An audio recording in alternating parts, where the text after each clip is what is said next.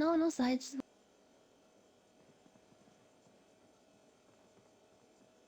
I didn't have enough space. Thank you, though.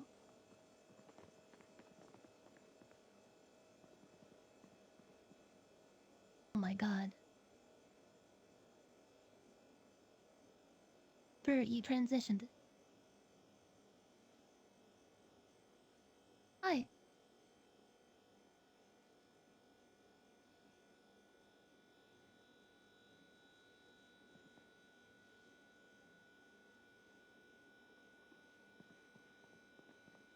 Now it's stuck in cousins.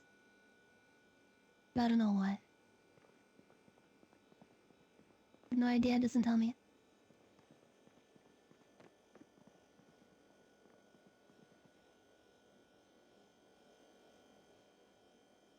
Yeah, I see. +1 +1. Yeah, I called FedEx. Nothing yet. They just say it's stuck in customs.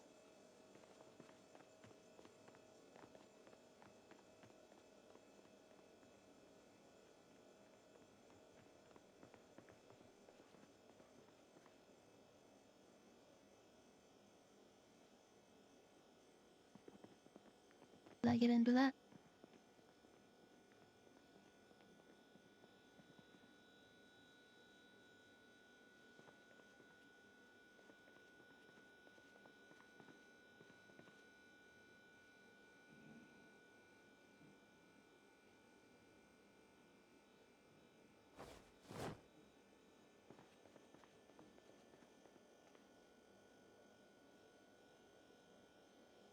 Hello? Hey, I'm eating still. Hi.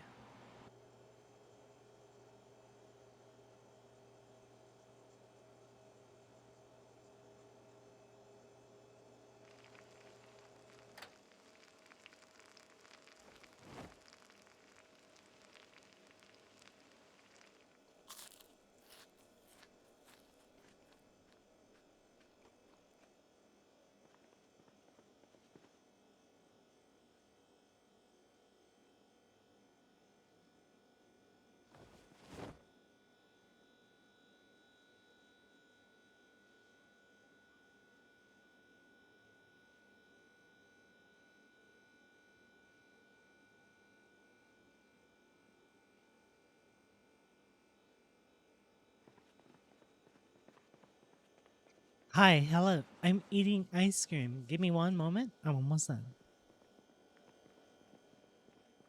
I'm going to experience pregnancy through balls with you. Thank you very much for 21 years. I greatly appreciate it.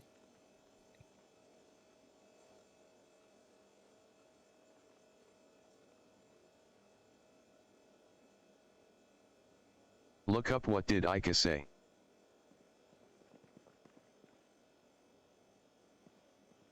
Your mom, pregnancy.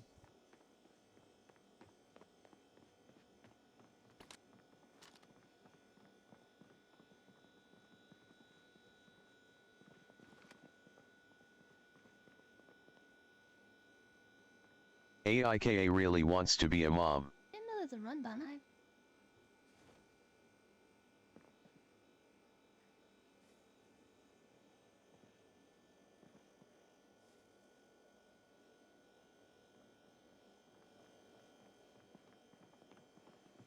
I did not know. Left alt is a different type of running. I didn't know that. Salute Super Mod Crag on the case. Yeah, I could try to walk with left alt. Great.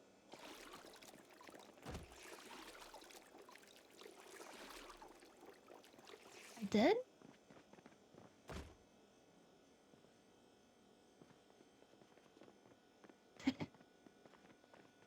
Is you gonna hurt yourself at some point? Good god.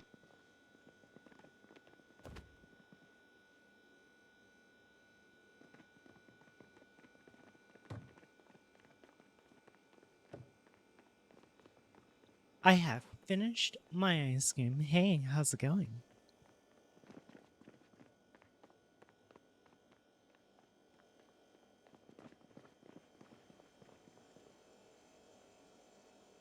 Michael, what is that?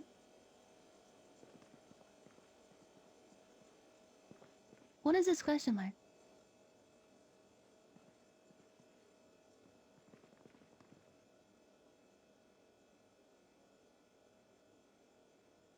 Is it replace? Is it just free defense? Well, that's cute. I A don't lot of eat arts the came out? Just chance. fucking ruined the bag. Oh, I already ate it. It's a good damage. Sorry.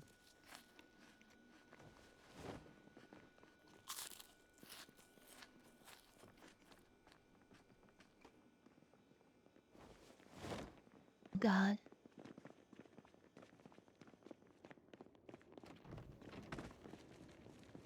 YY さん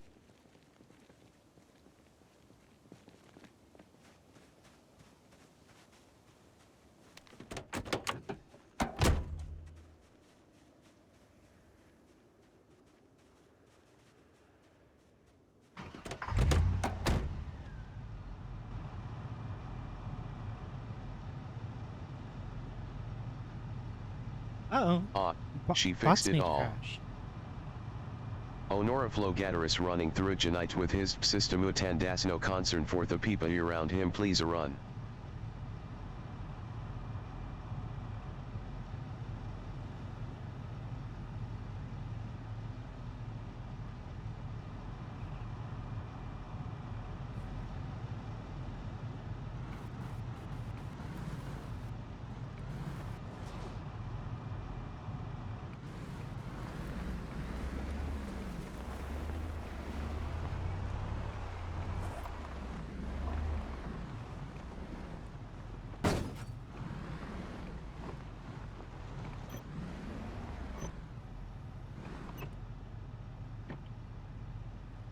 Look at it, chat.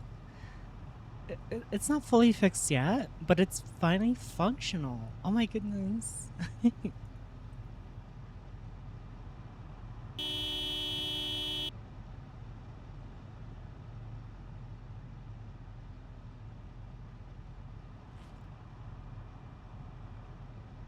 Sudden game bug. You all die Ika smile. No. Wait, I'm hungry.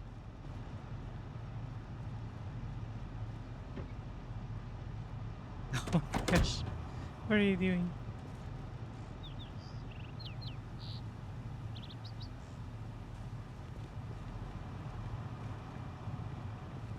Oh, just in case, I need to bring...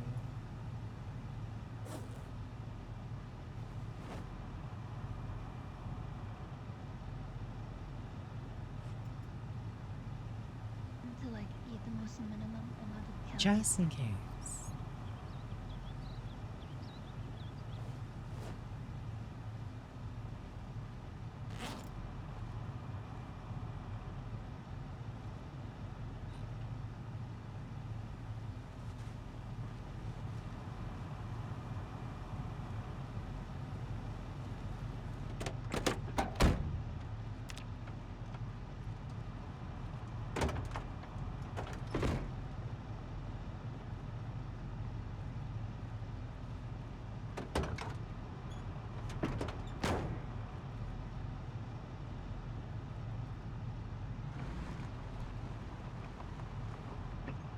Is everyone in?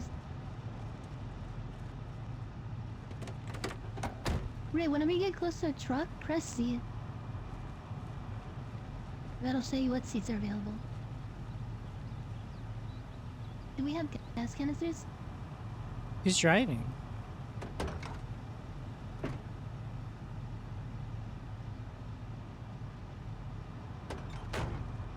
Who's driving? Oh my... Did she AFK in the driver's seat?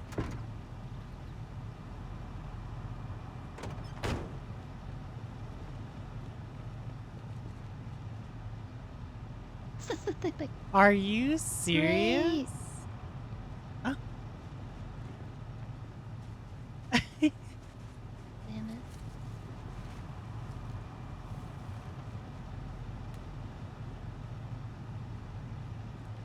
She AFK'd in the And oh my gosh. I She wanted to go with you guys sad.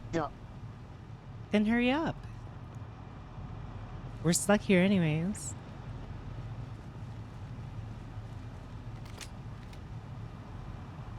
I can't join until later. I need Oh. a suppressor on my weapons. Well, we're gonna go Anyone later really again. I bad? guess.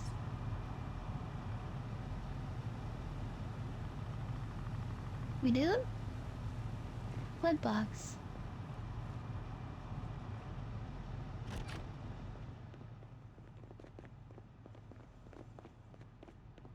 Like here?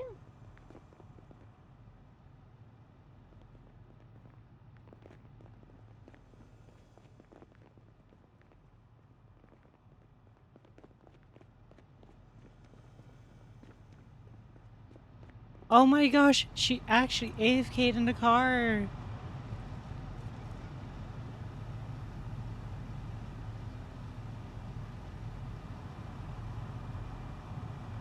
Kick her. REE.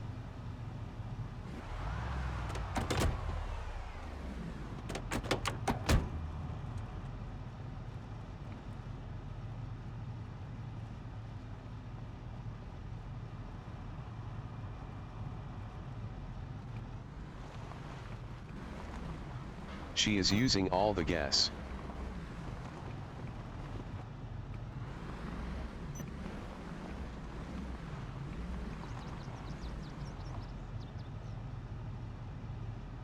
What's she doing? Give me a sec.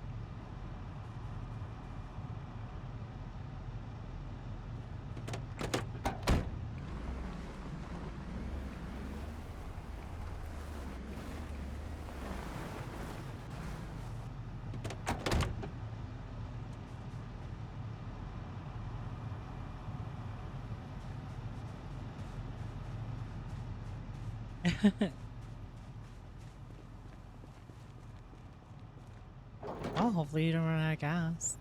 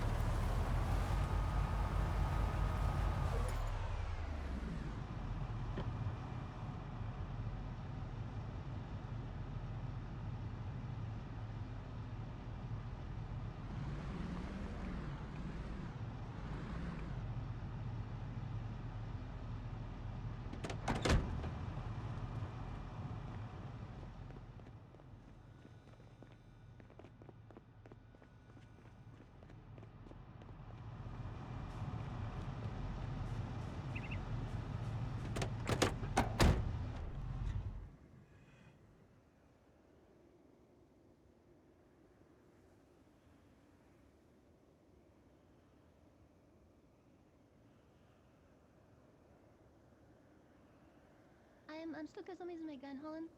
Do I hear zombies?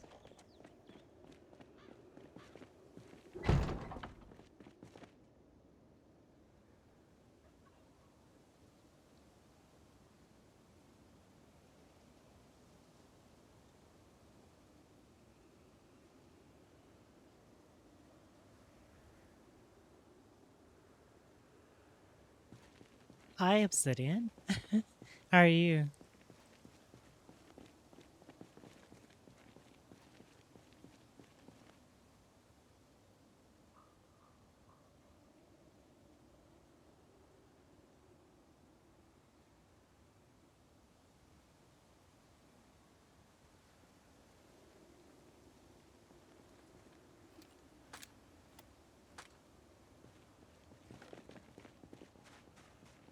Hi, Marie.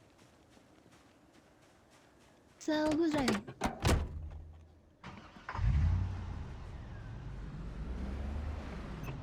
Hold on, stop. Okay, I'm in passenger side now.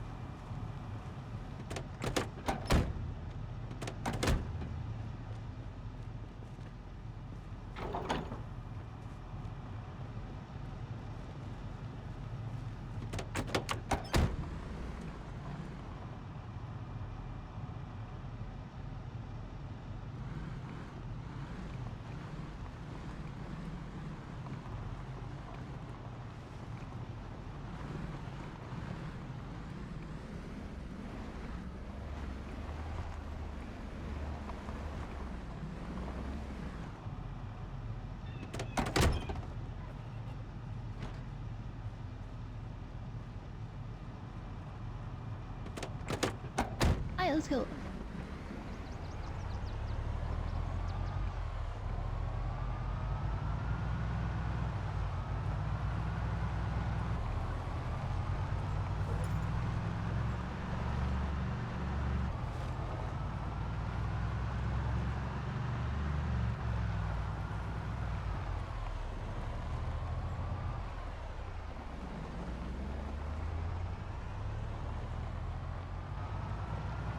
Ooh, this is exciting.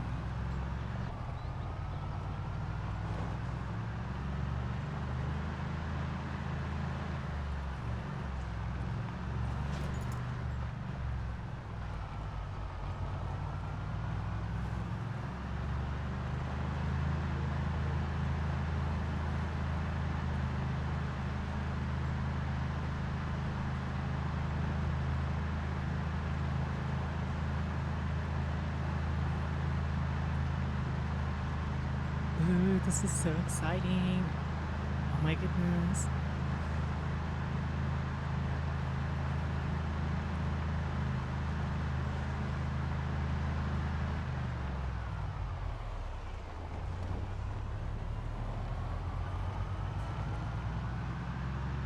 We can steal a bit from the girls outside. I think it'll be fun.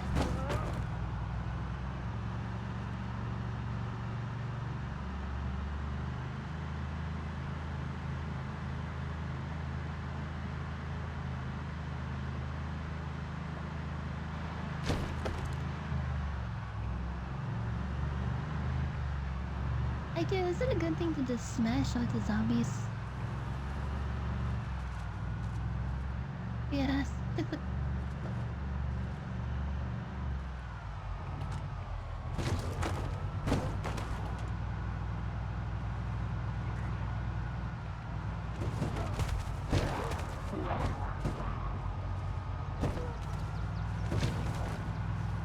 Nah, it's just the military.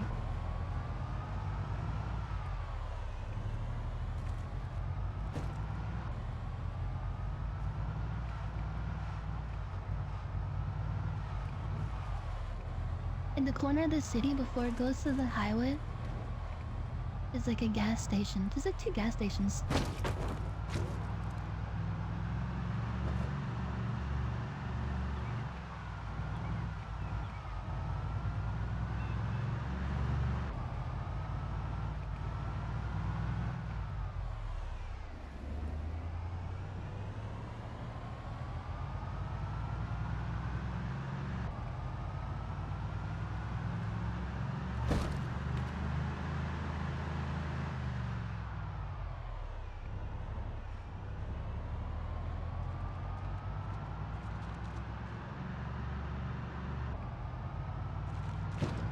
That was a false prophet, don't worry.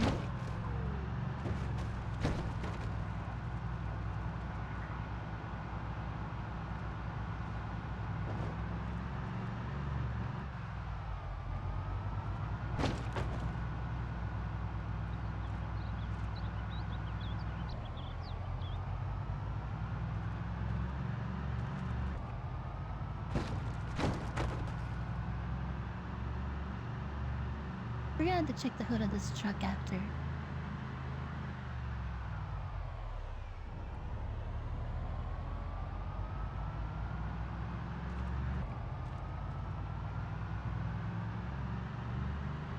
This thing's insane.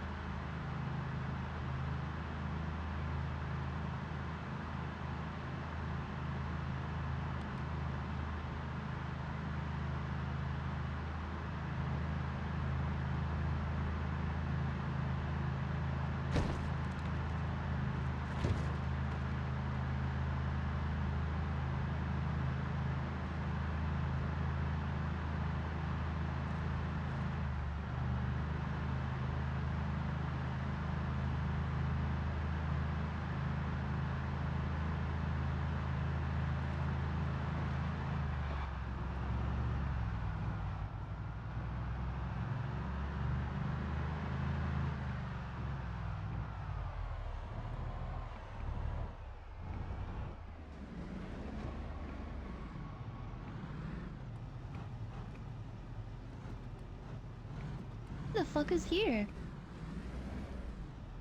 This seems recent.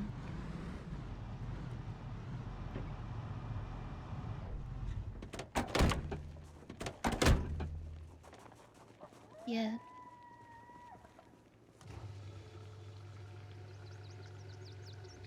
It's back for loot.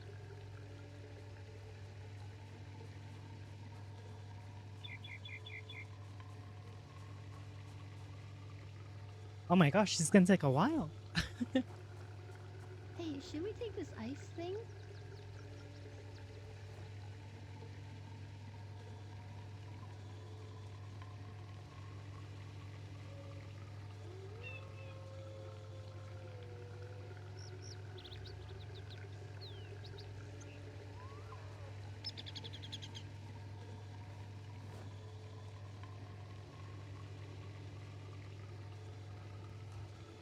Wowza SOR. Very, very early, yes.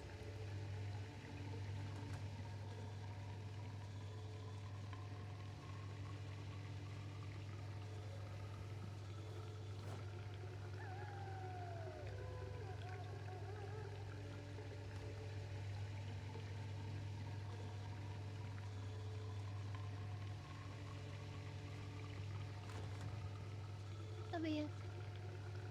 The military machine is fixed already.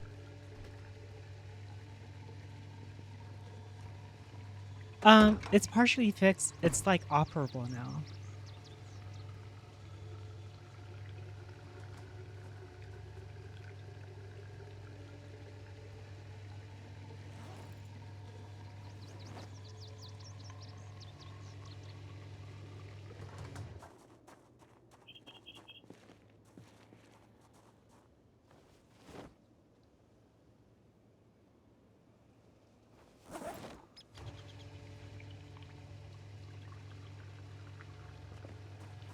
We have so much gas. I hear a zombie somewhere.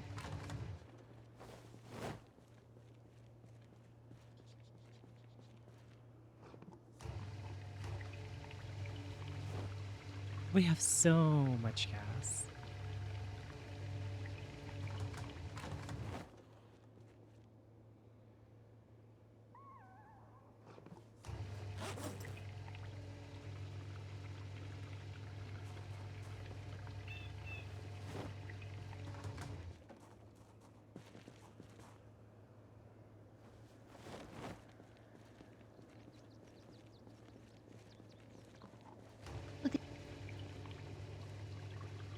The popsicle fridge inside the trailer.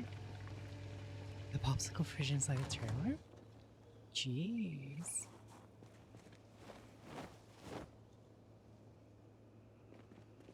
Well, there we go. Val has a freezer now, so...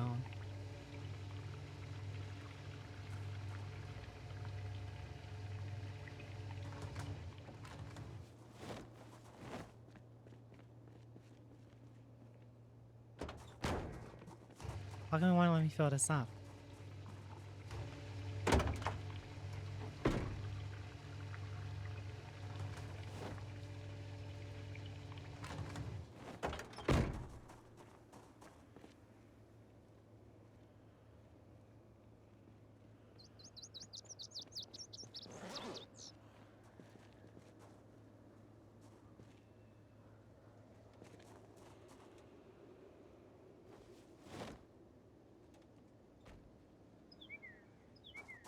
Okay, there we go.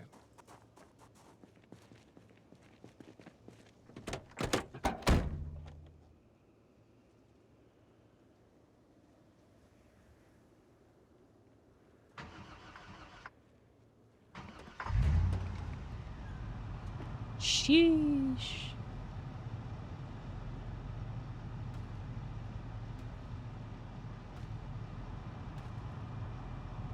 Give me a sec. Oh, nope, we're missing 2 people. Okay, I'm good.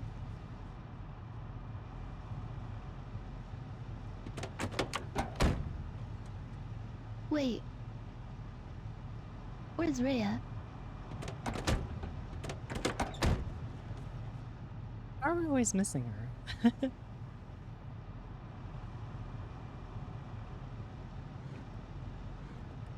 okay?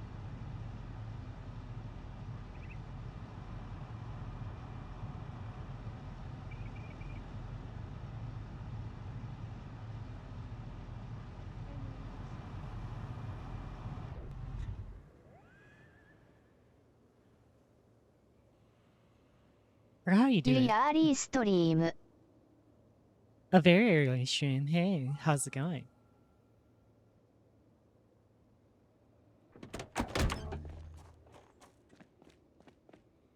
Hey, there's like a clothing store over here if you guys want to. Ours fine. Look at that. That's oh shit. Ika Ika Ivy you're loving. Hi, hello. Hey. Ivy you're loving Ivy you're loving. Got some games on Steam and found out a game from my childhood was on their Raystorm XD. Raystorm? Who's that? Look, who's popping their head out? Who did that? Who did that? Uh-oh. We got zombies.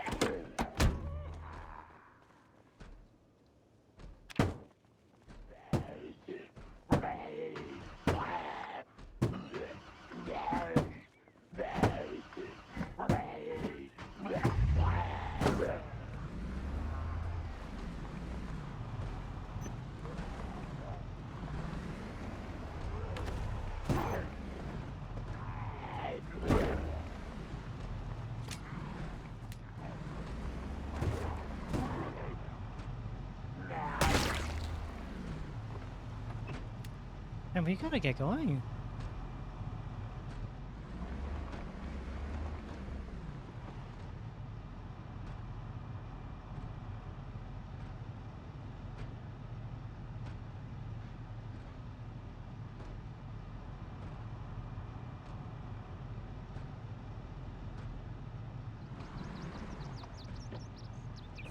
Oh yeah, I do.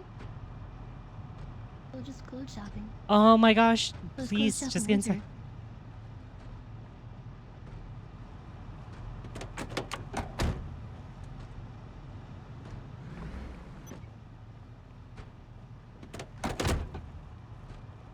inside.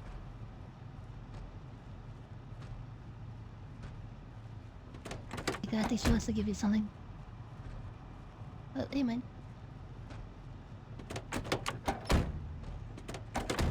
Oh my goodness. Hey, we all here? Who are we missing now?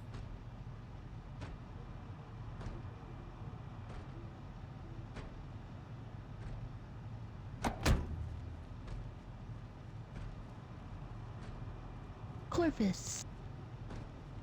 Oh, she got DC'd. Corvus DC'd. We're gonna have to wait.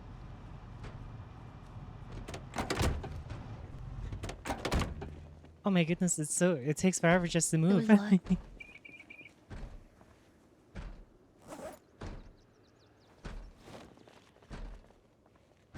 What's this? Wow. Thank you. Wait, this is separate. That's a bathroom. There's no way to get in, and you have to wait.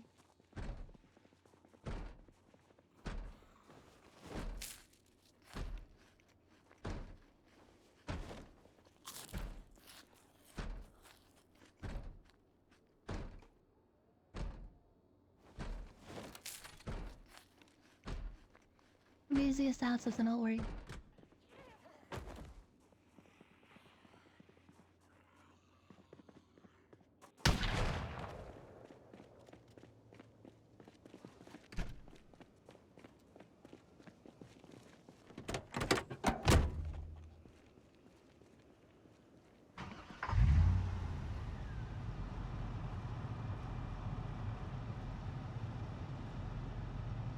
Privacy here? Shut up. Race sent to go.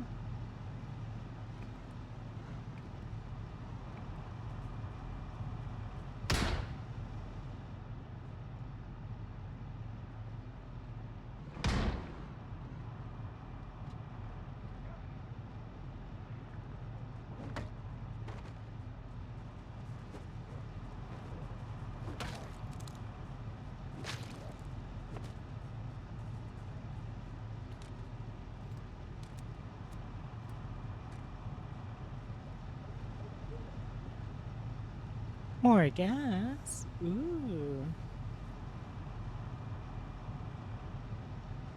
This truck is actually so useful. Oh my goodness. Absolutely the best.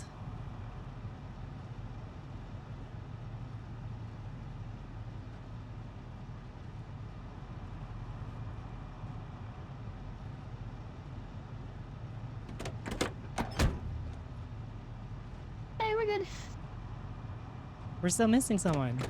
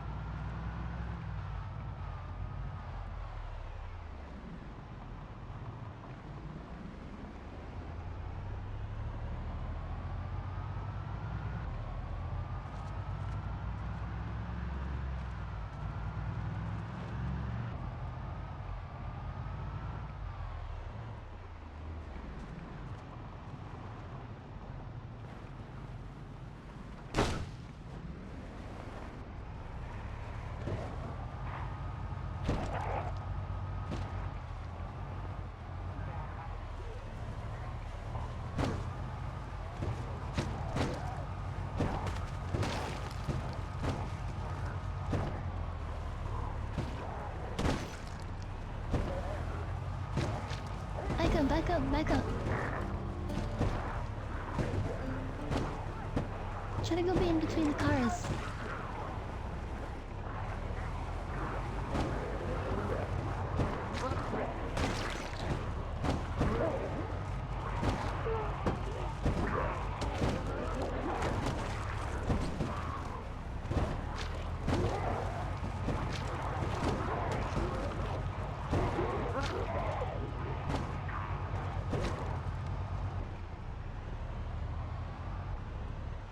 There it is. This thing is so tanky. I love it. Why is the top hatch open?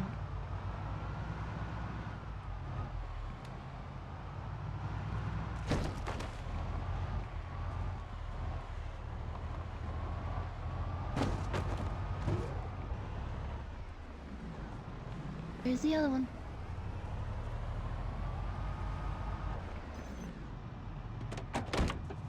That's a lot of zombies, fearful.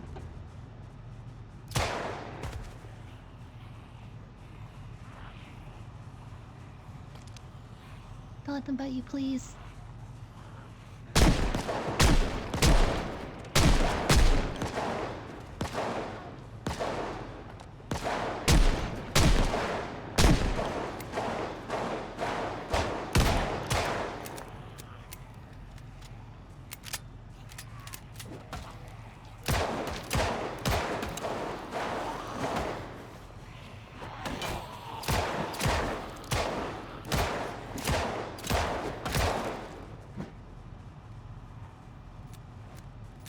We got a car coming to our left. This one backwards, this one backwards.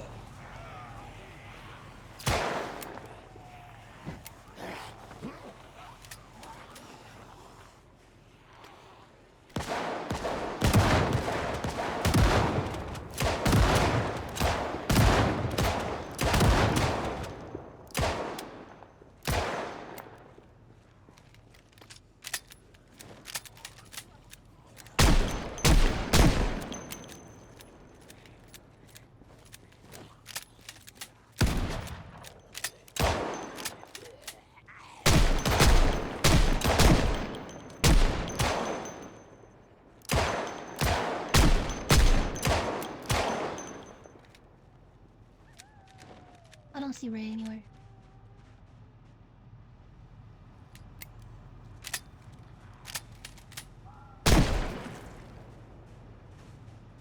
Enderman Ray's here.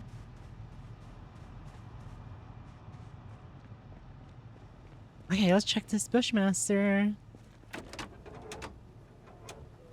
Oh, it's all fucked up. It's all sorts of fucked up.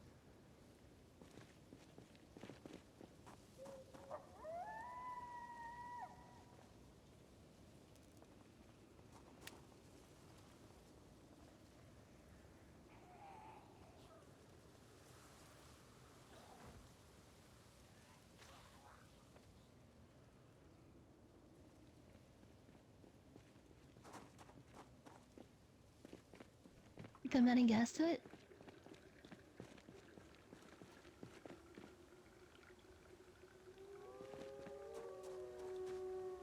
It is? Ah.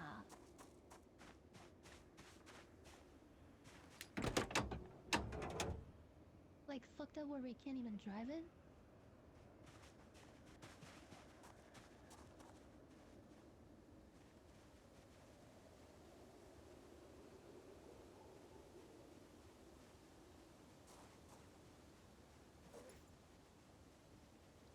Roof store. Okay, let's see. I mean, we could drive Our it. headlight is completely gone. We just can't go crazy with it. Like, you want this to be your project car? To work on?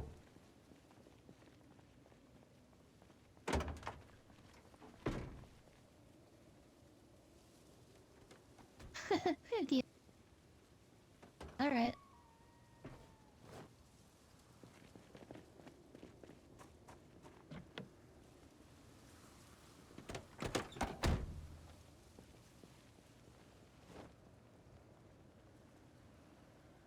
Yeah, this one's all messed up.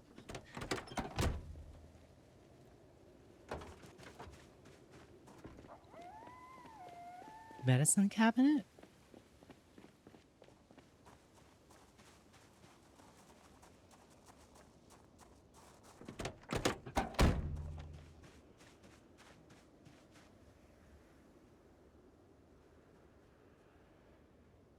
Oh, our bull bar is all fucked up though.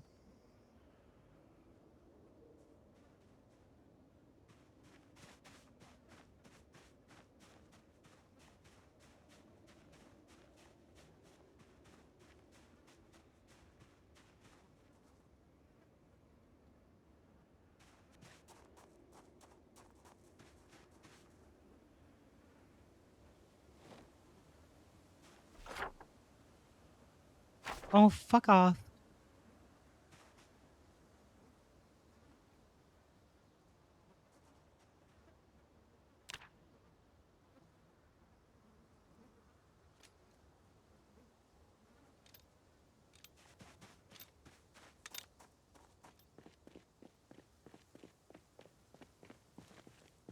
Okay. Trunk is...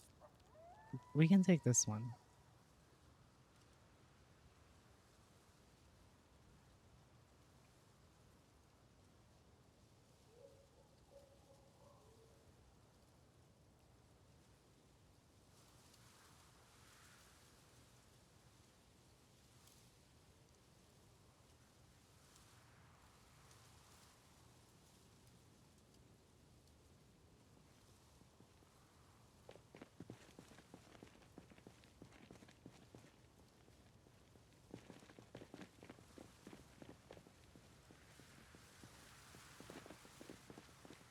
Okay.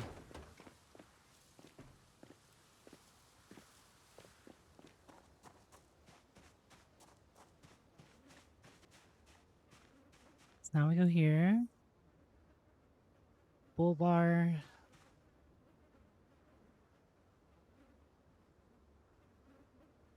We have an extra tire now, which is nice. Our tire messed up real bad. Oh my goodness. Okay, so hitting zombies, do not do.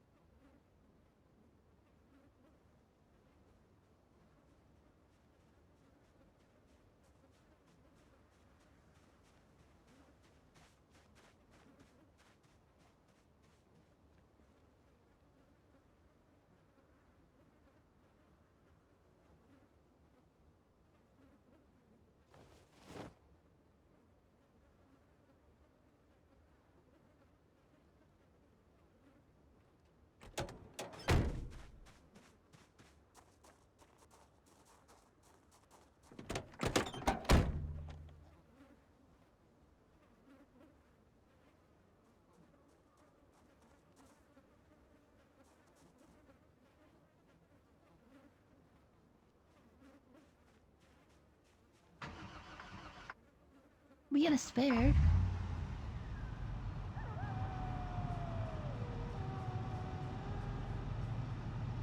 Should we keep that broken bull bar?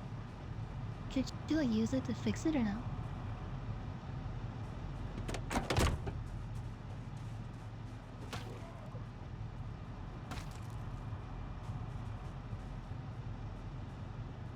I need to get the fuck out of here. I can see shit in here.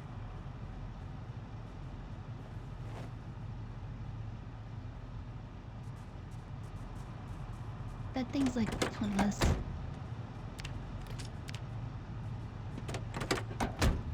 But let's go.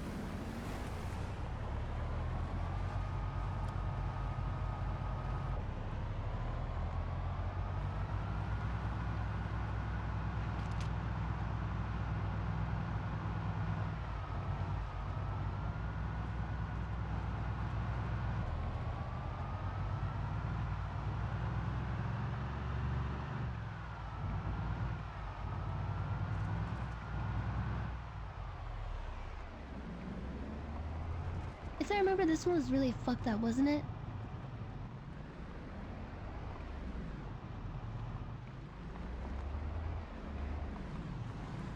And there's not that many zombies if you want to go check.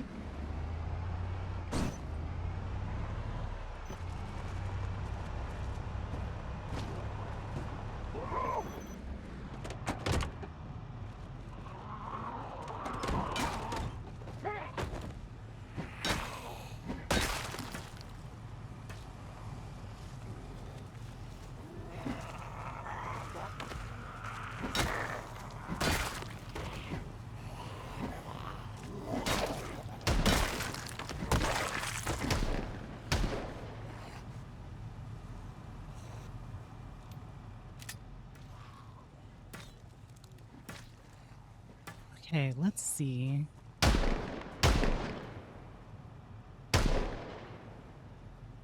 Left storage is nice. Stealing that.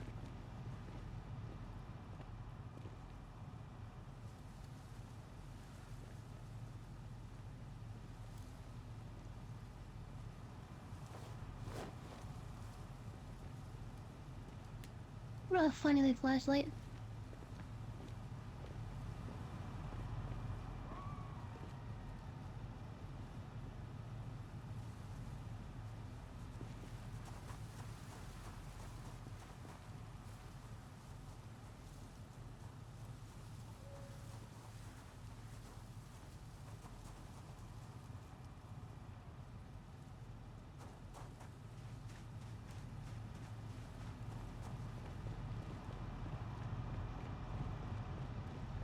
Okay.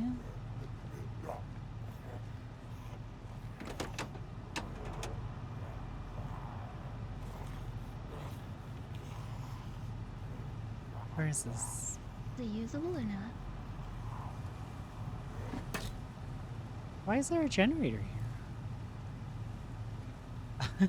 Why do I have a generator on me?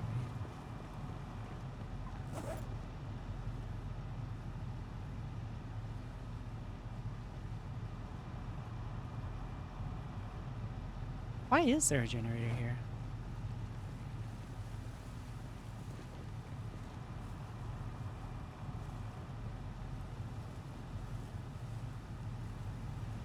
Is that gas in it?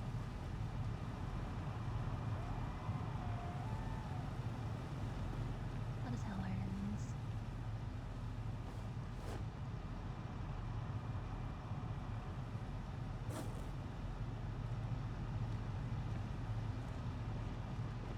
Oh, the spare tire. We need one more spare tire and a roof storage. Spare tire, roof storage. Spare tire, roof storage. Do you have a spare tire? Yes.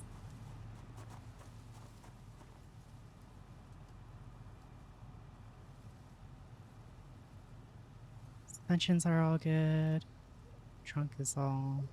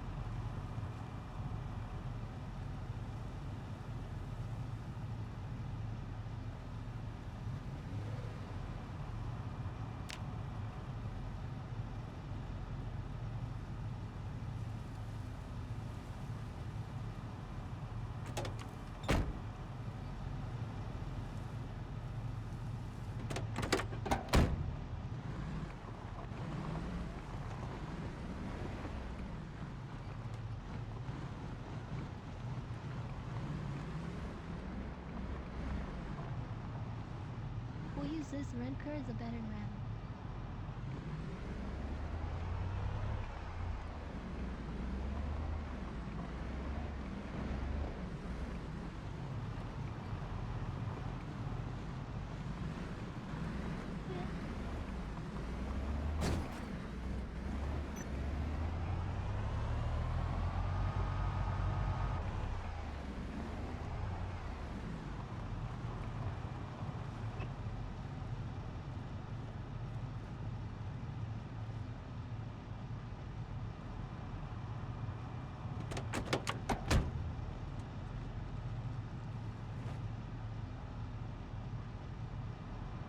What are we missing?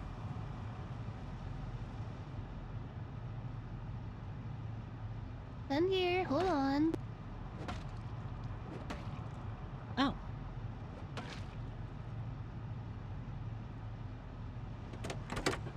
Alright, let's go.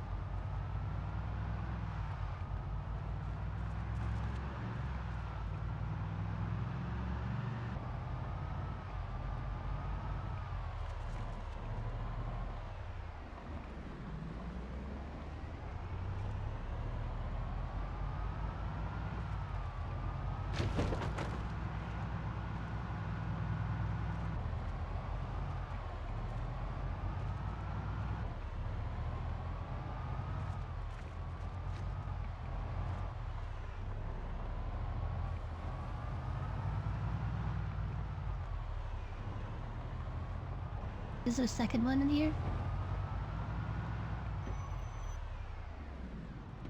Yeah, that's where we were.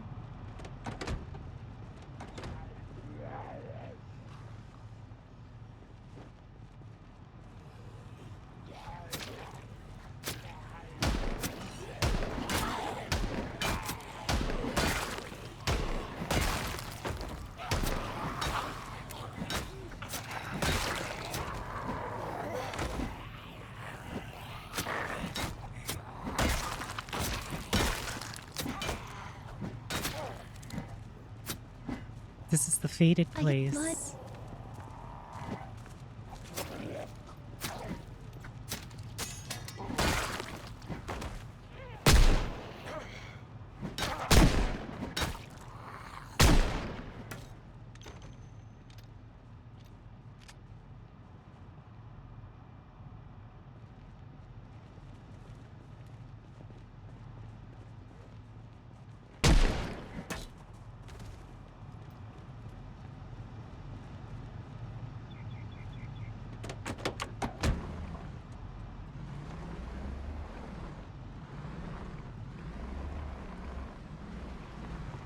Yeah, Corpus died here like a bit ago.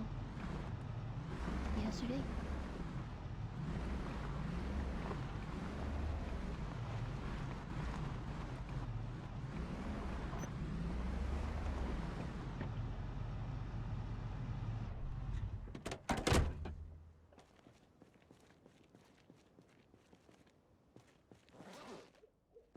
is where she perished.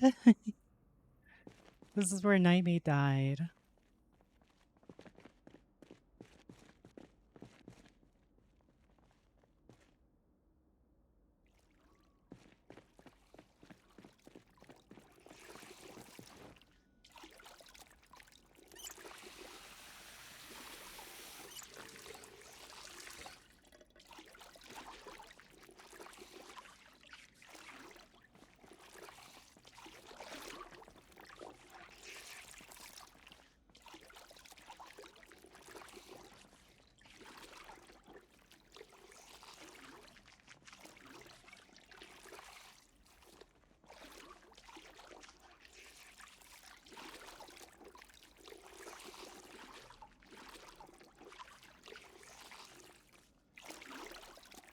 Maybe because it was OP.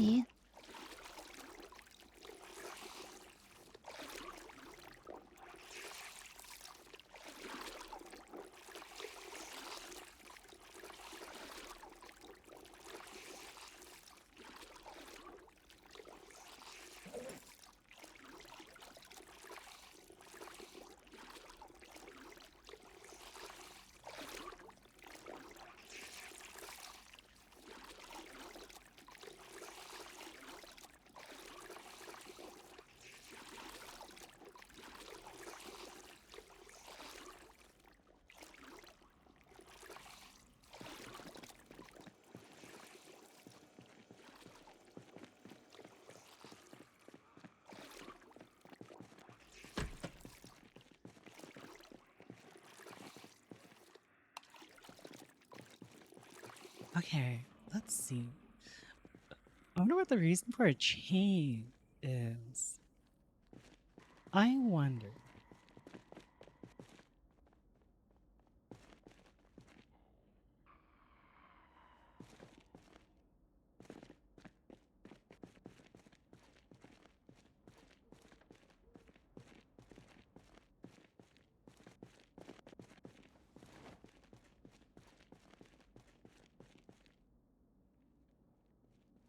What?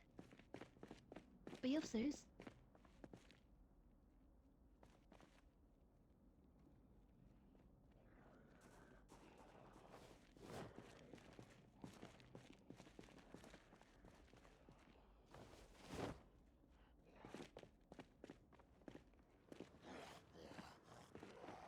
What am I gonna do with... What can I do with a rope?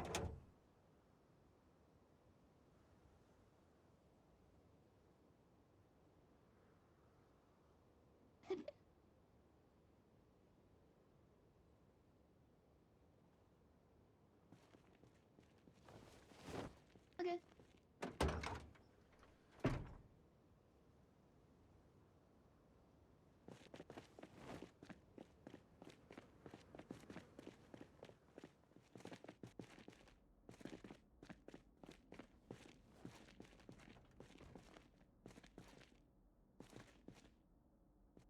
Oh?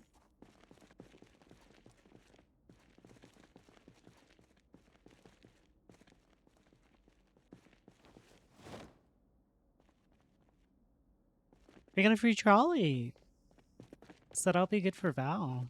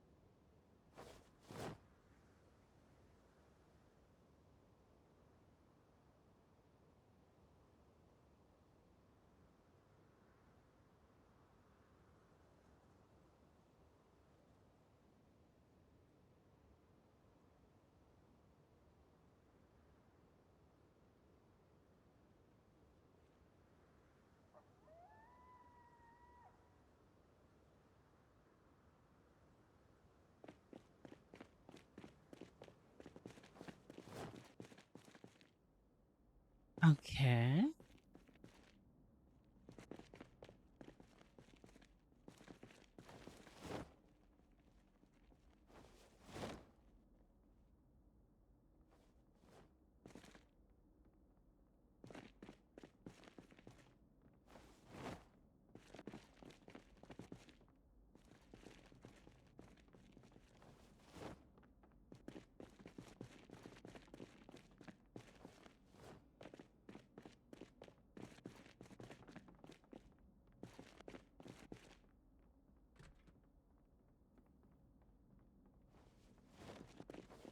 Tire repair kits are huge.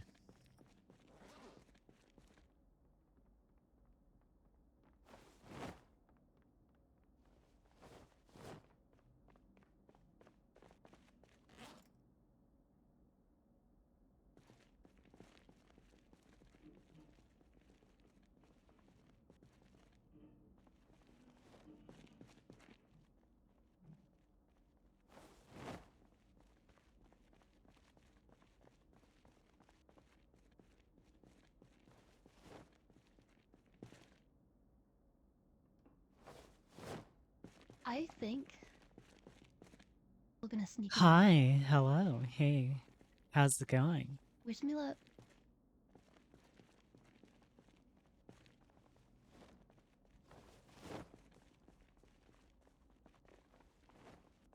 A supermarket cart? Hi, hey, how's it going?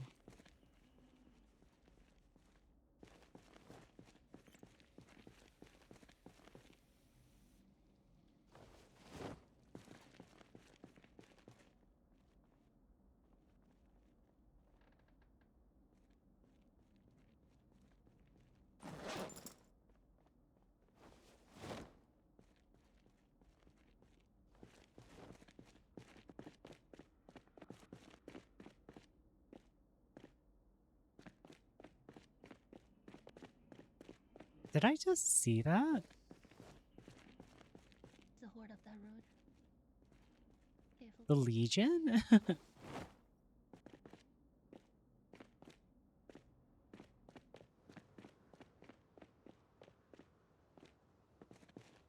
these are big fences.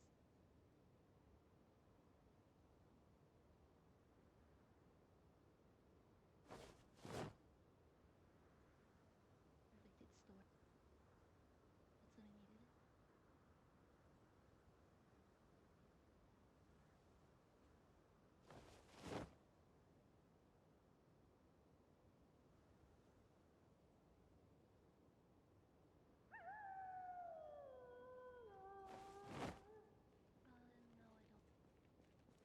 I don't. If you want food, there's a fridge in that area above there. It's like a fridge in that building. There's stuff in there. No, there's a freezer. If you look, there's like an upper compartment for that fridge. Yeah. Hold on. Another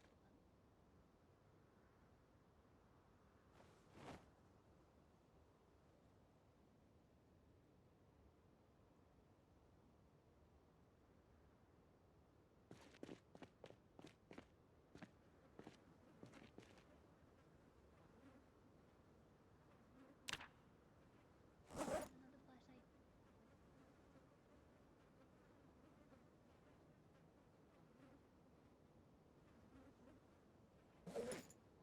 Actually, just not enough. As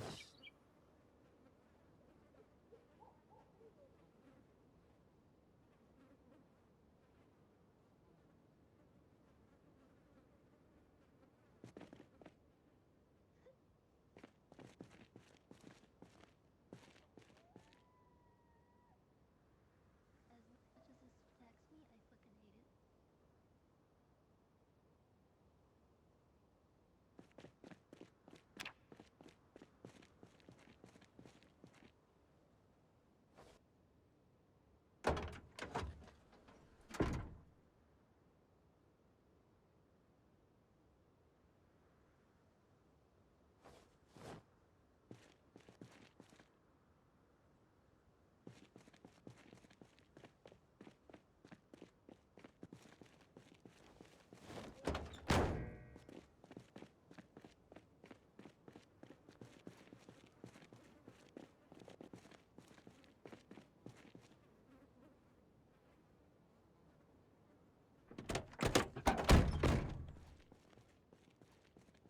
Oh, we have a whole thing right here too.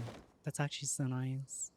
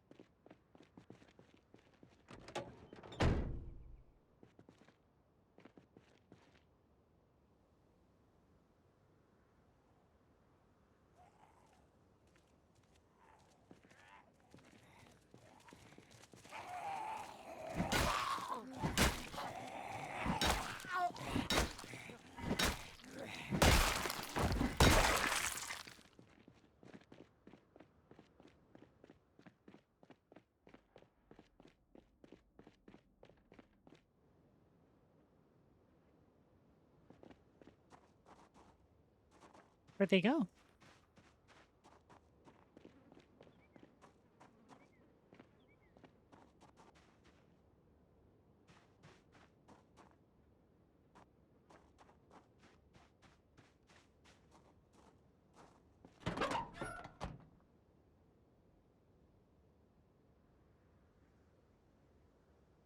Oh, I can get engine parts here. Nice.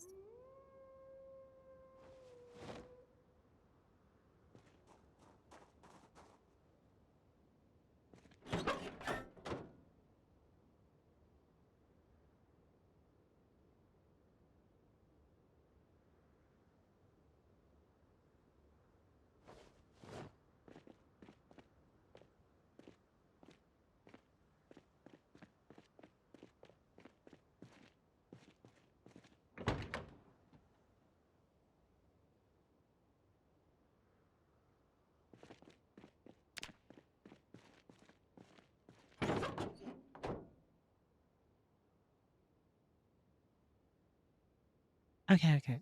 Let's see.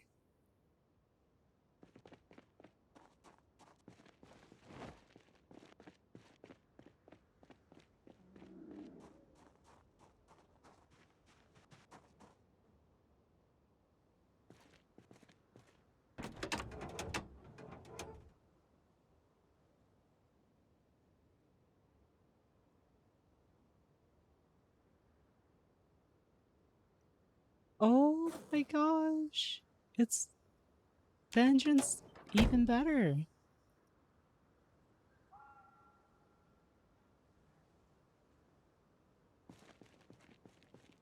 Where the heck did they go?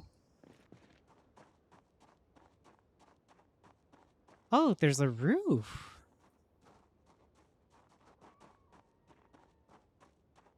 I didn't even know there was a roof.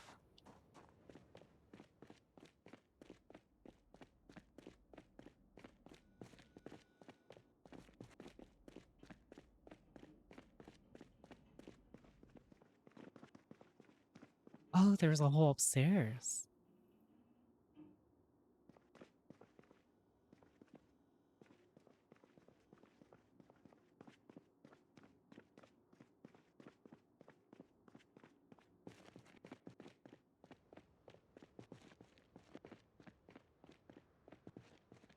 Where'd they go? Did they all leave?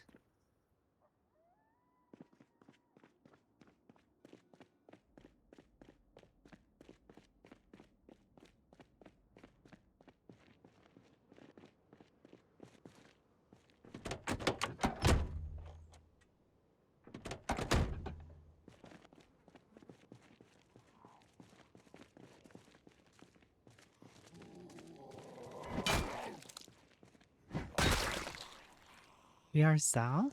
Okay.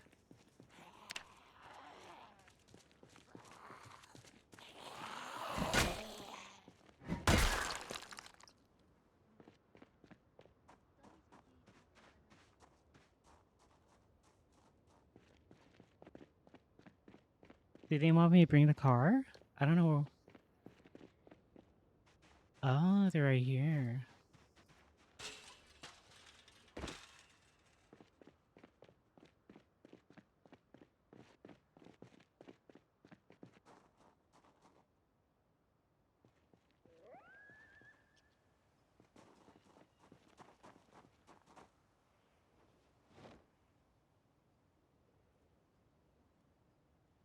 That good shit.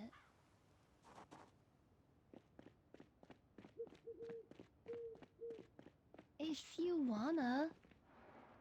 We're gonna leave it there, because I feel like it'll just like attract attention.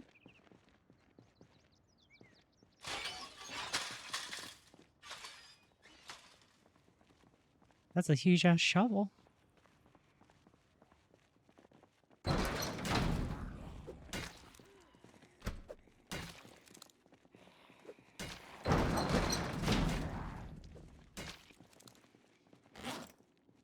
It's a fucking light switch set. It's better.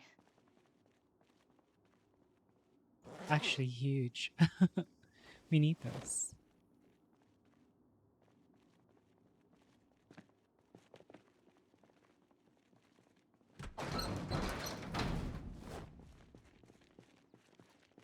Tire repair kit.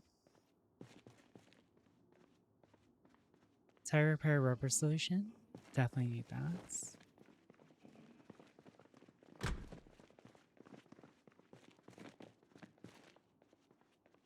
Spare engine part.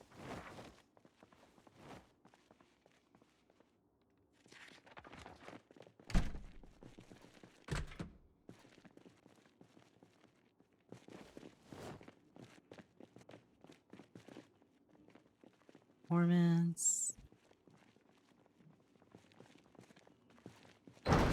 That. Wait, don't need a jack? Or do you already have a jack?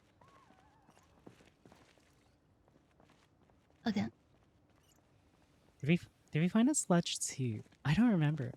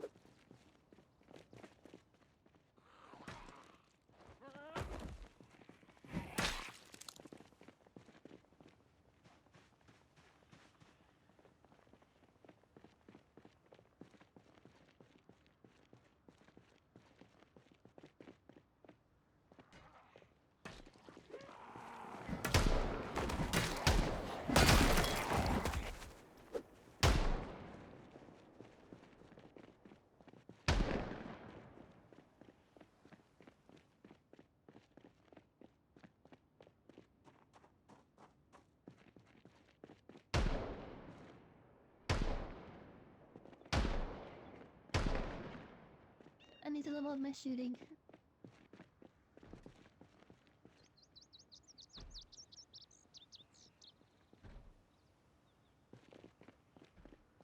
What up?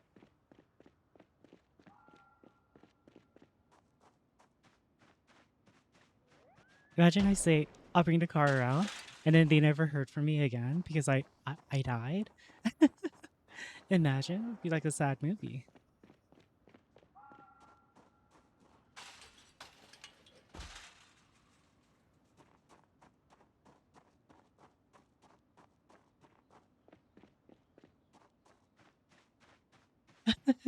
That'd be so sad.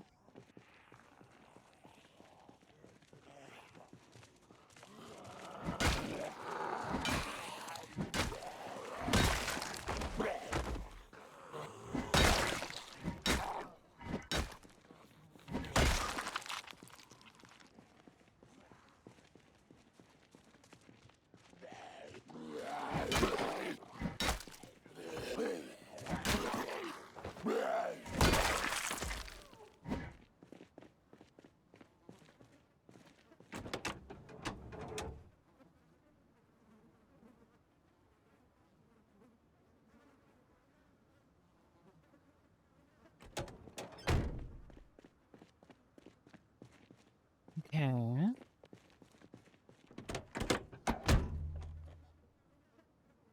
Hi. Hello. Hey, how are you doing? What's up?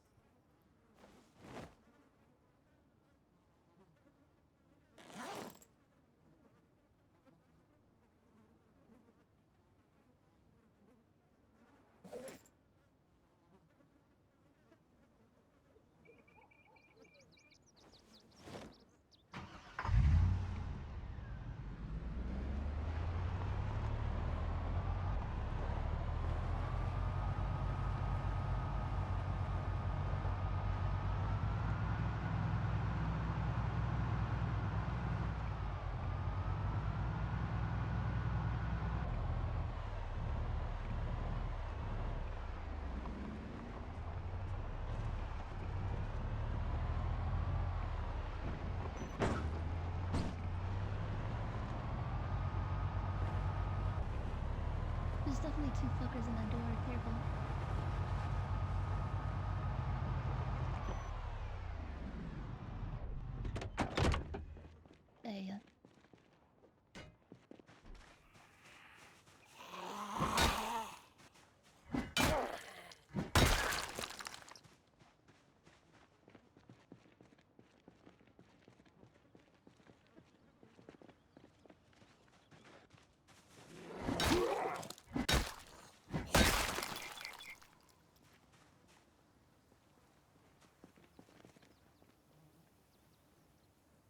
Military urban camo.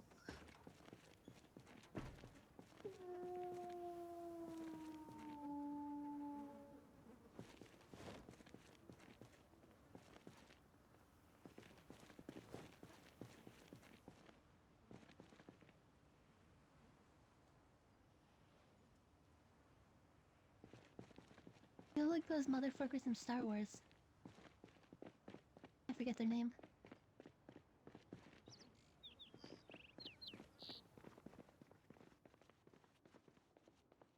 They're on a shopping spree.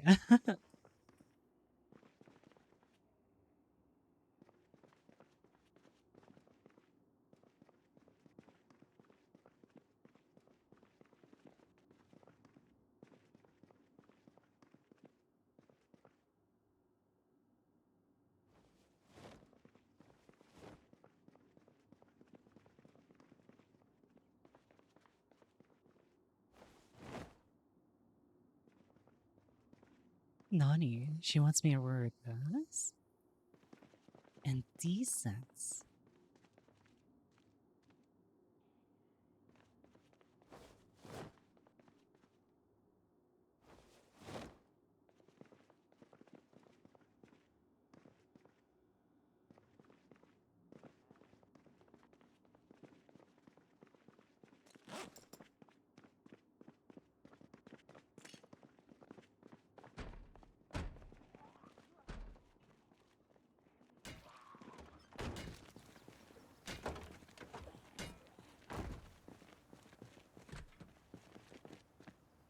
Sounds like your parents?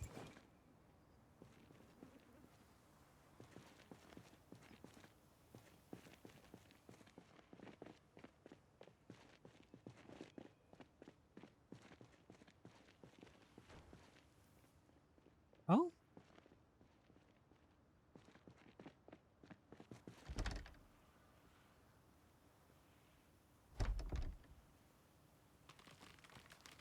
Lord.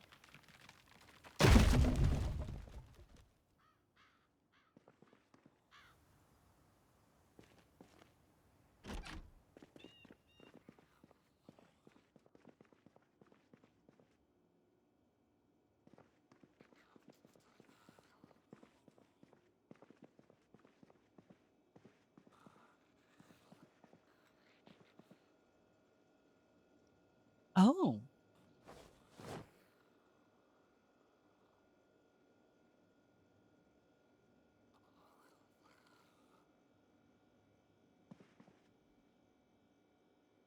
Okay, okay.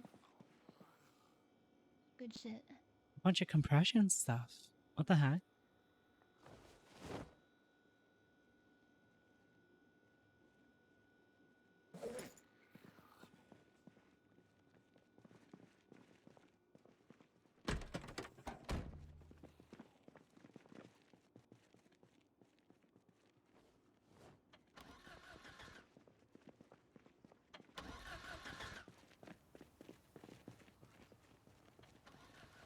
There's a horde behind us.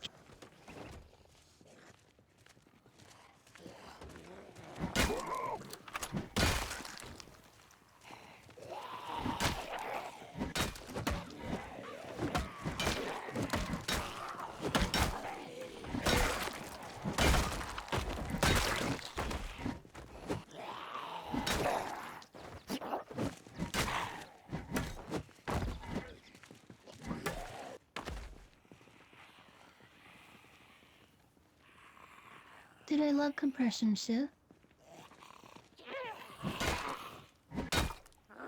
This guy has a pipe? He's got a pipe on him. A metal bar.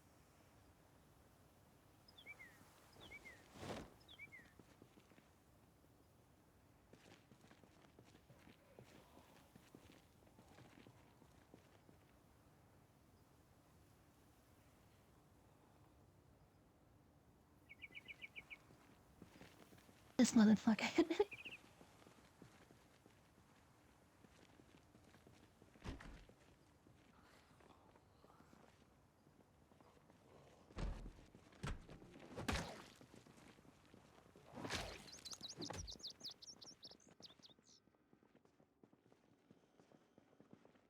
food is not.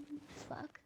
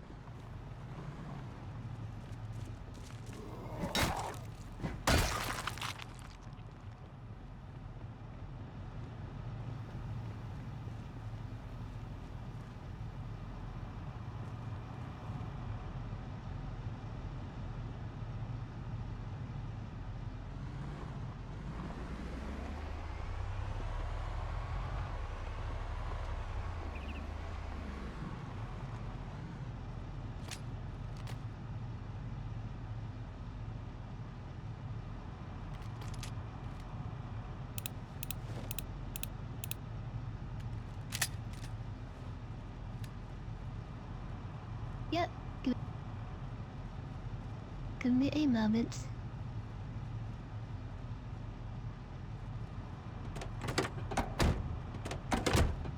Sir? Sir, trespassing. Oh. What? Did you just shoot him through the fucking window? That's sick.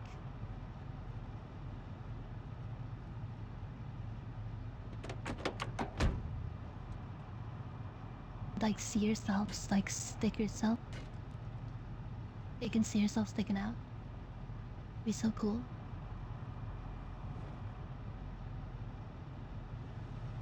No, I took it off. I just, like, dropped it. Actually, no, I didn't drop it. It's my backpack. It's just useless because it's a bolt action. Oh. And it's not long range. Because I forgot how short range it is without a scope. So it's kind of fucking useless. Oh, look at that yellow car. Ooh.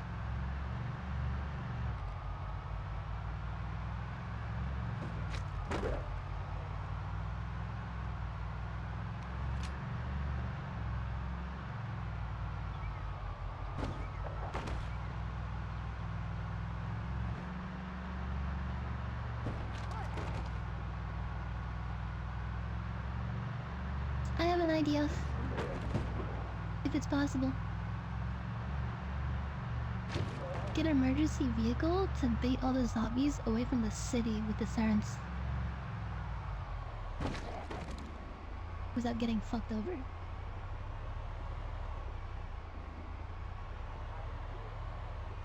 Is that it?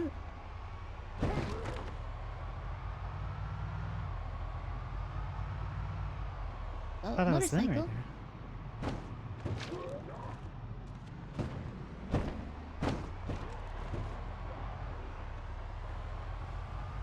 Oh!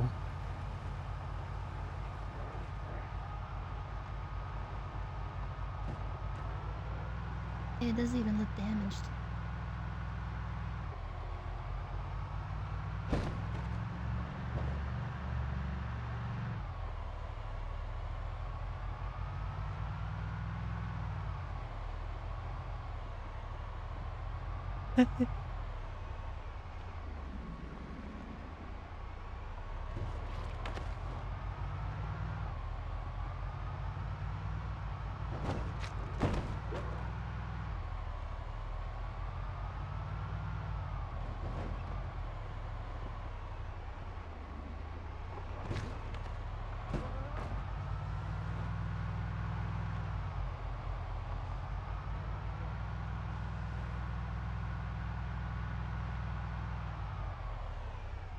Okay, idea.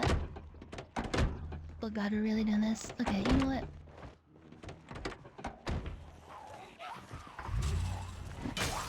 You guys go ahead. I'm just gonna get that solution.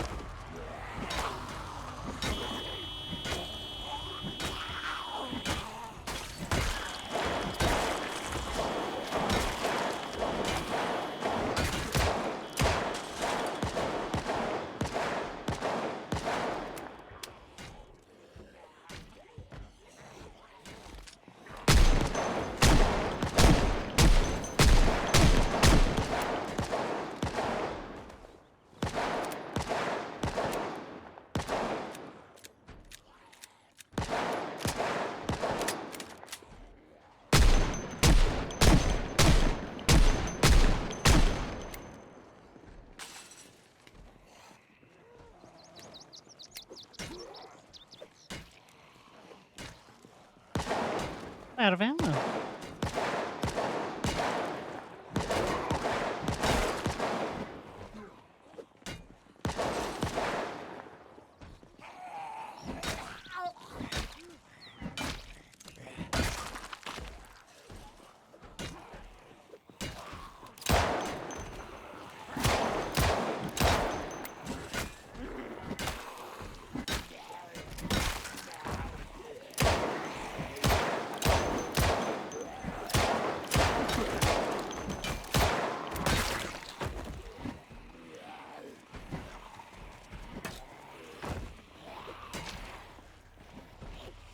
That fucking Ada Wong? What is that?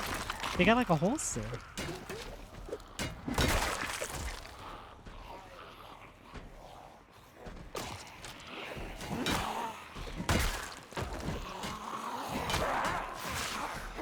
Oh, I'm dead. Actually dead.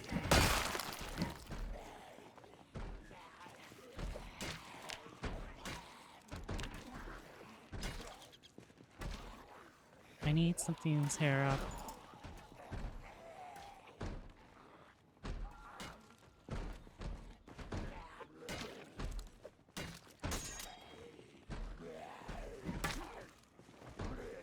I need a bandage. Can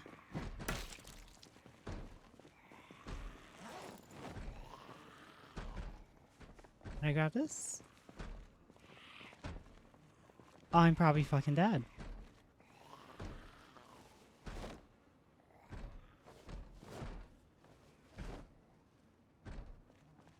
I lived. Oh my gosh. Thank you. Oh, it's Jill.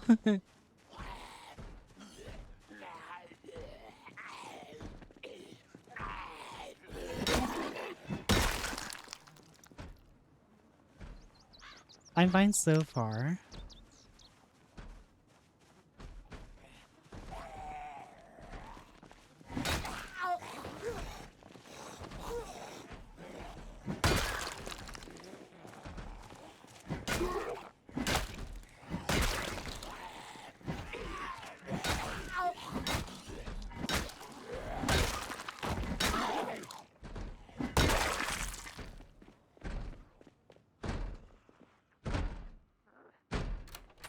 Bulletproof vents? Wow.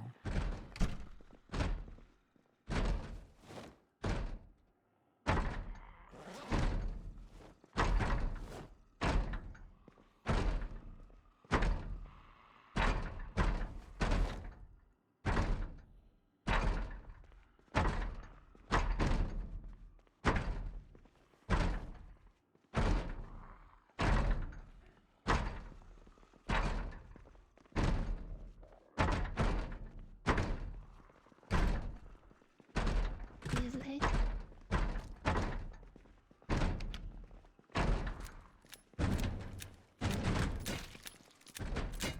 V5? Sheesh. Shotgun shells. That's what I want. A shell holder? Nylon sling?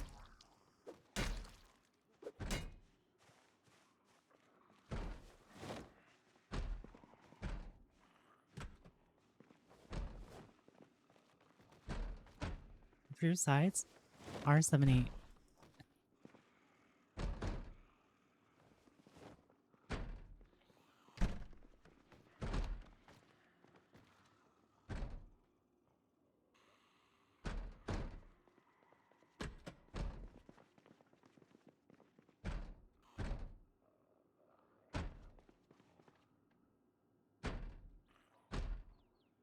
Sheesh. What the heck?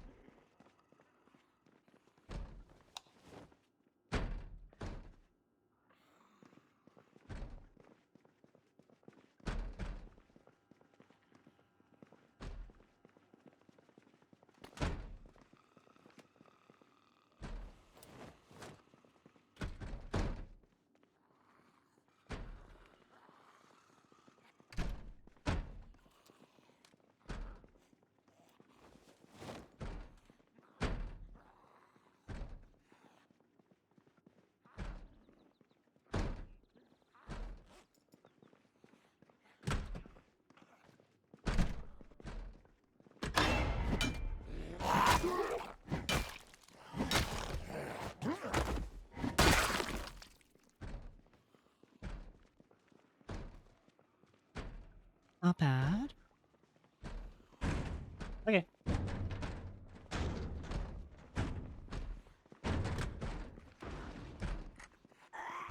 He's a prisoner.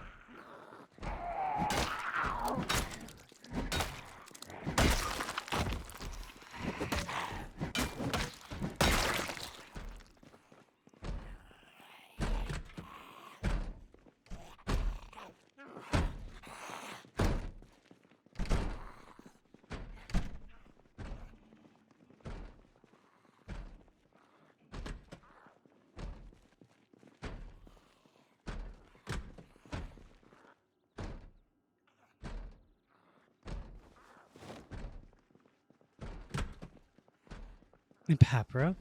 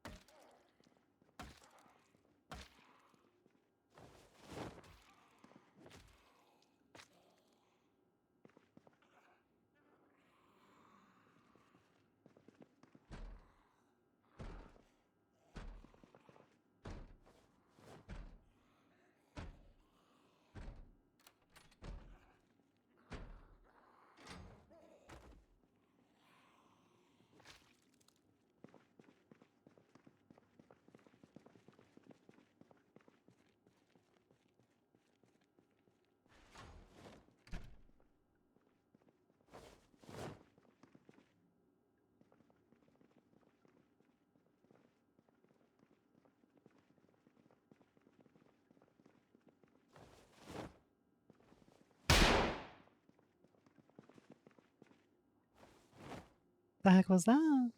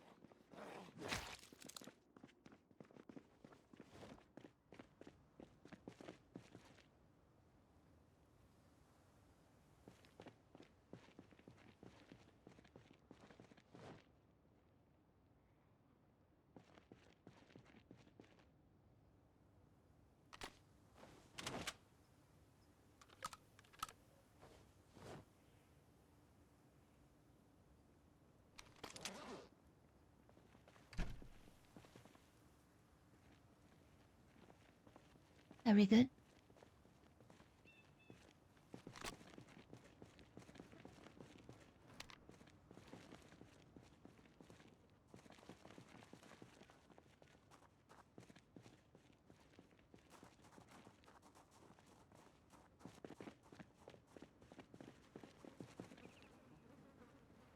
Jeez, look at all the bodies.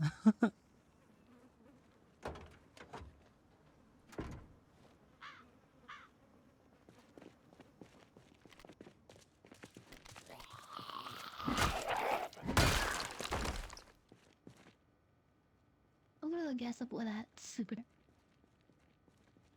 One of those sports cars.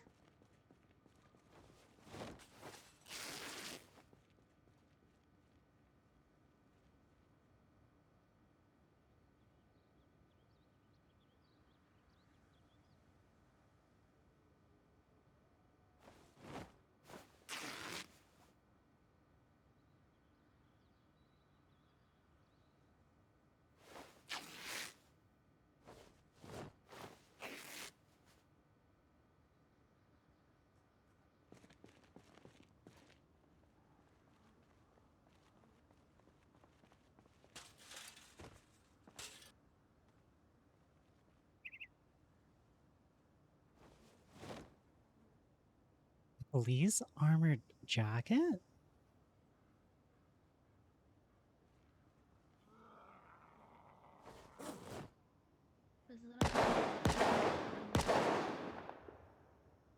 distracted them inside of it, so careful. There's like probably 20, 30 of them.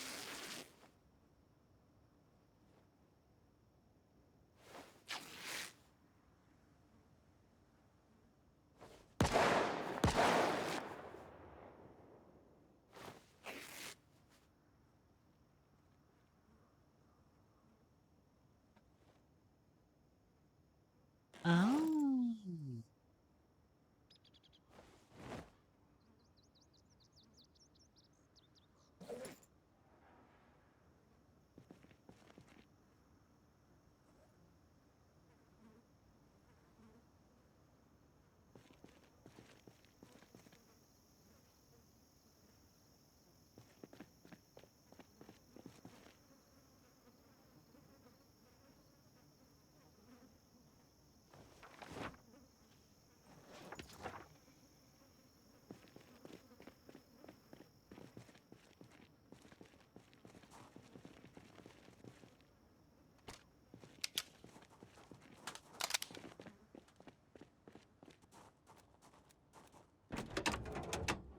Okay.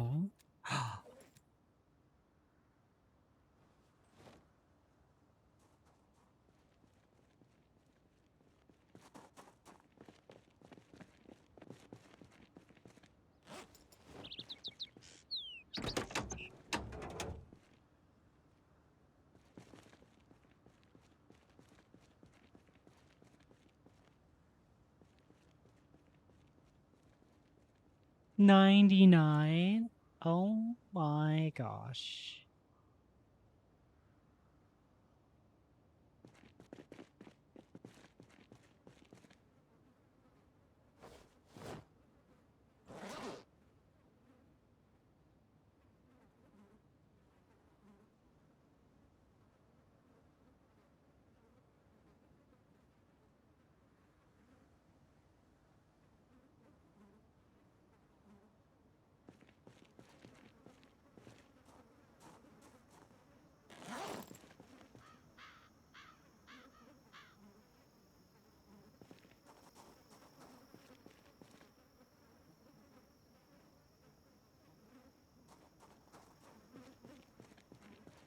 What the heck?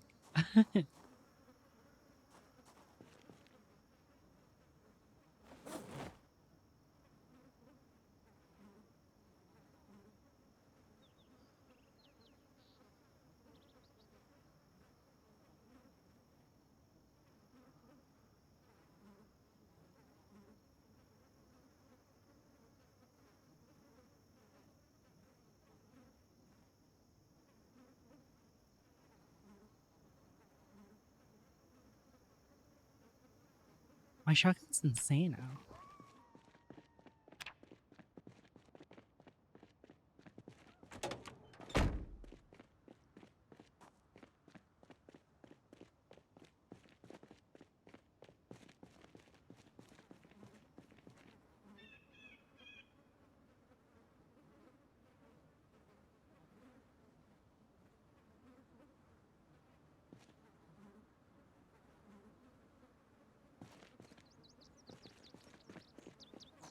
Hey.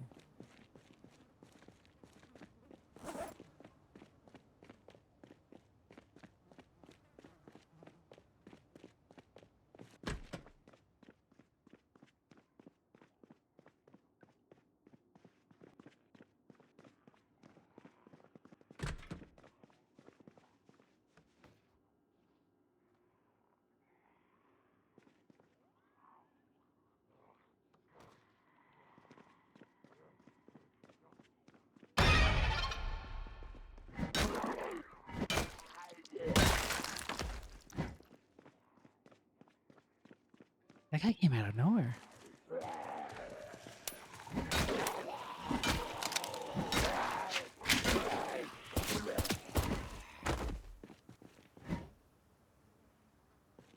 Back to the zombie grind? Yeah.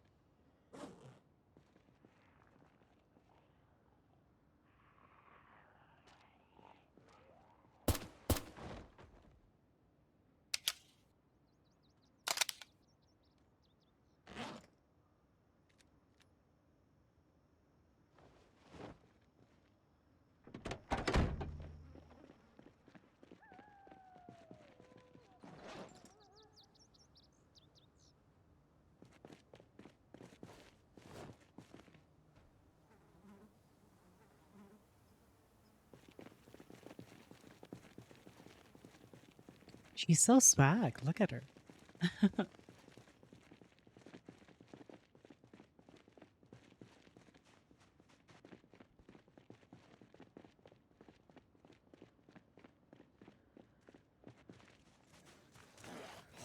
Hey, how's it going?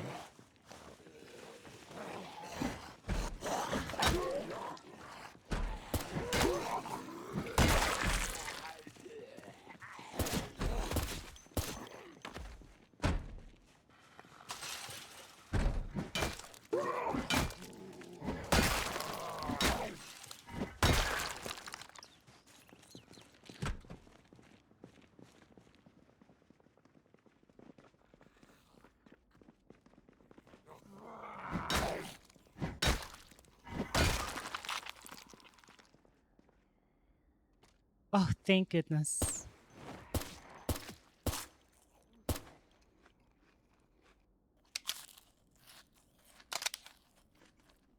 You came to watch it Val died? He's not playing right now.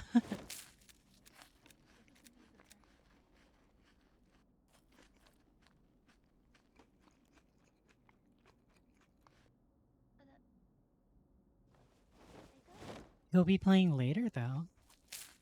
As far as I know. I've been hungry, starving. What is? Oh my. Aika.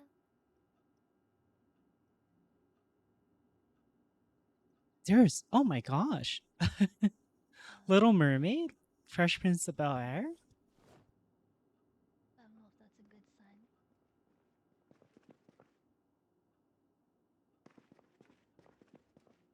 Yeah, let's just take this jeep. Let's go Flander.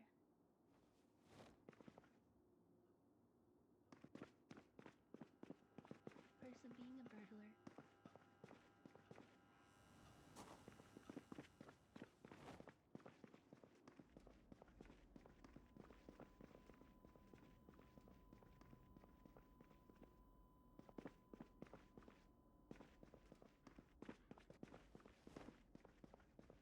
You are dead.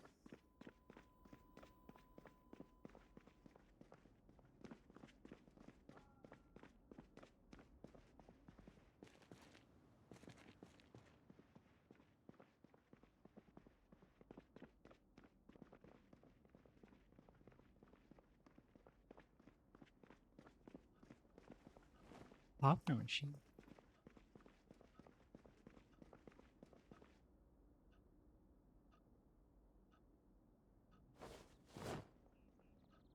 This is taking forever.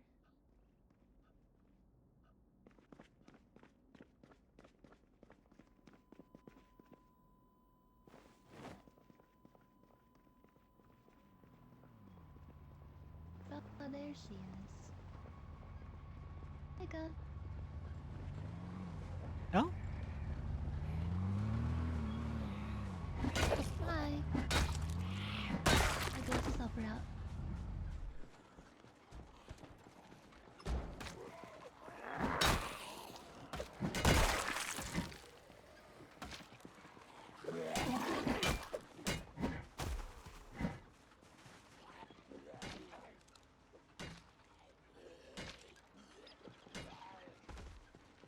I did. Here, put them in the trunk of this truck. And we'll bring it to our truck.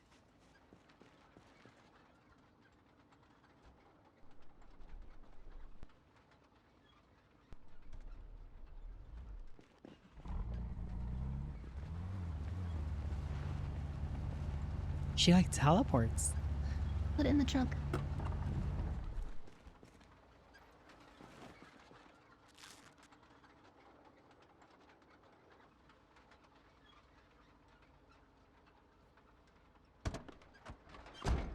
Oh, Aika.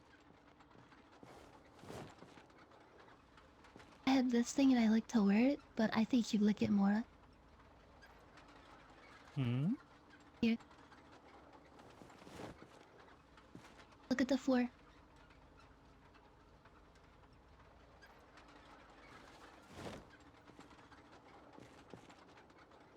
You can put it also behind your head.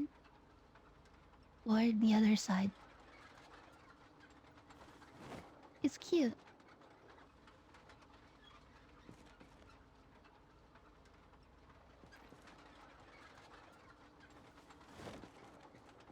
Right. But I was saying it.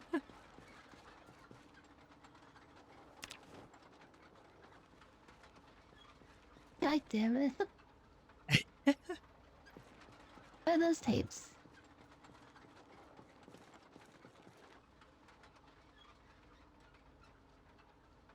Oh. Really?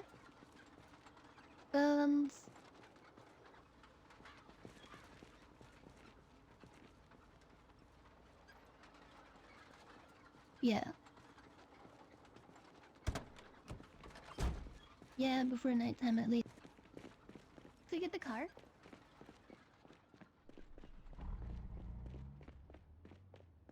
Let's dump all this in the trailer first.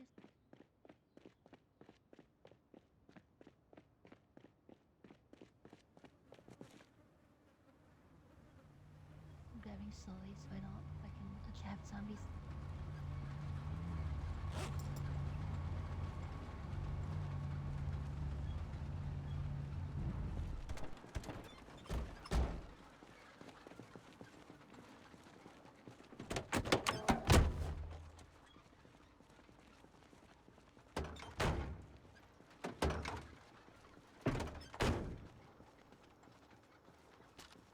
To unhotwire.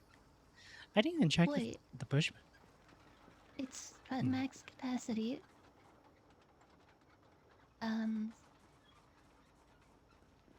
Here, let me get it closer to the other compartments then.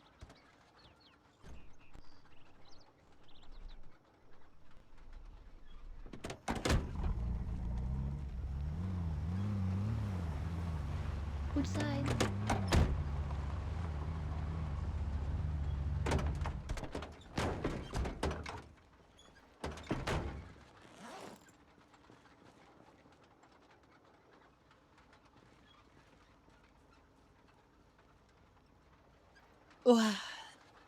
Oh my goodness.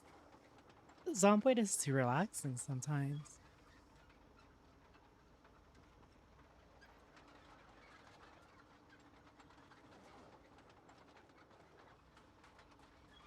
That says the max cap too. Aw. ナイス&スローペースドアイブルプラフ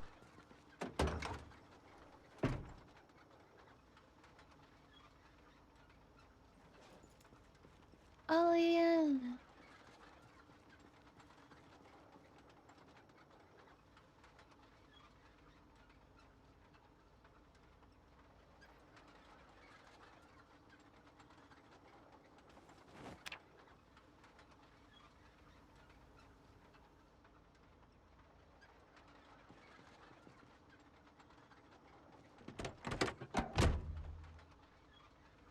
Oh, there's two trunks inside as well? Oh, right.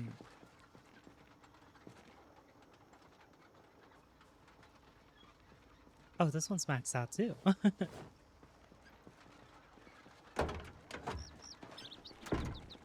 There we go. Zip. I need to do one thing.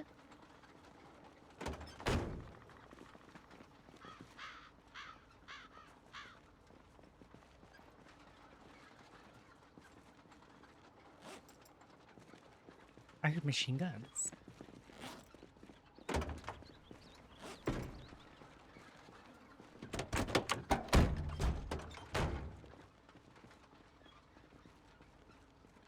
I don't.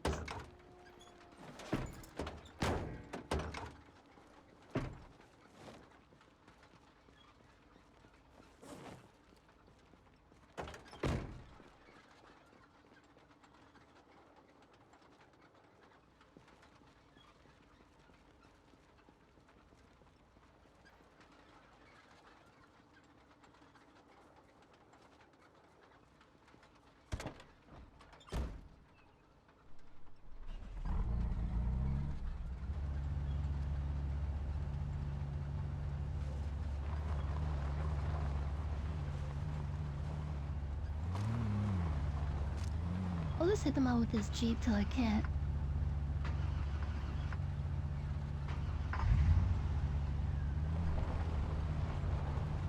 Great, meet you there.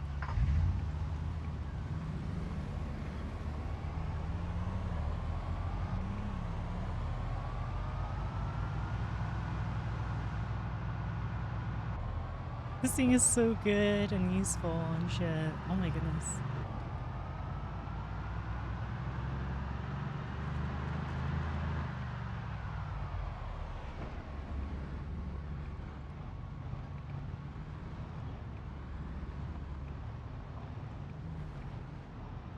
With a bit of trolling.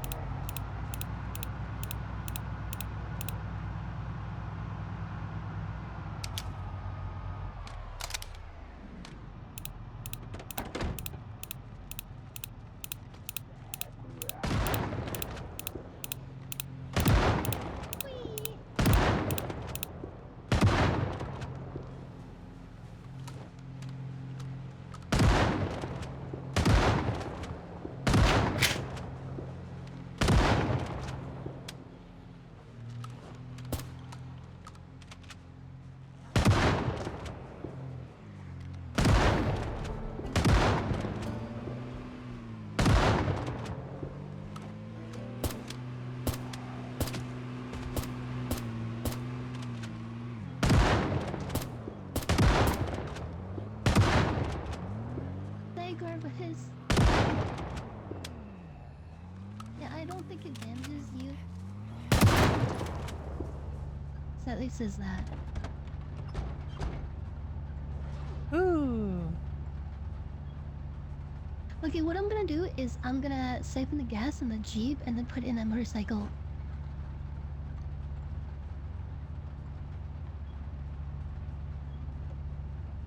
Just keep an eye.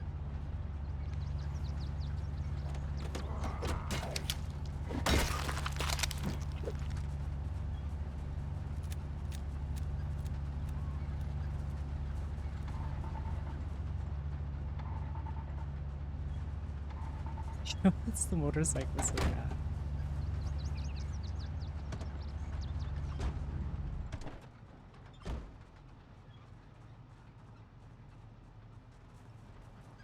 Yeah, give me a sec. I wanna use the one in the Jeep. I don't want us to like waste the like 1 or 2 cans for what we only need for like maybe a little bit.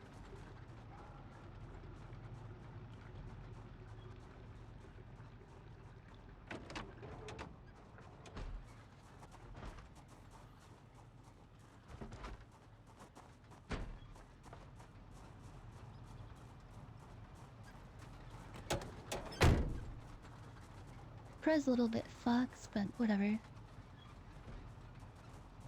Okay. I can get up. Oh, and Ike again.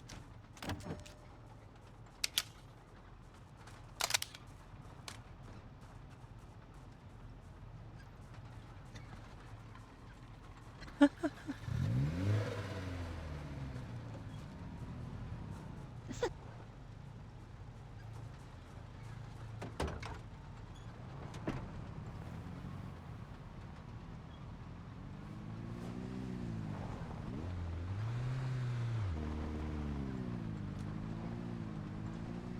think it's in moving fast.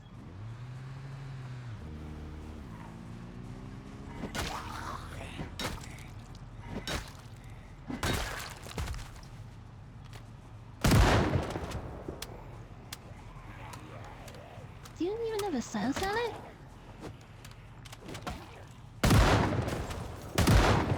Better not. Oh, you don't have a silence on it, Aika. Get in the truck. Let's get out of here.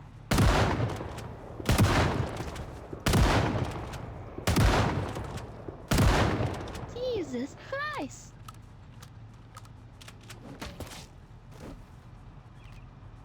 You are so cool.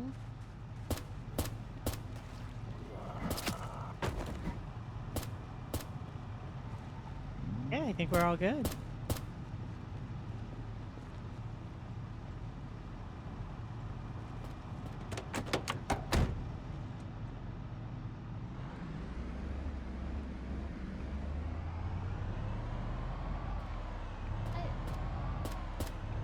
Everybody, you wanna get an Aika, me, or raise Nico?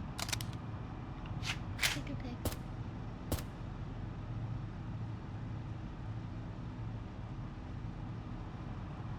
I'll be your escort, Aika.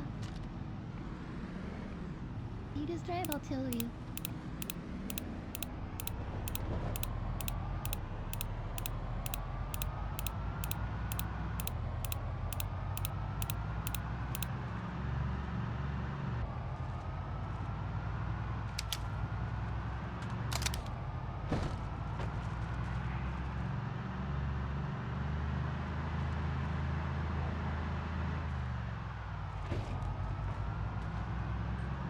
Oh my gosh, she stirred up all the zombies.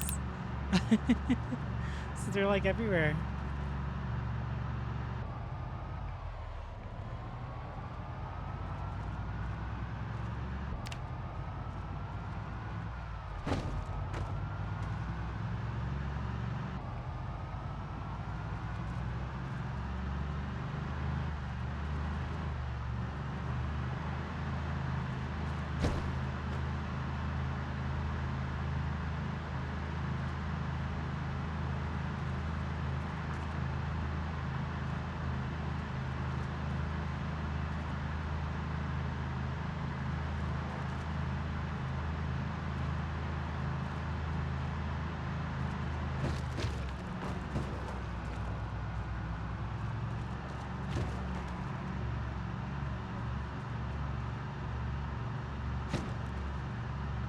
Crashing on the side of the road?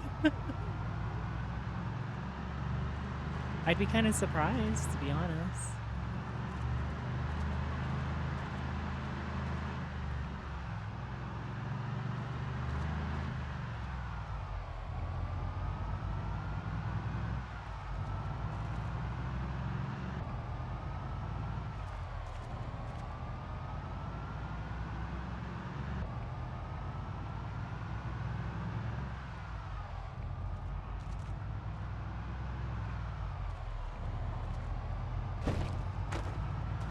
Man, she made him come out the woodwork. Oh my gosh.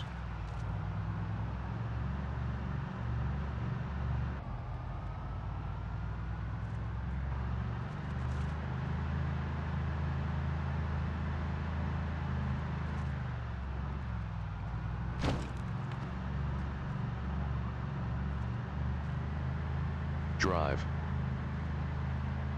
Take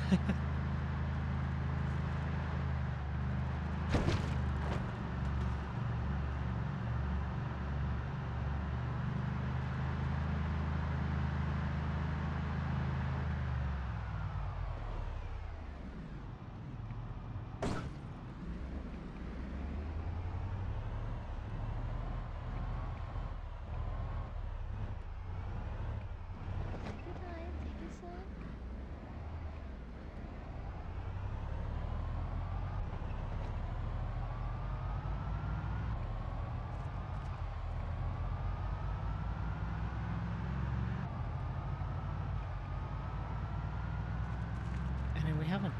have another one coming.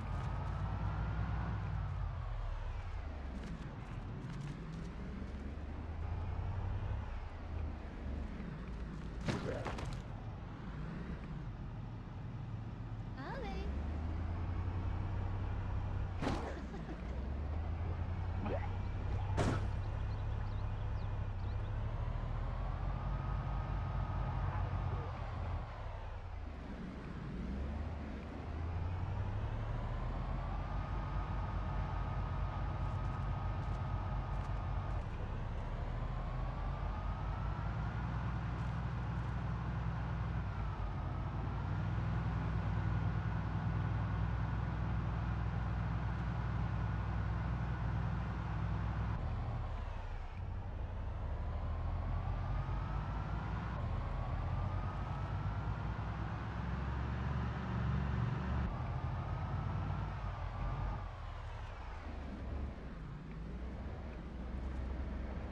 Oh, lag.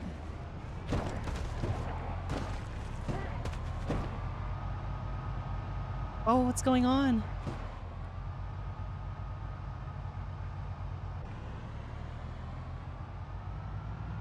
That was scary.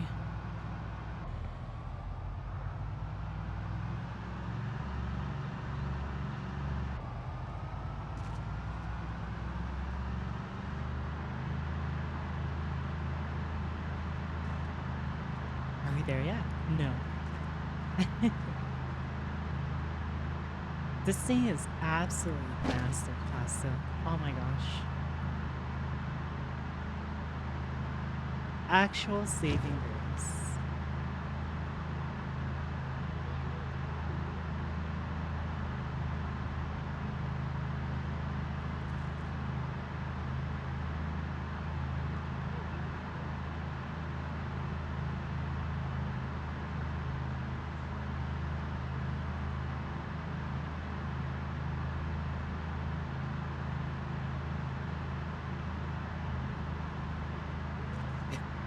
You can see motorcycle tracks.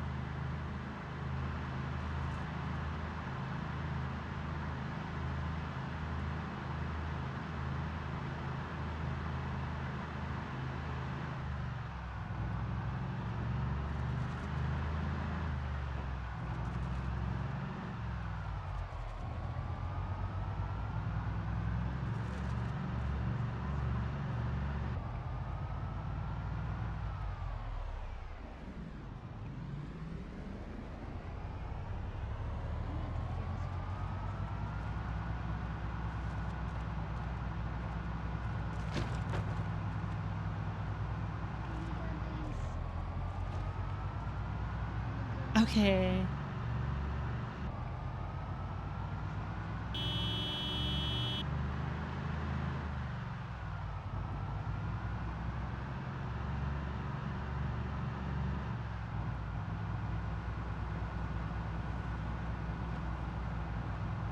Never mind.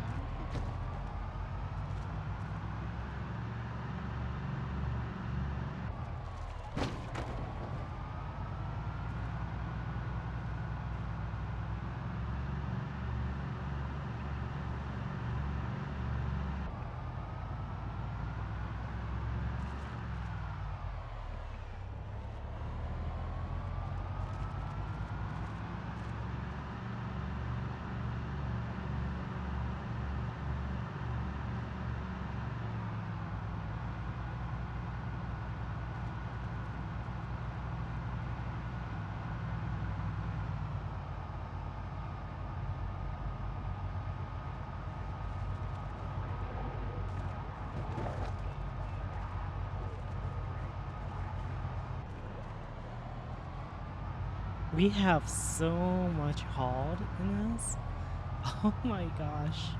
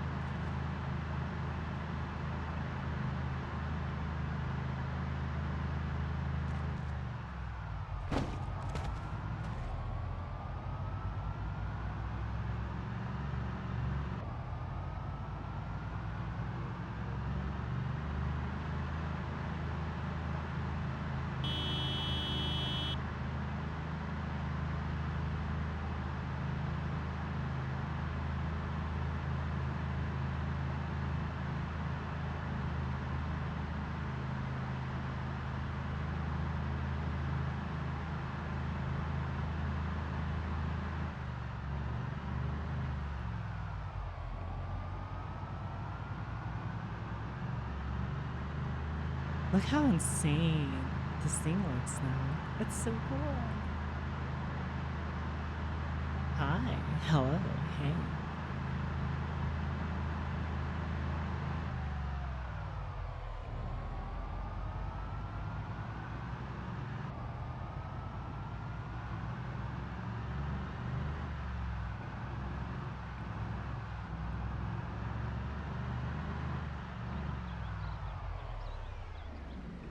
Alright. I'm really expecting you to be like Hamburg on the pavement. Yeah? Oh. You know what? I'm gonna move this chart.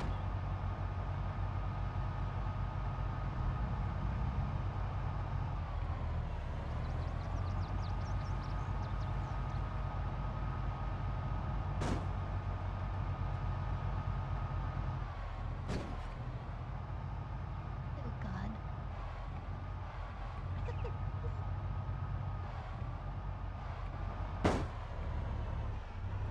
I can stop hitting everything.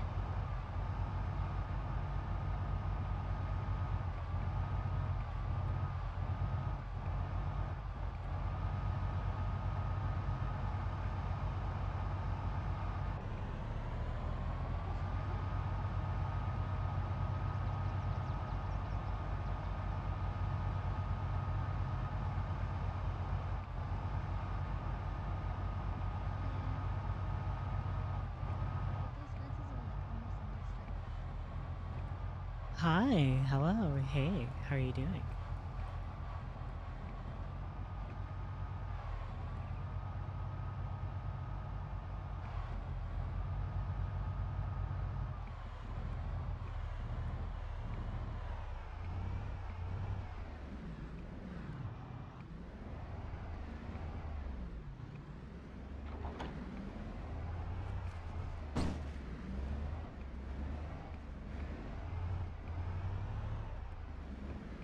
I just don't want Golly to come back with my car all fucked up.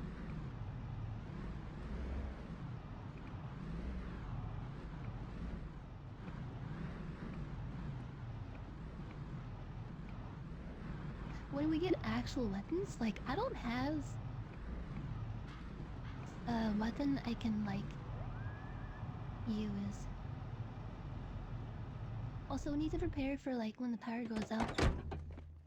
Yeah, the water goes out and the Sheesh. power. Huge haul. Like, sure, we could go there, but I feel like we'd die.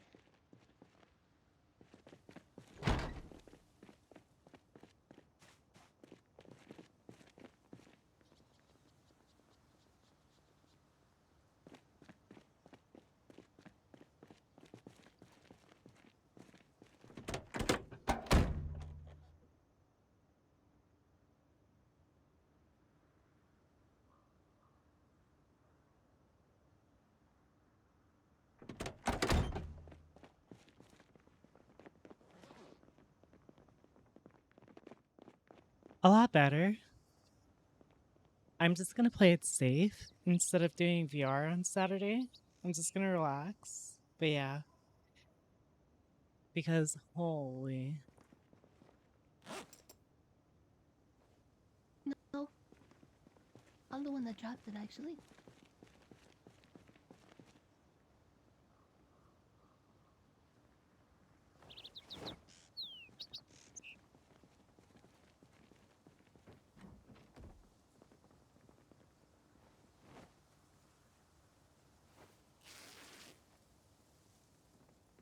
So definitely feeling a lot better though.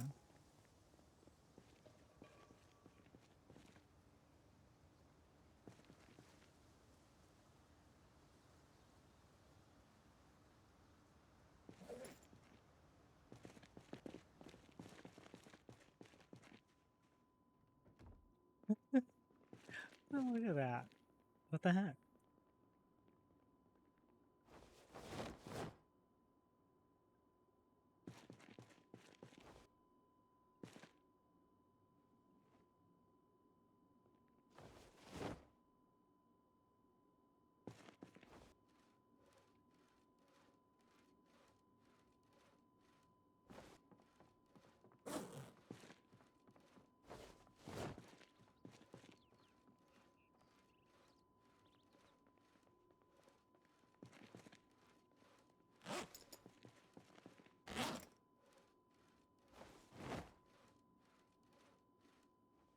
Hey, Miss Time, you need to rest? I want to start doing VR again. Going to be pretty soon. interesting. Am I listening to past Ica or present Ica? And they both seem to be at the same location. Ica meltdown. What? Huh? I'm a little bit confused. What do you mean by that?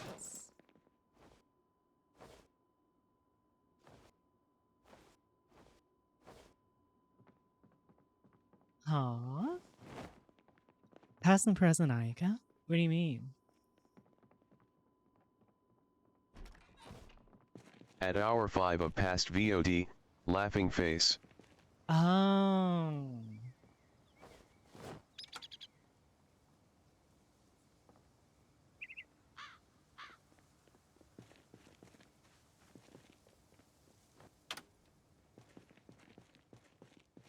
Ica spin.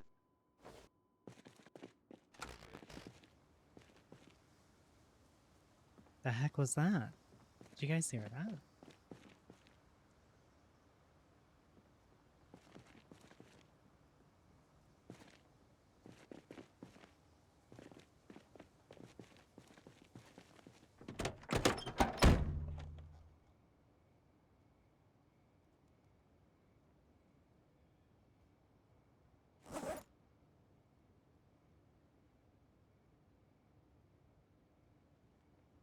You can put stuff on the vehicle floor too?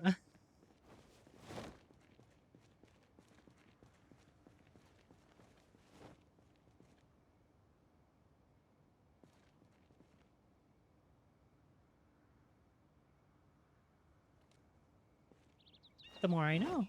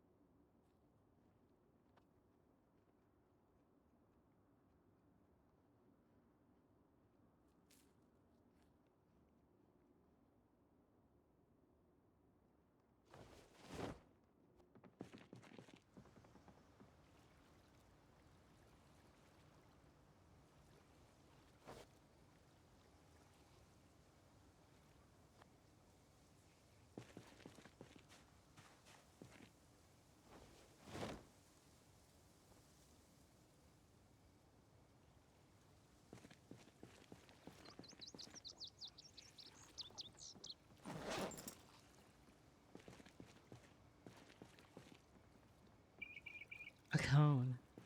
We have a cone.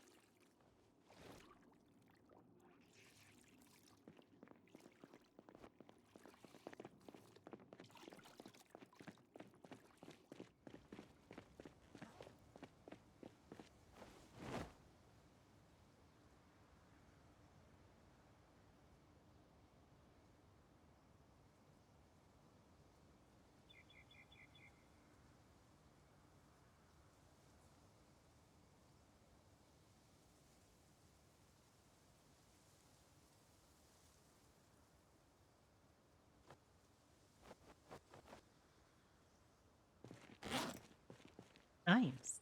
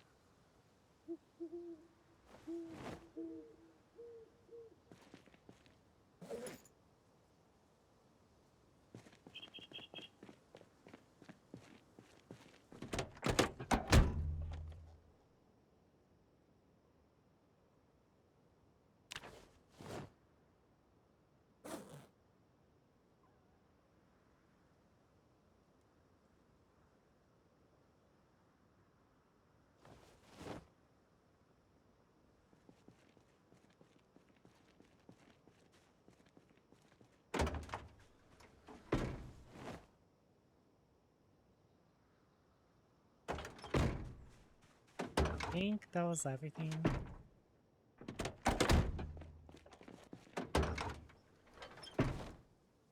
No, there's a lot more.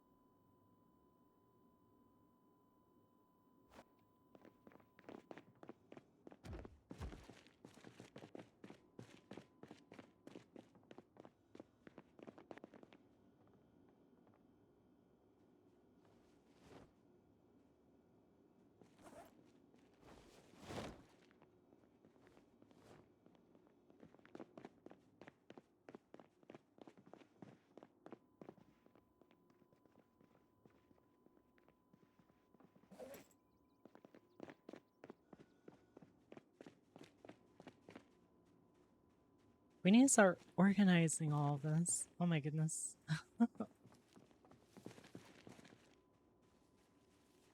Because I don't know where anything is. Ika, where did I put tools?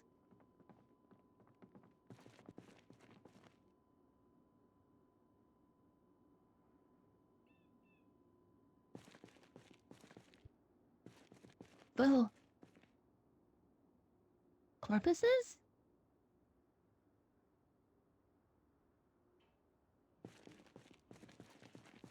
Oh.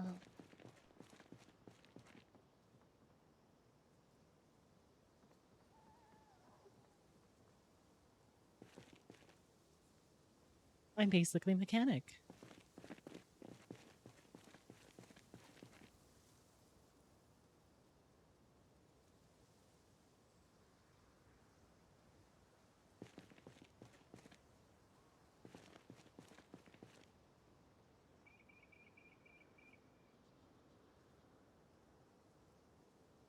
I think this one was Nightmares, so I'll keep it there.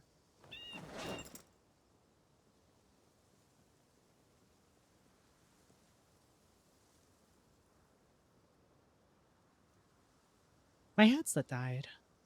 Hello, I can't hear you, chat. Hello? Hello? I have to for you. We Hello? lost. You didn't get it. My video started playing. Hey, I can hear again.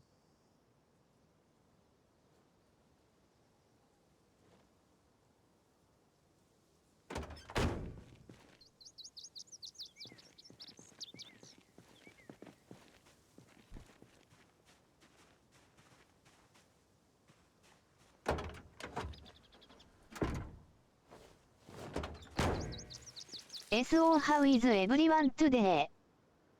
Doing good. How about you?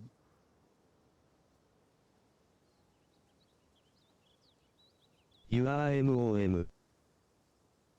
Hey, be nice. What the heck?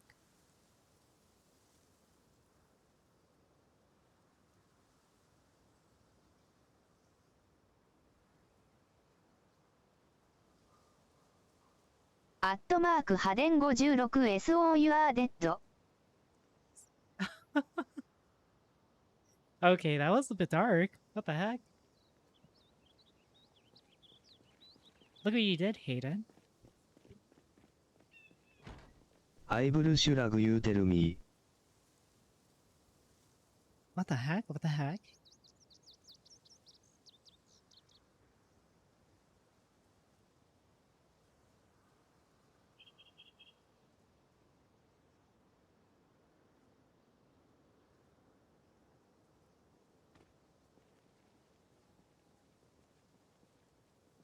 Free 5-star? I need mod SOI can make sure 派電 is dead.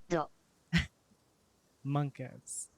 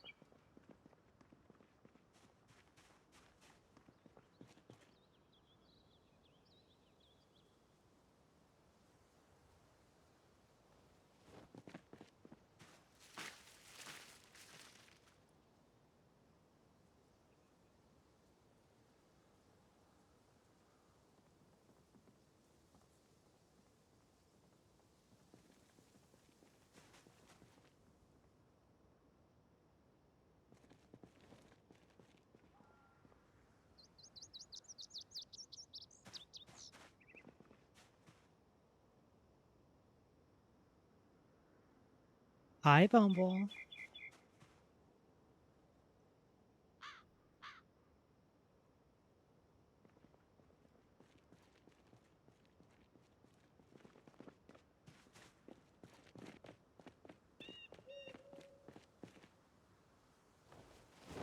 Jeez, we got so many stuff.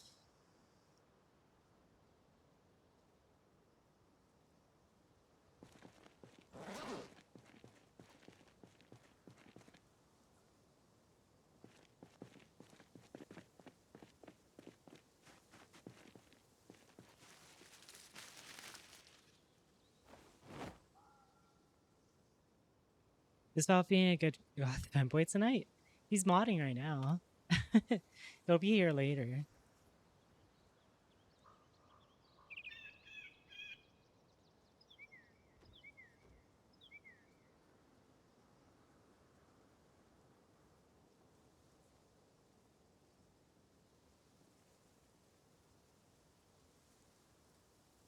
Armory tape. Oh.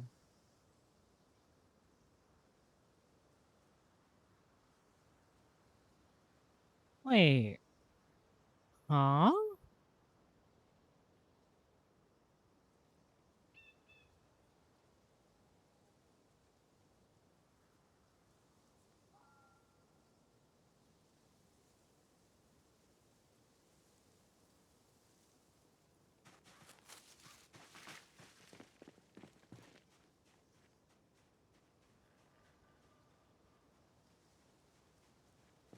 I can start making us crafting tables.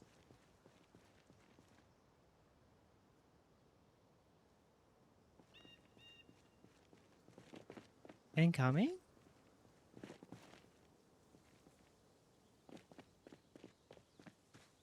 Where?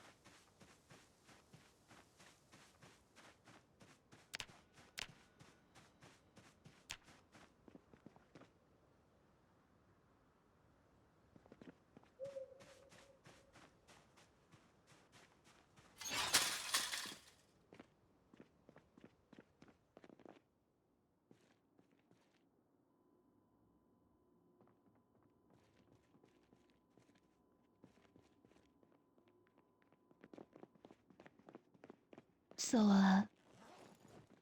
this is what happens when I wear a compression outfit. We're gonna have to download that skin mod again. No, I don't know if you see it, but to me, I see the white underwear underneath. Yeah.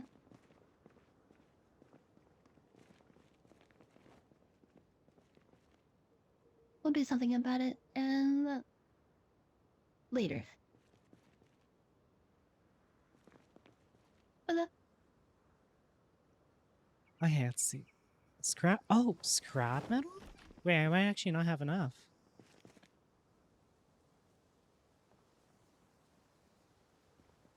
Or maybe I do.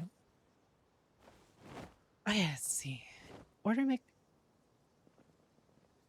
an armor table. I need metal bars and screws and planks.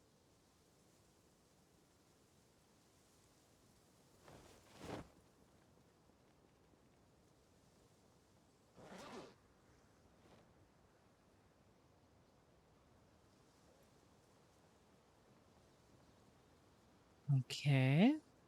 Scrap metal, 10 screws and 4 planks. 10 screws, 4 planks.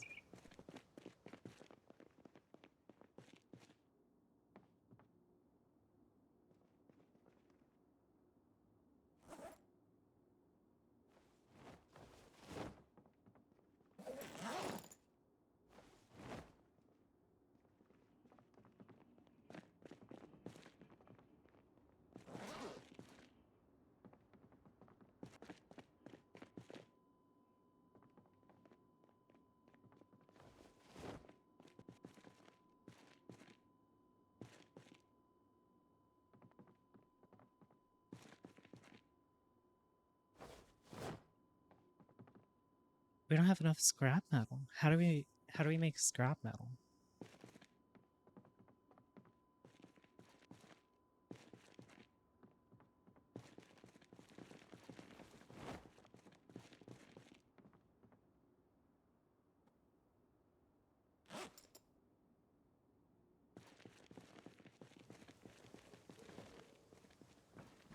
Four planks.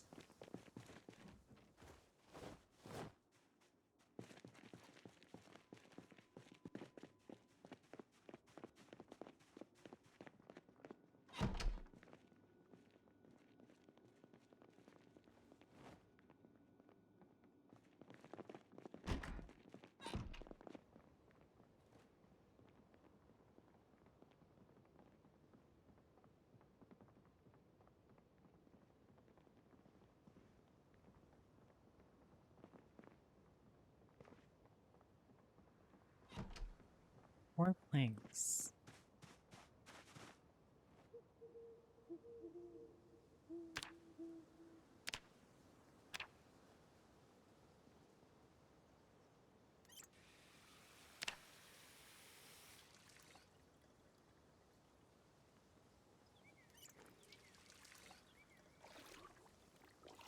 How do I make a plank? be like,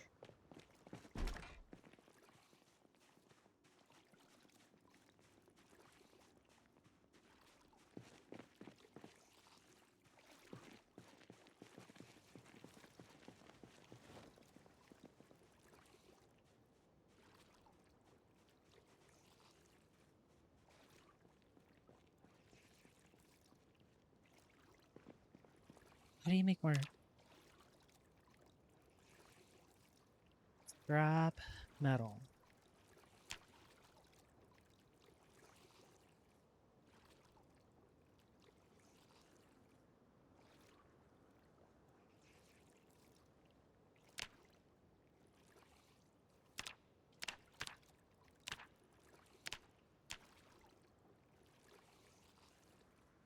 I guess I can't. Huh.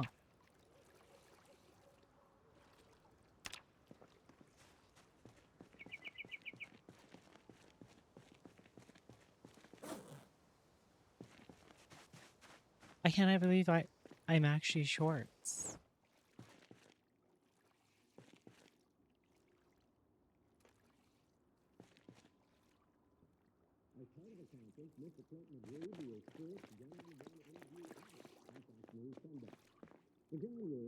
Oh, you dumped a bunch? Okay, okay.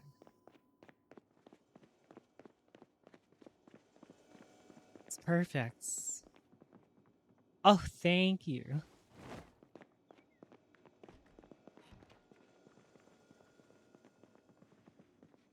BRB, okay.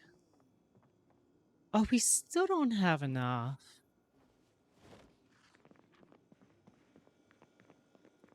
29.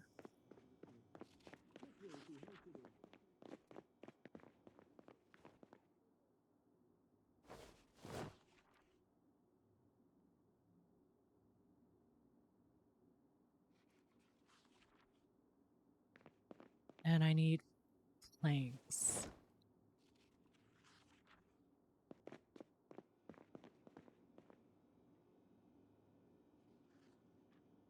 A bison push bar? That's jeez.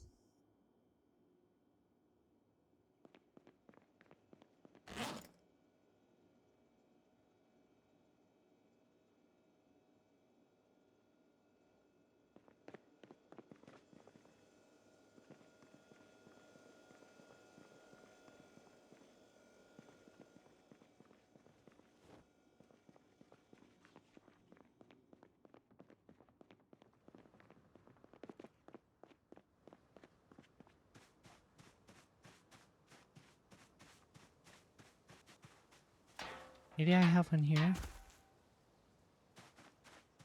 Maybe I can make a scrap here real quick.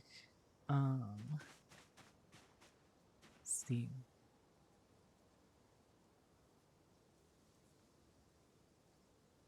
No.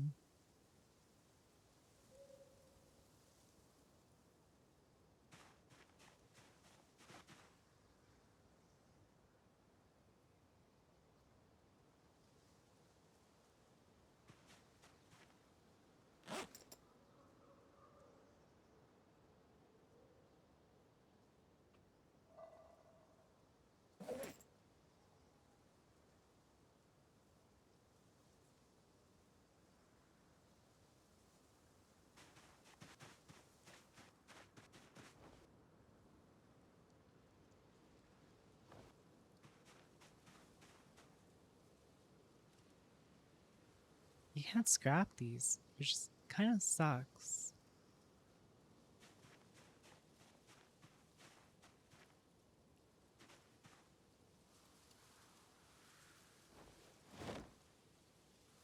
I didn't even know I have scrap or metal sheets here as well.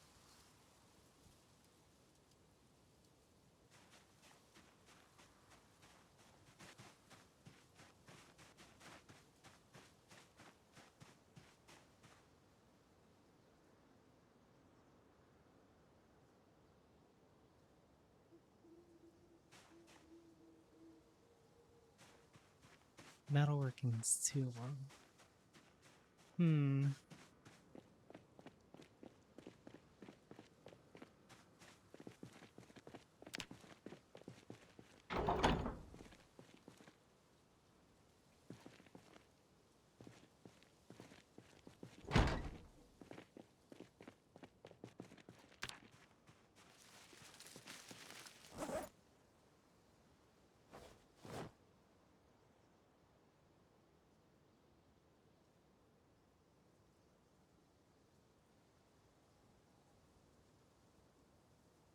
Where are they? Summer.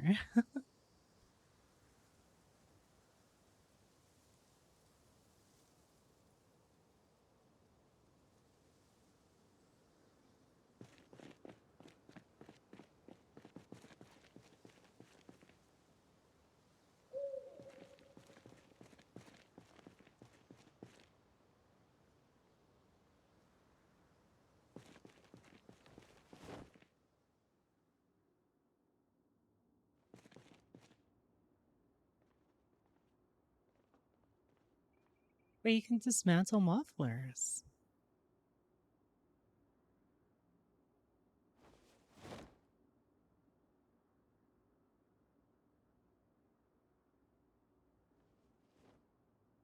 And it gives you metal? Oh.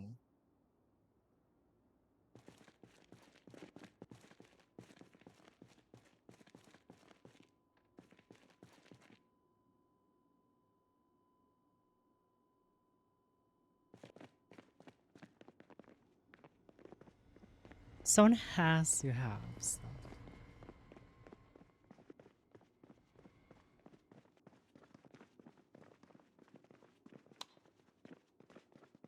Why is it so dark?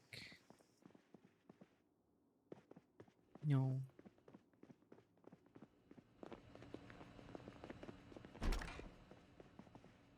Anyone have metals? I need metals.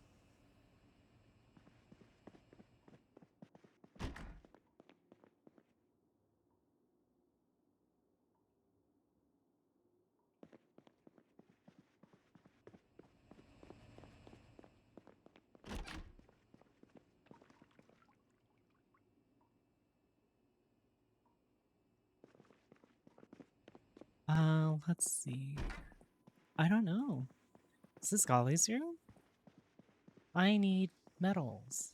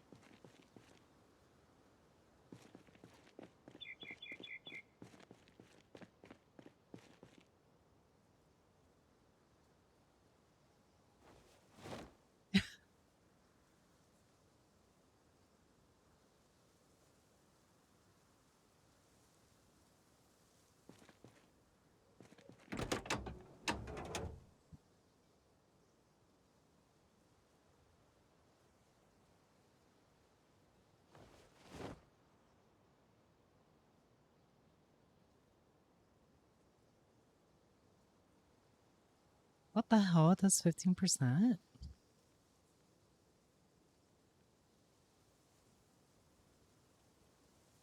What?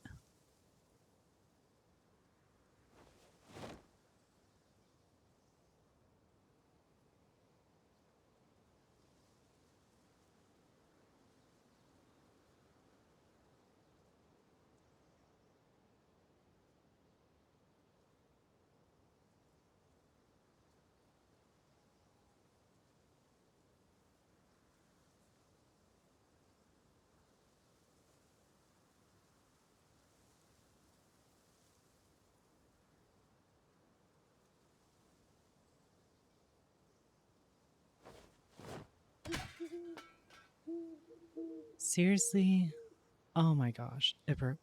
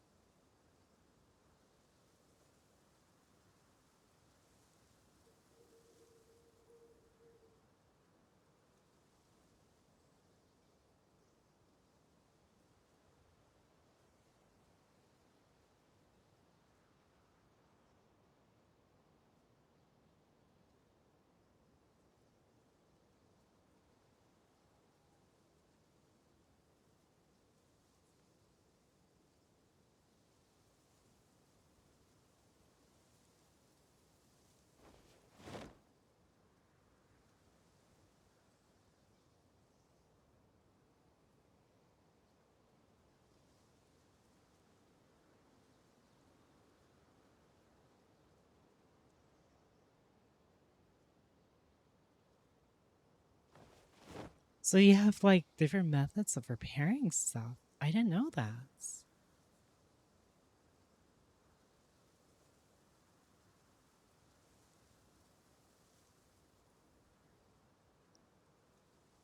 Interesting. I've your box. Hi. Hello. Hey. How's it going? How are you doing?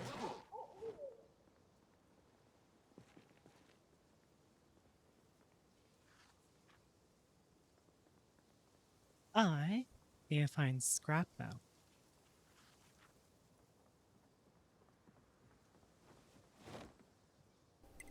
Project, Zomboid, scrap, metal.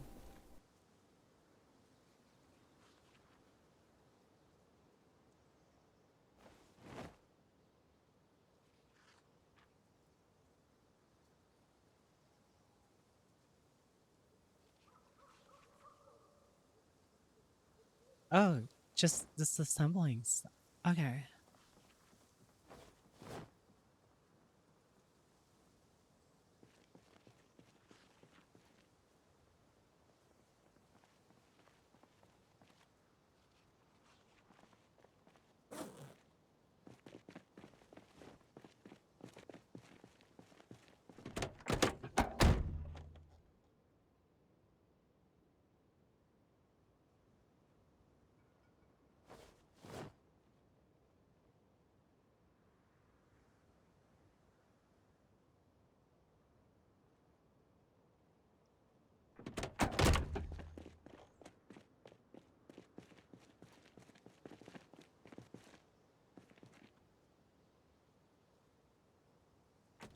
Wait, what the heck?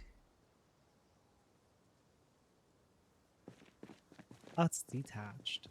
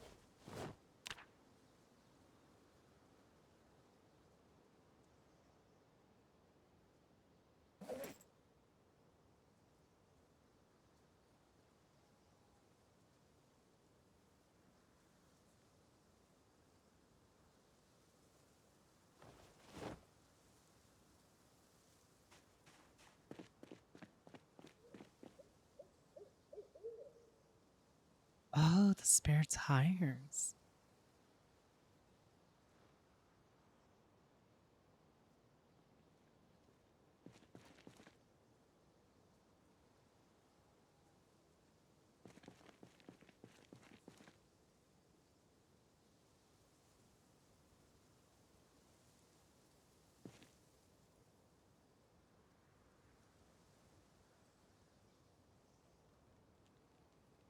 What happened to the other?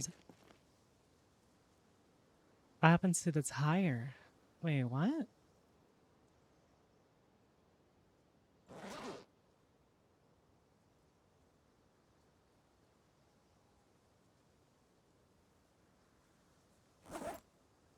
We lost the tire. Oh no, I didn't. I just put it on the roof. Well, no, the roof one is always there. I'll have to go back for it later then.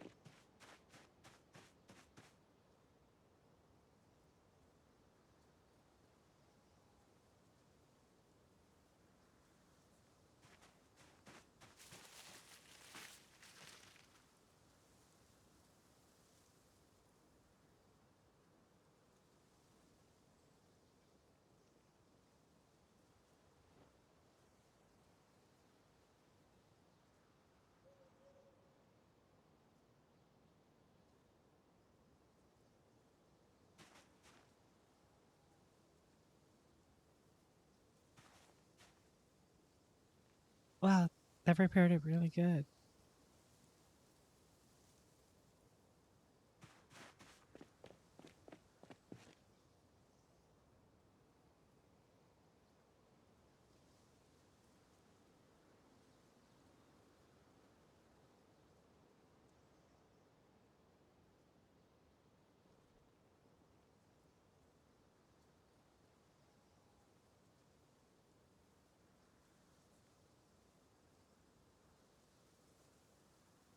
Nice.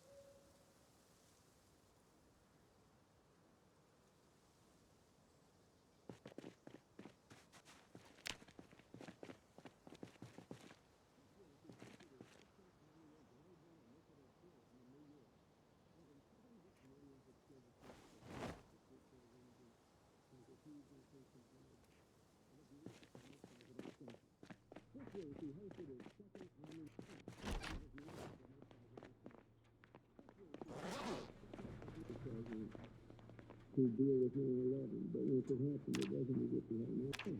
I interview with former President Trump. This week, he hosted his second annual Global Initiative Forum in New York.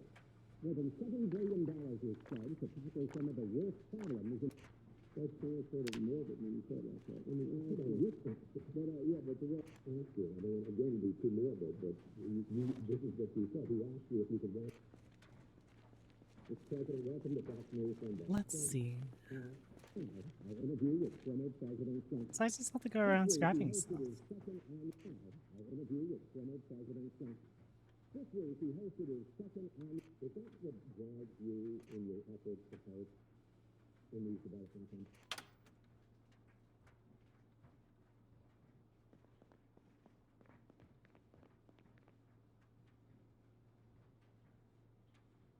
We still haven't found.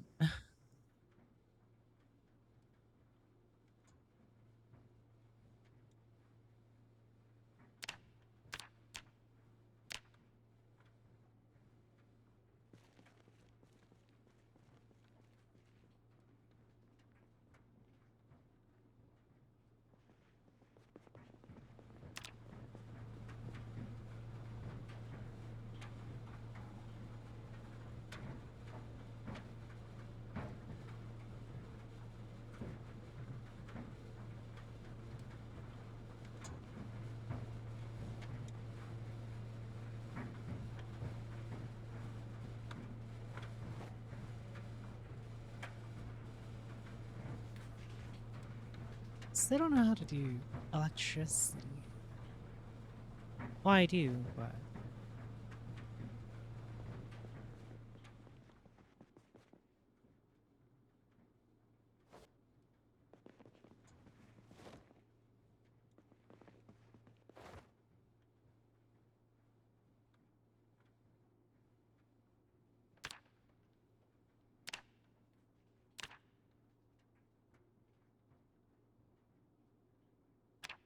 I didn't do electricity one. I guess not.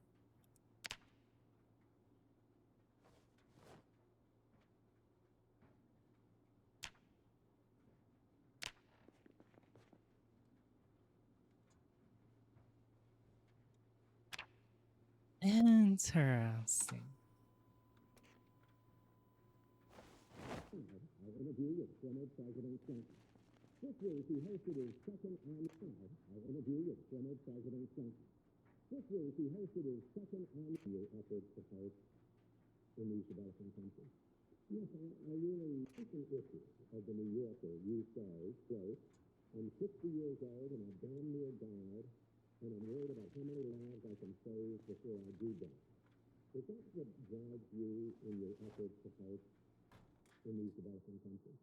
Yes, I really, but I don't mean that's translated more than when you said like that. I mean, I don't get that. But, yeah, but the way I said it, I say, look, we're going to work on economic empowerment for people and fighting AIDS and other diseases and trying to Okay. political differences between people and trying to, you know, avoid the Oh, I can read this. and help relieve our economy in the process. I can actually do that. I mean, I'm 60 years old and I damn near died, and I'm worried about how many lives I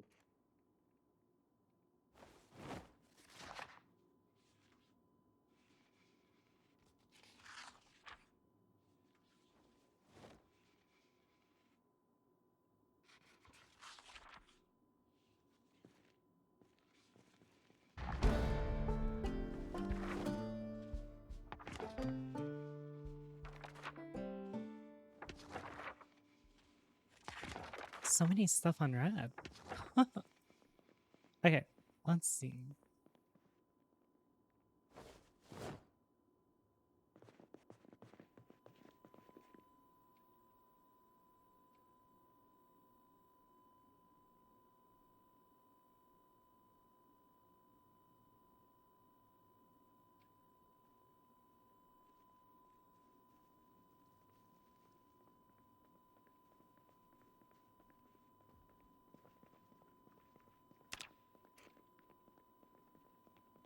It happens, I love it.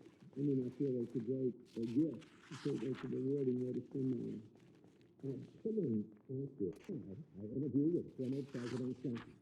This week, he hosted his second annual. My mechanics went up. You got a lot of different moving parts, and you can move them all. I interview with former President Trump. This week, he hosted his second annual. I really, but I don't mean that sounds sort of morbid when you say it like that. I mean, I don't get that. But yeah, but the way I said it. My book reading is off the ass. What the heck? I don't understand how I got this high. As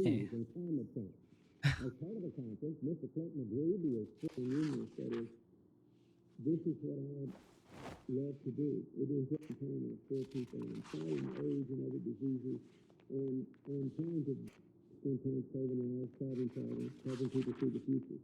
But as it happens, $1 billion is spent to tackle some of the worst problems in developing countries, such as poverty, disease, and climate change. As part of the conference, so what you can do as a former president is you don't have a wide range of powers, so you have to transfer and keep.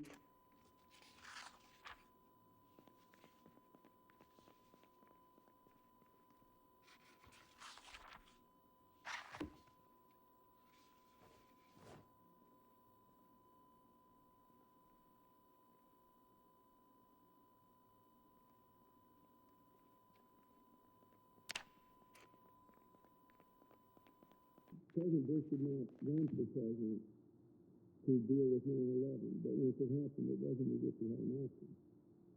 To deal with 9/11, but once it happened, it wasn't as if he had an option. I interview with former President Trump. Do I have anything for metalworking? I don't even know. I interview with former President Trump.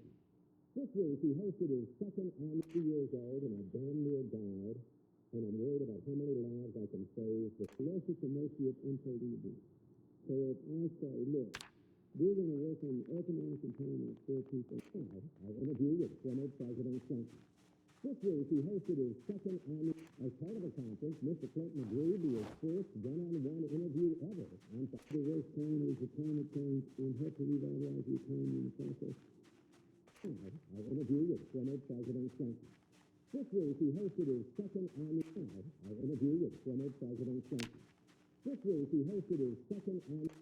I interview with former President Trump. This week, he hosted his second annual. Oh, I'll be right back. The new data after I won the election, I realized that I would have to work much harder. I interview with former President Trump. This week, he hosted his second annual Global Initiative Forum.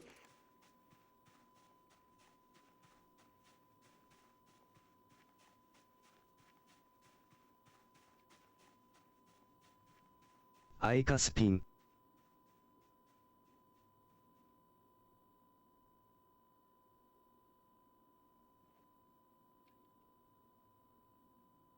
Okay, I'm back.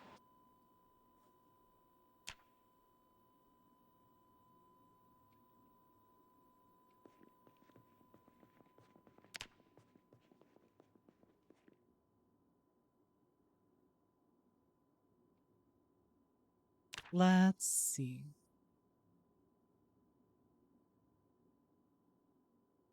Let's see.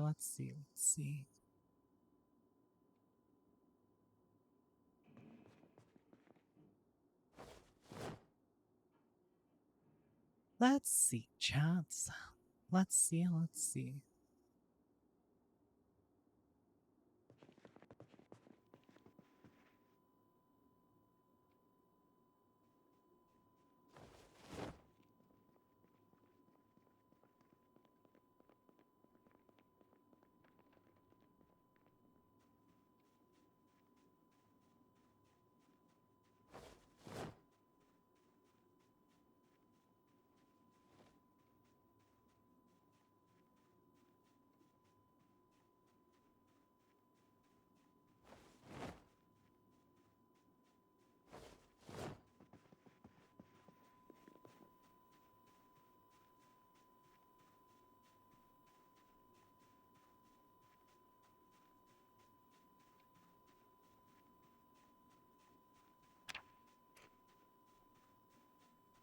I interview with former President Clinton.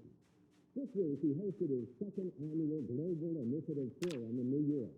More than $7 billion was spent to tackle some of the worst problems in developing countries, such as poverty, disease, and climate change. As part of the conference, Mr. Clinton agreed to his first one-on-one Oh my interview gosh. ever on AIDS and other diseases, and That leveled up my life? What? religious and political differences between people, and trying to, avoid. Hayden 56 catch koi hey cheese. This week, he hosted his second annual Global Initiative Forum in New York. More than $7 billion. I interview with former President Clinton. This week, he hosted his second annual Global Initiative Forum in New York. More than $7 billion was Look up. to tackle some of the worst problems in developing countries. We're looking up. such as We're poverty, looking up. disease, and climate change. As part of the conference, Mr. Clinton agreed to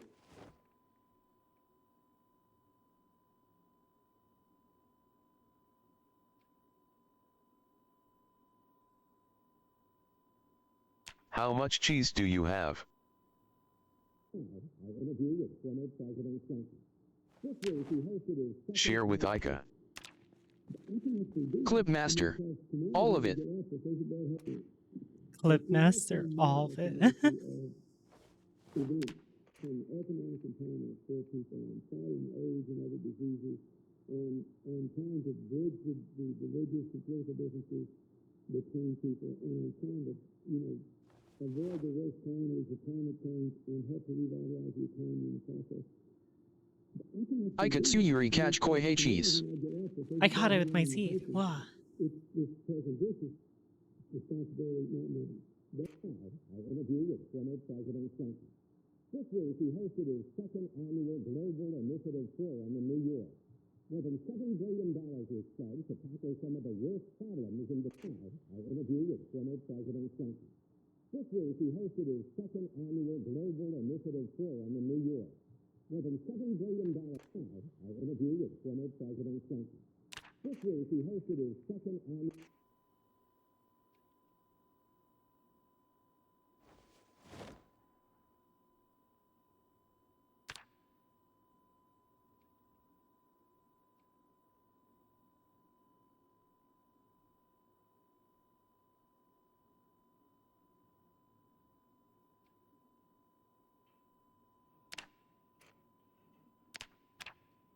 I interview with former President Clinton. This week, he hosted his second annual, make peace in the Middle East, pass the budget that a gift. So that's a rewarding way to spend money. Someone asked you, how do you rate, compare the powers of being in office as president and what you can do out of the office? It's a silly question. 8 fitness? In Jeez. these developing countries. Yes, I really, but I don't mean that sounds sort of morbid when you say it like that. I mean, but the way I said it, the tone in which I said it was I try to reduce the deficit and therefore have less money in my pocket How's everyone doing? to invest in Hey, something else. how's it That's going? the benefit that you can do as a senator. So what you can do as a former president is you don't have a wide range of power, so you have to control and fewer things. Hey, But you are less at the mercy of Hi. president, make peace Hello. in the Middle East, Hey. pass a budget that gives more.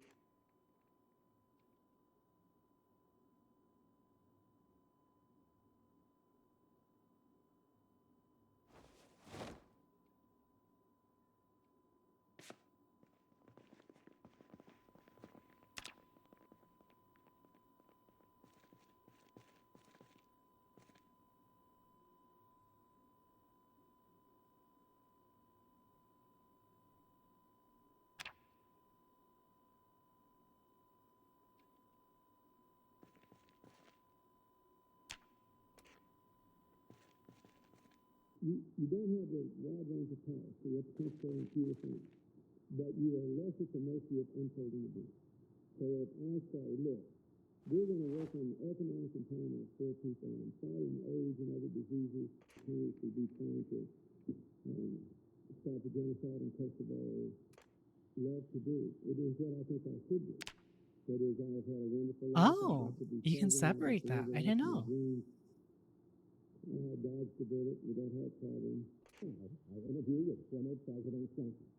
This week, he hosted his second annual Global Initiative Forum. I interview with former President Trump. This week, he hosted his second annual Global Initiative Forum in New York. More than $7 billion was spent to tackle crime. I interview with former President Trump. This week, he hosted his second annual Global Initiative Forum in New York.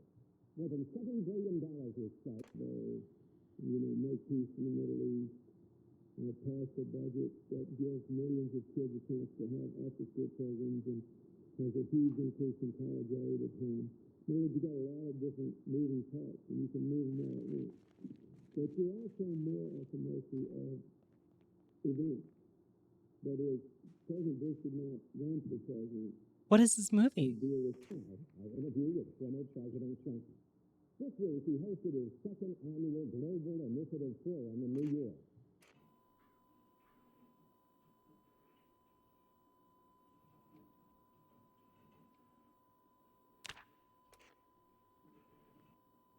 I interview with former President Trump. This week, he hosted his second annual.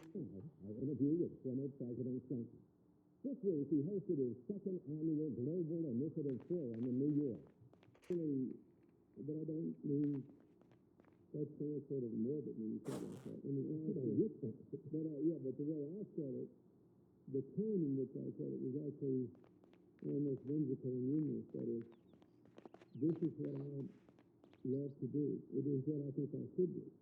That is, I have had a wonderful And life. how do I do this here? President Trump. This week, he hosted his second annual Global Initiative Forum in New York. More than $7 billion was spent to tackle some of the worst problems in developing countries, such as poverty, disease, and climate change. As part of the conference, Mr. Clinton agreed to his first one-on-one interview. You don't have the wide range of power, so you have to concentrate on fewer things. But you are less.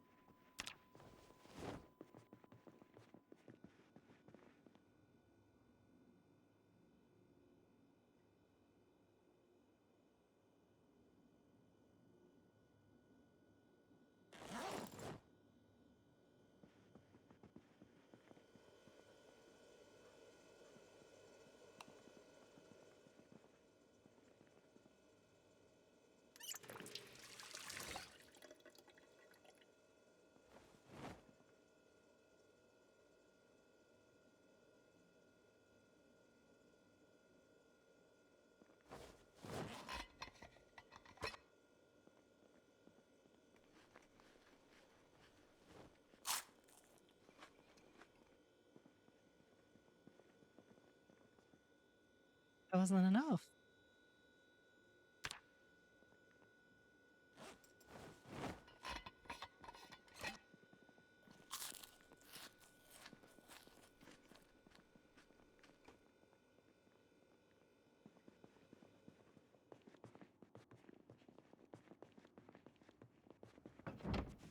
Ooh. Thank you. Okay.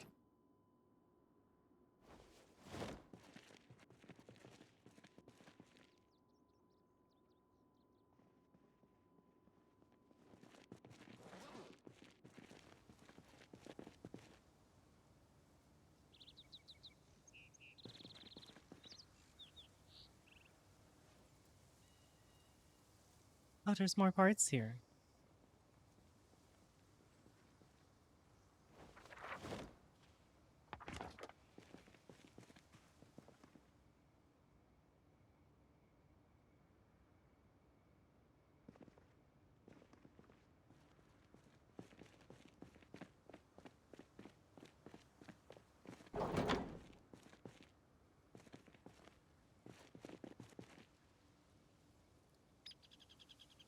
Louder stuff.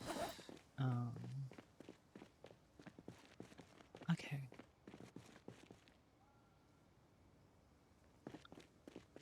Now I leave that right there. Maybe I can go to... I wonder if these houses have stuff I can do. Oh, they do.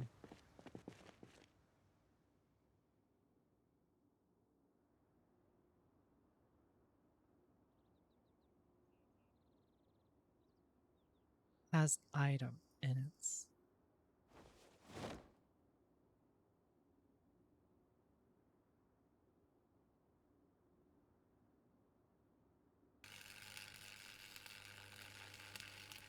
Okay, I'm gonna remove the barricade and use the...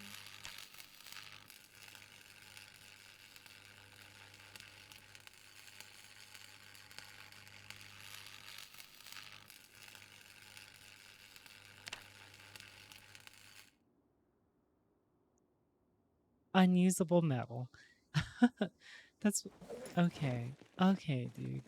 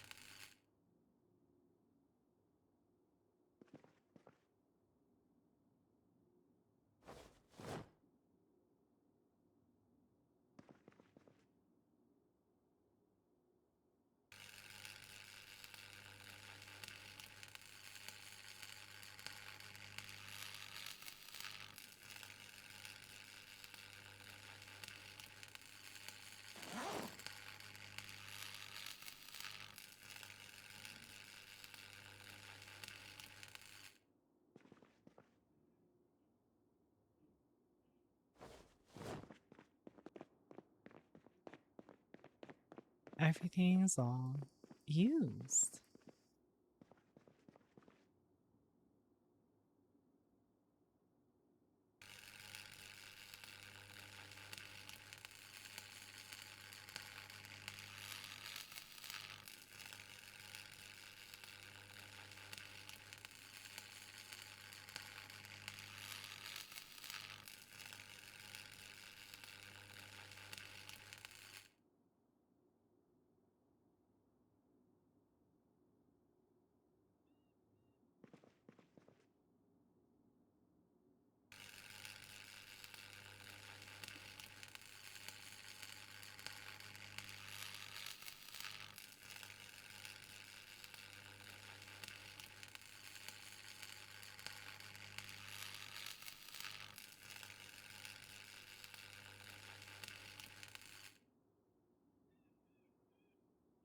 What is this? Because I'm a huge fan of world building, I wish I was as impressed with the Earth project as everyone else. Like, sure, with its long evolutionary history, detailed storyline, and complex magic system, this setting is amazingly full of sloppy mistakes. That's right, I'm stepping into the ring. Today I'm doing a full takedown of Earth's so-called realism. Okay, first problem, physics. At a glance, Earth's physics system seems pretty reliable, especially when compared to other pieces of media. Is this a complaint about Earth? You'll definitely see the sloppy Excuse me? oversights, like how a human can put their hand in molten metal Earth is so unpredictable. move it fast enough. Supposedly, this is True. because of something called the Leidenfrost effect, wherein a layer of rapidly evaporating moisture shields the colder object. But I don't know, it sounds like an excuse for shoddy craftsmanship. And there's some huge incompatibility between relativistic and quantum physics. Hack those mechanics like techs. Somebody got fired for that blunder. A settings magic system would typically smooth over such inconsistencies, but supposedly, magic isn't a thing on Earth, and Like any spells taxes. performed are just clever bits of trickery. Okay, then explain this. But seriously, when your primary mode of transportation is the car, a metal creature with arcane innards that only How a far into this, specialized form of wizard Project called a Zomboid mechanic are is you? able to tame, I don't you've know, we've been still playing got for like a magic few days system. now. You've just called it something else. And light is both a wave and a particle. Yeah, pretty sure that's called witchcraft. Earth's habit of overcomplicating perfectly good systems is apparent with how the project handles the elements. The classical elements of yore kept things classic, only playing the hits of water, fire, air, and some variation of the earthy, rocky, minerally stuff that makes up the ground. Basically, things you can see and feel.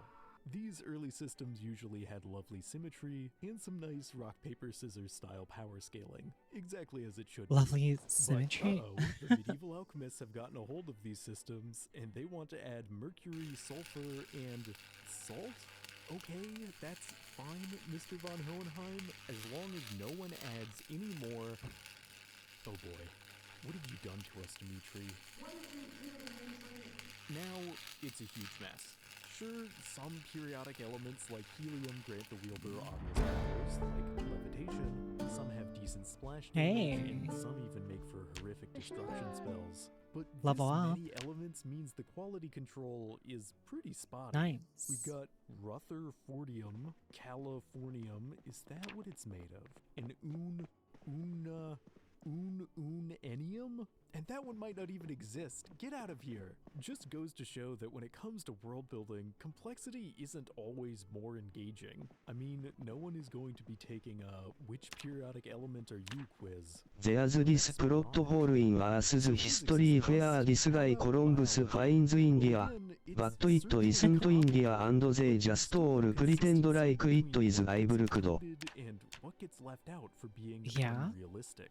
Past critics have rightly pointed out the absurdity that unicorns are mythical within this setting, but giraffes, leopard moose camels with a 40-foot neck, give or take, are completely normal, nothing to see here, it's fine that they eat bones. Also, some turkeys can spontaneously impregnate themselves, butterflies taste with their feet, and some sea turtles can breathe out their posterior. So all that, and no dragons, feels pretty arbitrary, to be honest.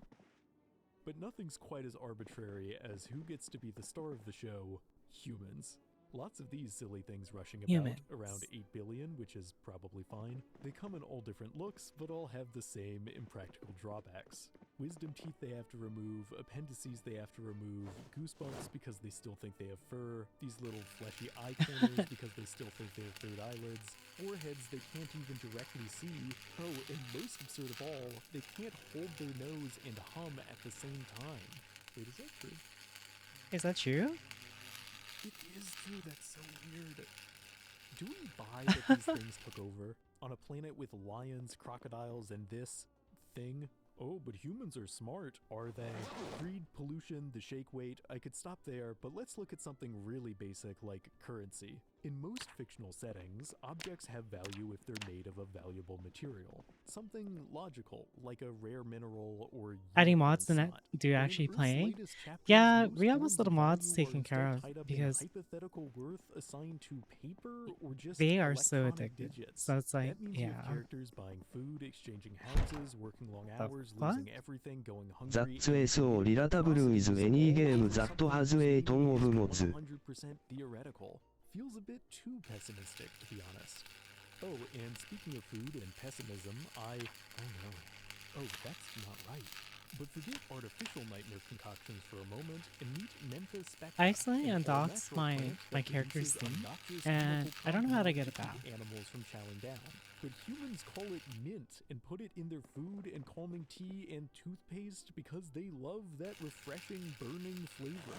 They've also bred peppers to be as hot as possible. Like my because character's they apparently info, can't get so. enough of that sweet capsaicin, an ingredient classified as a chemical irritant and neurotoxin. Okay, How do I maybe get that it does window make back? sense these things took over. So maybe some points for Earth there, but how Oh. about geography? Because in world building, a consistent map usually means a consistent world, and Earth's map is, Okay, as that's you can better. see, wildly inconsistent. In theory, this is really the fault of Earth's shape, since flattening out a globe into a rectangular projection messes up the scale no matter what, as this country size comparison website demonstrates. Here you can see that Australia is actually... Whoa, is that right? And Greenland is only... I don't understand Really? how Don't even get it's me this started on difficult to get Liechtenstein. scrap metal. But seriously, is it so impossible to make an accurate map? Watch, you just take both sides of the globe, and then you just sort of, okay, you just gotta, yeah, that looks right. But how about... I don't places? understand. Be safe all. Well, not to overstep, Take but some of these care. names strike me as a bit silly, and the stories behind them are often even No, you. sillier. For example, there are upwards of 6 rivers in the UK called the River Avon. And though it's hard to find an exact source, the general theory goes that this is because when the Romans invaded and they asked the Celts, I don't understand. "What's that river called?" There's a they motorcycle said here? Avon, and the Romans were like, "Cool," and wrote it down, not realizing Avon is It was just just- the Celtic word for river. Of course, another explanation is that whoever made this map is super lazy. Oh, this must be Known hers. place names, Earth linguistics The are box generally mate. a bit Okay, never mind. caterpillarless. An effective fictional I was like, what's the language, or motorcycle doing here? conlang, should have reasonably consistent rules for the audience's benefit. For research, I wrote the script of this video in English. An EarthCon language is complete nonsense. Yeah. This, I think we can all agree, is not a sentence. I guess it's been out The for a English wiki while. might claim it's a sentence, but it is not correct. English spelling has equal clownery afoot. Like, friends is spelled with the I before the E. Fair enough, that's apparently where it goes except after C. Unless your foreign neighbor Keith receives 8 counterfeit beige sleighs from feisty caffeinated Ah, so waitresses, or with all close. these. Any Also, metal why working is it, as for? one scholar notes, that I don't have writers enough. write and painters paint, but fingers don't Dang it. thing. Why don't hammers ham or dumpsters dumpst? Yeah, do yourself a favor and just learn Klingon. So, more points Hang off on. for linguistics and geography. How about music? Well, Earth admittedly has a pretty great soundtrack. Difficult to choose a favorite. I mean, hard to beat a cuneiform classic like the Hurrian Hymn. Tree frog sounds are pretty good, waterfalls. Hieronymus Bosch gave us a definite banger with his 15th century butt music, and Purple Haze is also pretty good. No, my real complaint when it comes to Earth's soundtrack are these instruments, because I've actually got a replica of an in-universe stringy whatever, and it doesn't sound nearly as good as Mr. Hendrix's. I looked on the wiki, and apparently learning to play an Earth instrument requires time and effort. This is apparently true for any meaningful Earth art form, and you have to be emotionally vulnerable. Can't resolve. I mustn't. Wow, this project needs another one. First of all, the timeline itself is way too long.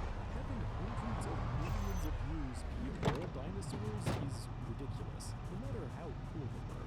As it stands, the T-Rex lived further away from Stegosaurus than from modern humans, which, come on. And zero dinosaur-human overlap feels like a pretty obvious missed opportunity. No birds have evolved, they don't have people, except for that one time. But the timeline gets far messier. Sharks, everyone's favorite water fish, are supposed to have been swimming around for longer than the evolution of trees. They're also older than the formation of Saturn's rings, and older than what appears in the Polaris system, aka the Earth star. Less pay attention to the birth of an actual star. I get that sharks are really but it's also Cleopatra moved closer to the moon than the BT function, and there are loads of human progression, so it moved the re-evolution buttons. A timeline this might be next to be invested in Tycho Brahe seems promising. He became extremely left his nose in the door before making an living in a castle. It's only 1% of the northern Denmark out of pet moose that died after he got roasted and falling down the stairs. So finally, Mr. Brahe himself asked for peaceful, just kidding, he might have been murdered. Sounds like a character worth following. But Tycho was told it up for important true 50 years. His body averaged 4.5 million years. The nature of existence is actually an issue between the two with which makes caring about anyone somewhat like There's always so many of them. experience. That's well, sponges have the job. Peaceful and fairness of the human condition aside, their storyline leaves a lot to be desired in terms of believability. We learn Frog for a minute, a bit of Vortex of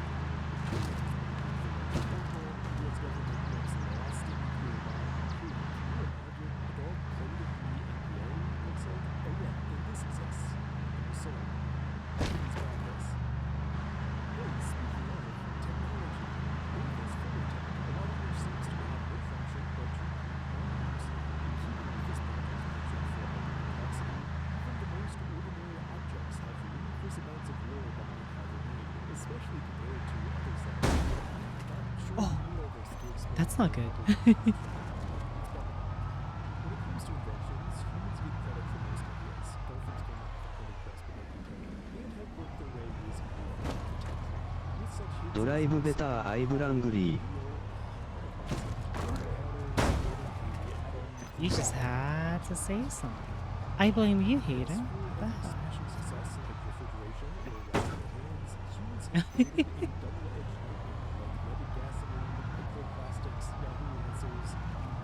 I said it after you hit something I blangly.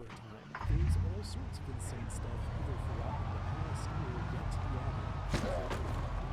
Looking down the technological tree, it's hard not to wonder exactly where the human plotline is headed. Because there are lots of inventions that seem primed for absolutely horrific consequences. Too many, I'd argue. Like, it's a bit much to keep foreshadowing a robot apocalypse, a climate apocalypse. Oh, what a is? nuclear Wait. apocalypse, and a genetic engineering apocalypse. You need to pick one.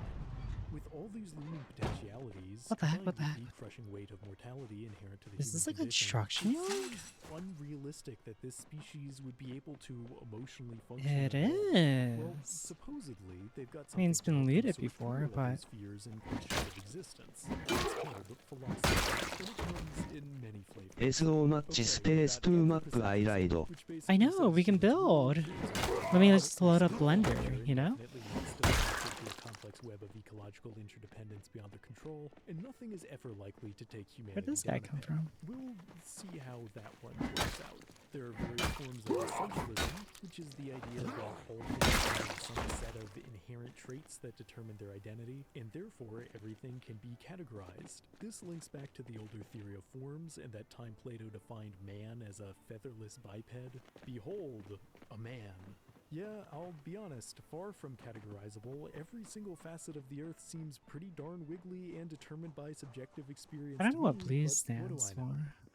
If you think essentialism is lame but still wish things were less wiggly, there's always empiricism, the philosophy of using research and the 5 basic human senses to figure out what the universe's deal is. Pretty solid idea, although human senses are absolutely bonkers. Most have veritable labyrinths of tissue that translate acoustic vibrations in the air into electrical impulses.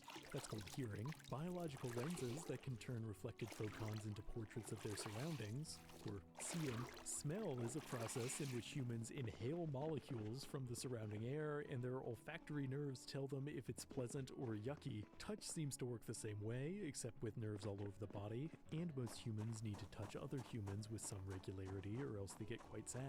Seems pretty tough, to be honest. And then there's taste, where humans slather their gross, fleshy mouth organs all over something to decide if they want to consume it.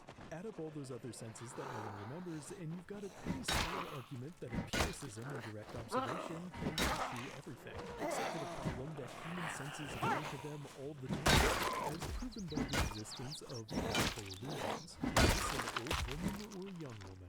Neither. It's some sort of acorn with a funny hat. It's So useless. if humans can't trust their own sensory reality, what can they trust?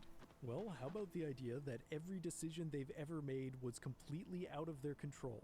This is called determinism, a cheery bit of philosophy that argues that because every event in the universe is the product of past events, free will therefore doesn't exist. Any decision a human makes, no matter how impulsive it might seem in the moment, was predetermined by brain chemicals and their environment and the fact that they are formed of all, and a million other factors that would have always played out the same way no matter what.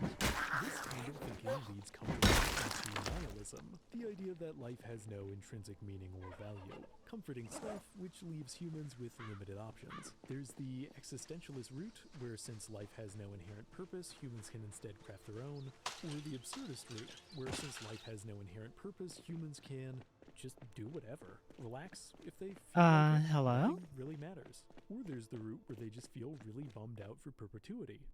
A trend you might have noticed is that the philosophies that acknowledge the state of the world Hello, aren't very keyboard? consoling. Even Why did you Stoicism, an switch? ancient philosophy which is now hip again, is ultimately more about accepting the hardships of life than making those hardships go That was away. weird. At first, I thought this was another amateur mistake, where someone forgot to add the objectively correct Hello philosophy keyboard to I the will process of web. the thing. But upon reflection, I think this might be an inherent That was a byproduct bit of the weird. fact that it is difficult to be a human. To be a character in this setting is to experience pain. Bright spots too, and seeking a greater understanding of the world can help, but human life has fundamental drawbacks no one can fully escape from. No matter one's philosophical outlook, to live in this world is to experience sorrow. Good thing Earth is entirely fictional. Alright, let's brighten things up with some fun, ethical thought My experiments. crowbar is so Loads of weak. philosophies come into play with it, like the classic trolley problem, where there's 5 Oh humans tied my to a trolley gosh. track, one The zombie human didn't tied see to me. another, and you off to the side with a lever and the power to decide which track the trolley goes down. This dilemma, of course, ignores the real question, which is who is tying all these folks to What the the trolley heck? track, and how do we get them to knock it off? Plato's Cave is another famous dilemma about being stuck in a cave or something, it seems like. Cool shadows though. Anyway, solution here also seems pretty simple, just go and leave the cave. Problem solved. Wow, ethics are easy. Less easy are paradoxes, logical fallacies that prove how simple it is to break Earth's rules. A paradox can be as basic as writing, "This sentence is a lie," or as circuitous as the barber paradox. So imagine there's a barber who claims he shaves all those and those only who do not shave themselves. Does this barber shave himself?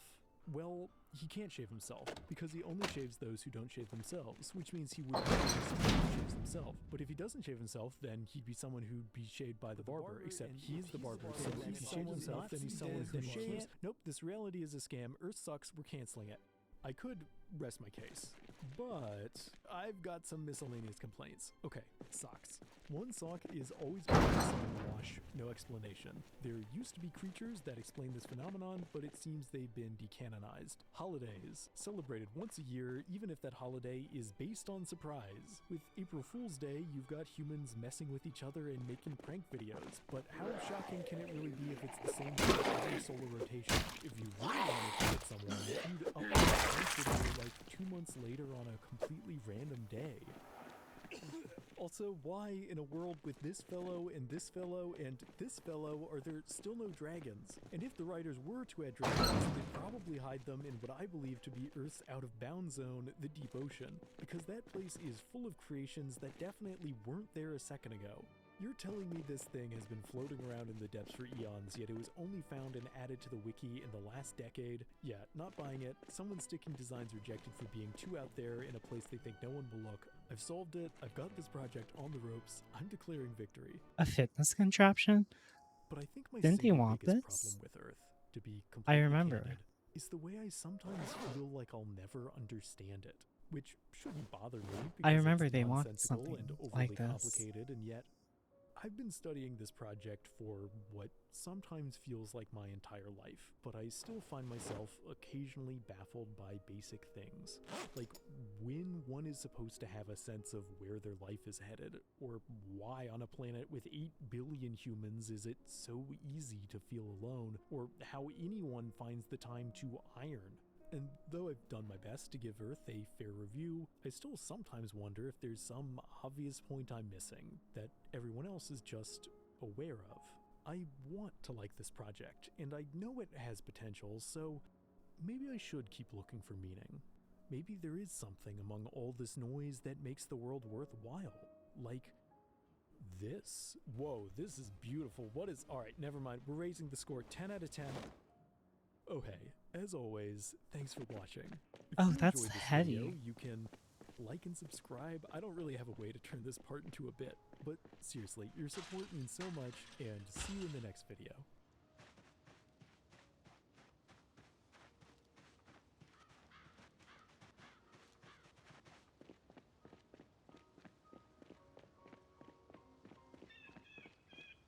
RPGs are one of the most influential genres in gaming. They include many of the most beloved and acclaimed games ever made, and there aren't many other genres that have been around for this long and been talked about this much. And yet, I don't think most people understand this genre very well. I didn't find what I wanted, Don't know but where it came from, having how that it's actually defined. should be good enough. It changed, and caused those changes as subgenres emerged, when the genre struggled and when it prospered. What were the biggest series and what happened to them? What games influenced other games? And more. stretches about 50 years now, and a lot can happen in 50 years. So this video will aim to cover those events, all of them, going from the humblest beginnings to the troubles of today, and along the way, I hope the RPG genre might be a little bit more set. There is a lot that can be learned from the history of RPGs, and its lessons still seem relevant today. After all, it's one of the genres that has simply evolved never further away from its origins, but has instead often tried to evolve towards its starting point. RPG history still matters to RPGs. It's still shaping the present, and it's still their part in its future. So, let's talk history, starting with origins and definitions.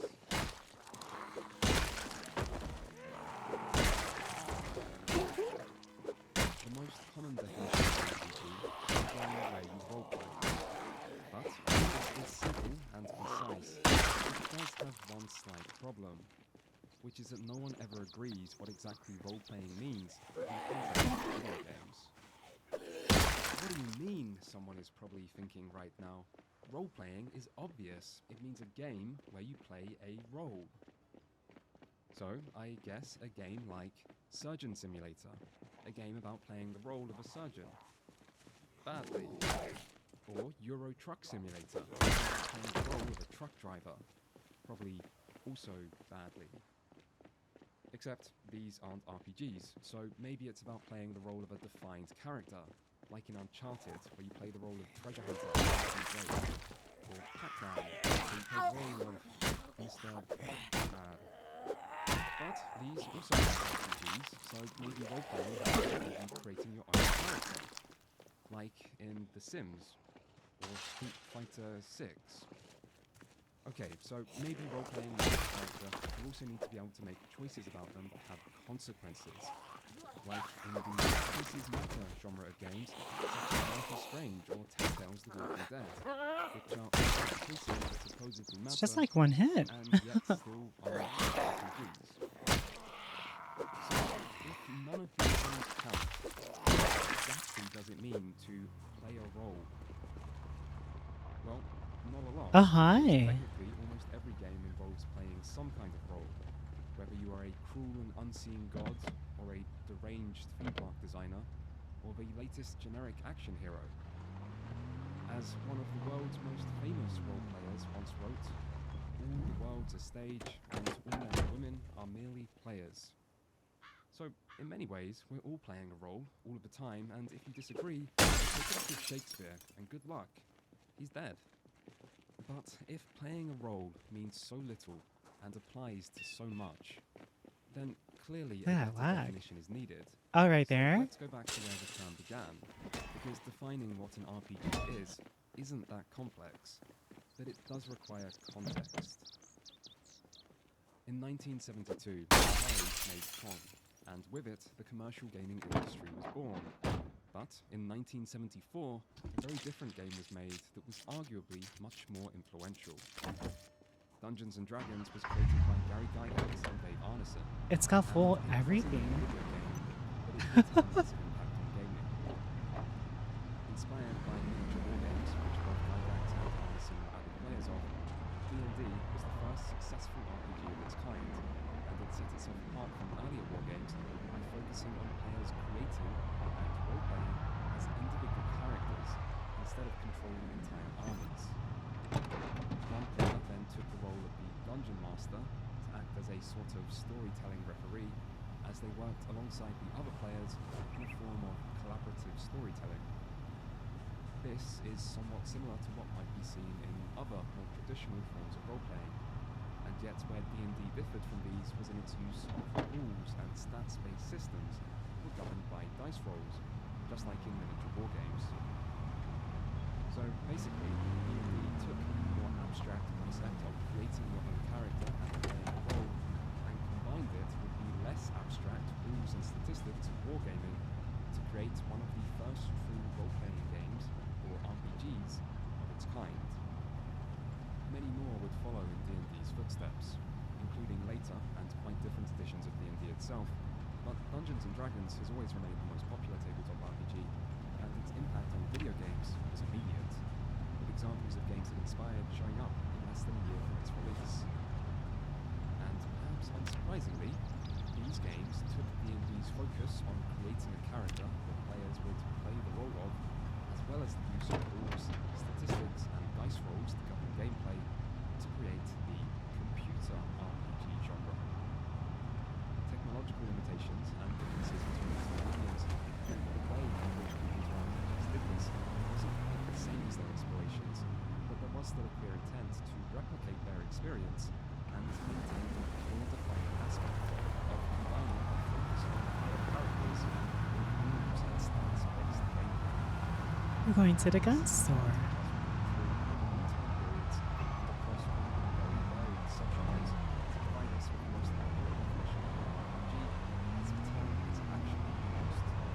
Gun shopping I play ya. Yeah, yeah. Features such as character creation, dialogue choices, narrative choice and consequence, other types of character expression, and combine this with statistics and rules of gameplay, such as experience points and leveling up, character skills and stats, route progression, and combat and building statistical calculations like hit chance or variations in damage numbers. Still, there are at least some grey areas to even this definition, because while all RPGs focus on player characters, they might do this in different ways, with some characters even being predefined. And RPGs can also feature multiple player characters Oh. counting as an RPG, as long as the game maintains a smaller, more personal scale, like that seen in tabletop RPGs. What's more, what exactly is meant by statistical-based gameplay also isn't always clear, as we can find many action RPGs have less focus on role-playing decision-making, while non-RPGs have increasingly incorporated statistical elements that include features like increased player retention and money-sucking microtransactions, to provide players with a clear sense of pride and achievement. Still, the best way to understand the differences in gameplay between RPGs and non-RPGs is again to look at the context in which the genre emerged. In the 70s and 80s, arcades ruled the industry, and when consoles arrived, they were designed around and marketed as being like arcades but for the home. Video games of this era were therefore heavily based around the pay-to-play monetization, meaning they were challenging, replayable, included features like high scores, and most important of all, they aimed to be purely skill-based. Things like numbers, ambiguity, randomness in gameplay systems were not Instead, skill in these games was derived by mechanical execution, something that was purely in the player's control. Meanwhile, early What the mainframe and fuck? personal computer games had a completely different set of technical limitations, being generally far inferior to the There's a SWAT guy here. and they also had no of the monetization. Uh-oh. They were often radically different to their arcade rivals.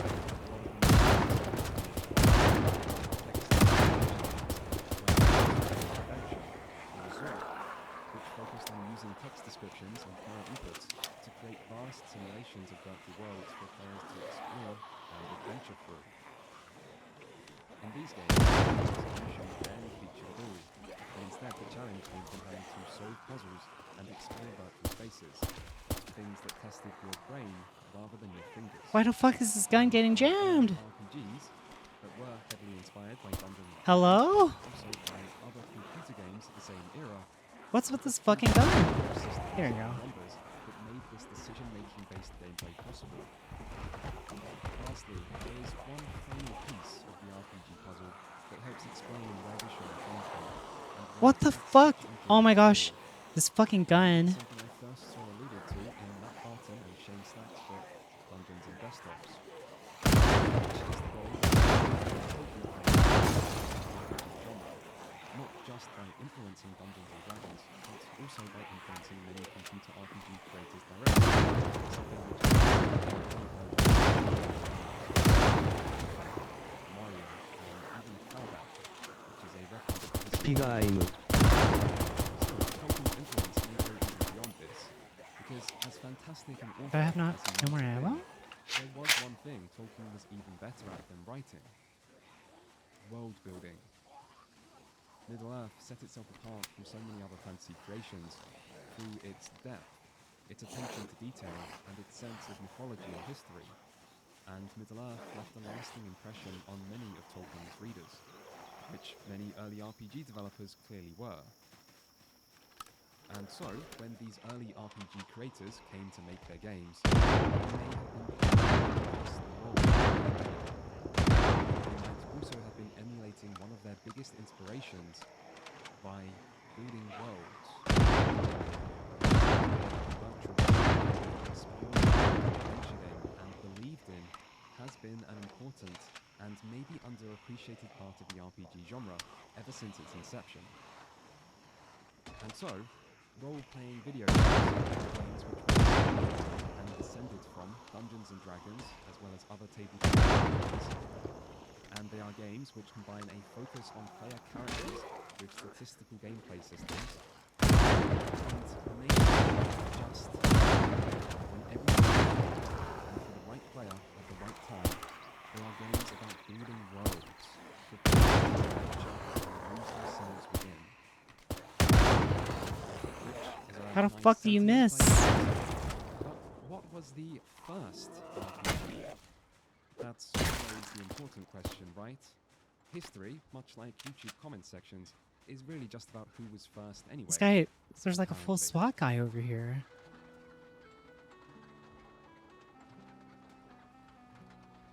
No one knows. That's the answer. Sorry if it's a bit anticlimactic, but the explanation for why no one knows is pretty interesting.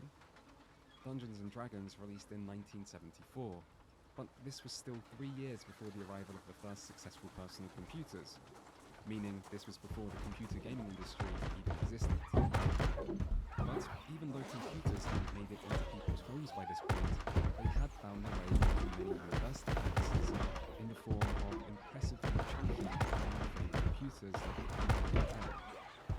And so, as D&D became popular amongst knowledge student types, some of those same knowledge students took it upon themselves to try to digitalize its rules and gameplay. It's not like there's a lot of zombies, chat. They didn't make money. They were typically open source and sometimes collaborative and highly iterative in their development. They didn't care. Ignorance is bliss. And often they weren't very well designed. Playing D&D isn't exactly what the exorbitantly expensive mainframe computers were built for, and so the use of them in this way was often restricted and outright prohibited when they first started. Still, even if early developers were limited in these ways, there were good reasons why someone might want to computerize Dungeons & Dragons even though the tabletop version already existed. For example, a computer RPG can be played by a single person, rather than requiring an entire group. They can also streamline a lot of the rule checking and calculations Box to of speed up gameplay, shotgun while significantly shells. lowering the barrier of entry. It's also worth remembering that the Dungeons & Dragons of 1974 was very different from the D&D of later years, and was generally much more basic and undefined, meaning there was plenty of room for alternative interpretations of it. And so, the emergence of computer RPGs makes sense, and many followed. Some of the best known include Rusty Rutherford's Pedit 5, and Weisenhunt and Woods D&D all lowercase, not to be confused with the similarly named D&D all uppercase by Daniel Lawrence. Others from the following years would include Oubliette, Moria, Avatar, Orthanc, and more, many of which have undoubtedly been lost to time. These games tended to be heavily text-based. The graphics they did feature were typically first-person, with dungeons displayed in rudimentary 3D, and they featured a range of RPG elements, often inspired by or copied from Dungeons & Dragons, such as character creation, character stats, leveling up, acquiring new gear, monsters to fight that get progressively stronger further into the game, and an emphasis on dungeons, which are what formed the majority of these games. One surprising feature of some of these early RPGs was multiplayer. Dungeons & Dragons itself was a multiplayer game, and mainframe computers were already connected There's more to in the university back. networks. Oh my Meaning having gosh. multiple players in a single game world wasn't too difficult. It was from this that Roy Trubshaw and Richard Bartle Okay, that's a would lot. create the first multi-user dungeon in 1978, which was called Multi-User Dungeon, and created the genre of multi-user dungeons, or MUDs, as they would soon come to be known. MUDs combined RPG systems with a text-based adventure in persistent worlds that multiple users could join simultaneously, giving rise to a new highly social experience that would later inspire the creation of the MMO genre, although that is getting a bit ahead of ourselves. Regardless, this wasn't the only offshoot that came from early mainframe RPGs, as in 1980, Michael Toy and Glenn Wickman would create one of the most famous mainframe computer games ever made. Rogue featured turn-based gameplay with a top-down perspective in a grid-based world represented entirely by ASCII characters. Still, its most famous feature was its combination of an entirely procedurally generated world, unique to each playthrough, alongside permadeath, the two things that would help define the rogue-like genre and inspire so many future games. Still, by the start of the 80s, mainframes were no longer the only computers RPG developers had access to, as in 1977, That's a lot of PCs had their stuff. first Oh big my commercial goodness. breakthrough with the arrival of three new machines: the Apple II, the Commodore PET, and the TRS-80. These early personal computers weren't cheap. The Apple II launched at just under $1,300. That's a lot and of weapons. That's before inflation. These PCs also weren't that powerful, seeing as they weren't designed around the needs of gaming and had more technological limitations than both mainframe computers and arcade systems. Still, PCs did bring one big advantage, which is that they didn't just allow their owners to play games, they also allowed a whole new audience to make them. This greatly expanded the pool of potential game developers, and it was from this pool that some of the most legendary RPG series soon emerged. Of course, this hobbyist origin does mean that, again, no one knows what was the first RPG developed for the personal computer actually was. But we can identify some of the first commercially successful PC RPGs, like 1979's Temple of Apshai from developer Automated Simulations, which kicked off the Dungeon Quest series and would receive numerous sequels in the following years. It also sold 30,000 copies by June 1982, making it a big hit, which was new ground for the RPG genre. Temple of Apshai starts with a now routine character creation system before switching to a top-down graphical representation of the dungeon players will spend the game adventuring through. Still, Apshai does reveal a key difference between mainframe and PC RPGs, which is memory limitations. Mainframe computers are famous So for many giving rise to the text-based guns. adventure genre, and RPGs that followed would likewise feature large amounts of text to communicate their complicated worlds and systems to players. But personal computers didn't have anywhere near the memory needed for so much text, and these memory limitations would play a major role in shaping PC RPGs for many years. This meant early RPGs often placed less emphasis on story than both That's a lot of tabletop RPGs guns. and later computer RPGs, simply because there wasn't enough memory available to include much story without making other major sacrifices. It also meant that I a wonder lot of if we can important scrap information needed these. to play these games was placed in instruction manuals, including tutorials, We have too many guns. explanations of gameplay systems, I wish you could scrap them. details about a game setting, Maybe and later plot, on. and more. In fact, the Temple of Apshai manual even includes detailed I'll make guns more descriptions rare of then. each possible room the player enters in-game. All 233 of them, detailing smells, sounds, skeletons, stonework, and more. Temple of Apshai was not one of the games I played in preparation for this video, but from this manual I can at least tell you what the Temple of Apshai smelt like, and the answer is vanilla for some reason. Seriously, the smell of vanilla is described 56 Yeah, I times think we have in this enough manual, which guns. makes me wonder if So the I'll reward just for leave getting these to over the end of here. the temple is a giant cake or something. Another important RPG from this era came from a young man named Richard Garriott, who began developing games after entering high school on the school's mainframe PDP-11. He was 14 years old at this time. This just happened to be the same year that Dungeons and Dragons released, and the same year that Garriott first read Lord of the Rings. And so he embarked on his own quest to make a version of Dungeons and Dragons for computer, which he titled Okay. D&D. Uppercase, not to be confused with any of the other D&D uppercases. Are we good, Garriott would Nightmate? make numerous versions of Are we good? Are D&D, we good? which he numbered, but it wouldn't be until D&D 28 that he made his big breakthrough. We good? By Okay. this point, it was 1979, and Garriott was in his senior year, where he was also working at the retail store Computerland, giving him access to an Apple II and a programming language for BASIC. Garriott eventually persuaded his father to purchase an Apple II for their home, on which Garriott rewrote D&D 28 in BASIC, with the end result being given a new title, Calabeth, World of Doom. Garriott sold Calabeth at the Computerland store he worked at for $20. It came inside a Ziploc bag with photocopied instructions and a cover illustration drawn by his mom. But soon, the copy would find its way to the California Pacific Computer Company, who contacted Garriott to ask to publish the game for a wider audience. It sold over 30,000 copies. This made the still teenage Garriott about $150,000, which is not bad for a small city.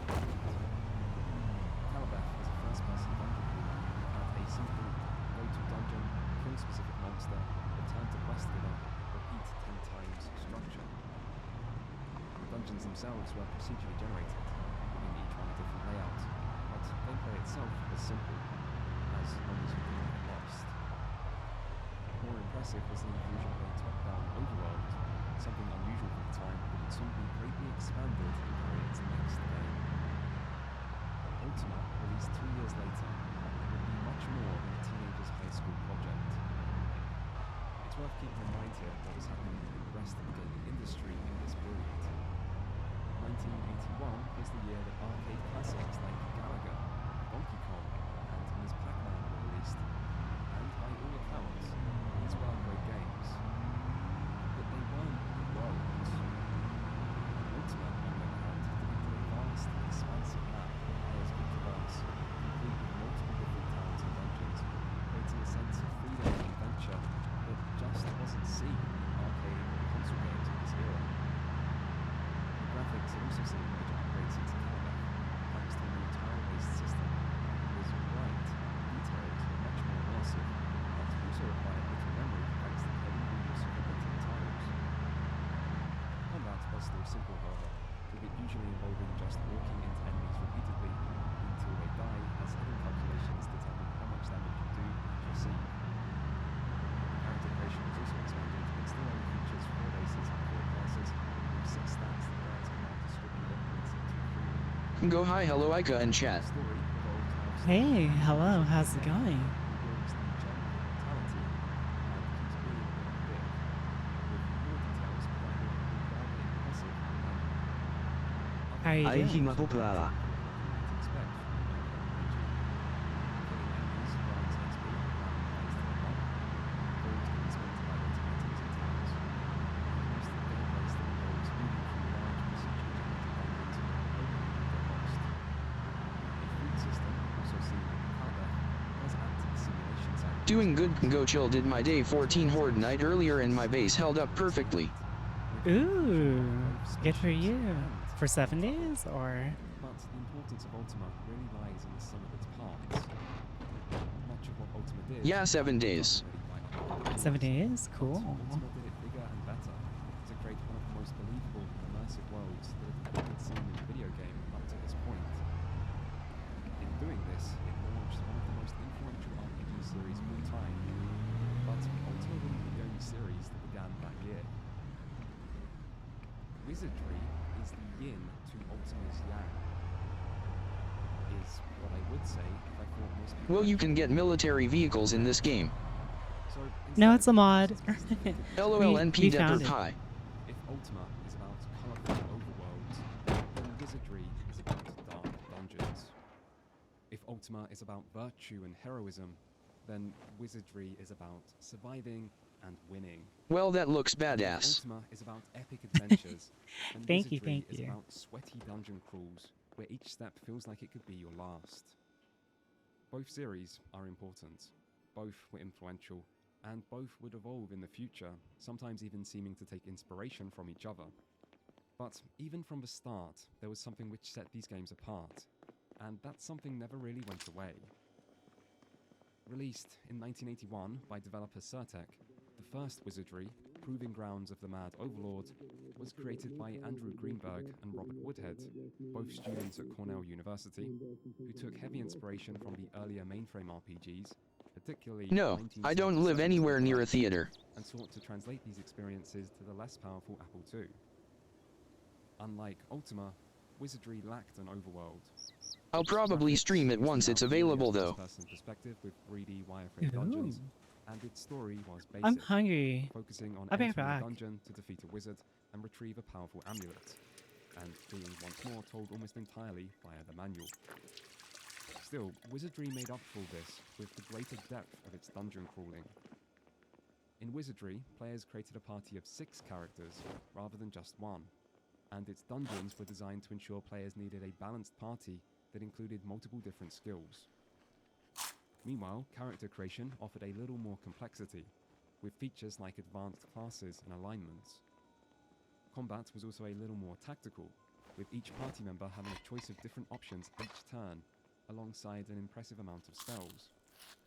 And dungeons were a little more deadly, featuring many traps, one-hit KO attacks, and a maze-like layout that required players to create hand-drawn maps to successfully navigate it.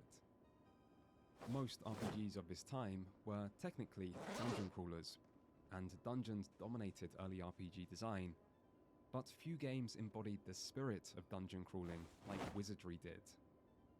I've always felt there's a reason the genre came to be called dungeon crawlers, rather than something more upbeat like dungeon adventures, and it's because these games want to force Why do you players guys into their very hands old, and knees low and make them quality, drag shitty themselves through the theater? dirt to Huh? succeed. I brought something nice. The fun is in overcoming the challenge the dungeon Got a presents, ham radio. and the high difficulty ensures Like a strong military radio. playability, even if the rest of the game seems simple.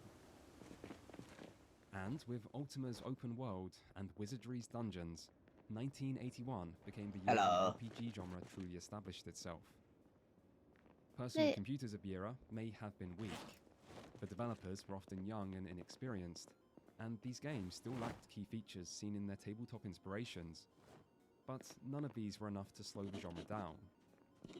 Ultima 1 soon surpassed the sales of the already successful Akalabeth.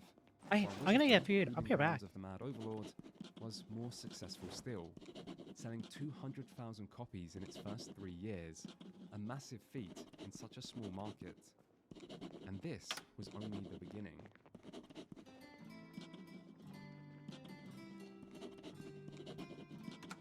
The 80s would be a time of rapid growth and experimentation. This was a time when development teams were small and PC gaming was still learning how to be commercial, meaning RPG developers enjoyed a lot of creative freedom as they got to leave their mark on a genre where the rules were still very much being written. And not just by Wizardry and Ultima. Other RPGs like 1982's Telengard from Daniel Lawrence were instead expanded versions of early mainframe RPGs. In this case, D&D uppercase, and this is the same D&D uppercase as earlier this time. Telengard is a top-down dungeon crawler with procedurally generated dungeons, yet its gameplay would take place in real time, giving it a rudimentary hack-and-slash style combat. 1982 would also see Jeff McCord's Sword of Fargale, which also focused on top-down procedurally generated dungeon crawling, this time with a basic fog of war and auto-mapping system similar to Rogue. And Dungeons of Daggerath, which provided the first attempt at a real-time first-person dungeon crawler. Still, while the number of successful commercial RPGs was increasing, I think it's been close to 6 years since I went to a theater, actually LMAO. the clearest mark on the genre, and it didn't take long. I haven't for been in a games theater to in so produce long. sequels. Also, the food is still Ultima cooking, 2, so The Revenge of the Enchantress, yeah. released 1 year after its predecessor, and featured Yeah, enhanced graphics I think Val and probably new fell ability asleep. to talk to NPCs. Those NPCs didn't always have much to say, イエゴン A カップルタイムズディスイヤー and show a clear attempt to both make the game world feel more lived in and to craft an experience For that Dune felt and like Godzilla. dungeons. Ultima 2 would also introduce a greater emphasis on time travel, with portals now randomly appearing on the overworld that could take players to different versions of For that Dune world. and Godzilla. And that world was They've been now a fantasy wanting to watch version of Godzilla, Earth, but I with haven't different time watched it. periods spanning from the mythological era and millions of years BC to present-day AD. Man, she really as found well an as a SMG. futuristic post-apocalypse. So think Oh, about and it. It's like, space wow. travel also returned. Why and is there a players bunch of could now zombies are travel in? to different planets in the solar system. This is Huh? zombie curse all over. Minus one. Ultima 2 for being Great What's going on? movie. rushed, but one thing that couldn't be criticized about Huh? it was a lack of ambition. As Nice. it offered a surprisingly creative adventure for a genre that was otherwise still firmly in the hands of D&D. Oh yeah, Ultima we 3 watched it a few was months ago. even more impactful. So there was like corpses of Releasing in zombies. 1983, and this time published by Garriot's own company, Origin Systems, We need a second Ultima's weapon third entry crate. brought multiple new additions. The first was that players now controlled a party of 4 characters rather than just one. A change Garriott admitted Okay, was directly is it okay if I inspired by drop Wizardry. a weapon on the floor? To go alongside this, it also overhauled combat, which now took place in a separate top-down combat screen that was triggered via random encounters. This made combat much more tactical than before, with players now needing to focus on multiple combatants and manage aspects like positioning. Can Ultima someone 3 with also like a made good key changes to carpenter level dungeons, make like a which now good table? featured fixed designs rather Or than stay being with randomly somewhere? generated, and used solid 3D color graphics. In Oh, here? they were instead talking of about the earlier zombie wireframe bodies. approach. Finally, the story no longer incorporated sci-fi elements and was no longer set on an alternative Earth. But it did place an ever greater focus on talking to and acquiring information Yeah, from we could various lay down all the NPCs, gun. as the player must seek the help of a mysterious Time Lord to stop the evil being known as Exodus. Ultima 3 was an instant critical and commercial success, and would go on to Gonna become one find of the an most American influential flag RPGs in it of its too. era. Meanwhile, while Indicated, Ultima was American trying to rule. innovate, Wizardry instead sought to refine. Wizardry 2, The Knight of Diamonds, would also release in 1982, 1 year after its predecessor, and it looked a lot like that predecessor due to being Hi, made on the hello, exact same hey, engine. how's it going? The story was once more basic and revolved around acquiring another magical artifact, and the dungeons were once more brutal, and again seemed to want nothing more than to lead players to their doom. But Wizardry 2 did include one important new feature, which was the ability to import your party of characters from the previous game to continue their story. Oh and my advancement. gosh, look at it. Wizardry 3, We can literally work Legacy of out. Ligeman, released 1 year after Wizardry 2, and again offered more of the same. Although this time, while characters could still be imported, the party you played as were actually the descendants of the previous characters and were reset back to level 1. So Wizardry wasn't making Fully any approve. new strides, but it did do enough to maintain its popularity. 1984 would be a quiet year for the RPG genre, perhaps as a knock-on effect of the mostly console-focused but still very impactful How do great you use video that? game crash of 1983. But things wouldn't stay quiet for long, as 1985 would see several major releases. Unusable kicking off what is often metal? referred to as the golden age Oh. for computer RPGs, and once more, a familiar name would be at the forefront. Ultima 4 Quest of the Avatar released in late 1985 and brought the most significant change to the series yet. Where previous Ultima games, and pretty much the entirety of computer RPGs, were all about dungeon crawling, Ultima 4 instead feels like it's first and foremost about story. And where previous game stories were about defeating monsters and other evil entities, Ultima 4's was instead about being a virtuous person. In fact, Ultima 4 is one of few RPGs that didn't have any kind of big baddie or ultimate evil for players to defeat. Instead, the story focused on understanding and acquiring the 8 virtues. These were then raised or lowered by the player's in-game actions, where things like giving money to the I have poor see. might In improve order on to sacrifice, make while fleeing from mechanic battle 2 metal lowers your sheets, valor. 2 small metal sheets. Also, instead of rolling for your character's stats and selecting a class at the start of the game, Ultima 4 instead had players answer a series of moral dilemmas, which were then used to assign players their starting class and stats. This genuinely groundbreaking focus on morality and reactivity was the result of feedback from earlier games in the series, where some unhappy parents had complained that these games were rewarding players for Okay, immoral actions, and then like theft and murder. This was also the time of the Dungeons & Dragons Satanic Panic, And so Garriott Satan- decided he would respond to these Satanic critics panic. by proving that a video game could be a force for good and teach important ethical lessons. Yet, Garriott didn't want to do this at the cost of the story, and so the story came to be about this quest for virtue, where the player's character was meant to be a direct representation of themselves, who was transported from our world to the game's world in the opening cutscene, and where there was an ever greater emphasis placed on talking to NPCs, as well as defined companion characters who each embodied one of the virtues. The result was a game that puts the morality system of many later RPGs to shame. In Ultima 4, being virtuous was much more than a simple choice between being good or evil, Eyes. and the game went as far as Arm. to create puzzles and dilemmas to test players' morality, such as asking them to murder a group of children who are later revealed to be monsters in disguise. Oh, Ultima 4 was hugely successful and remains an important step for the genre. But the second half of the 80s was when RPGs started to be about much more than just wizardry and Ultima. 1985 also brought the release of The Bard's Tale: Tales of the Unknown by developer Interplay and Oh, then shit. acclaimed PC publisher Electronic Arts.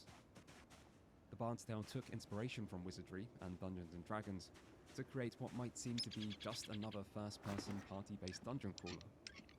The story is also quite basic, with a fairly routine premise of defeating an evil wizard to save the town of Skara Ooh. Brae.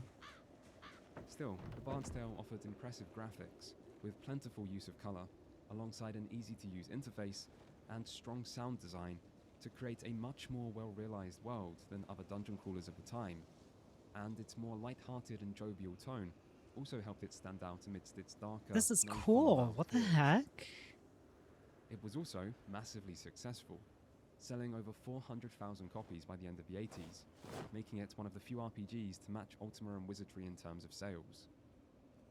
The Bard's Tale would receive sequels in 1986 and 88, which offered similar yet greatly expanded experiences and established The Bard's Tale as another major RPG series to be reckoned with. And The Bard's Tale wasn't alone. 1986 would see the debut of New World Computing's Might and Magic series, with Book 1, The Secret of the Inner Sanctum. Coded almost single-handedly by John Van Caneghem So over how do several you years, Might and use Magic was this? another first-person party-based dungeon crawler, except Might and Magic stood out by Please making kill a the zombie for dungeon you. the I entire will. world, and We by just got making back that from world killing a lot. massive in scale. With a large range of diverse locations, So, Might and Magic's yeah, you're gonna have to wait a forests, little bit. deserts, and mountains made exploration more exciting by moving the dungeon crawler formula away from the now routine dungeons.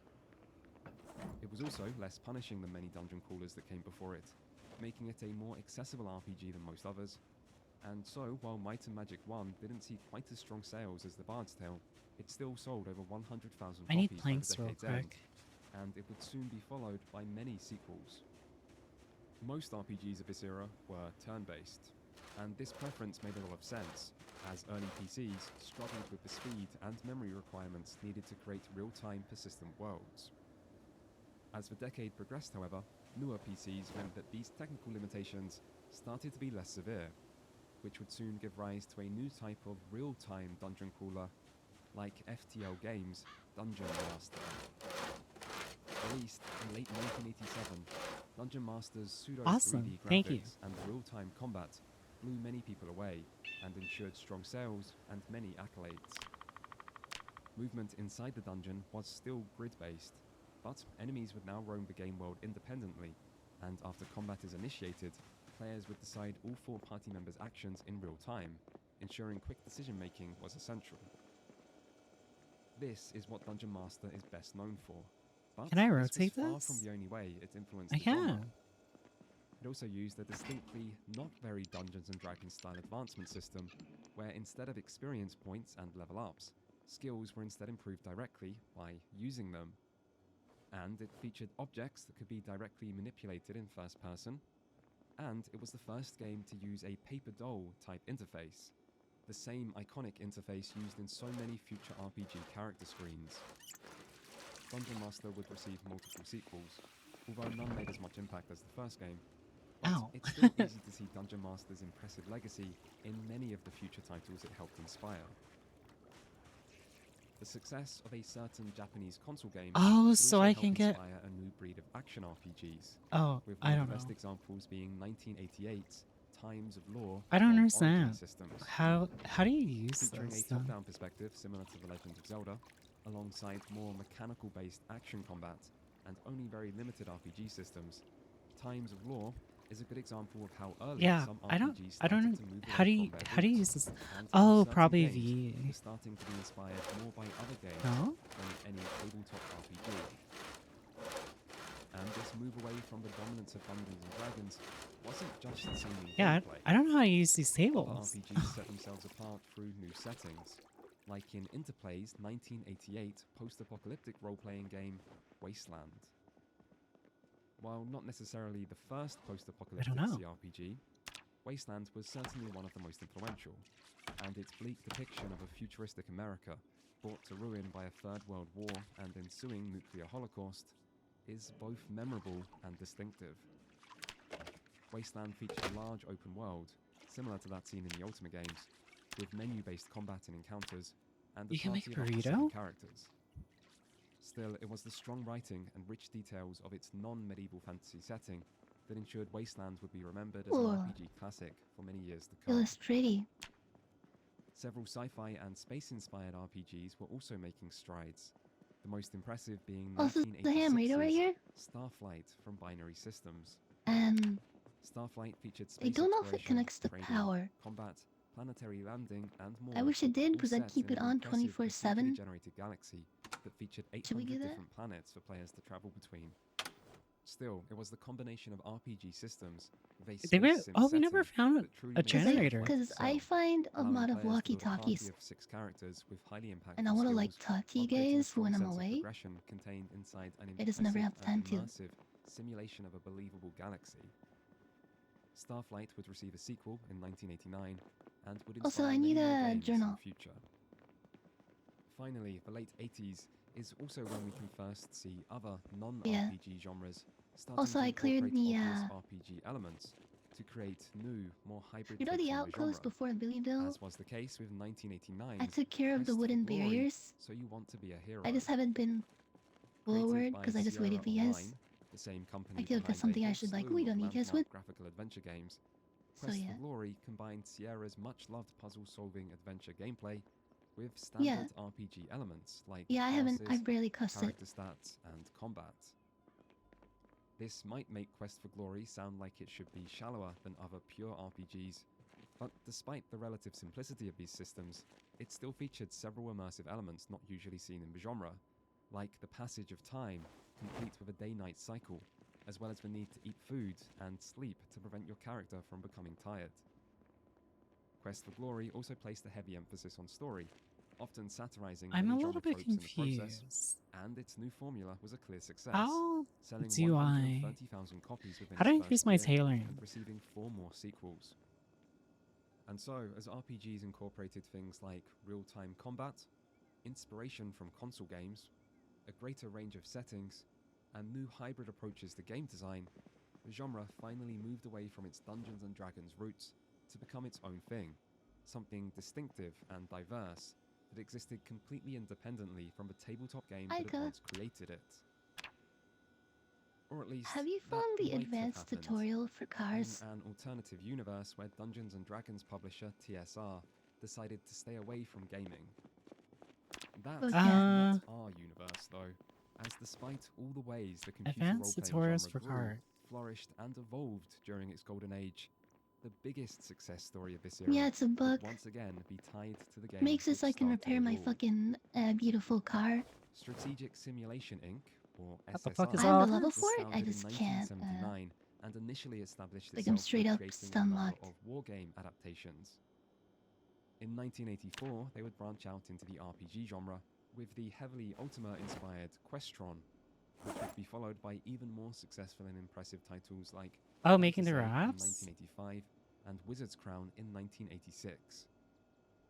These games cemented SSI's reputation as Arm a wrapping? talented CRPG developer. But unlike many other RPG developers of this time, SSI was also a fairly big company who were publishing multiple games a year, with many going on to be successful. And so, when TSR decided who should be bestowed the much coveted license to make official advanced Dungeons and Dragons video Okay, you games, man. SSI were perhaps the most logical choice. After all, no developer had as much experience adapting existing rule sets as them, and while there were other developers who could make one big new RPG a year, SSI was someone who could make multiple, which is exactly what they did. Pool of Radiance released in 1988, and it would be the first of 14 Gold Box RPGs, all built yes, on the they same were engine, this. that released over the next 5 years. The term Gold Box derives from the colour of the boxes these Okay. games were sold in, but it also came to be a marker of prestige, both for these games, which were official D&D products amidst the sea of imitations, and for the quality of the RPGs found within, which became some of the most beloved and successful of the era. And this multi-series series hit the ground running from its very first entry. What happened, right? There are 3 things Pool of Radiance Riding a excels at. motorcycle is probably not a good First idea. has already been mentioned. By being an official D&D RPG, Pool of Radiance was able to adapt the already tried and tested AD&D rule set, which many You players gamer, would already you have like that familiarity then? with, as well as pull from the rich and highly detailed Forgotten Realms setting, which promised a vast, believable world that extended far beyond what was seen in this one game. The second strong point of this game was its turn-based tactical combat, which took place on a separate top-down battle screen and expanded upon what was seen in SSI's earlier Wizard's Crown. These battles gave players plenty of options and provided some of the most strategic and deep encounters seen in the genre up until this point, even if the slow, miss-heavy D&D gameplay and large number of possible combatants could also make them quite time-consuming. Pool of Radiance's final strength was in its world design, which was once more depicted with 3D graphics and explored in first person, and yet was more logically consistent in its construction, and offered a sense of clear narrative progression as players worked to reclaim and rebuild the fallen city of Flan. And so, for RPG fans, Pool of Radiance was the real deal and offered a complete package, and its sales reflect this, with over 260,000 copies sold in North America alone. Sequels soon followed, some of which would be developed by different studios, and some of which would spawn different series. But the net result would be a raising of the bar for the CRPG genre.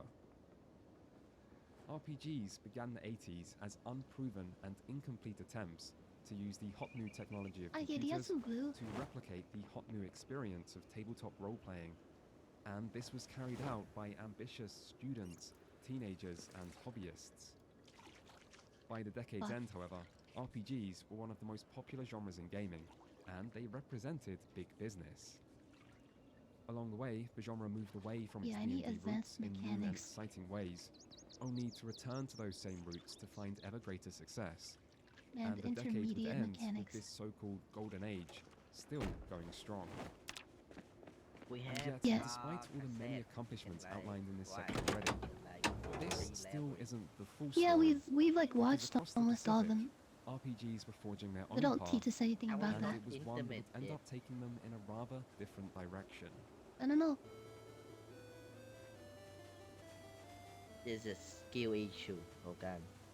It's easy to take the global nature of modern gaming for granted, but things weren't always so interconnected, and in the 80s, the barriers presented by different geographic regions and languages were significant. It I wasn't might be until able to the make Nintendo parts for Entertainment this System car. that things started to change, Advanced and this would mechanics. also be the system that established JRPGs as a distinct and impressive Is it possible force to be repaint reckoned with. cars? And yet, some Japanese RPGs were being リドガリーエバーゲット英入カー released on the I don't distant know. frontier of the early To be Japanese honest. home computer. Can either Just like with their Western counterparts, go pinpointing to the Muldrow, first but I think we Japanese got all the RPG is no books, easy right? feat, and detailed information on the earliest of these games can be hard to find in general. Despite this, the influence of Thank both you, Carpy. Ultima and Wizardry Oh, I'll be can right back. still be seen quite clearly, To then we'd have to go Like to in the Poe's city 1983 over game, or go to Dungeon. Louisville. which featured an overworld and dungeon design reminiscent of Medal for Ultima ready 1, for Louisville. alongside some rather D&D inspired monster designs. Or I have 1984's food. The I Black have Onyx, food. a wizardry-inspired game created by Dutch-American Henk Rogers after he moved to Japan. Do It we have went any on to sell planks I over can steal? 150,000 アイブルナ copies, ム making it the first RPG in Japan to find major commercial success. Repair my car? 1984 would also see a I can do trio some of repairs on our influential car. action RPGs. Actually, Namco's The Tower of Druaga, Nihon Falcom's Dragon Slayer, and TNE Soft's Hydelide. The Tower of Druaga was originally an arcade game, and this is reflected in its design. But developer Masanobu Edo's inspiration still came from buying a copy of Dungeons & Dragons on a business trip to America. It's worth noting that just like with Wizardry and Ultima, Dungeons & Dragons wouldn't officially release in Japan until several years later. And yet, just like with Wizardry and Ultima, it was still influencing Japanese developers, and those developers would in turn go on to influence others, which is Outside the and case read, for both inside. Dragon Slayer and Hydelide, as they drew clear inspiration from Towers of Druaga. Hey, you. Still, the real breakthrough Me for and Japanese Sneaker stuff, it's RPGs okay. followed the release of Nintendo's immensely We don't need that successful much. Famicom. It was on the NES that Shigeru Miyamoto would create the Legend of Zelda in 1986, building on the action Let's RPG just formula say. of Hydelide and Dragon Slayer, while apparently also being influenced by the open world of Ultima. The Legend of Zelda would lack most of the statistical gameplay elements usually necessary to qualify a game Yeah, as it's an a RPG, fucking yeah, but right? its sequel, The Adventure How you of think Link, about that? wouldn't, I and think I included can. an XP and leveling system, showing No, that what I despite the love different about this direction car that the Zelda is series this would go seems on to to the good take, side for the driver. role-playing games were still a clear part of its origin. This Okay, origin thank might you. also explain why you spend so much time in these games inside various dungeons. I want to make it so And like yet, as important as The Legend of Zelda if was, you're not there around or would I be need another emergency game released repairs, I in can that do year it. that would go on to define Same thing, because I JRPGs. always drive a car. Yuji I need to get Horii rid of the first I discovered need Wizardry on a trip to to America uninstall. in 1983, which led to his decision to make a game that combined elements of Wizardry and Ultima to create an RPG experience that could be enjoyed by Japanese audiences. Yeah, the bug is missing. And so Horii I can't and even his take team at this. Enix Jeez. took the overworld and So powers left of Ultima and and the rear. menu-based combat Left of front Wizardry and rear to right. make something new. I'll be right back. To ensure the game would appeal to Japanese gamers, the team then looked to popular manga serial Shonen Jump for inspiration in visual style, which led them to working with Dragon Ball creator Akira Toriyama. And the result was Dragon Quest, a game which sold millions of copies and inspired countless I can't games even of the take that future. off. Dragon Quest's success had much Never to do mind. with its accessibility. Jeez. By comparison, Western RPGs were dense and unforgiving, with games sometimes even assuming a certain amount of familiarity with the tabletop RPGs that inspired them.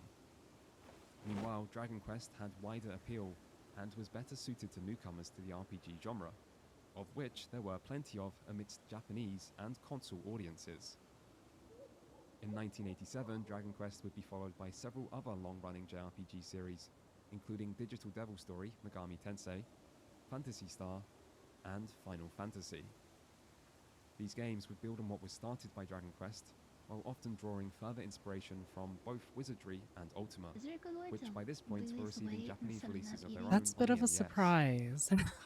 Still, while Western RPGs would continue to be inspired by Dungeons & Dragons and other tabletop RPGs for many Okay. years to come, this wasn't the case in Japan, as D&D would never achieve the same level of popularity, and Japanese RPG developers instead seemed to look to other popular JRPGs as their primary source of inspiration. This explains why JRPGs initially seemed a bit more experimental in their settings and visual styles, with Dragon Quest drawing from manga, Megami Tensei featuring urban and school settings, the Mother series being an idiosyncratic take on modern-day America, and Super Mario RPG being Mario in an RPG. As JRPGs evolved further, they had little reason to stick to the ideas and principles seen in tabletop RPGs, which is perhaps best illustrated by Final Fantasy. From the series' inception, Hironobu Sakaguchi was driven by his desire to Is tell it? stories, and so when a new Yeah, console we'll find a generation scene then. allowed for more memory, and therefore more text, Final I give hug, Fantasy's I give fourth hug. entry removed any form of character creation for the first time, and instead forced all players to take the role Mwah. of Cecil, a dark knight turned paladin. Okay, I need with a to defined do personality carpentry so I can and at least fix predestined cars with story. planks of wood. This is a Which clear is step so away from strange. a key part of tabletop RPGs, and But that's yet, cool. this change was widely celebrated and became one of the most praised parts of this game. Final Fantasy VI and VII would then take this Wait, we focus don't on have story Woodcraft even further, Episode with 1. an increased emphasis on cinematic storytelling, sometimes at the cost of gameplay. Let's see And again, this would be what met else with we can critical and repair. commercial success. She likes this car. And as Final Fantasy came to be more and more about story, it also became more and more linear, with it eventually removing the overworld completely until Final 11%. Fantasy XIII Only? was almost a literal straight line, and not everyone was happy about that. But Final Fantasy was free to develop in this direction because it was never trying to stay true to Dungeons and Dragons, and it was this freedom that shaped the series for better or worse. This same freedom applied to the entire JRPG genre, leading to more action RPGs and more anime visuals, and less dialogue or narrative choices, and an entirely different set of tropes and characteristics that would give the genre its own identity, completely distinct from Western RPGs. And why shouldn't JRPGs have evolved to be different? To be similar would mean trying to beat Western RPGs at their own game, but it was provably different. You know, I think Dragon Val Quest fell was able to asleep, sell chat. millions of copies. Because he a said it feat was up no for Western hours. RPG achieved until the late 90s, by which point JRPGs were breaking even more records. Still, the full story of Japanese RPGs will have to wait for another day, and that might be a long wait because it's not currently a video I plan to make. But I still think it's important to understand where JRPGs came from, how they share important DNA with Western RPGs, and yet why they ultimately ended up so different. Oh, and also, Japan loves wizardry. Like, Japan Aika, really loves wizardry, and would please keep the wash series yourself. and entire subgenre alive long after both died in the West. You're like covered in dirt But and as blood romantic as and that story sweat. might be, it's still a story for another day, because we have a long I way don't to know. go, I see and the flies 90s fall you. are finally cooling. ホット。 Hell, you need to- The 90s would begin with RPGs in full swing. I need relax. food. As the decade continued, it would come to be a time of problems, failures, and finally, reinvention. Yes, troubled water was on the horizon, but that didn't stop this decade from producing many of the most beloved RPGs of all time, and in the early years at least, most popular series were still going strong. Ultima received a 5th entry in 1988, which continued directly on from the 4th game, even allowing players to import their character, and yet took the narrative in a drastically different direction. In Ultima 4, players worked hard to embody the 8 virtues, and yet in Ultima 5, players returned to see those same virtues have been twisted into a totalitarian set of rules being used to oppress the populace, with the player joining the resistance to overthrow them. This made for a clever twist on what was seen in the Man, Project Zomboid is so fun. I don't know what it is about it. It just is.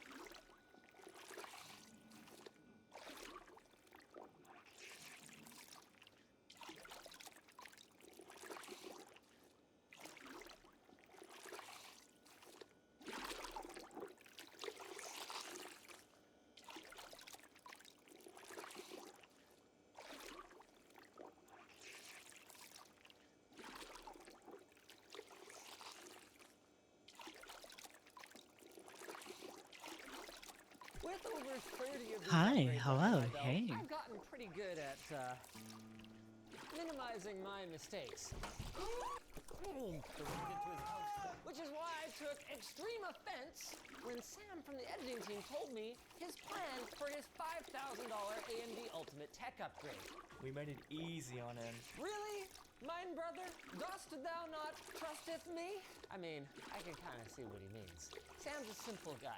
I mean, console guy. Which is why he used part of his budget for this latest, greatest AMD handheld gaming console. The LA. Wait, this is the old one. You're modifying it. Oh no. How is this easy? I thought that was your theme. Have fun. Thanks, Linus.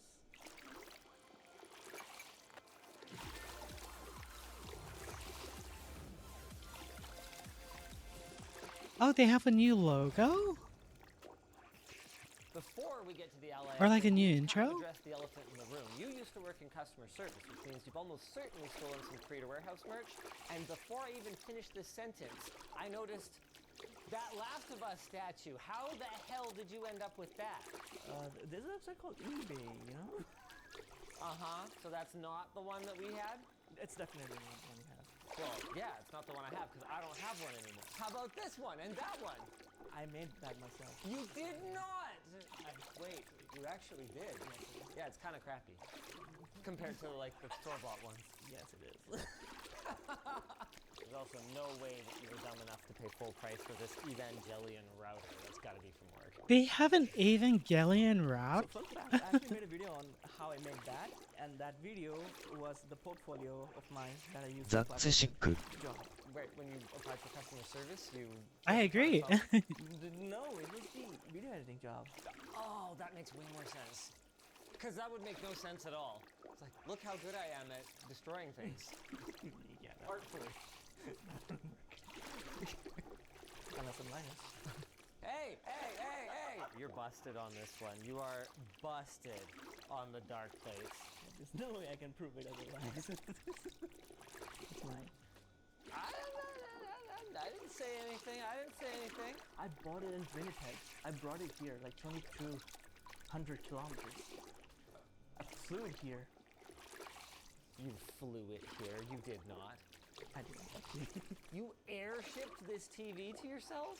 You What? have ground shipping, right? I officially believe you when you say you wasted money on stuff now. Let's have a look at your pile. Speaking of wasting money, did you develop photos? What year? How old are you? That's saved for later. I'll show you. Are you just like the world's most well-preserved boomer? Enough shaming you for your fake What the nuts. heck? Wait, these are real. They're just ancient. Oh no, I'm not gonna eat that. These are so old. Age is not seasoning, whatever my mom would tell me. All right, get your upgrades. I should have upgraded my nuts. That did not. That laugh says that what he said was true. No. All right, we're off to a good start. Why don't you tell me what we're doing with your ROG Ally here? By the time I got this, I did not know that they're going to come in with a new one. So I thought, yeah, I'll just pump it up, you know, like get backplate with a heatsink and cool it and have 4 TB on it so that I can put every game ever. Whoa, all right. Except one small problem. You know that the original Ally doesn't support 80mm M.2s.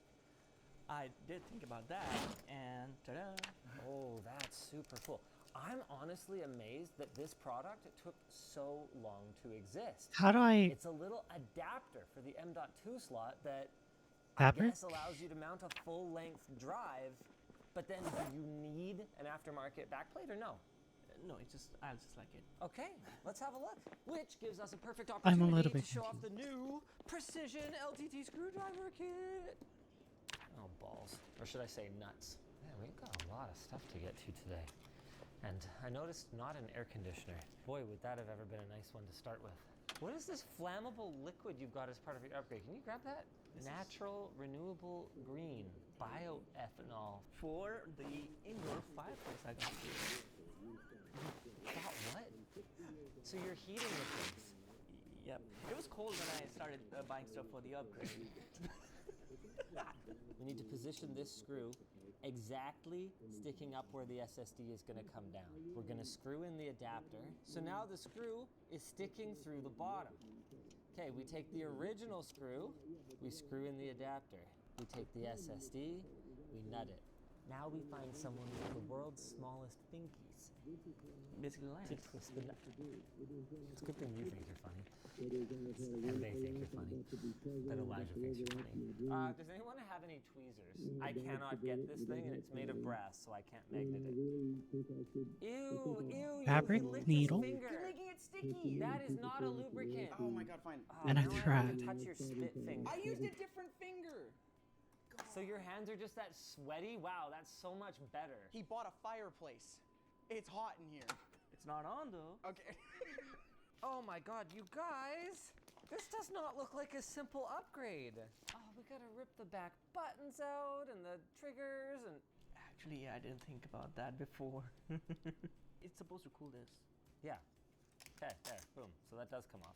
Perfect. Or Yeah. just throw out my idea of reading the instructions. Yeah. No, What do you mean, or? Linus, please read the instructions before you stick. Look, the heat pipe. Oh, he needs obviously goes there, scissors right? as Sure, well. you can say obviously. Look, see, look, Lego. Okay, in all seriousness, there probably is some hardware that needs to go. Yeah, there's like, oh my god, there's a lot. Oh, hey, comes with the gloves. Here you go, Elijah. I'm not doing it. Actually, that seems like a really good idea. Okay, Elijah, you can figure this out. Oh. Okay, let's go look at something else. While Elijah figures that out, AMD is doing another giveaway, this time for 3 I don't understand. of their brand new Ryzen 7 9700X CPUs that come out today. This latest chip features 8 Zen 5 cores, 16 threads, it boosts up to 5.5 gigahertz, all while having just a 65-watt TDP. All you've got to do for a chance to win is visit the link in the video description. Now, let's continue the upgrade. Elijah's Oh, we looking don't have chilly. Why don't we move on thread. to the fireplace next? I'm going to assume it goes here to replace this caveman technology fire that you've got. I'll help you out with that. That's what it is. Yeah, I was going to say, brother, what are you doing? It's like the whole thing is liquid. That's probably... So before we get any further then, don't touch this when it's on.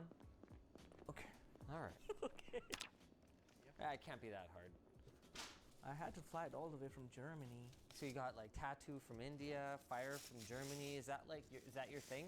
Yeah, I'm the next Mr. Worldwide. All that's left is cringe.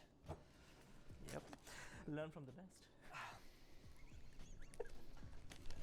This is what I hate about hiring viewers. 1,100 watts? Damn, Elijah. We're gonna get you right be taken care of. You'll repaired? never be cold again. God.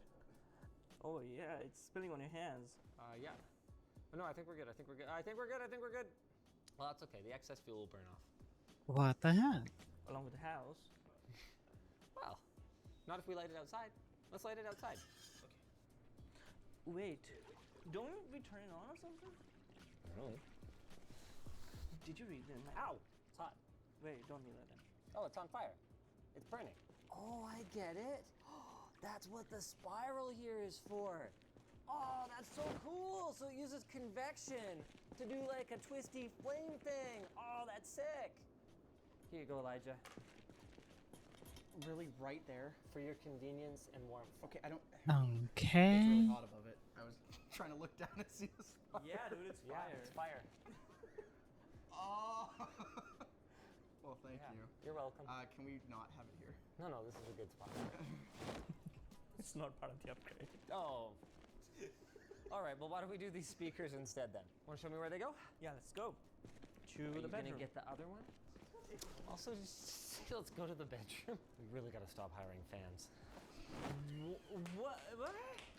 Wait a minute. We didn't come in here when I was looking for stool.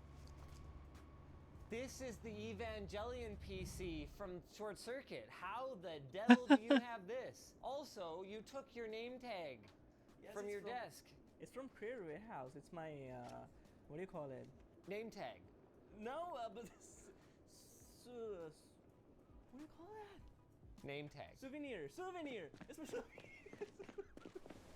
Dude, you Oh, can't how do I just repair decide this? that stuff at the office is a souvenir. Is this a souvenir?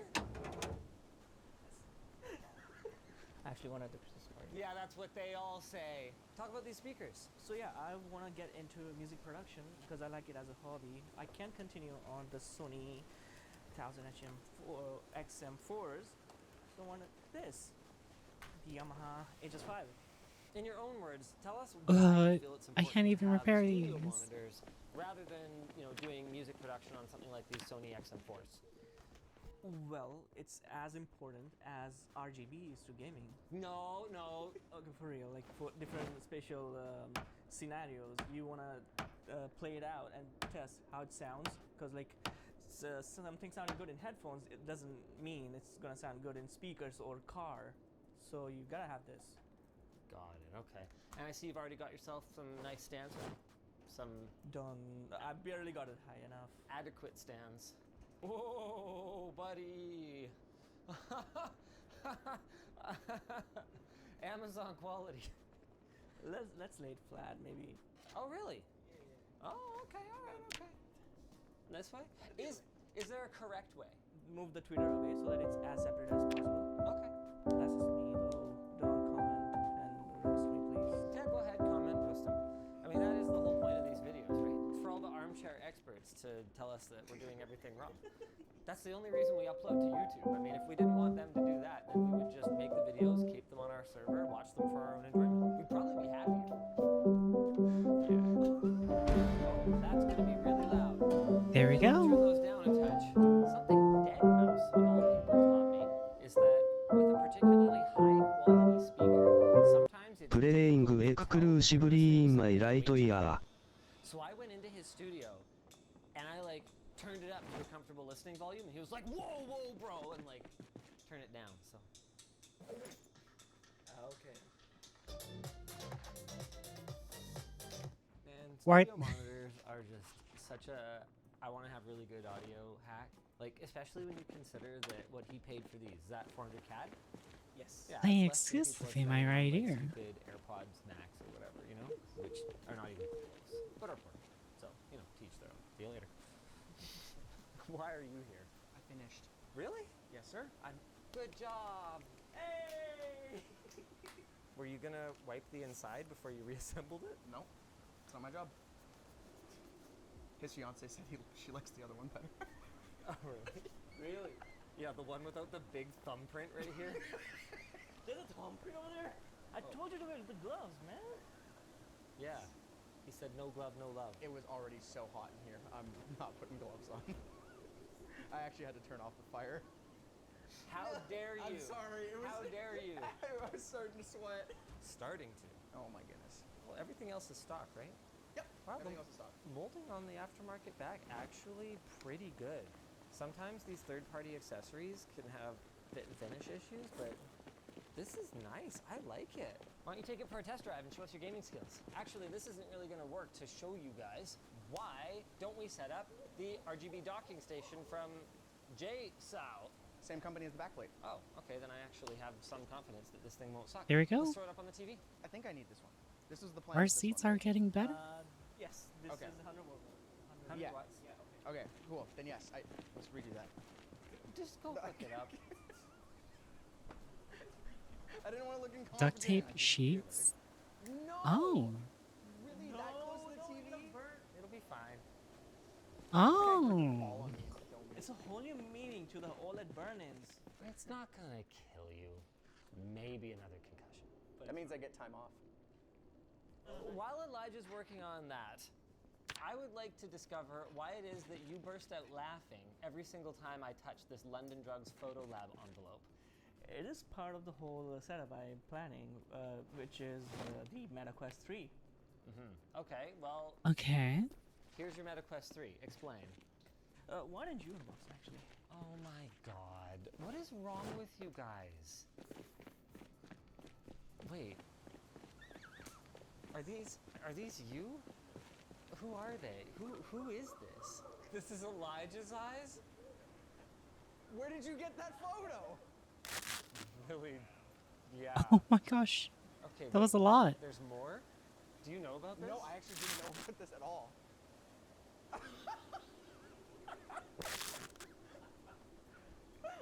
Let me...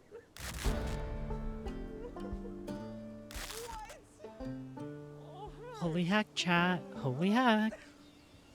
We're fucking repairing. And he can't put a helmet on successfully. He really is Elijah. We really need to stop hiring fans. We're doing it. We're doing it. We're actually.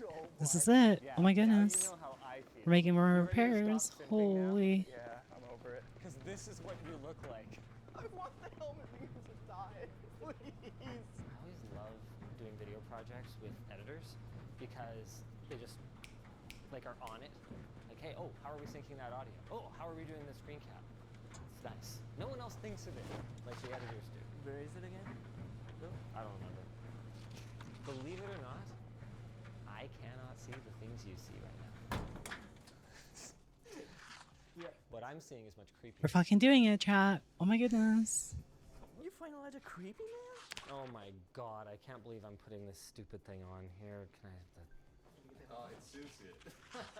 I feel ridiculous, dude. You are not getting a helmet. I can see you. Don't see me. I can see you. Oh my god. Unbelievable. Why do they have a helmet? Well, that helmet's garbage now. I'm not putting it on. I thought you were going to. No. It's gonna be like Thor getting For his hammer. safety. Wanna find a spot for this? You think so? It's really warm next to that. You know, Creative Warehouse doesn't leave you. You can leave Creative Warehouse, but like it stays with you. I don't know if that sounds inspirational or creepy.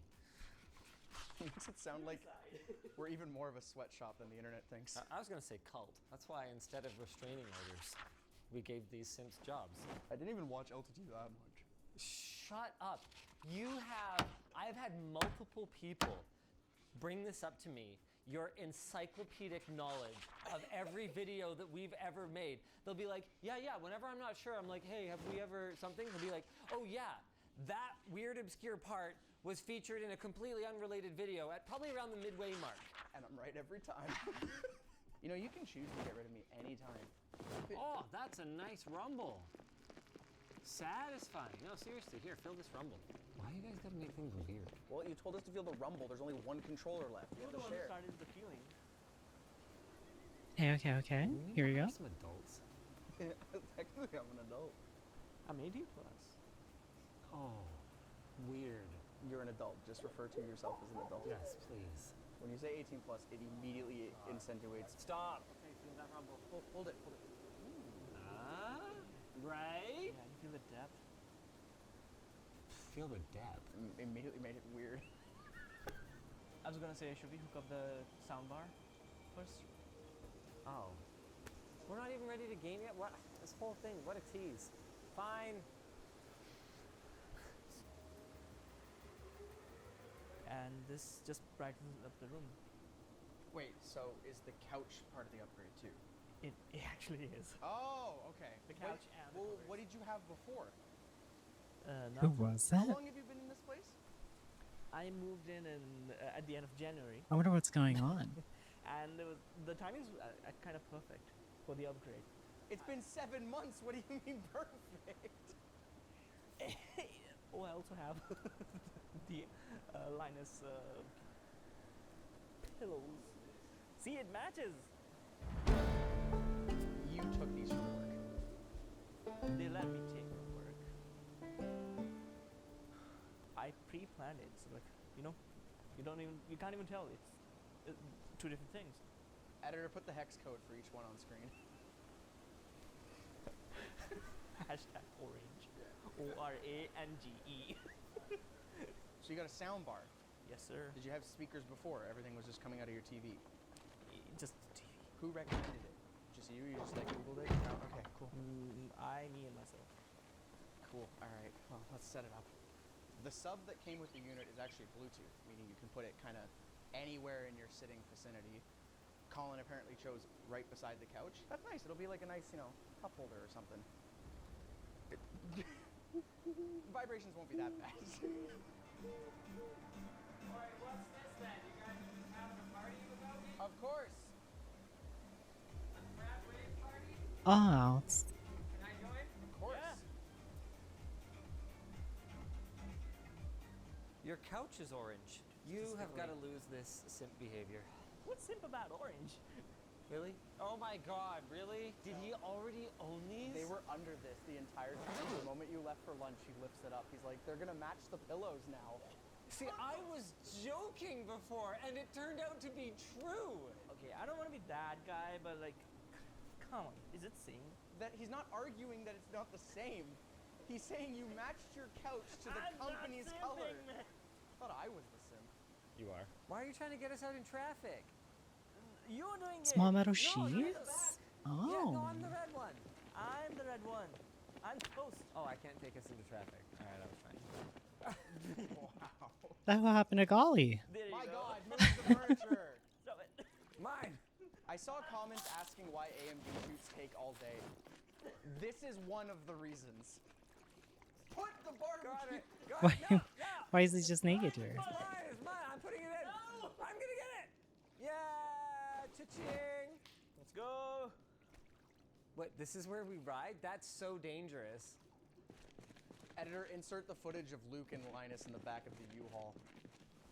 What? When did that happen? Moving out vlog part 2. What is with all of you guys and buying fancy cameras and lenses? What are you gonna do with an A6700? I actually want to shoot more music videos with these. Then we've got a nice little 16 to 55 zoom lens. And then you also picked up a drone. My goodness. Have DJI drones ever gone this small? What are you planning to do with Mini 3? You know that there's basically nowhere in the lower mainland that you can legally fly because of all the airports, right? Man, their manufacturing tolerances gotta be so tight. Because if it's 251 grams, you're done, bud.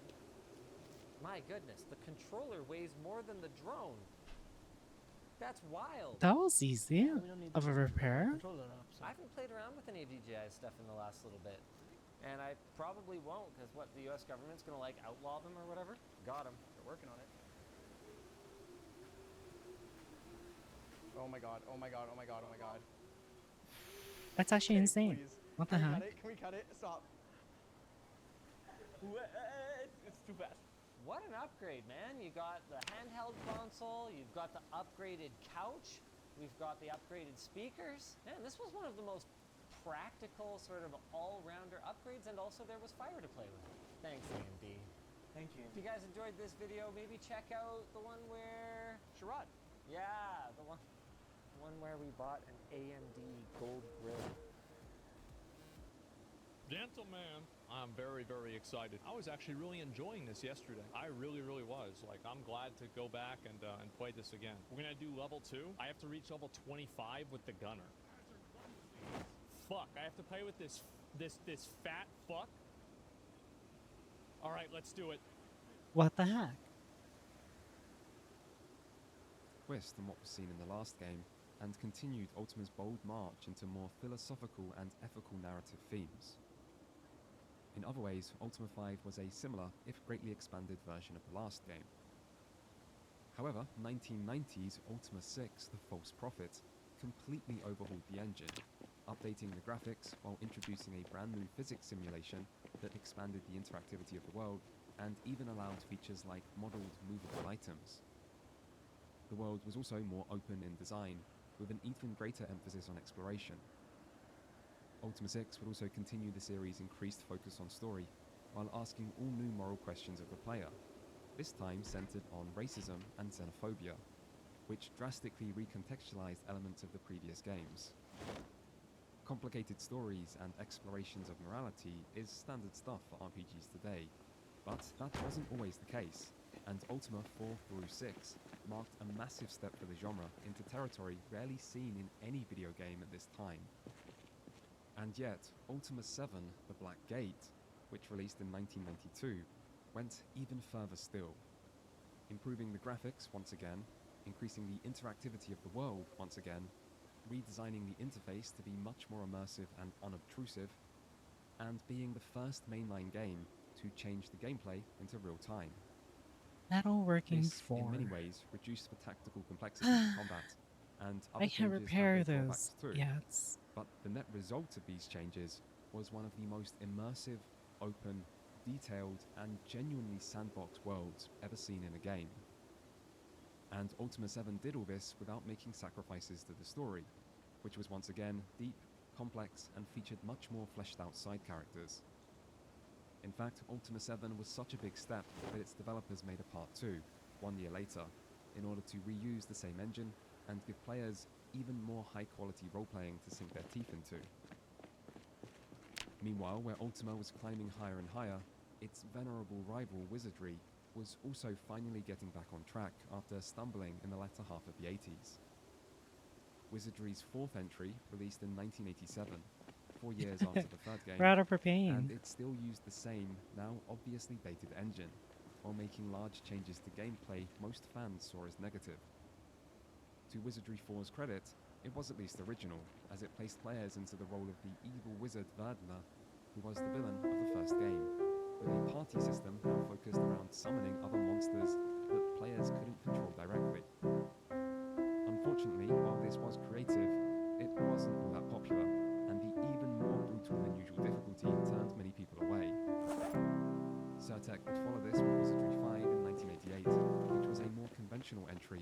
but which still failed to move the series significantly forward in a time when new rivals like Bard's Tale and Might and Magic seemed to be beating Wizardry at its own game. But in 1990, Wizardry was ready to fight back with its 6th entry, Bane of the Cosmic Forge. Wizardry 6 would finally use a new engine, with new graphics to kick off a new trilogy, and while much of its tried and tested dungeon crawling formula remained, Wizardry 6 seemed intent to do everything better, and if it couldn't succeed at that, it would at least make sure everything was bigger. More races, more classes, more skills, more enemies, more puzzles, more story for the first time really, and a much larger world all ensured Wizardry 6 would be seen as a worthy successor, and 2 years later it would receive a sequel of its own. Wizardry 7, Crusaders of the Dark Savant. Hi, took the Zark. How are you? philosophy even further still, to create a game of somewhat ludicrous size and complexity that featured numerous side quests, multiple factions complete with an innovative diplomacy system, and a surprisingly detailed story that now focused on Wizardry's new hybrid fantasy science fiction setting. So basically, the Dungeon Crawler King was back. Good, and you? and Doing it had good. arguably We're just evolved into more relaxing. than just a dungeon crawler We at played this point. so much today. Oh my And as goodness. for Wizardry's other rivals, The Bard's Tale would not see any new major releases, but it did receive a construction set in 1991 that let players create their own dungeon crawler with its engine, and even allowed creators to share and distribute their creations freely to make other commercial games. Developer Interplay would continue 5 releasing hours policy so far on stream not like the as. 1990 and 1992 Lord of the Rings adaptations. New World Computing's Might and Magic series, on the other hand, would receive 4 new entries The fuck between is going on? 1991 and 1994, which would improve the graphics, update the interface, and introduce key features like mouse support and auto-mapping to ensure Wizardry still had fierce competition. As for Goldbox developer SSI, they would continue to release D&D adaptations, including publishing 1991's Neverwinter Nights, an online multiplayer RPG that was one of the most important forerunners of the MMO genre. Eye of the Beholder, from developer Westwood Studios, also in 1991, which was a hugely popular real-time dungeon crawler Oh, no. that combined many of the elements seen in the earlier Dungeon Master and received multiple sequels. Forgotten Realms Unlimited Adventures, a Goldbox engine-focused creation kit that released I have your in box. 1993, and several other adaptations that would move away from the high fantasy of the Forgotten Realms into other, less explored D&D settings. The most impressive of these was Dark Sun Shattered Lands and its sequel, Break of the Ravager, which were developed by SSI, took place in the brutal post-apocalyptic desert world setting What is of Dark going Sun, on? and released in 1993 and 1994. The Dark Sun games moved away from the now dated Goldbox engine to a more seamless top-down perspective with turn-based combat, and Dark Sun is notable not just for its intriguing and underused setting, but also for being a decisive step away from the dungeon crawling of the Goldbox era. Instead, these games placed a greater emphasis on role-playing, and are some of the first RPGs outside of Wow, I Western actually used that all the feature metal regular sheets dialogue already options as that well. truly allow players to act out the Huh. role of their character. Other exciting developments were also happening elsewhere, as in 1992, Interesting. a landmark title would release that influenced far more than just RPGs. And as if the series didn't already have enough accomplishments, it would once more come from Ultima. While not the first spin-off from the series, Blue Sky Productions' Ultima Underworld: The Stygian Abyss was arguably the most important. And this is a series that also contains one of the most influential MMOs ever made. At first glance, Ultima Yeah, we Underworld did. might It's in look working like just condition. another I've been first-person repairing it. dungeon crawler, following on from The bus success works of Dungeon too. Master 5 years earlier. But as soon as you look a little closer, it becomes obvious this game is something more. In fact, Ultima Underworld's achievements are so numerous, it's hard to fit them all in. The biggest was that it was the first game to offer full 360-degree movement in a 3D environment. Earlier games similar to this were grid-based, and even later games like Wolfenstein 3D and Doom still didn't allow players to look up and down. It also featured immersive real-time combat where attacks were determined by specific mouse inputs. It was one of the first games to combine a first-person perspective with such a highly interactive and detailed environment. You can swim in flowing water, which is more impressive than it sounds, and it championed the idea of emergent gameplay and non-linear solutions to problems, whether those be puzzles, quests, or just exploration. As a result of these features, its developer referred to the game as the first ever dungeon simulation, a term that reflected how much more impressive Ultima Underworld's dungeon was to other dungeon crawlers, and how much emphasis was placed on immersion. Still, a more commonly used term today for such a game would be an immersive sim, which Ultima Underworld is widely recognized as the first. And just like its achievements, the games that would take inspiration from Ultima Underworld are also numerous. Its developer would later be renamed to Looking Glass Studio, where they would create other immersive sims including System Shock and Thief. It was also a direct influence on the creation of id Software's seminal shooters, Wolfenstein 3D and Doom. It would influence many later immersive I guess sims we're gonna like go Deus Ex to and some BioShock, insane place. and it would soon influence many future RPGs, including a direct sequel 1 year later, as well as a new series by a developer called Bethesda. The Elder Scrolls Arena, released in 1994, and combined the first-person dungeon exploration of Ultima Underworld with much of the city design and general quest and guild structure of the somewhat lesser-known RPG Legends of Valor. The result was a game which took Ultima Underworld's immersive dungeon design outside of just dungeons, with added features like a day-night cycle that NPCs reacted to, as well as dynamic weather.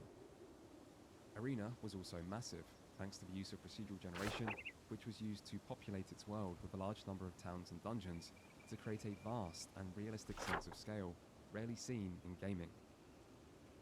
Is this Bethesda would follow Louisville? Arena I don't with know. The Elder Scrolls II Daggerfall in 1996, which expanded on many of the ideas seen in the first game to great effect.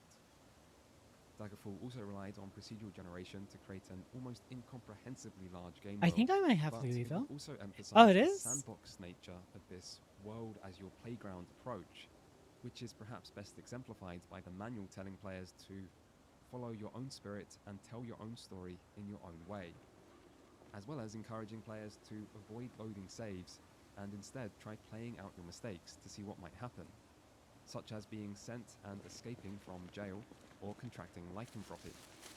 This focus on player freedom made Daggerfall stand out in a genre that had only recently popularized side quests and was still heavily focused around a single main questline structure, where the player always has a clear overarching and defined objective.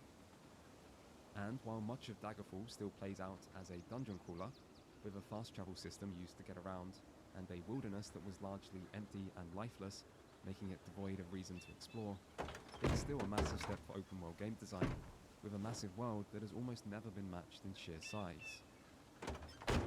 Over the early 90s, immersion was probably the aspect of RPGs that saw biggest improvements, thanks to innovations in design and improvements in technology. But storytelling would also flourish, as the once so restrictive memory limitations had become a thing of the past, while more detailed graphics and new features like voice acting offered enhanced presentation.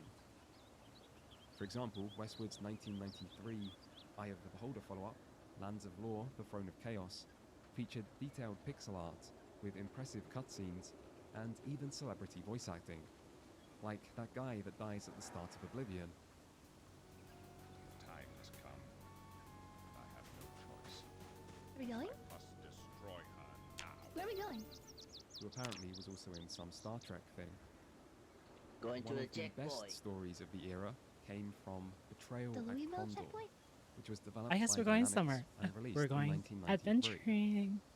Betrayal Where's at Condor Val? was based on Raymond I E. think he really Feist's fell Rift War asleep. series of fantasy books, with the author assisting with its development, and the game itself being He said filled he was with like characters editing it and evocative doing prose. mod fucking stuff ready. for like Condor hours. featured turn-based combat and You should open call world me like a exploration, second Oh, I can hear base them today. many of the inside RPG Louisville. systems players might expect.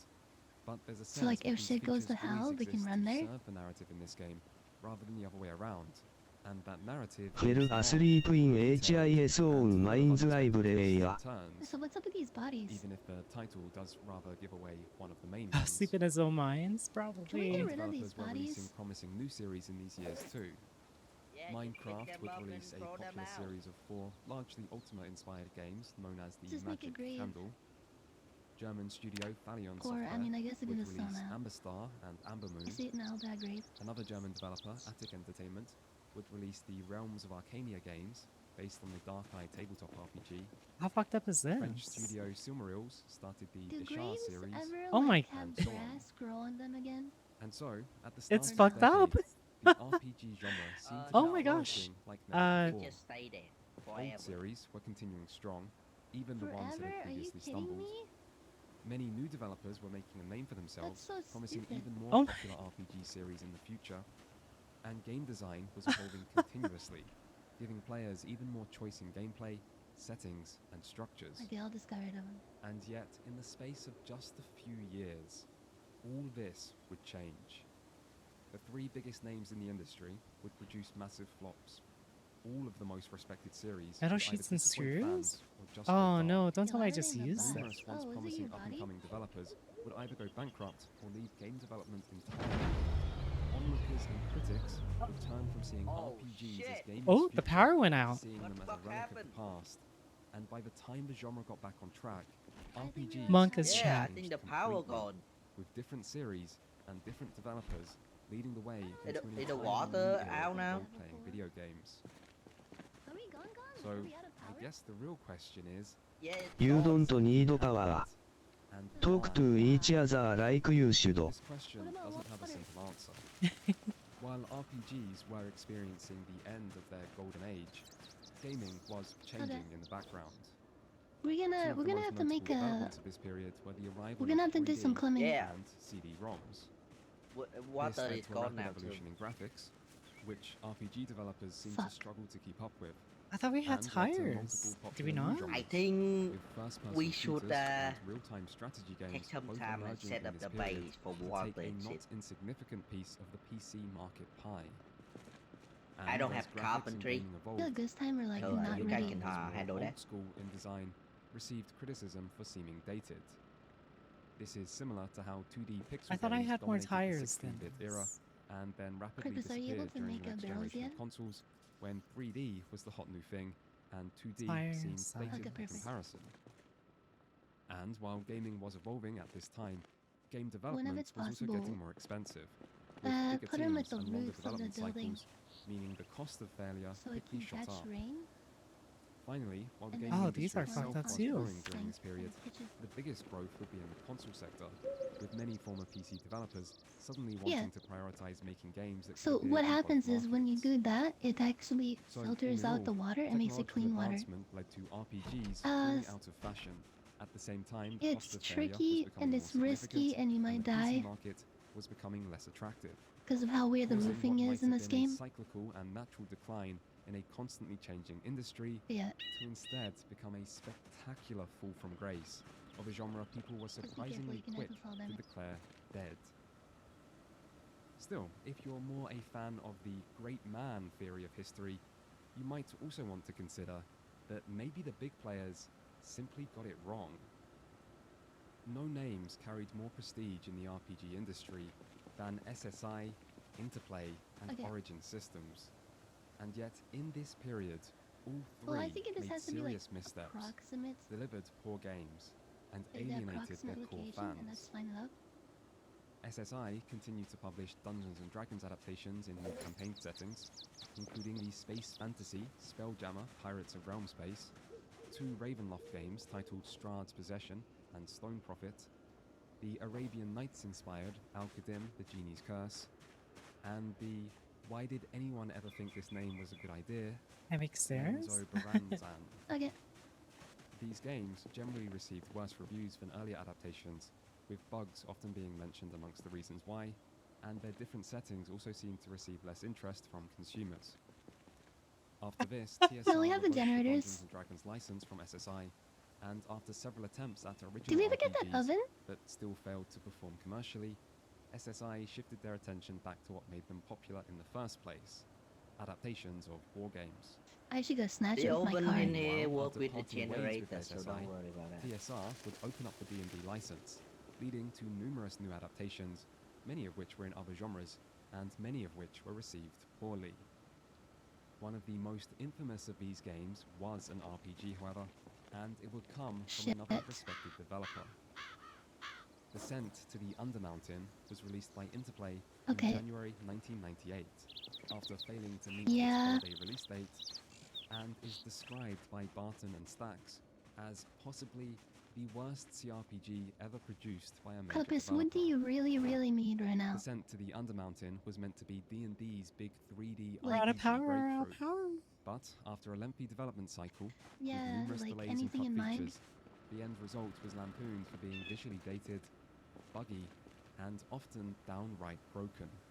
Nothing? Many of the problems reportedly Okay, arose from the decision to use the 3D right now, Descent guys, don't- engine, which had been created for the Don't just technically abuse impressive water. 1995 first-person shooter, Descent. However, the decision to switch to this engine was made by corporate leadership and led to heavy rewrites to the code in order to make this FPS engine work for an RPG. Painkillers. Descent to the Undermountain would be far why? from the only bad D&D RPG Oh, in for the workout? post-SSI era, but it does still stand out by marking a clear low point for Interplay. Shit. Still, Interplay's Metal RPG-related sheets and problems screws. started several years before this. A disappointing sequel to Dungeon Master that not only failed to innovate like the first game, but also failed to keep up with newer competition, kicked things off in 1993. This would be followed What by we the should do, cancellation of Interplay's third and final Lord of the Rings RPG, We need leaving garbage the trilogy bins. unfinished, Isn't that it? before the long-awaited Doesn't garbage Stonekeep bins, like, carry a lot released of in water? 1995 to weak sales and mixed reviews. The what now? Stonekeep was a first-person real-time dungeon Yeah, crawler the garbage with fully bins. rendered environments You and talking about the live-action rain cinematic collector? sequences, making it Yeah. technically advanced. But it also used Oh, we need to, grid-based like, movement with a fixed I camera. think we need to go more than in 3 town to like years collect after a lot Ultima of Underworld garbage had rendered bags. such a system as antiquated.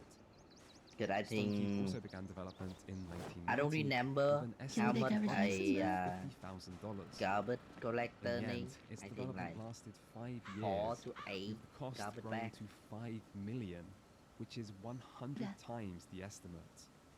For anyone bad But- at maps. Oh, metal pipes too, work yeah. Of course, too? as most Metal people pipes. watching probably already Okay, know, metal Interplay's pipes run of and bad bars. RPGs Okay, wouldn't okay. last. I can do this. But I can there was a actually do time this. where it looked like it might. Still, the biggest failure of the big three would surely be Origin Systems, as in 1994 they didn't just release a bad RPG, they released a bad Ultima. Ultima 8, Pagan, continued the story of the Avatar, but it would introduce a number of changes to gameplay that were intended to We'll be try to fine, right, appeal to new guys? Right? players. Haha. These included changing to an isometric perspective, simplifying the Surely we action want, combat, like, introducing black several water. even more while removing features like companions, and adding an increased focus on platforming elements, which were No, it's not- criticized for their poor controls that involved Not too pressing bad. both mouse buttons to jump, as well as for being a You poor just need fit to land for the an stairs, RPG and after that series. we're fine. Even worse than this, however, were the large number of bugs. It's so simple. And Richard Garriott himself would later say that he thought the game needed 3 more months Oh to finish. my gosh! Look how Ultima much it had been the carries. forerunner of the computer role-playing genre for 14 years, but now, Okay. for the first time, Actually it seems to be moving insane. in the wrong direction, and the next and final entry could be even worse. Ultima 9 Ascension, released in 1999, after a long, painful Okay, before we development. go on this big And when expedition, we're fans gonna go finally get got their garbage hands on bags. it, they found little of the series they once knew and loved. Well, that's what Oh, we can Ultima Rain go 9 Gull was uses. criticized by experience- reviewers, particularly experience, over bugs and other the technical checkpoint issues, first, and maybe. was criticized Then even we more like by can go fans do our own thing. for being a betrayal of the series that changed key plot City number details like fill and up barely resembled earlier a, games, a despite bunch a of promise water from Garriott bottle on you. himself that the series would return to its roots after 8. Wait, Ultima 9's development shows the struggles RPG developers faced in this era when trying to transition to full 3D at a Well, time we need when a 3D generator. technology was still rapidly just a evolving. fuel now. Work on Ultima 9 regularly needed to be redone to avoid it becoming Honestly, out of you date just before need the game two. had even released. One And these here and revisions one at the caused gas development station. to drag on endlessly while causing Yeah. inconsistencies in the final We have an product. extra one? Despite the long development, It's not, there's one at Ultima 9 sold Moldral. poorly and did not There's receive like a follow-up. 15 different generators at And so, Moldral. possibly box of the screws most over here. important series in the history Um, of RPGs would go out with barely a whimper. Of course, Origin would also release Ultima Online Oh, in yeah. 1997, which was one of the first and most seminal MMOs ever made. But I've talked about the history of MMOs already in their own video, so I won't be covering that here. Despite that, it is worth acknowledging that just like with JRPGs, MMO history is firmly rooted in its computer RPG origins, and it doesn't feel like a coincidence that it would be Ultima, a series that pioneered so much for the genre, that would lead to the establishment of this new form of massively online Okay, I'm gonna hurry up RPG and get it. experience. And I shall as be for right back. Ultima's oldest rival, Wizardry fans would have to wait 9 years for a new mainline entry. But Surtech did release Nemesis, the Wizardry adventure, Okay. a more adventure-focused spin-off that was presumably intended to appeal to new fans and failed to make much impact. You wanna come with? Meanwhile, New World Computing would take a long break from RPGs to launch their new Alright, get strategy in. game series, Heroes of Might and Magic. Look how before much it becoming holds. well-received and still rather traditional, fully 3D Might and Magic in See you in a bit. 1998. This was soon followed by Where you 3 guys more going? sequels, with each one doing We're going to the progressively storage worse. lot in this city. Sierra Online also This is the struggled with the generator transition to 3D, which can be shown by the troubled development of And both then we're gonna Quest drop for it Glory to the 5 closest gas and King's station. Quest Mask of Eternity in 1998. Okay. It literally holds so So, much. one by one, the leaders of the RPG industry fell. This is a 4-door. But you know Well, what it's they not a say, 4-door, but it one holds man's 4 loss people. can be another's gain. Spock half, guys. Fresh meat. Something with a bigger Blizzard chunk? Okay. Entertainment was founded in 1991 It's like this one goes and would get their breakthrough with the early real-time You can strategy use the hit black car. Warcraft, Orcs and Humans. My car. The idea to make an RPG came from David Brevik, who was then head of the studio It's you, Condor red car. and who My wanted to car. create a modern take on the roguelike genre, which Brevik This saw as one. having too many The barriers black of entry Diablo. for modern players. Have like 100. Oh, okay. And so he envisioned That's a not game that would be Diablo. an RPG That's a with nine-tailed focus on fox. the excitement of It only has procedural two generation seats. and That's dungeon so crawling, funny. but its role-playing systems would be Well, the simple. bag is like 100. Its combat would be fast-paced, and the barriers to entry would be minimal. Brevik That's too struggled to find good. a publisher to back this idea because so many saw the RPG genre as being dead at the time, but he eventually found a match with Blizzard, whose I shall only take care of requirements it. were that the game have action combat and include multiplayer. Bossy bit, I'll bring And it back so, in one piece. Diablo was born, and it took the world by storm.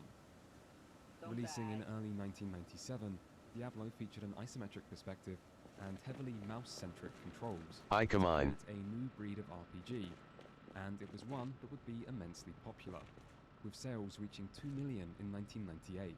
The video Number Ica. no other Western RPG had even come close to before this. Oh, For many, yeah, they're talking Diablo about was RPGs. remedy to all I forgot about the visual video. challenges. Hey, It was how's it modern where going? other games were dated, fast where others were slow, and simple where others What's were up? complex. Hi.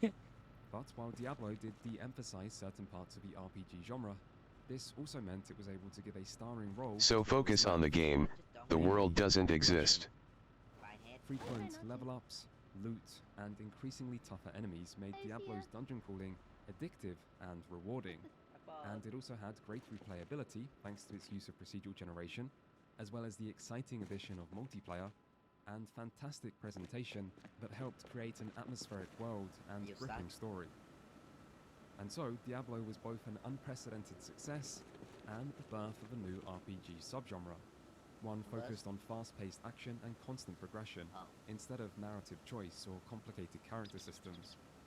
Nice. In time, Diablo would receive expansions, sequels, and many imitators, which would include Larian Studios' debut RPG, Divine Divinity, as well as Dungeon Siege, Sacred, Titan Quest, Torchlight, Path of Exile, and more, with the subgenre still continuing strong today and still showing many similarities to the game which started it all. The only problem with the subgenre is its Zero. name. Action RPG can mean many different things, but the games which have descended from Diablo clearly have a lot in common and represent their own unique branch of RPG history. Yet, Diablo wouldn't be the only RPG series to emerge from this troubled era. Over at Interplay, Okay, this most is of all the I can do studio's for now. focus was being placed on their ambitious up-and-coming D&D adaptation, Descent to Undermountain. But in Undermountain Shadow, a Test? smaller team Yeah. led by Tim King Yes. were working Ha- on their own yes. new RPG. Hi. Hello. Originally conceived as a successor to Interplay's 1988 Wasteland and based around the generic universal role-playing system tabletop rule set, 1997's Fallout was a triumphant return to the idea of RPGs as a medium for storytelling. Fallout is perhaps most famous for its radioactive post-apocalyptic setting, but interesting settings, even irradiated ones, had been seen before. Instead, where Fallout raised the bar for the genre was in its strong writing, its attention to detail, its oppressive tone, its logically cohesive world, Carpentry and in its commitment 7 to providing upgrade players with it? choice in how to resolve quests, which is best exemplified by the final boss of the game, who can be talked out of confrontation, providing you can actually manage to convince him of the folly of his plan. And so, Fallout helped put the role-playing back into the RPG genre, and in doing so, continued the legacy of games like Ultima and Dark Sun, while helping to recapture an important part of the tabletop experience that had sometimes seemed forgotten in a genre so focused on combat and dungeons. Fallout was also a commercial success, and while it wouldn't sell Oh, anywhere this is near where as the many tire copies was. as At Depperplecker_Almond the Waves. genre didn't need to embrace action to survive. I was actually looking for the Fallout 2 second was released tire. 1 year later, which continued the story and expanded the setting, while continuing to impress fans and critics both. Still, the biggest RPG that Interplay published in the 90s would come from a different developer. BioWare were a new Canadian studio formed by a small group of recent medical graduates who happened to have a passion for tabletop RPGs and wanted to create their own. The group soon impressed Interplay with a prototype demo for their project, leading Interplay to suggest that they use the Dungeons & Dragons license to create an official adaptation, and 3 years later, Baldur's Gate would release in late 1998. Baldur's Gate was an immediate critical and commercial Be back in a success, bit. and would bring D&D Okay. to a new generation of players. Take your time. One of the biggest differences between it and earlier adaptations was the use of an isometric perspective with a new real-time party-based combat system. This was reminiscent of combat seen in some earlier RPGs like 1992's Darklands, and it controlled much like the newly popular RTS genre, giving Baldur's Gate a modern look and feel. Yet while action is real-time, players still had the option to pause combat whenever they wished, to think through their options and issue individual commands, which allowed for a high level of tactical depth and led to the name Real-Time with Pause. Still, underneath this real-time appearance, Baldur's Gate was still running on the dice rolls and turn-based rules of D&D, giving the action and authenticity and understandability for those who wish to understand it, while also allowing players to ignore much of the rule set and just rely on the game to do all the calculations in the background for them, if they preferred. This combat system proved popular, but Baldur's Gate was more than just a modernization of D&D. It was, by RPG standards, the complete package, with detailed character customization and party-based combat to provide depth, a large expansive world for players to explore, brought to life with new high-quality pre-rendered backgrounds, and a heavy focus on story, characters, and player choice to satisfy players' desire to roleplay. Many RPGs might do individual aspects better, but few did so many things so well, and for the standards of 1998, this made Baldur's Gate Don't mind seriously me. impressive, which its sales reflected. In fact, in time, it would pass the 2 million mark and come close to matching the mighty Diablo. And if Fallout proved that RPGs could still survive, Baldur's Gate proved they could still flourish. This would be the first in a series of D&D games built on Baldur's Gate's Just Infinity flying at the Engine. sky. Are you winning The so next far? would be But our developed by power the just division went of out. Interplay, Black Isle So it's kind of Studios, like and Monk released in Us, you know? 1999. Planescape Torment would not sell as many copies as some of the other RPGs of this era, but its reputation became just as legendary.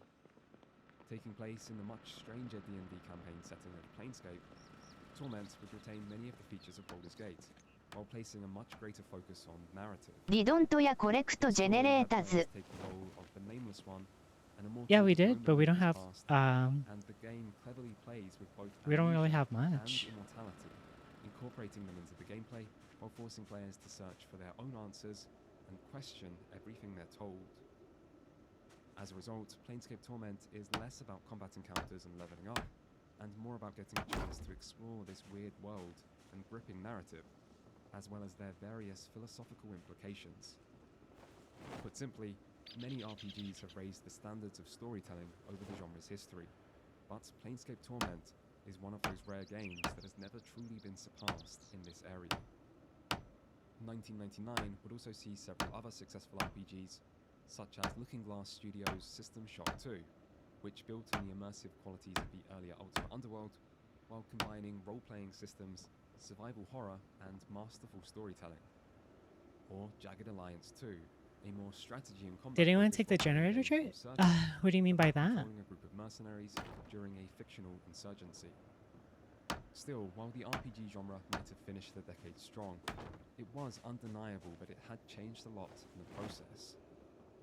The period between the mid-80s and the early 90s is often referred to as the golden age for computer RPGs, is accurately named, but not because this was when the best ever RPGs were made. Instead, it was a golden age because this was a time when RPGs were genuinely dominant. They were one of the biggest genres in the computer gaming market.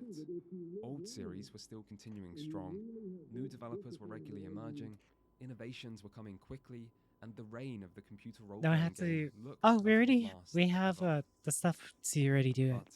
But it didn't. Not a single one of the biggest RPG developers of the Golden Age would survive. Origin closed in 2004. SSI was dissolved in 1994 unofficially and 2002 officially. Interplay was sold to avoid bankruptcy in 1999, with almost all original staff having left by 2002. Surtech went defunct in 2003, and so did New World Computing, and there were plenty of smaller casualties too. The biggest RPG series would also end alongside them, usually with bitterly disappointing final entries. In their place came new names like Bethesda, BioWare, and Blizzard, and new series that found success through innovation. One thing that seems to be more than a coincidence here is the role of 3D in both these successes and failures. Many of the biggest disappointments were ambitious 3D games, and yet many of the most acclaimed RPGs of this era, like Diablo, Fallout, and Baldur's Gate, were instead games which continued to use 2D elements and an isometric perspective. New technology can have benefits, but it can also have costs, and 3D almost seems like a siren song that lured RPG developers to their doom in this period, with the only ones to survive being those who resisted its call. I don't know where Val keeps Regardless, his RPGs stuff. did change, and so did all of gaming. Gone was the era of small teams making big games in less than a year. By 2000, game development was more expensive, more What are I here? time-consuming, and more risky. And from this point onwards, RPGs with smaller budgets would struggle to compete or even receive much attention. The RPG genre would increasingly be defined by a smaller number of standout games, and the changes to the genre wouldn't end there.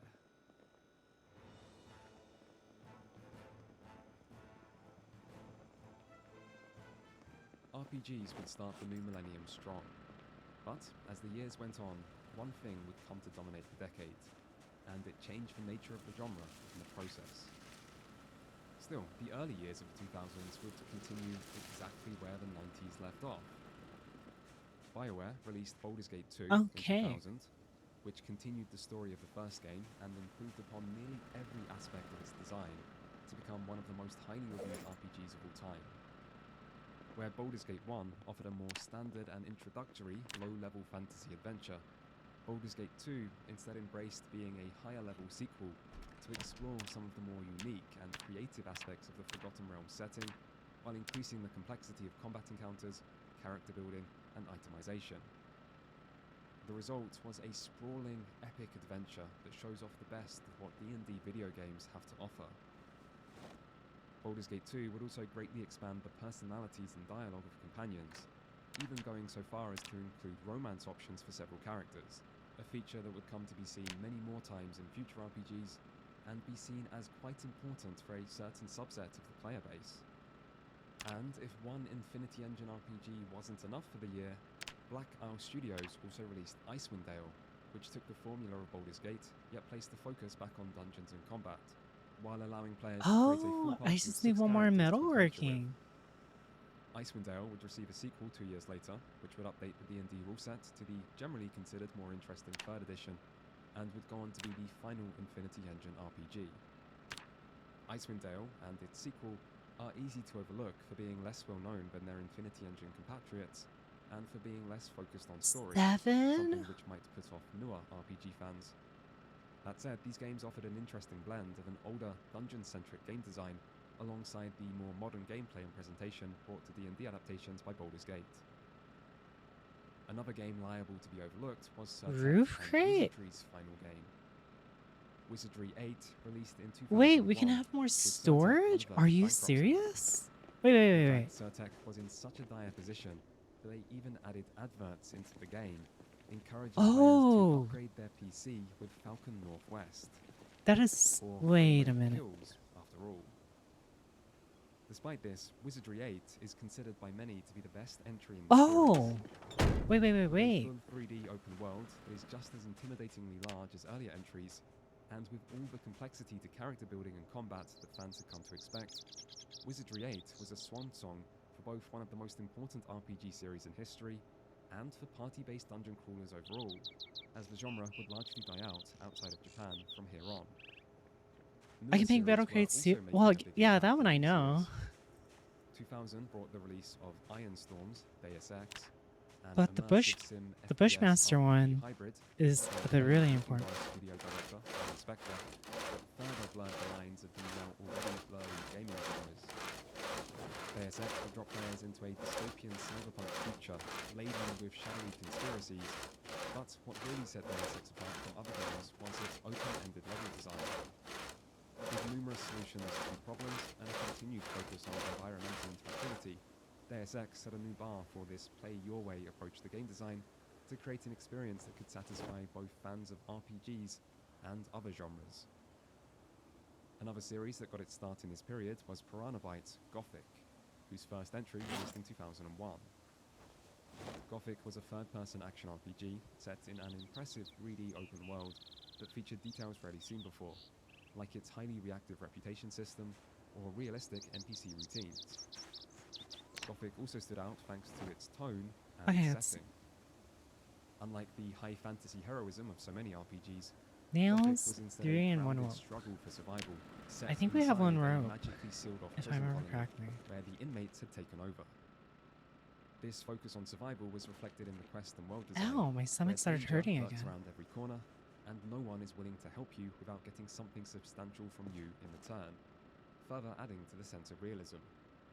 Where's this rope? Gothic would not I thought we become a had big rope. international success, but it received strong sales and enduring love in its home market of Germany, and would receive here. an even more impressive sequel 1 year later. Another RPG that sold less than it deserved was Arcane Studios' Okay, debut, box of Arx nails. Fatalis, which released in 2002. Open one. Originally intended to be a sequel to Ultima Underworld, Arx Fatalis shows what such a game might look like 10 years later. This actually feels Set huge for completely us. below I'll be right ground back. In a world where the sun has failed, Arx Fatalis impressed with its well-thought-out setting, its modern take on real-time dungeon crawling, and its unique magic system that involved players drawing runes with their mouse to cast spells. One final developer that helped define this era was Troika Games, a studio formed by Interplay veterans who had previously created Fallout. Troika's first game was Arcanum of Steamworks and Magica Obscura, which released in 2001 and combined many fantasy RPG norms with a steampunk setting in which the world is undergoing an industrial revolution, leading to tension between technology and magic. In other ways, Arcanum featured everything players might want and expect in a big isometric turn-based RPG, including deep character creation that was almost unrivaled in its number of options and how impactful these choices could be, with aspects like race and background sometimes radically changing how other NPCs might treat you, often because other NPCs are racist. Arcanum was a commercial success and soon developed cult classic status. Troika would follow this with the Temple of Elemental Evil in 2003, a D&D adaptation based on 3.5 edition and set in the fantasy but less fantasy than Forgotten Realms setting, Greyhawk.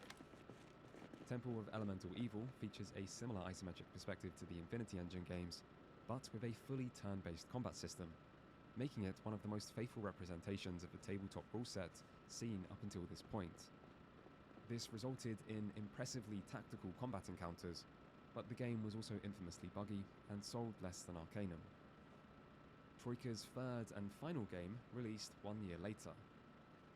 Vampire the Masquerade Bloodlines was based on the Vampire the Masquerade tabletop RPG and released in 2004. This was not the first Vampire the Masquerade RPG of the decade, as Nihilistic Software also released Redemption in 2000 to modest success, but Bloodlines was the definitive vampire RPG, and it still is all these years later. Set in the seedy streets of modern-day Los Angeles, Bloodlines casts the player as a recently turned vampire, while retaining much of the choice and reactivity of Troika's earlier games. That said, Bloodlines was also a distinctly modern RPG, featuring action combat, a 3D world, full voice acting, and some still impressively realistic facial animations that work fantastically if you ever want to cherry-pick bad animations in modern gaming to show how awful modern gaming is now. Bloodlines was a seriously impressive RPG that oozed atmosphere and personality, provided plenty of opportunities to roleplay, and felt thoroughly modern. But, once more, it would be criticized for the presence of bugs, and once more, its sales would be disappointing. Troika Games would go out of business mere months after its release. And if a game like Bloodlines wasn't enough to succeed in the early 2000s, it suggests there was a serious problem in the RPG genre during this period.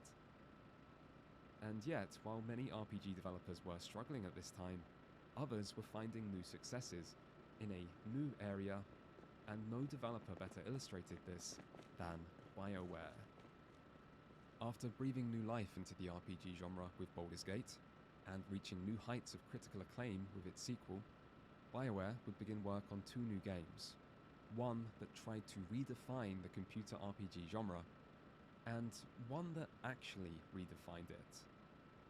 Neverwinter Nights released in 2002, and saw BioWare graduate from the popular Infinity engine into their new 3D Aurora engine.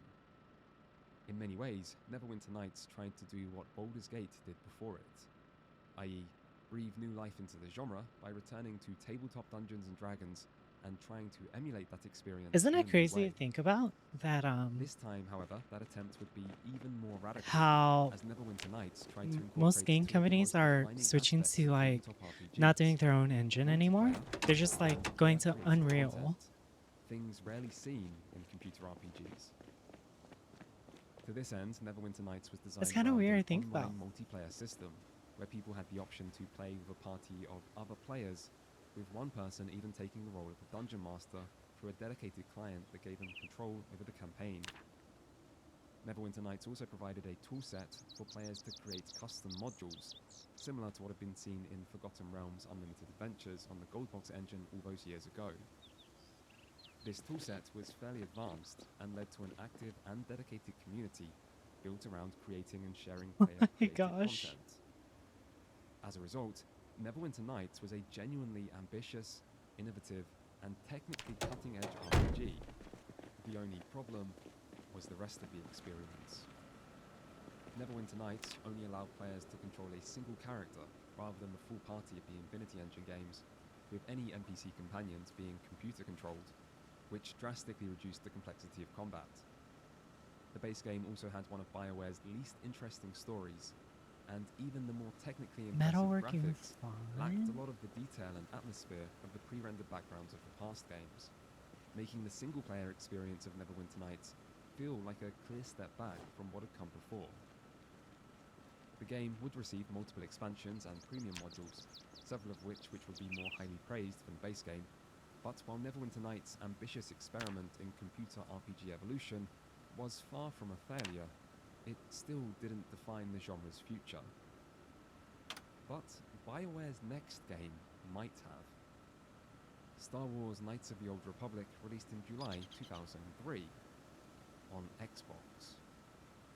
4 months later, it would also come to PC, but for once, PC wasn't the priority, and this would be reflected in the combat, the UI, and the controls, which were all designed with controllers in mind. Even the setting could be seen as an attempt to reach a wider, more casual audience. I mean, D&D Kind of has mirrors always been popular, do these but ears. it's never been Star Wars. It's not Knights of even the that Old Republic's bad. big secret was that underneath its new sci-fi setting, it was still a Dungeons and Dragons game. Its gameplay systems used D&D rules and D20 dice rolls in a modified real-time with pause combat system. Okay. But the focus had moved away from complex character building and varied enemy encounters towards streamlining and style. The result is tactically simplistic, but visually impressive, with plenty of cinematic animations and a more zoomed-in camera that lets you get closer to the action. This cinematic quality also extended to the rest of the experience, with lots of voice acting, better character models, and detailed environments, all combining with one of BioWare's most memorable storylines to create a hugely enjoyable RPG that was accessible enough to young fans and impressive enough to satisfy many older fans. Knights of the Old Republic was a big One, critical and commercial two. hit, Part of my syncs this video is just white noise to Aika. showing that Western RPGs It could is. not only succeed on console, but could also excel. And BioWare weren't the only one making moves towards this new market. One of the other winners of the 90s, Bethesda, would also release their next mainline game in the Elder Scrolls series on both Xbox and PC. The Elder Scrolls 3 Morrowind released in 2002, and was a huge step for open-world video games. Dawn was the focus on I don't even know what this video is about anymore. Instead, Morrowind made its world the main priority, and allowed players to step into an immersive and alien landscape of almost unprecedented It's about scale and detail. RPGs. If RPG developers were once inspired by the world building of popular fantasy authors, then Morrowind feels like the culmination of this idea. Its world aspires to be a simulation of a realistic place, where things like gameplay and OHICIC not does. consideration to believability, Yeah, and the yeah. player is merely a visitor. As a result, Morrowind doesn't have the best combat or deepest role-playing systems, but its depiction of a virtual world is one of the most impressive ever seen in a game, and it was appreciated by PC and console players alike. The Elder Scrolls was already focused on action combat and controlling a single character, making it a good fit for a controller-based console, and it went on to become one of the Xbox's best-selling games. In time, the Xbox would even get some exclusive RPGs of its own. Released in 2004, Fable came from Lionhead Studios and designer And are you retaining any information? history of hit PC titles. Yeah. But Fable was published I by am. Microsoft What about themselves you, huh? and designed from What's the the outset video with about? console gamers in mind. Huh? As a result, Fable Hmm, is an hmm. accessible action RPG with streamlined character systems. Well, that we're maintains ready. emphasis on choice and consequence, It's about while RPGs. actions in many different ways, even if not quite to the high degree that was initially promised. Wrong. It's about the But Fable evolution was also of full personality, RPGs. with a distinctly British sense of humour and Unbelievable. whimsical visual style. And again, it was a big Can't success believe for you. Xbox, and received another highly regarded sequel in 2008. And therefore it's about RPGs. Also published BioWare's next game. Jade Empire released on Unbelievable. Xbox in 2005, and was the first RPG from the studio that was not based on a pre-existing IP, being instead inspired by Chinese mythology. Don't go at me with that teacher bullshit. True action RPG, with a martial arts-inspired combat system that has little in common with any of their previous games, Rega. and character systems that feel even more streamlined. So than we Knights got the of Old gas station Republic. ready now. Jade Empire would once more impress with its story, however, and its setting Oh. made it distinct from most other games in the genre. That's good. Finally, the Xbox's small but esteemed RPG library would be Wait, rounded out by on Knights of the to Old the Republic checkpoint. 2, The Sith Lords, in late 2004. Go to eat first. Unlike the first game, Knights of the Old Republic 2 would be developed by the newly formed Obsidian Entertainment, a studio founded by a number of Jesus. ex-Black Isle employees. Yo, Knights of the Old what the Republic 2 fuck? had much in common with the first game. Can I use the bathroom? Oh, it's I more- don't more than know. 500, Can I you? get that. Spin on Star Fuck That's you, Miss 600, Teacher Lady, I will 600. piss on your floor. and They're my deconstructed many willpower, parts of it. And so, where PC exclusive RPGs struggled, RPGs that also came Can you to use the bathroom? I don't know. Can you? thrived. And even though the number of RPGs on PC It's like, still vastly I outweighed know. the It's number like, that appeared on both, you're. the most It's a bunch of important kids. You don't RPGs have to be an seemed asshole to about it. belong to the latter. I remember being told that And too. as the It decade was rolled that's on terrible. and a new generation of consoles arrived, this only became truer. The Elder Scrolls 4 Oblivion released on PC and Xbox 360 in 2006, and continued Morrowind's focus on open-world design, while significantly raising the level of presentation. To this end, Oblivion would include full voice acting, We didn't get a a new chance. physics system alongside more We had to detailed hurry up character before it and got too item dark models, out. and vastly improved draw distance ホワイ and ディドント environmental ユーゴ detail, アットランチ made possible by the new I just Get up, didn't get up. use Stupid Bitch I Kazu I Mash think we should take all the ammo with us, maybe. Yeah. That gave them convincing daily schedules and even allowed for rudimentary NPC on NPC interactions. Okay, here we go. The result was a hugely impressive open world game that was technically a clear step above any game that came before it, and it proved hugely popular with consumers, with 3 million copies sold by just 2007. Despite this clear commercial success, however, Oblivion would receive criticism from some older RPG fans for changes some saw as dumbing down the series, like the inclusion of quest markers, showing players exactly where to go for quest objectives, hit detection-based Prepare your combat own that no ammo, longer by the employed way. hidden Just dice fucking rolls, put them in the fucking more roll. extensive fast travel, and heavy use of level scaling. These features increased player convenience, but some saw this as coming at the cost of challenge and I would one immersion. for ammo. Oblivion is also notable in that it was developed primarily for Xbox 360 Good one, you put and it then in. ported to PC later in development. And this ever greater レベル focus ス on ケーリング consoles ディドカインダ shows サ in ックイン some オブリビオン cases. Still, when it Yeah, came it was to pretty open world terrible. RPGs, I'm gonna use a Oblivion shotgun. had little competition. I don't know. Prana Byte's next entry into the Gothic series would release that same year, and I feel did like provide shotguns are way another more large, technically impressive world to explore, but it also lost much of what made the first 2 games so special, and had noticeable performance problems. Their next attempt, Risen, in 2009, would be more successful, but only by moving back towards Prana Byte's roots, and away from a huge open world. There was also the seemingly Elder Scrolls-inspired 2 worlds in 2007. Like because you leveled your jumping a lot every bandit is gonna be decked out in endgame armor. Game was. The true rival to Yeah, Oblivion but would I don't come really have once the time more for from 45 Bethesda minutes.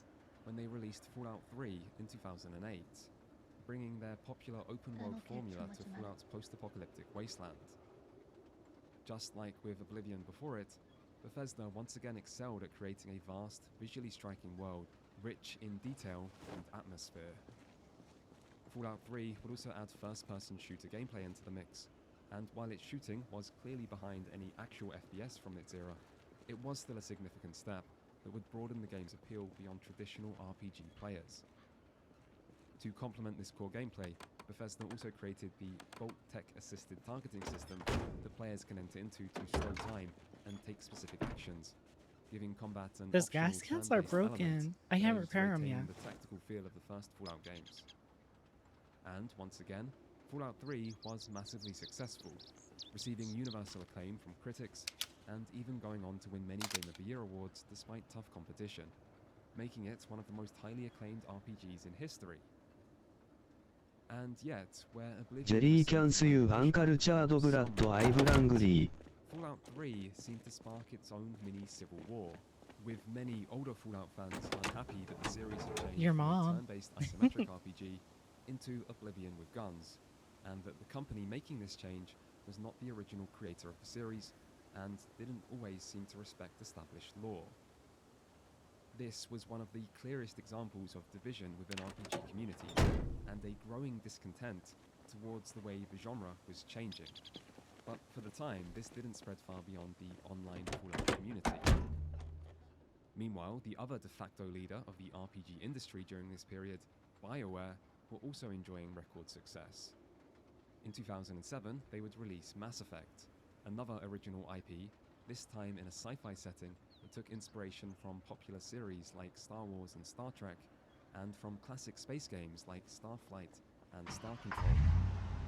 In fact, Mass Effect's setting, where humanity has recently developed Oh, our interstellar battery's travel kind of due to the fucked up. discovery of ancient technological devices, bringing them into contact with other alien races, was one of its Why best does it features, supposed to look like and that? was What the- cleverly communicated to players to effectively pull them into this brand new universe. Mass Effect's gameplay iPro revolved around a 20%? third-person shooter combat system Oh, our battery's still that, good. like Fallout 3, was still behind other third-person shooters of the era, but still represented a significant step towards closing that gap and appealing to new audiences. Why Amplify looks so cool. The game also featured an ambitious, if somewhat flawed, planetary exploration system. Still, Mass Effect's most praised aspect was its story and commitment to providing players with meaningful choices, something that was made even more exciting by this being the first entry in the trilogy where players' actions were promised to have impacts throughout the entire series. Mass Effect would also release on Xbox 360 a whole 6 months before it made its way to PC, continuing to show the console's new RPG supremacy in this era. That said, there were still multiple PC exclusive RPGs being released, like Obsidian Entertainment's Neverwinter Nights 2 in 2006, which built on the first game while continuing to offer both multiplayer and player-created content. In other ways, though, Neverwinter Nights 2 was a return to a more traditional D&D-style campaign that also brought back full party control, although, just like the first game, most consider its best content to be found in its expansions. Another important PC RPG from this period was CD Projekt's The Witcher in 2007. The Witcher used BioWare's Neverwinter Nights engine and adapted the then largely unknown series of Polish fantasy books about a magically mutated monster hunter.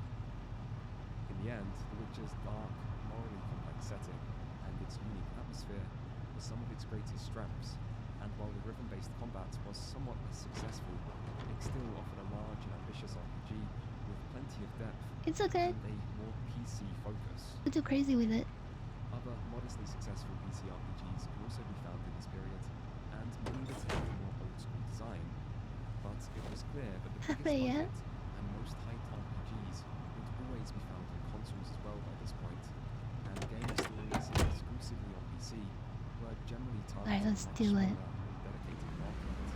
Hoorah! Still, by appealing to consoles, concessions were made to both complexity and control schemes. We're going on a field trip, yay! Game to appeal to both console and PC players was a challenge, which no game better epitomized than the decade's final RPG, Dragon Age Origins. Dragon Age would see BioWare creating another original IP, this time with focus on dark rogue fantasy. As such, the game was envisioned as a spiritual successor to the heavily tabletop-inspired Baldur's Gate and Neverwinter Nights, and it aimed to provide a more tactical and old-school RPG after the more console-focused Knights of the Old Republic, Jade Empire, and Mass Effect. And so, this game would be a return to BioWare's roots, to exactly what made them famous in the first place, and yet, how do you make a game like that, which also meets the demands of consoles? Dragon Age Origins is very much the product of that dilemma. The clearest way BioWare tried to resolve it is by making The character is in agony. versions in regards to UI and control schemes. Every limb in my body PC version involved more has Hi, exercise Prototype. fatigue. Hello. Sorry, I'm kind of focused on driving. commands and micromanage party members. I feel like I shouldn't do that till we're starting to fight. Has no top-down view and reduced difficulty, focused around playing in real time and issuing much more limited commands. To improve both versions, BioWare created a clever, customizable AI system that helps reduce the need to micromanage on PC. Even when Hawks do on the road, I'm worried about Aika driving. I'm sorry, I'm sorry. RPGs, while still trying to streamline these systems where possible so that less experienced players wouldn't be overwhelmed. And so, Dragon Age Origins is a rare RPG that sits in between both old and new and PC and console, while trying to please just about everyone. And given the difficulty of this task, it seemed largely successful. But some more experienced RPG fans found the game too simplistic given what was promised, and some console players may have felt left out by getting a more simplified version of the game. Pleasing everyone does tend to be difficult. Dragon Age Origins also The has motorcycle. interesting characters and an interesting and unique origin system where players could choose one of 6 different get there one day. which each had completely different opening chapters and many later consequences. Still, it's what this game represented that is its most interesting aspect to me, as Origins was an attempt to solve a growing problem in the RPG genre, and it perfectly encapsulated where the genre was at as the decade came to a close. And so the 2000s would once more be a decade of change, but this time that change was all about the growing importance of consoles. At the start of the decade, PC RPGs were plentiful, but over the years, the biggest names made sure their games were released on console as well, and often made console only a priority, while developers who continued exclusively on PC seemed to struggle. This shift to consoles brought a number of further changes on how RPGs were designed, including a shift away from turn-based and party-based combat towards action combat and single characters, changes to control schemes and UI design to make them more controller-friendly, simplified character systems and movesets that wouldn't alienate less experienced players, a general shift towards accessibility and player convenience, which did happen Seriously? as well, a continued focus on creative choices and reactivity, but with a particular emphasis on binary morality systems, something which was seen in Knights of the Old Republic, Fable, Gate Empire, Mass Effect, Fallout 3, and others, and finally an increased focus on cinematic aspects and production values. For these reasons, many might accuse this period of being a time where RPGs were dumbed down to appeal to a wider audience, sometimes at the cost of pre-existing fans, and this division in the RPG fanbase and the way Why do people have to leave their cars parked in the middle of the road? role in the next decade. And yet, new markets and more accessibility ensured the 2000s was also a time when many new fans developed a love for RPGs, which is something that shouldn't be undervalued. It was also the decade DVA チケットオンゼアウィンドシールド as being about great stories.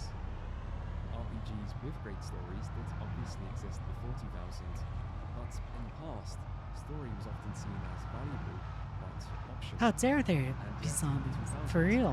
story came to be the single most defining and important part of the genre to many people, and the 2000s certainly produced a lot of great stories. And so, the RPG genre continued onwards, taking its new fans and growing problems with it.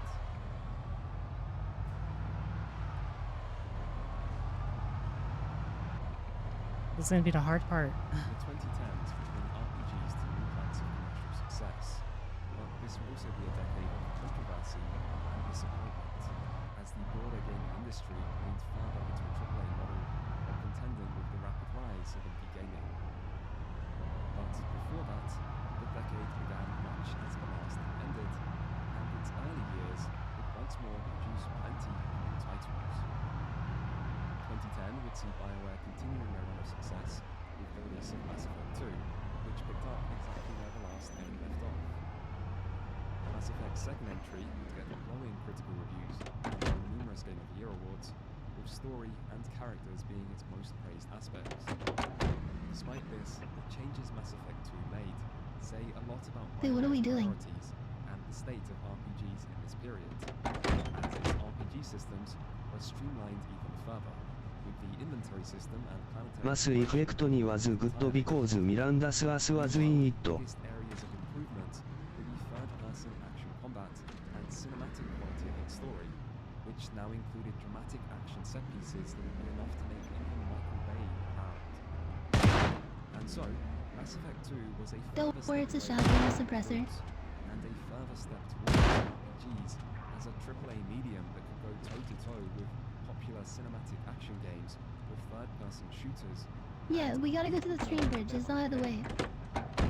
I'm always use the Now, train this bridge. was widely praised. For now. It's the only proper way to go. Still, even in 2010, not every RPG Just was go, just go, just successful drive, just drive. in making this transition. Lionhead Studios' Fable 3 would also release that year and would also make an attempt at streamlining its RPG design follow on to from. create an even more accessible take on the genre. But it did not receive new levels of critical praise and was instead widely criticized for this simplification. Meanwhile, Obsidian Entertainment were continuing to play the part of the RPG industry's subversive younger brother with the release of their espionage RPG Alpha Protocol, which received poor reviews for What its the data fuck is so collection, loud? It is so loud. Obsidian have been more successful No, with did you its take a swim? in-art Vegas, We all take a swim. and also had its share of acquisitions. I'm drained. What? Despite this, New Vegas was seen as new brands as I'm not drenched at all.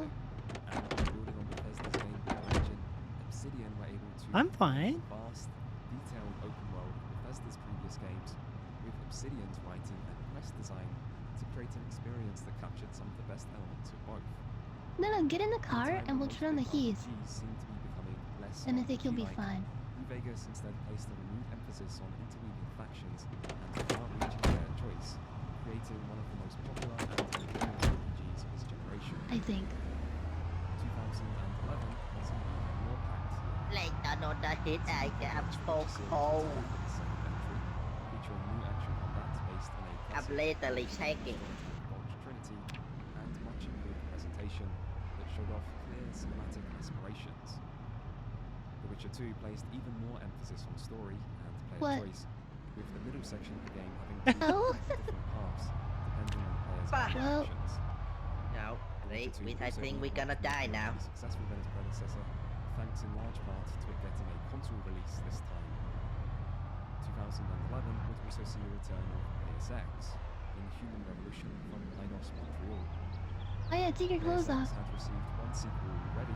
Hey, thanks to what do you large mean? disappointing Invisible War in 2003. but I mean, Human it's the Revolution clothing continued that's the wet, not series you. And maintained much of what made the original such a success. What do you mean you're dry? Officially Aika. a prequel to the first game, Human Hello? Revolution brought its own distinct sense of style, Oh my a god. transhumanism-inspired narrative, and the same genre mashup gameplay. 2011 was also the year the Souls-like genre started its rise to dominance, after the success of From Software's Dark Souls. Inspired by From Software's earlier Kingfield series, which was in turn inspired by Wizardry, Dark Souls, and the genre it helped to create, feel distinct enough to be recognized as their own separate thing. But these games would contain many of the features seen in other action RPGs, including character classes, leveling systems, and narrative choice. However, the shift away from direct storytelling and the greater emphasis on challenging, skill-based gameplay also helps to distinguish these games from the rest of the RPG genre. Man, this is a Still, huge Dark Souls, fucking not just in spite of its more old-school fence. difficulty, but in many ways directly because of it, does show a desire to return to games past. And in time, this would be seen as Jojo. the RPG genre. But 2011 would also feature the pinnacle of the genre's mainstream success, with the Elder Scrolls V Skyrim, the best-selling RPG ever made, and one of the best-selling games of all time. Skyrim received universal acclaim, as well as many Game of the Year awards, making it a truly genre-defining title. In many ways, though, Skyrim was Oh, there's a little Winnebago. Oblivion, but this also made it one of the most refined open worlds ever seen in a game. You can use the normal road, by the way, like it's fine after this. Rich in detail, I've accessible driven this design, entire way. and offering hundreds of hours of exploration and immersion in a virtual fantasy sandbox. What Skyrim did not do is innovate with its RPG systems or storytelling, but ultimately this didn't matter. It was the right game at the right time. A brazen It's less zombies. open world that came just before the open world genre began to perform and started to get saturated. And Skyrim's enduring popularity to this day is a testament to just how much it got right. And so, Skyrim was the ultimate vindication of the direction RPGs have been moving. It was the proof that if an RPG is broadly appealing enough, it can reach a massive audience, and that changes to appeal to console players, streamlining accessibility and so on, were the right move. Except while 2011 brought Bethesda's greatest ever success, it also saw the other industry leader, BioWare, get their first taste of failure, and it was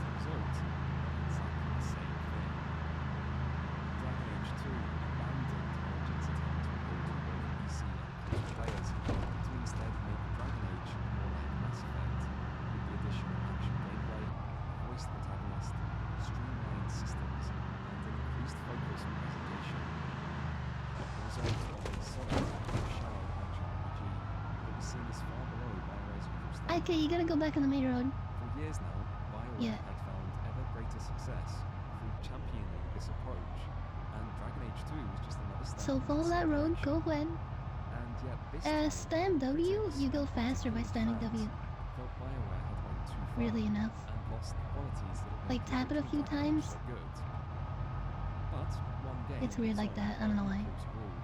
Particularly in a year that Skyrim redefined what success meant for an RPG, and blame for Dragon Age 2's Yeah, continue down that way, was also placed on a rush and then development cycle. just continue. Problems like the heavy Even if the road ends, continue forward and go on the main road. time, though, it would become more of a There we go. game. BioWare's next RPG, the Hotline Yeah. conclusion to the Mass Effect trilogy, released in 2012, and We're close to the focused on checkpoint. action and cinematic storytelling in the last game further. But be careful, I didn't remove all of the wooden blocks. Success of its predecessor, and while critics were jumping You can go right through those little rubber barriers. and there would be significant backlash over the disappointing ending, which many saw as failing to deliver on the original promise of a trilogy where players' choices would have far-reaching consequences.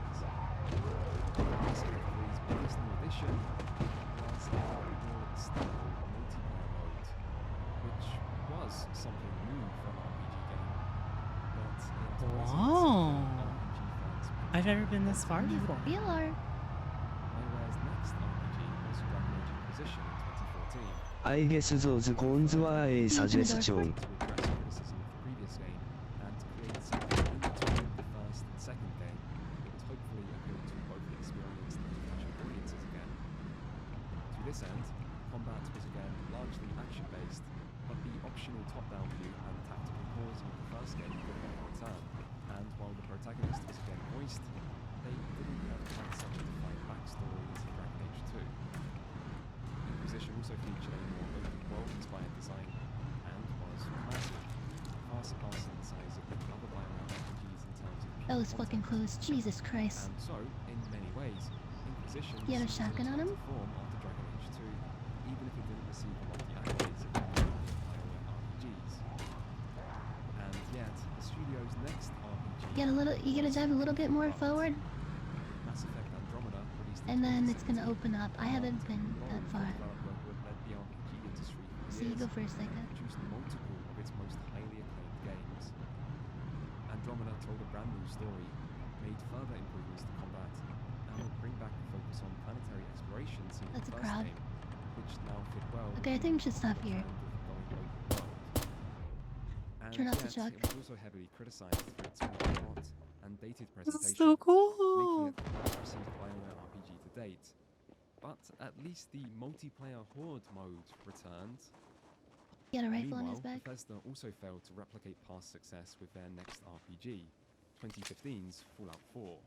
M16 is While so still rifle? Oh my high-selling God. and positively reviewed, Fallout 4 would also receive criticism for its simplified RPG elements, with the decision to move to a voice protagonist and use a Mass Effect-inspired dialogue wheel Big being backpacks? particularly polarizing. Dang. In other ways, Fallout 4 was exactly what people might expect from a Bethesda open-world game by this point, and it did make substantial improvements to combat, while also including a new base Dang. building system. Dang, chat. And yet, the long-running trend of just improving the actual combat and overall presentation to win acclaim and increase sales didn't seem to be enough anymore. And Fallout 4 in particular would be I don't heavily think we have any, compared to do we? not only older Fallout games, but also Obsidian's Fallout New Vegas. Okay. And while industry leaders I'll just put BioWare in the and track. Bethesda showed signs of struggle, promising new RPGs seemed to mostly disappear in this period. The early 2000s was also a time of Up change, to you, but Aika. it still led to the creation of numerous new RPG series and established several prominent developers. And yet, in the 2010s, this didn't seem to be the case. One rare example of a big new IP was the 2012 action RPG Kingdoms of Amalur: Reckoning, among the games, which featured a star-studded team of developers including Morrowind, Yeah, that's good enough. Bolster, and fantasy author R.A. Salvatore. And yet, Kingdoms of Amalur's blend of fast-paced combat and large semi-open world failed to draw enough players to turn a profit, despite it selling over 1 million copies. RPG budgets had increased a lot by this point, meaning new IPs were risky. So promise to a small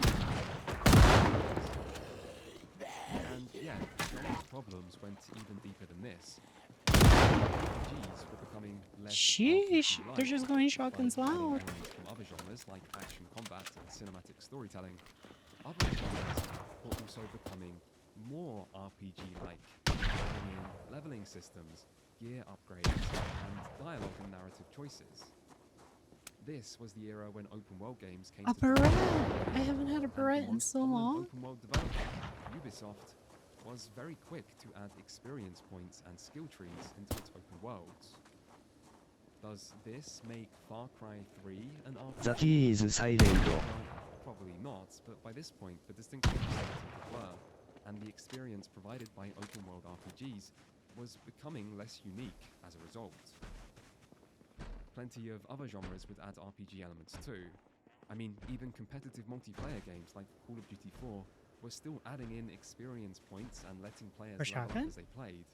And by the end of the decade, it had become hard to find a big AAA game without at least some kind of RPG element, whether it was upgrades, skill trees, dialogue choices, or all of these things.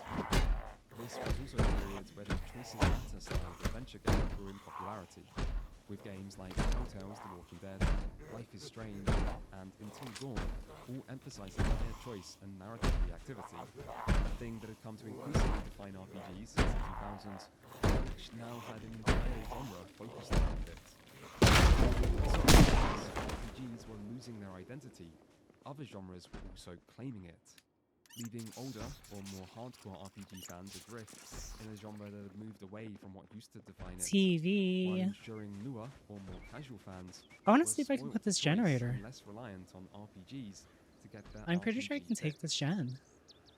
Of course, it wasn't all doom and gloom in this period.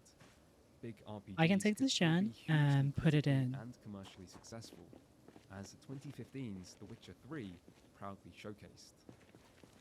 The Witcher's third installment took the action combat, high production values, and strong story of the last game and added them into a massive open world, complete with horses, boats, card games, and enough memorable side quests to keep players happily engaged for well over 100 hours. The Witcher 3 was a fantastic game, and it exemplified the type of RPG many developers I likely thought you wished they could, could make. but I guess not. The reality was, The Witcher 3 wasn't a game most developers could make. Not every developer had the millions of dollars and hundreds of employees necessary to make something of this size and quality. And of the small number of developers who did, most probably felt they needed to appeal to as broad an audience as possible and weren't willing to risk making a game that was more old school, complicated, or inaccessible due to the fear of commercial failure. And even if they didn't feel that way, their publisher may well have. So, this was the state of RPGs. The genre had become increasingly streamlined and simplified after the transition to consoles. Hey, and certain Chaz. RPG fans were How are you guys increasingly doing? unhappy about this, while other games added RPG elements, diluting the genre's appeal even further, and the high cost of development meant going Wow. against this trend was seen as very Wait a risky. minute. This is a ham radio? So, the RPG genre had problems. Luckily though, OH 2010 now was a you pay small US rise in attention. gaming, and it was through this that older styles of RPGs would make a comeback, which eventually Now I would pay lead to the attention, of genre's course. possible salvation. I'm still alive need to start getting ready for bed in a bit. And some developers, Okay. like Jeff Vogel and Spiderweb Software, have been making RPGs independently since the 90s and have never stopped. In fact, Spiderweb Software has released a grand total of 26 games, which is almost one a year, and they're still going strong. Still, the 2010s is when the indie market caught up with its developers, as digital thought I was a distribution and a Bushmash small woman. number of influential indie Thank hits you, though. helped establish indie games as a distinct and valuable part of the gaming landscape. This meant smaller games could still be successful without needing to appeal to broader audiences. I think and this it's created crazy opportunity that Val for kinda styles of just games and cast genres that out. come to be ignored by the gaming mainstream. Yeah. One of the best examples of this was Almost Humans, Legend of Grimrock, which released in 2012 and was a real-time grid-based dungeon crawler in the vein of the once so influential Dungeon Master, except with a lot of new iron graphics. This meant that Grimrock was a successful throwback for fans of an older, now rarely seen type of RPG that could also still be enjoyed by newer players and might even serve as some people's introduction to the subgenre. And Legend of Grimrock was very successful, selling almost 1 million copies and leading to a well-received sequel 2 years later. This was also the time that certain older RPGs started to make What a is comeback in the this? form of remasters, like the Okay. enhanced edition of Baldur's So we have Gate, another which spot also to released in check 2012, out. and also helped renew interest in an older style of RPG. Still, the biggest catalyst of this era was the arrival of crowdfunding.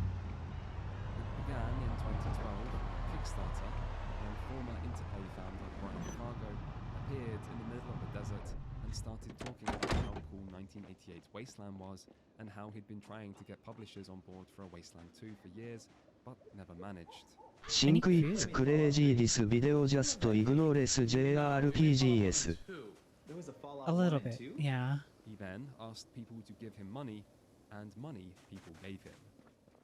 Wasteland 2 would receive almost $3 million in just over a month, which was more than triple the original goal, and soon other RPG developers would follow, including genre veterans Obsidian Entertainment Horoscope and Larian Ammo. Studios, as well as RPG newcomers like Harebrained Schemes and Owlcat Games. The idea behind this was that RPG fans still wanted classic tabletop-inspired RPGs, but publishers wouldn't fund this type of game anymore, and so these developers were using crowdfunding to get such games off the ground lot of drip. and prove that there was an audience for them. And the result of this was a whole new wave of There's so I much like ammo. the Shadowrun games. They really good time. The first to release was Shadowrun Shadowrun? Returns in 2013, which was based I haven't on heard the that name in fantasy so long. cyberpunk Shadowrun tabletop RPG. Shadowrun Returns was a modest yet solid turn-based RPG with tactical combat and a reactive story, and it proved crowd-funded RPGs could succeed. It would be followed by 2 more sequels, Dragonfall in 2014 and Hong Kong in 2015. I love the setting a lot good mix of both cyberpunk and fantasy. Meanwhile, Wasteland 2 released in 2014 to positive reviews and delivered exactly what was promised. It was a faithful successor to M590 Wasteland shotgun? and the original 2 Fallouts, in that it was a bleak post-apocalyptic role-playing game What kind of with weapon do I turn-based have? combat, deep character M500? systems, and plenty of narrative Wait, so this one's choice. better. 2014 would also see Larian Studios' Divinity Original Sin, a game which wasn't based on any particular tabletop or CRPG of old, and yet would feature an incredibly detailed and interactive world, reminiscent of the approach once seen in Ultima 7. This Oh my gosh, created an we have impressive level a of simulation, ton of but stuff. it also allowed for a plethora of creative puzzle designs and became a key part of Original Sin's unique turn-based combat, where elemental and environmental effects could be combined in all manner of creative and chaotic ways. The result was one of the most exciting, rewarding, and unpredictable combat systems Jesus, in yeah? RPG, and Larian would follow this with an even more successful sequel in 2017, improving the first game's weakest quality, its story, and up to the level of presentation, with features like full voice acting. Meanwhile, in 2015, Obsidian would find success with Pillars of Eternity, a spiritual successor to the Infinity Engine RPGs that featured real-time with pause combat and a familiar isometric perspective. Pillars of Eternity was set in its own original universe and featured its own custom-created rule set, but the influence of Dungeons & Dragons is still clear, and the influence of the Infinity Engine games is Anybody even got clearer, particularly in its UI design. Anybody got food? That said, there was still a clear attempt to modernize and improve upon the experience of those older games to create something that might appeal Oh my to new players God. as well as old. So much Pillars of is Eternity there? would also receive a sequel in 2018, Jesus which added a Christ. greater focus on overworld exploration and pirates, and Obsidian also released Tyranny in 2016. Oh wow, that's so cool. another Look at me. isometric RPG with real-time with pause combat. that featured Just unique so that premise, realized world, my villain, dude really just made reading Wikipedia articles into a multi-hour Even long London sounded video. like a member of XOF. jury, and executioner. In Exile would also have a busy decade, and followed Wasteland 2 You look with cool as fuck. You Torment, look like a Tides juggernaut. of Numenera in 2017. Tides of Numenera was a spiritual successor to Planescape Torment that was based on the Numenera tabletop RPG and explored Oh, similar thank you. philosophical and thematic topics as its legendary inspiration. Planescape Torment is a tough act to follow, but Tides of Numenera certainly tried. In Exile then released The Bard's Tale 4, Barrows Deep, 1 year later, which, after many, many years, saw players finally return to the land of Scar Grey. Reviews for the game were mixed, with technical issues cited as a frequent problem, but the deep turn-based combat was more highly praised, and the modern visuals do make the game feel somewhat unique within the now rather overlooked realm of turn-based dungeon crawlers. Are you? Finally, In Exile would also release Wasteland 3 in 2020, which made many improvements to the Good game actual and military. received much praise. Another exciting developer who found success through Kickstarter was Owlcat Games, who released their debut game, Pathfinder Kingmaker, in 2018. Kingmaker was based on the Pathfinder tabletop RPG, which itself was an offshoot from D&D's 3.5 edition, and featured real-time with pause combat, making it similar to Pillars There's of so Eternity. much stuff here. However, while Pillars felt subtly modern and somewhat restrained, Pathfinder Kingmaker instead fully embraced the complexities and depth of its adaptive rule set to create an experience that was not very accessible, but was surprisingly faithful. Owlcat would follow Kingmaker with Wrath of the Righteous in 2021, which added the ability to alternate freely between real-time and turn-based combat to create an even more faithful and enjoyable adaptation. Not all Kickstarter RPGs from this era were throwbacks to games of old, however. 2018's Kingdom Come Deliverance from Warhorse Studios, for example, was a first-person open-world RPG in a similar style to The Elder Scrolls. Kingdom Come Deliverance stood out, however, by being a historical RPG set in 1400s Bohemia that went to great lengths to create a sense of historical authenticity. It also rejected the modern RPG genre's commitment to player convenience by removing many quest markers, limiting players' abilities to save, requiring players sleep, eat and repair equipment, and so on, resulting in a game that looked modern A yet felt double distinct. holster? Kingdom Come Deliverance's authentic historical setting and lack of handholding are exactly the type of things modern publishers might be hesitant to take a risk on. But its strong sales prove that this was a risk that paid off. Still, the most important have RPG one to come from already. this era was likely No need, no need. 2019's Disco Elysium. One on my, Disco Elysium wasn't funded through Disco crowdfunding, Elysium but is it was good, but independently published by oh its my developers gosh, I hate all the It talking. also wasn't based on any existing tabletop RPG, but it did begin life as a custom D&D game between friends. Disco Elysium cast players as a down but not quite That's just the type of game it is. in a rundown Yeah, it's just, it wasn't for post-revolutionary me in the end. city, while also trying to pick up the pieces of your broken life, or at least not break it too much further. Oh, let's cool it down. Story was a clear priority in this game, but surprisingly it went even further than most by eschewing video game tradition completely and not including any type of combat.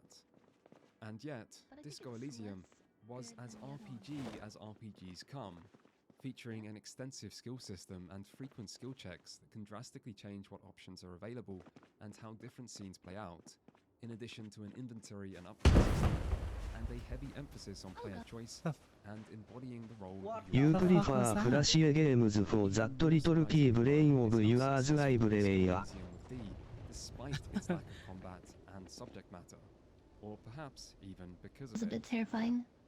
I mean, if you were to design an RPG that you'd assume traditional publishers would have little interest in, it might look something like this.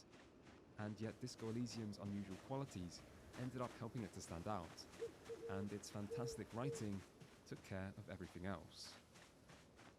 There are many other RPGs which could be mentioned here as well. Games that championed exploration, like Underrail, or far-reaching choice and consequence, like Age of Decadence.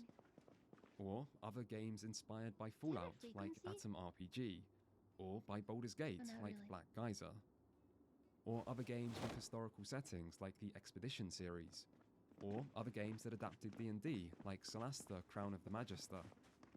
Or Goodbye, other my games skirt. about old-school dungeon crawling, both I'll grid-based, miss you. like Grimoire Heralds of the Winged Exemplar, and free movement action-based, like Lunar Sid. There are also games that don't take inspiration from the past, but No instead skirt try to ani use brush. like the Banner Saga Yeah. or Outward. There are also successful RPG Maker games like Lisa the Painful and Undertale. And you could drag this section out for a while if you wanted, and that's without even including other, mostly ignored in this video subgenres, Oh, like look! traditional roguelikes An apron for or Val. Diablo-inspired action RPGs. And so, the rise of indie gaming changed RPGs once more, mostly by providing some much-needed diversity. Not every game mentioned in this section is an all-time classic, but every game could be a classic. HE really is a housewife. Gaming allowed these more niche audiences and these more niche types of RPGs A to little bit. survive and sometimes flourish in an industry where they otherwise seemed forgotten.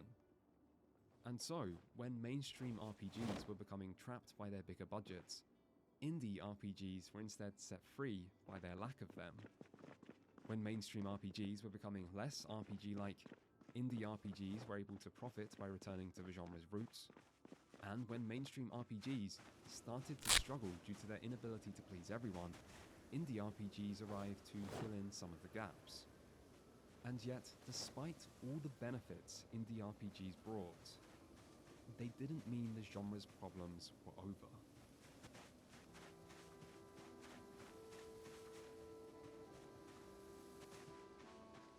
For every decade covered in this video so far, the RPG genre DUN ダム。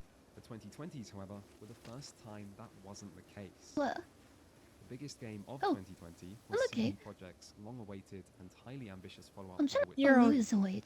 And yet, despite massive hype, Cyberpunk You 2077 can say it again. No, launched it's with okay. numerous Thank you. technical problems that were so severe the PS4 version was removed from the PlayStation Store Yes. and a class action lawsuit was filed from investors. I always had an issue where like For years, AAA RPGs had evolved in a single direction.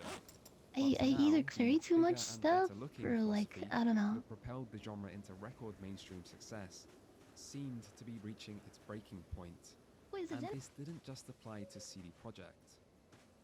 In fact, since the start of the decade, every one of the biggest RPG developers seems to have disappointed.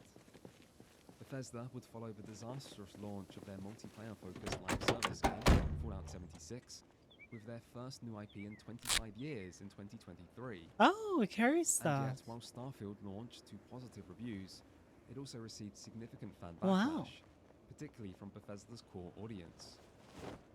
Meanwhile, BioWare would also release a poorly received live service shooter with the short-lived Anthem in 2018, before going dark. The next installment in the Dragon Age series, Dreadwolf, was announced in 2018, but is still without even a release date. Man, look at and all its of that. development has reportedly been quite troubled, while a new Mass Effect game has also been announced and then not heard from again. The final member of the modern Big Three, Blizzard, would also release the long-awaited Diablo 4 in 2023 to a similar reception to Starfield.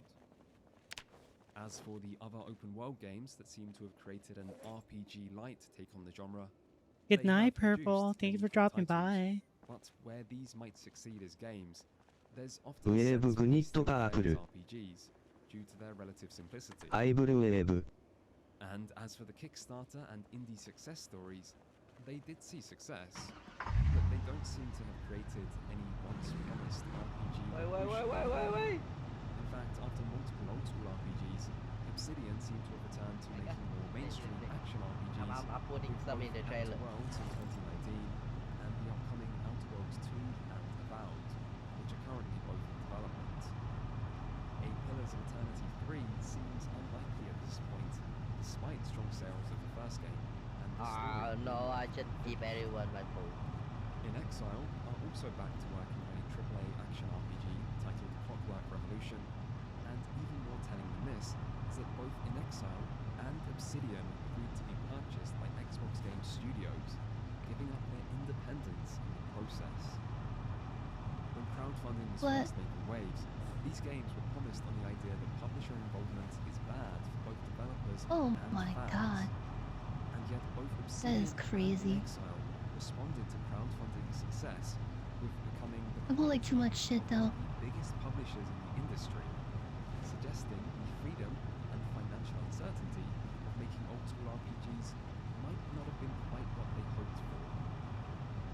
And as for big upcoming RPGs, many still look to be a long way Carry off, one of the and backpack on stories the from development secondary. aren't exactly Then hard to find. there. And so the RPG genre seems as if it might be in crisis once again, with drawn-out development, high-profile failures, a general loss of identity, and indie developers struggling to build success, all suggesting the genre is experiencing significant Gonna move problems. forward. Or at least, that would be the conclusion. I can of see the video shit. if it wasn't for the release of one. Yeah, I final can see upgrade. shit at it. It seems fitting that if any game was going to save RPGs, Okay. it would be this one. Baldur's Gate released in the genre's darkest period and did more to prove the genre's viability than almost any other game in RPG history. It also did Can you this turn by on the returning to light, what created the genre in the first place. Adaptations of It is on. Dungeons and Dragons that try to embody it's 'cause of tabletop our point of RPG view. design. And now, 25 years later, Baldur's Gate has returned with a third entry, and seems to have done the exact same thing over and over again. It also seems fitting that Larian Studios will be the developer behind this game. Larian are RPG veterans who never saw the same level of success as some of their rivals, but continued to make great games anyway. They are a studio that survived the great console RPG It's so generation, dark. something that can't be said for all PC developers, and a studio who excelled during the Kickstarter/indie resurgence, creating two of the most highly reviewed games of that era. And now, with Baldur's Gate 3, not only have they created one of the We can most stop for a universally acclaimed video games in Stop for a history, moment. but they have also proven, beyond any shadow of doubt, that a more in-depth and tabletop-inspired RPG is not only possible in a AAA game, is not only viable in the modern market, and Give is me a not only moment. popular with modern RPG fans, but that this type of RPG is to many people I'm looking for gas cans of gas. Mainstream RPGs have been criticized for years for being shallow and moving away from the genre's roots. Baldur's Gate 3, on the other hand, does the exact opposite. Character creation is unapologetic. Do we have any? Quests often don't hold players' hands. Choices are frequent and have far-reaching What? consequences that aren't always obviously signposted. I thought we did. We used to have a lot. Provides plenty of options for What happens if we run out of the gas? world is impressively simulated without being just another generic open world. Dice rolls are emphasized rather than hidden away, and all this is done with a level of presentation and polish on par with other AAA games. Okay. Baldur's Gate 3 is the game RPG Fuck, fans we need lights love, here. and it is the game RPG genre. Does it work though? But I what don't happens fucking next know. Yeah. is still unknown. We're gonna need a mod to make it Future, work. Baldur's Gate 3 would inspire even greater interest in indie RPGs, leading to even more Yeah, choice doesn't- and diversity as great new games continue to be It made, does not work. while also proving to publishers and studio Did directors you ever finish BG さん RPG design No, and you never even touched collaboration, it reversing a afterwards. long-running trend and leading to more RPG-like mainstream RPGs.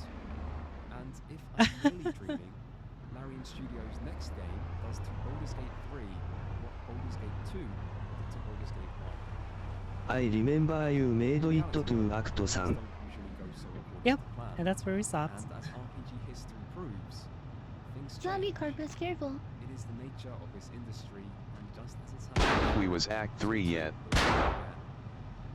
reality He's dead. is complicated, and the only way to truly know what the future offers is to hang around and see what happens. We don't have any fuel at Right all. now, however, it is hard not to be hopeful. RPGs have come a long way, but as long as tabletop RPGs continue to provide inspiration, the genre should never forget where it comes No. from, and good games should continue to be made. It's way too dark.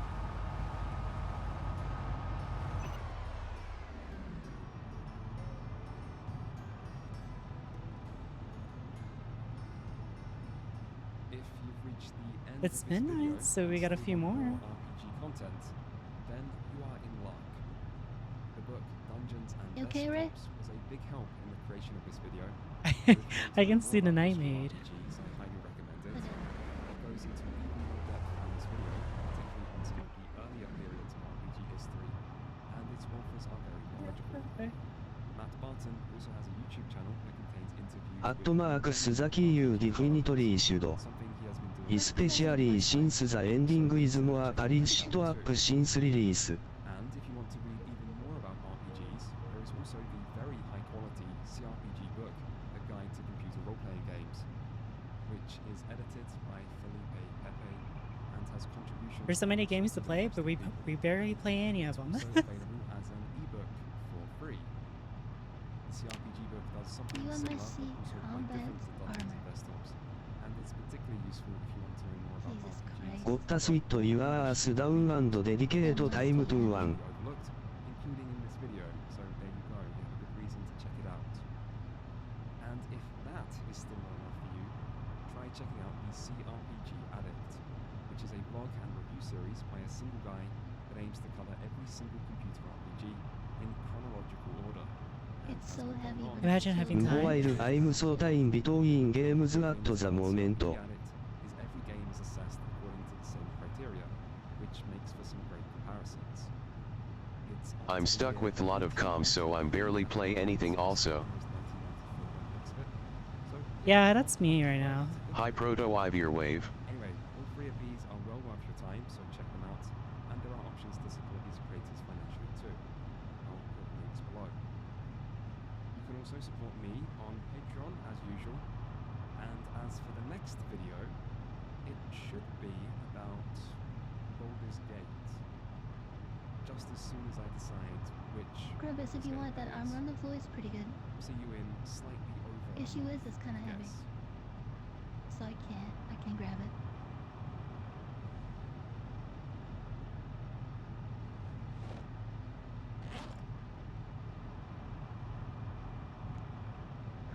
MMOs are the greatest and worst genre in all of gaming. And I don't mean that sometimes they're the greatest and sometimes they're the worst, or that they simply have the potential to be both. MMOs are simultaneously the best and the worst gaming has to offer.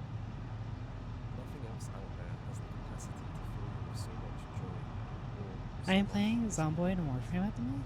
It's oh my gosh, BDO. I haven't played that so long. And I want to talk about that. Still, I also Goodness gracious. everyone else on this planet to know exactly what these genres are about, where it came from, how it's changed. Ideally, if I ウォーフラム will definitely kill your time.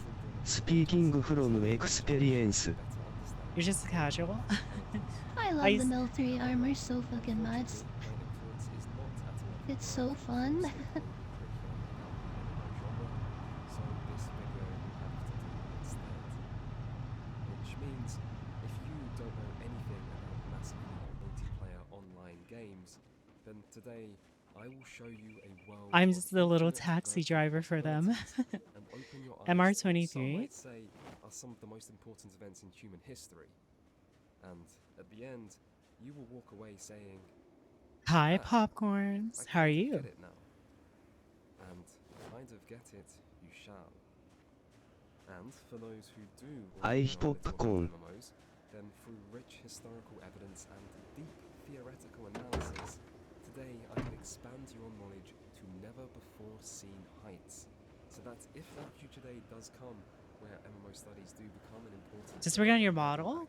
Are you finding out having giant rocket tits that are the size of Warframe P2 was so fun. rockets?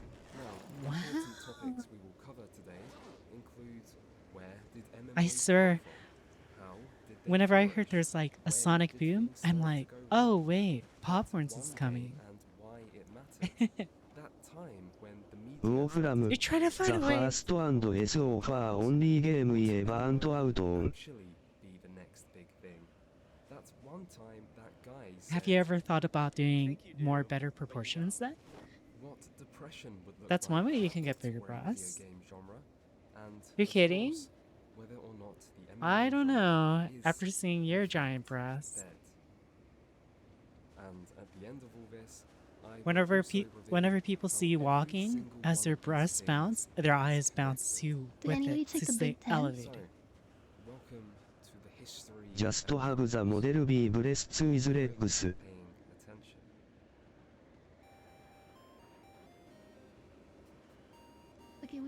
to wait for daylight?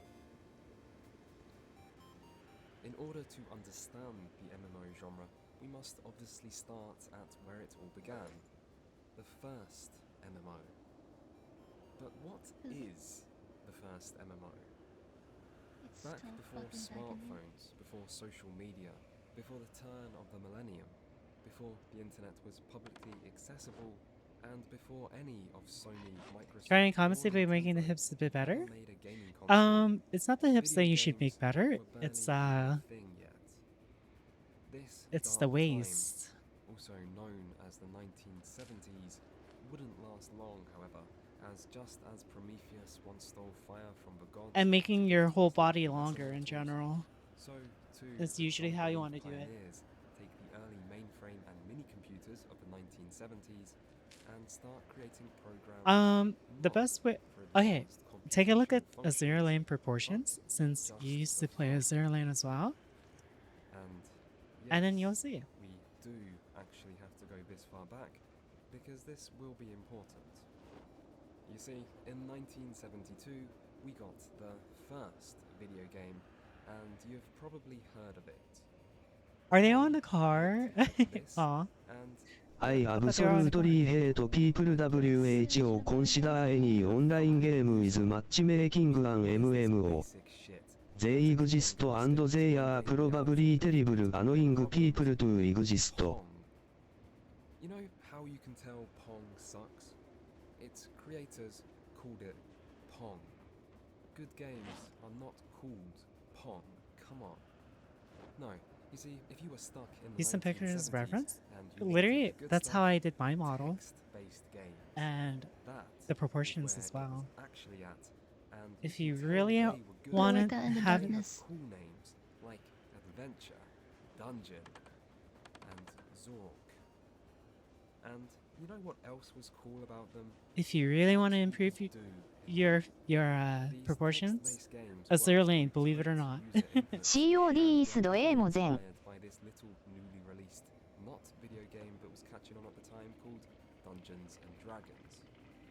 Now, comparing what you could do in these early text-based games to what you could do in, say, Pong, was a bit like comparing what you can see in an old Sears catalog. Don't steal the entire gas of that truck. On Pornhub.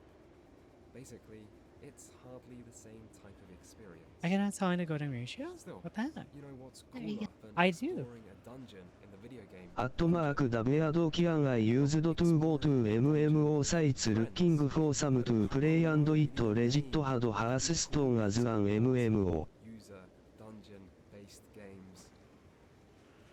MUDs. They called them MUDs. And hey, who said good games need good names? And so, hello, Fortnite, Roblox, Minecraft, League of Legends, Call of Duty, Halo, Quake, and every other online game ever invented. This is it. This is where it all started. The first MUD was, I guess, retroactively Why that dinner called sucks MUD 1, dick. and in it you could talk to and work with or against ザ・ゴールデンレシオイズ 1.6180398749894 Now, there's two important pieces of What? information I want you to write down in your metaphorical notebook. アットマーク派電56ルマオ Is that while the genealogy of MUD 1 to Fortnite is a bit vague and you'd be Kinda forgiven for crazy. guessing that they're related, the lineage from MUD 1 to the MMOs you actually know the name of is a lot more direct, and the family resemblance can still clearly be seen. カムオンアイカユーのザ・ゴールデンレシオ Based gameplay, loot, I don't. I just have a specific one. That's showing it. up in games like the highly popular 1990 Deku MUD.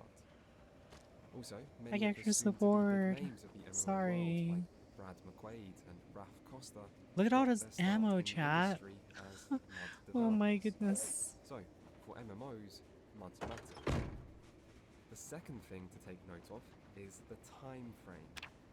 The first ever video game, Pong, was created in 1972.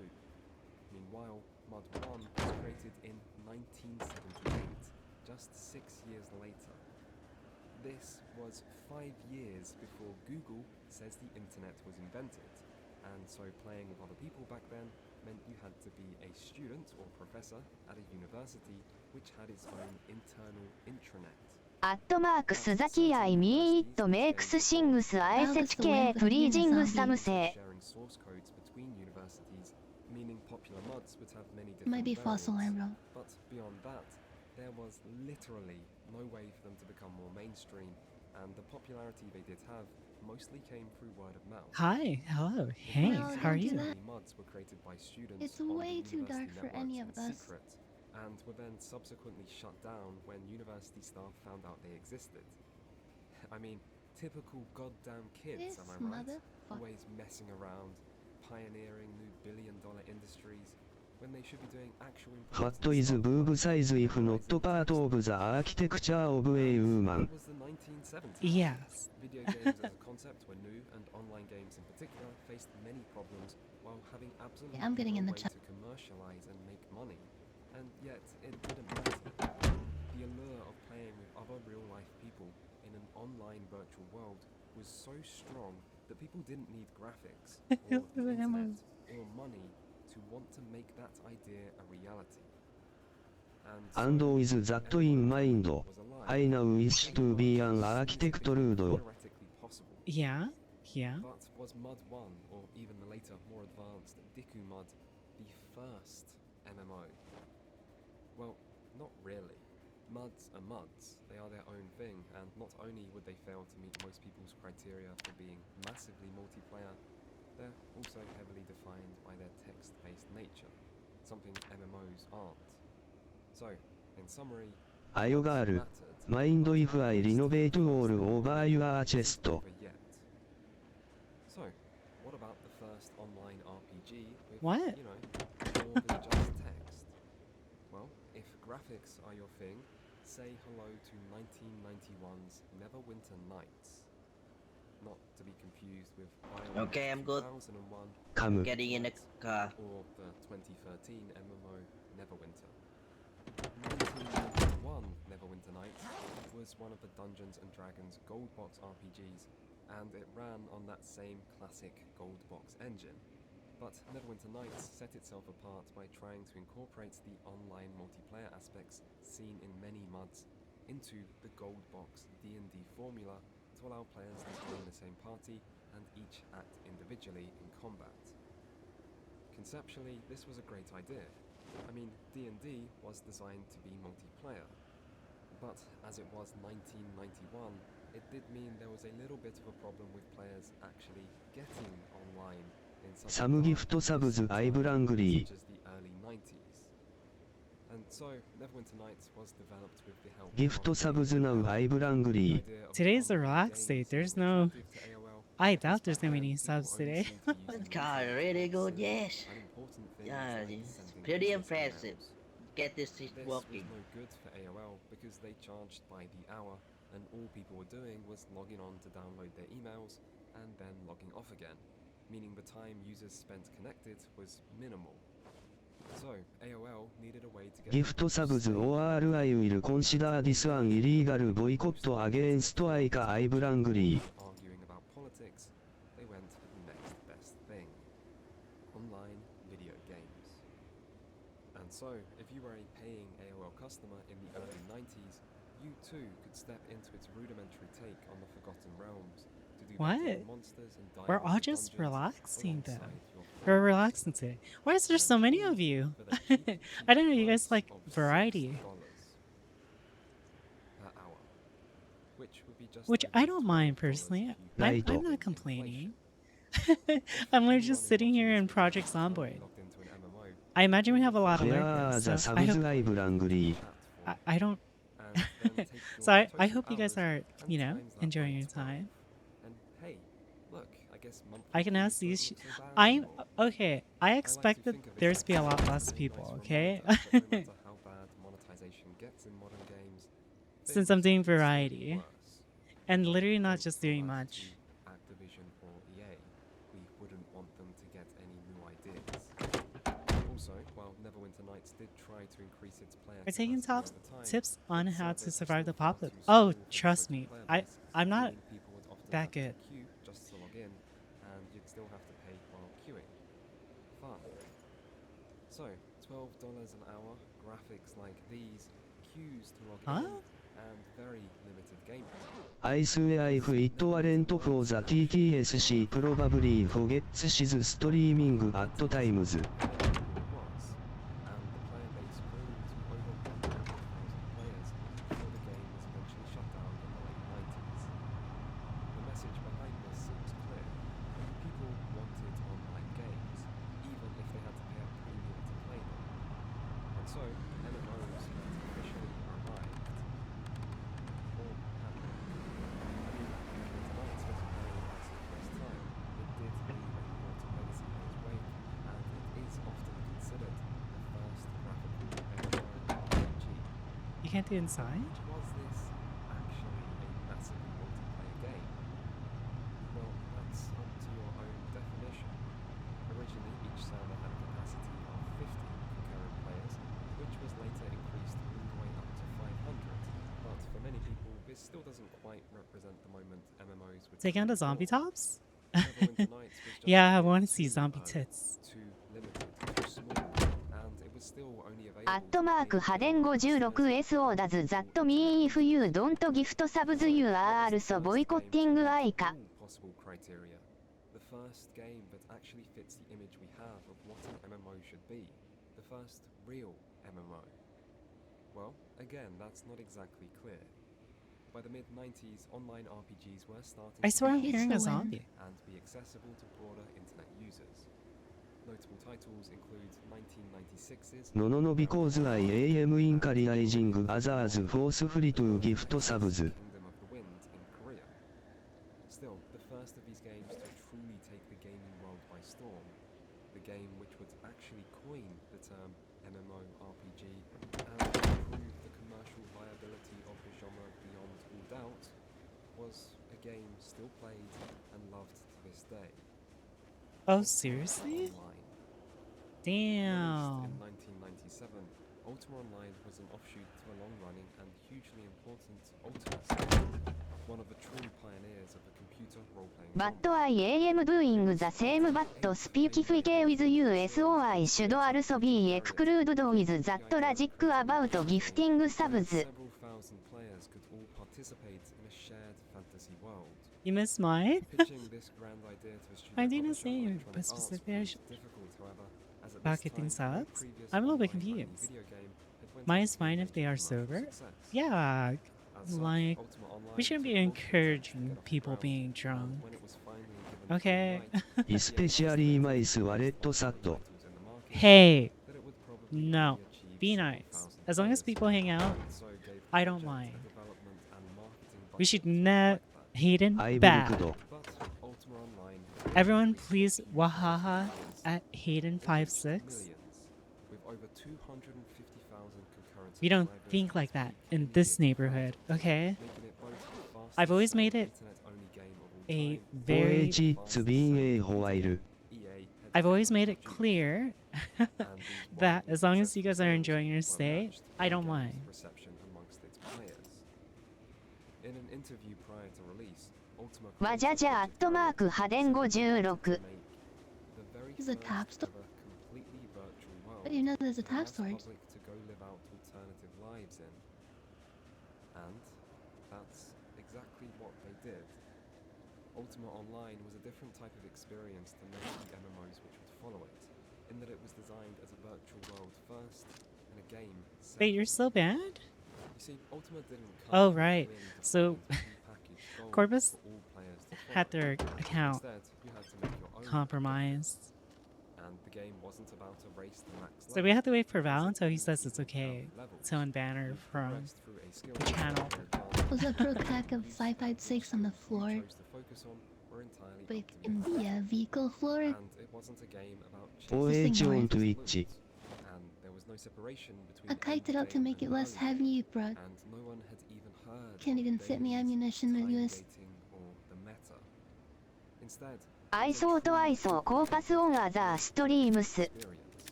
be who you want to be, Yeah, they're here. No, no, not on Twitch. They're just banned from this channel. So, if you wanted to live your life as a merchant, crafting your own wares and never even Oh, picking did you up a guys weapon, hear as you could well? do that, and then build a clear a town, to turn it into a shop, that advertising your wares to other players and making a name for yourself. Helldivers 2? Oh my god. SO コピーカントリードファットウィーセイアイカガブリナ World before it was a game, and the point from its inception was just to allow players to live within its world. Of course, there can be a downside to so much freedom, as just like in real life, other people can kill you, and just like in real life, dying also kind of sucked, because people could take all your items and leave you needing to get someone else to come resurrect you. This was called PK, What was? Oh right. or player killing. Oh my goodness. ドラーガ Helldivers マジッ 2? ク WHO ウッドルックアットザットフェンアイカイズオンスクリーン Huh? So apparently Helldivers 2 nerfed weapons again? They pushed out an update for flamethrowers and were like, oh wow, this is too fun. We're gonna nerf it. And people were pissed about it.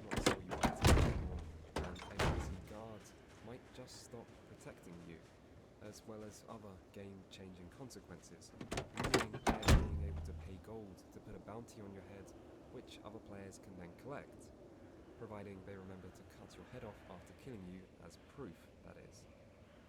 This created a complicated red versus blue dynamic of player killing outlaws on one side and innocent rule-abiding citizens on the other, and the opportunities for player creativity. アットマークドラーガマジック if you can't see game chat you aren't starting hard enough at アイカ When you get good you can see through her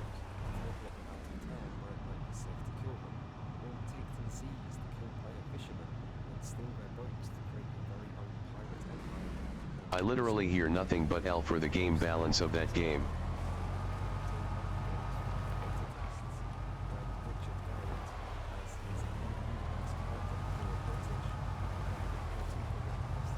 The optimization was even worse.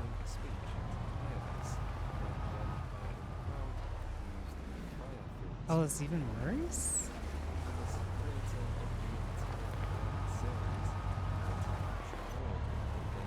I do feel like the game runs worse since a couple months ago.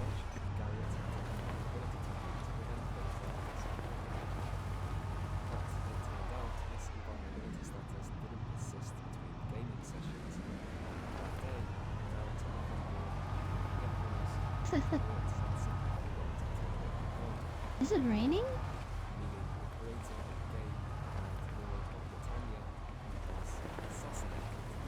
Okay, this is the wind. Oh my god. Holy shit.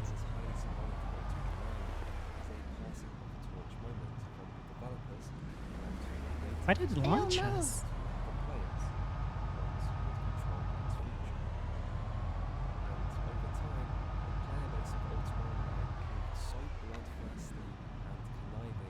Me and my friend have that KO problem where the game just crash multiple time during the match. Nerfs are not Sony's fault? Yeah.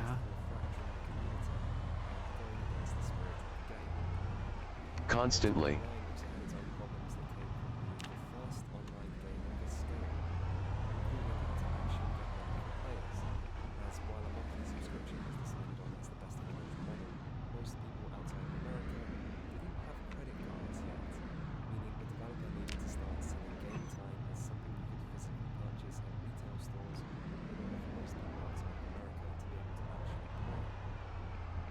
Hey yo, is that a camera? Hey, we can can we get that camera? Ultima Online's world was truly massive by the standards of the capacity Go check. 500 simultaneous players. But after the unprecedented level of interest since the first beta, it became clear that even this wouldn't be enough. The solution was to split the game's population into multiple different servers. Each hosting a system copy. Iker, you're rooting the car when we could just kill them ourselves.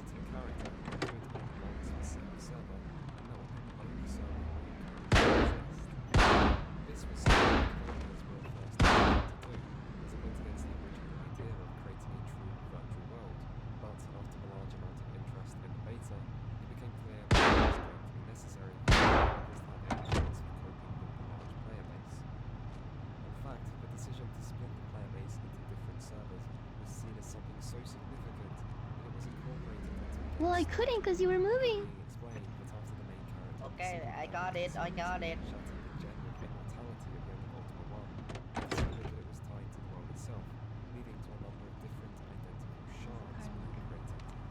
You got the camera? He actually got the camera. This narrative explanation is even designed to allow the possibility of these shards one day being integrated to bring all players back into a single world if the technology did one day enable it. So that's the headlight circuit. This never happened, and Halo servers went on to become a normal and very popular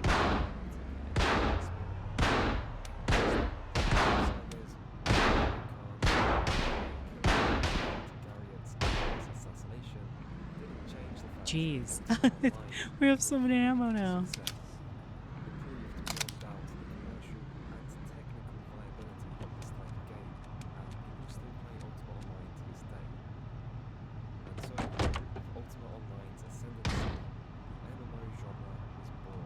We should, but we don't have gas.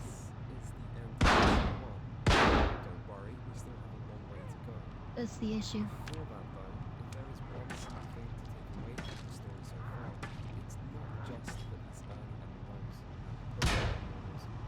Successful despite the early era in which they were made.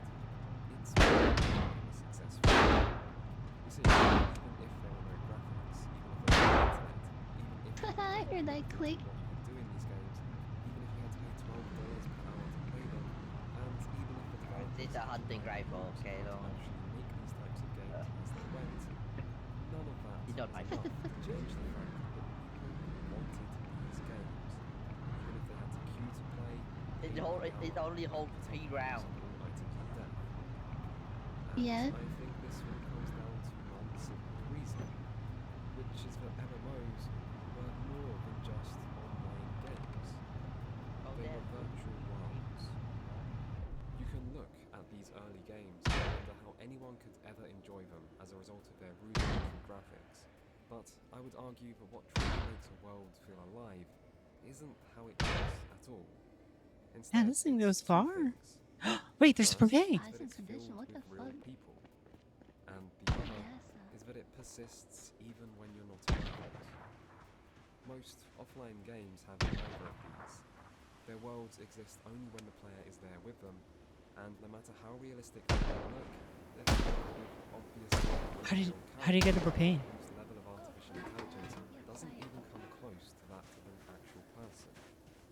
And this sense of fakeness Magic Ica Smash. feel more meaningless. But for MMOs, I can't believe it. We it's found different. propane. Their worlds Chat, we are did filled it. with real people, and player actions do have actual long-term consequences, and this can make them feel more real, which can make Wait. everything you do Lots of Propan, but fat of the Propan accessory. This is why players might put up Oh, it says with bad completely different car. I think great. carry out time-consuming and repetitive tasks, or just dedicate large parts of We're their days. rich. Oh my goodness. The appeal MMO provides is unique, and if this is something which appeals to you, it's something you can't just find somewhere else. Rich. Of course, there's nothing wrong with this. What is that? After all, there's no reason you need to be in a virtual world when one reality can be more than enough. Oh my gosh, there's a huge To ass. understand MMOs, you need to understand this side of them.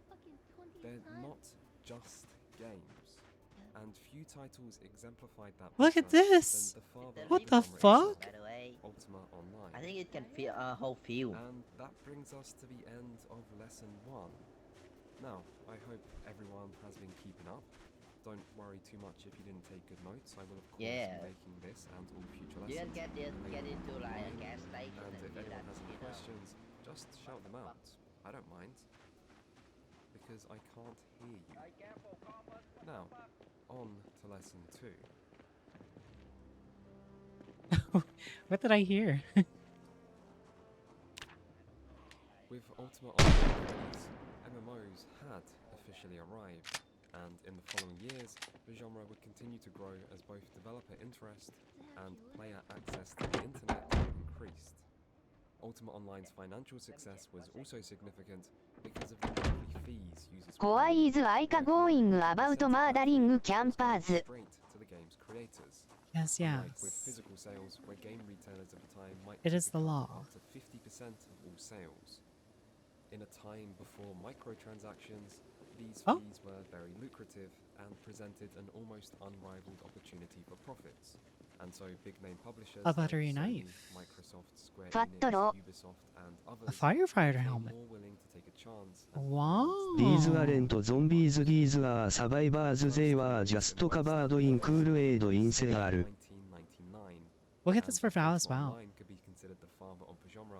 EverQuest has a strong claim to being its mother, due to both its groundbreaking popularity and the strong influence it had on many titles that would follow. Where Ultima Online had taken inspiration from the Ultima Top RPG Gun series poster. and prioritized That's player freedom, tactical beret. Add prototype XO1 Almond Waves. on the text-based hunting earlier, which several designers had previously worked on, leading to a focus on player cooperation. The primary way it achieved this was through difficulty.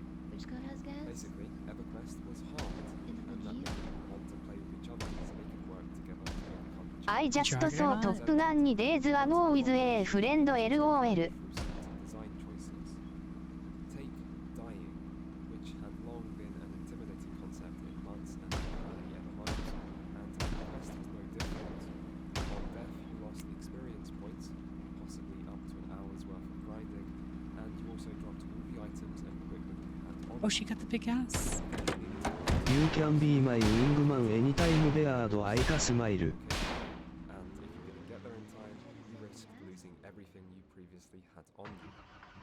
But if there was someone around who could res you, like a party member, old mate, or just a kind passerby, then they could bring you back to life on the spot, saving you from a dangerous close run, and reducing the experience you would suffer.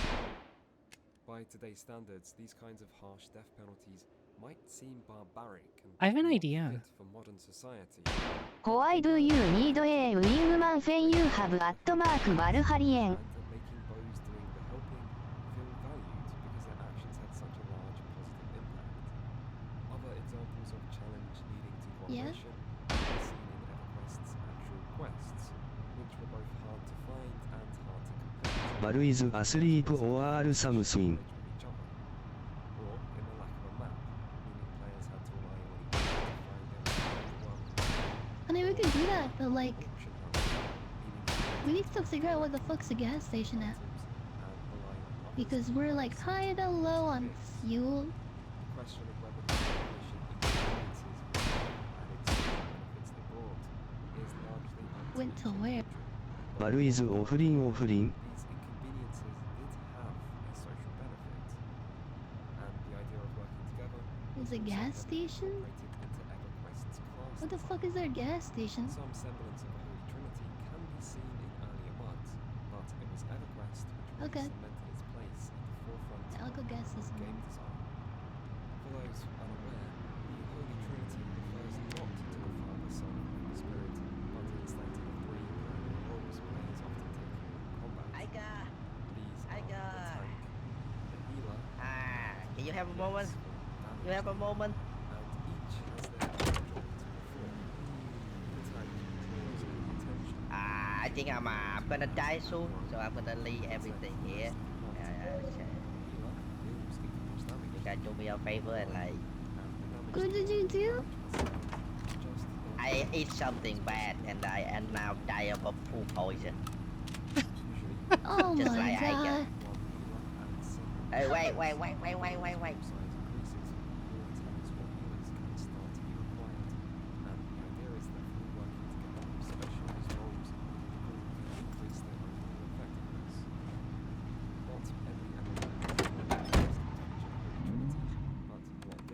What, is there a generator for it? Still, something not all MMO players are Okay. familiar with are some of the other roles players might take in groups and MMOs. This guy went naked. Buffer, crowd controller, and puller. I'll charge. So I can only see is I'm kinda naked right now, don't look at me.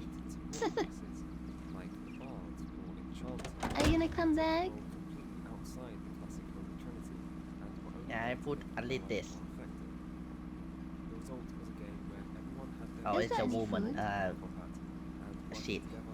Does it turn on PvP? And while these roles may not have been completely necessary when killing all enemies to level up, EverQuest also popularized something else that has become synonymous with the MMO genre. In a faction tab? Yeah, please shoot me. You don't let me do it. Please. If you've never Not heard like of this. raiding, then think of it as challenging group-based content that usually requires a large group of coordinated players, often playing for an extended period of time. Get away, Ray. To kill enemy She gotta shoot bosses you. and Anybody collect got the food? best items or loot. Look at the flowers Gary Aika Sato. Gully, you gotta turn on PvP and then you gotta go to faction settings But if I that's don't what you're think that thinking, and matters. turn you on. haven't been paying attention. Because It doesn't matter. EverQuest wasn't Yeah, really a big fan of yeah, she easy. can just shoot me. So not only did enemies Oh, I didn't know. specific mechanics players had to overcome, like special attacks players had to move out on, as well as hazards in the boss arena, like traps players could fall into. Did you get as well as him? other nearby enemies players could accidentally have to get turn on too close PvP. to and end up in a fight. And if all that sounds fairly standard for an MMO, Ew, he's each stinky. boss in EverQuest could also take over an hour to kill. Players needed to clear the boss area of other enemies You know, before I still have up every PvP player, enabled and you go everyone's standing in front of me. in order to actually take the boss down successfully. Oh, and there also weren't any instances in EverQuest. meaning I all feel bosses like could Aika spawn has in been one wanting and to you do had that. your group to be the one to kill it. You had to camp its location, so you get to it before Okay, anyone else so respawns. anybody got In a food? time when raiding was a new concept, EverQuest's hardest encounters could pose a serious challenge, and I only get- the best players had a chance of defeating them. Break, come on. And it's something no one could Nehemiah dead. Let's get a gas station. Not specificate to Gary. Just any friendly fire. You're just trying to get in your truck, I got.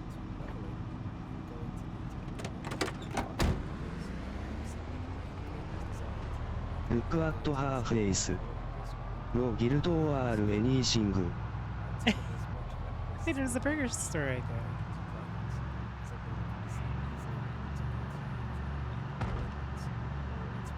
Lumao.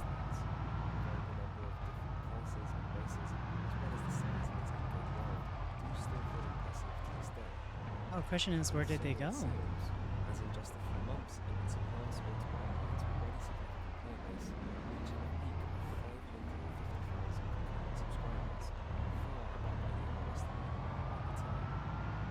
EverQuest would be followed in late 1999 by another MMO, Asheron's Call.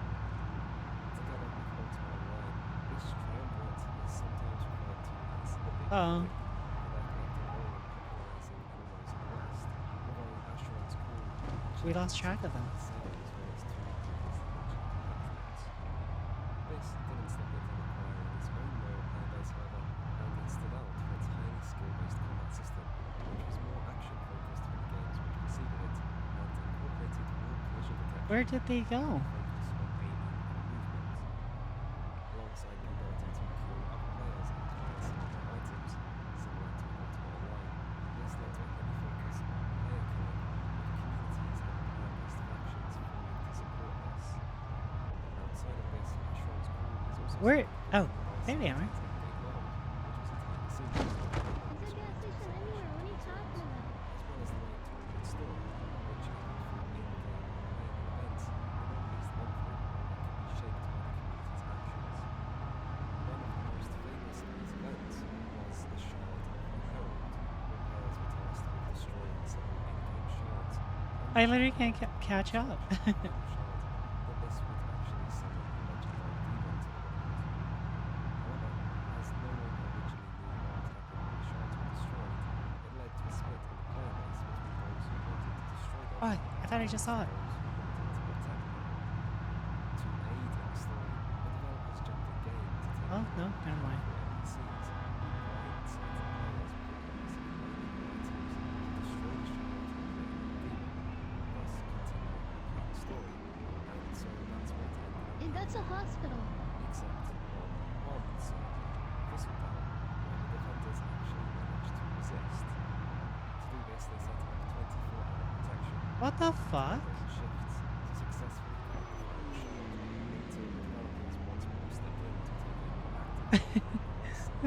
Disappearing into the dark.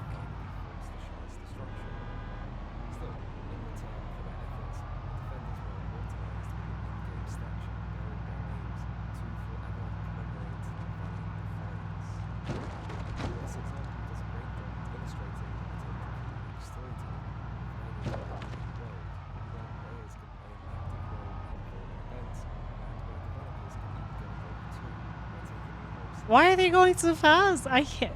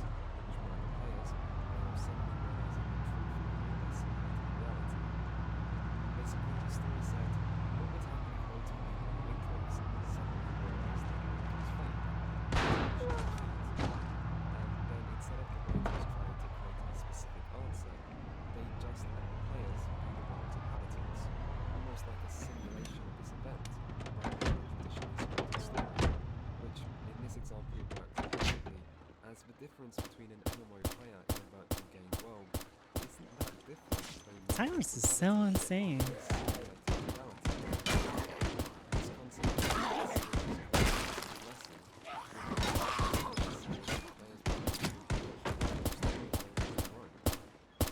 Anyway, The Matrix Online was shut down in 2009, so wow, players, you really fucked that one up. I couldn't follow them at all.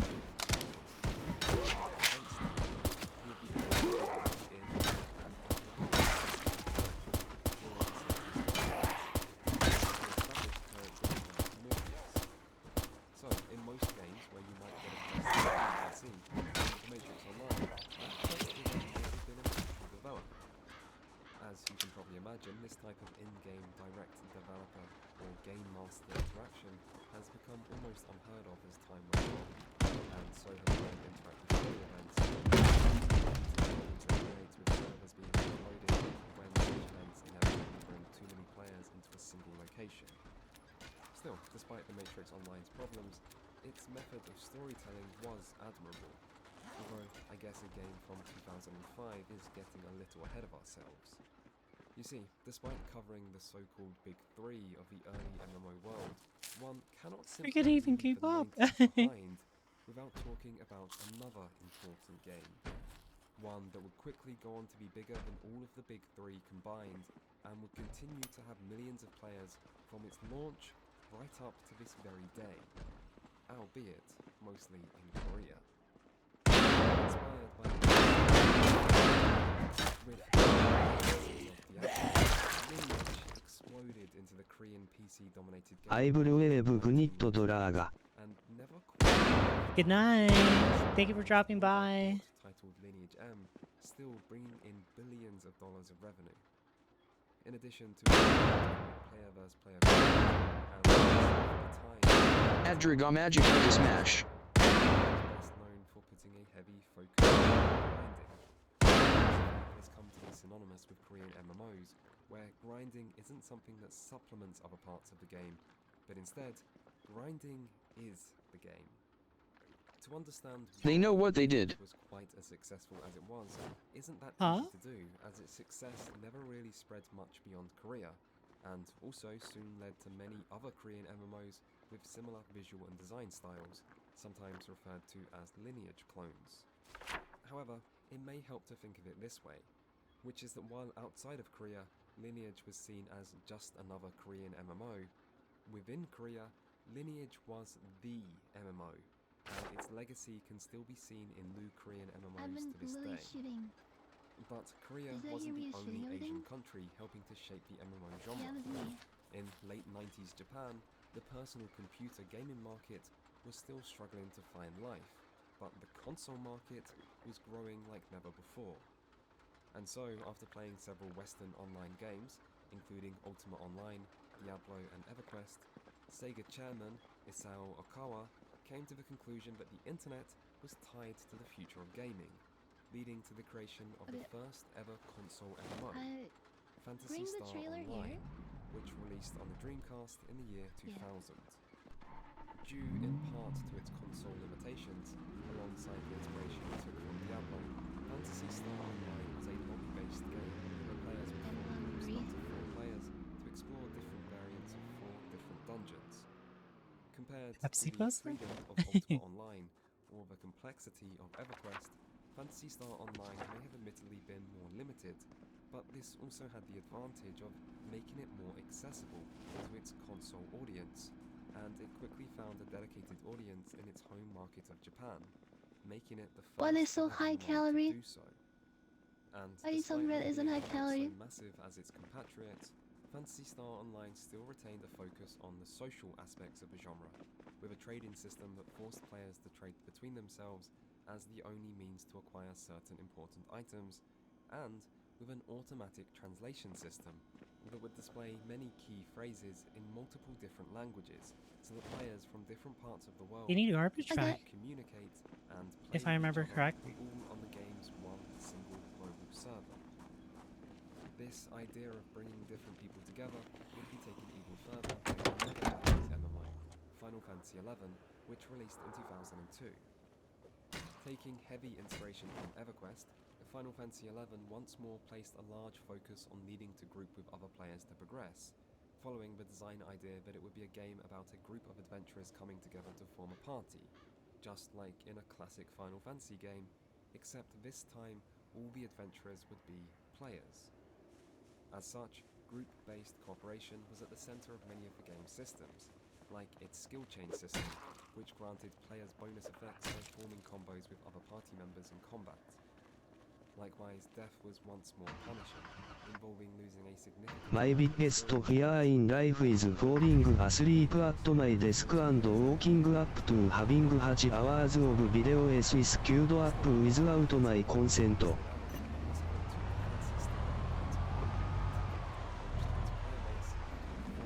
Without your consent?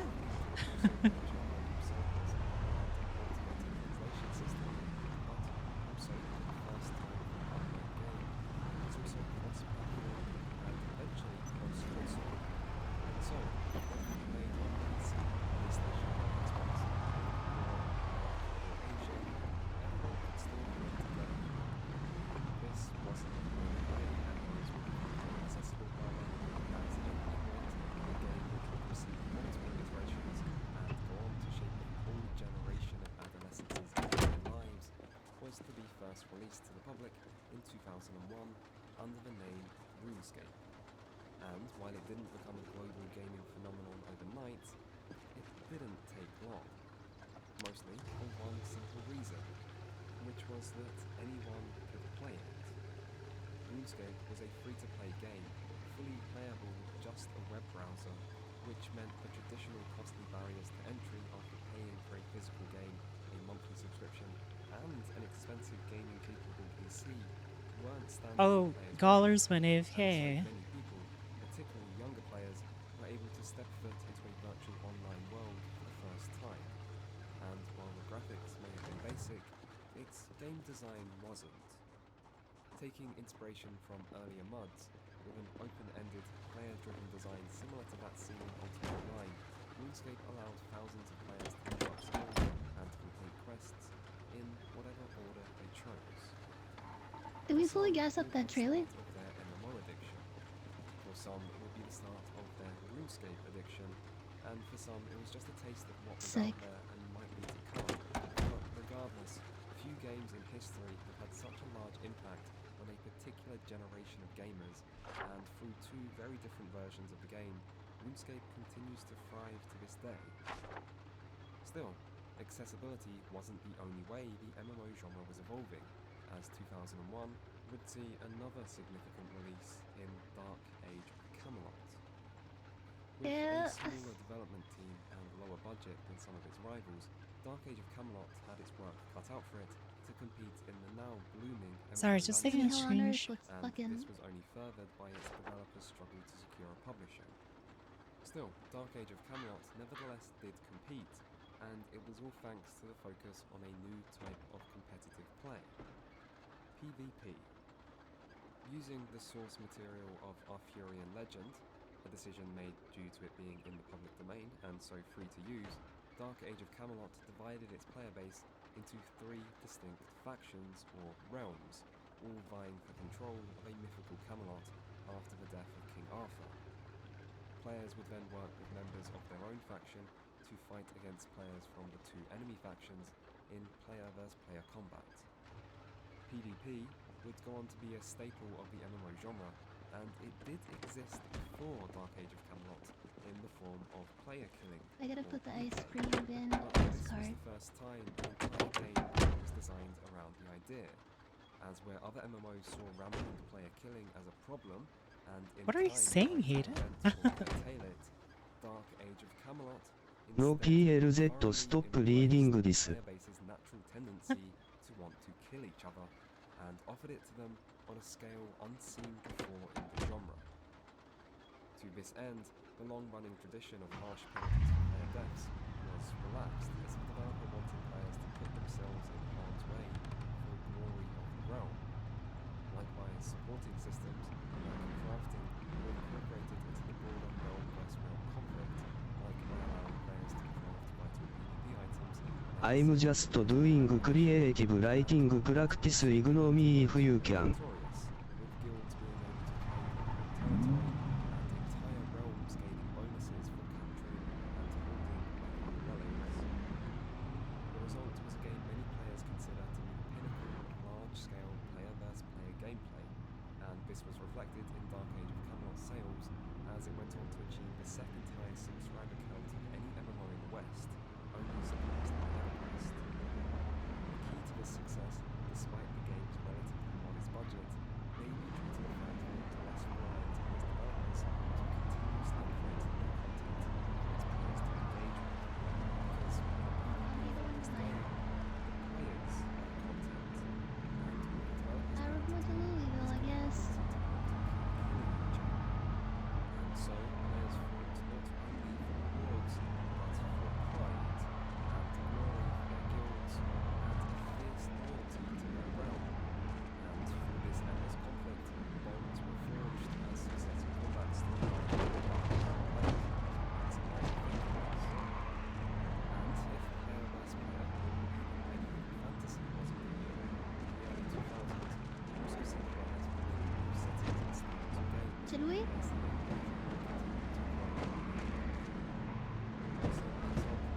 Yes, Rebecca. Dolly's it, but he's eating it now. Yeah. Alright, let's go back. Do you need me to escort you, Eka? Or no? Yes,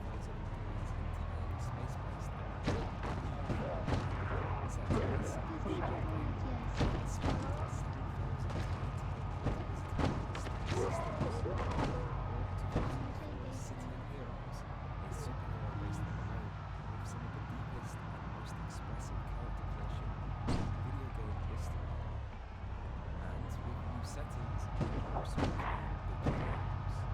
For example, 2003 Star Wars Galaxies offered players the chance to do something many people around the world had dreamed of for years, a chance to step into the universe of Star Wars and just live there for a bit, something Star Wars Galaxies in particular excelled at due to its multiple online-inspired design principles and focus on non-combat focused professions like a trader or entertainer that, alongside a detailed and highly customizable player housing system, can lead to entire player-created cities full of useful facilities and businesses that gave other players a reason to visit. Of course, for almost all of these games, the core activities players actually did in them were, to some degree, repetitive, basic. Okay, we're gonna head back.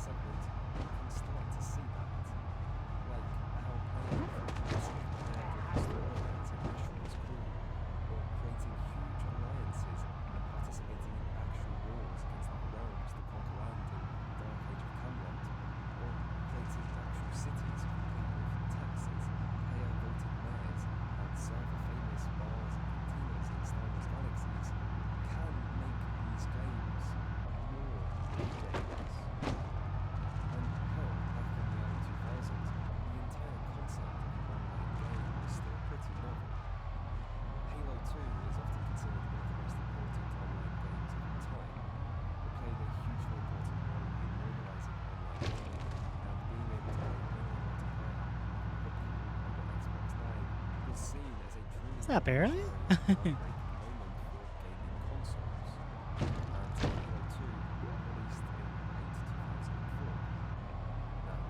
Oh, what the heck? King? Hi, hello, thank you though.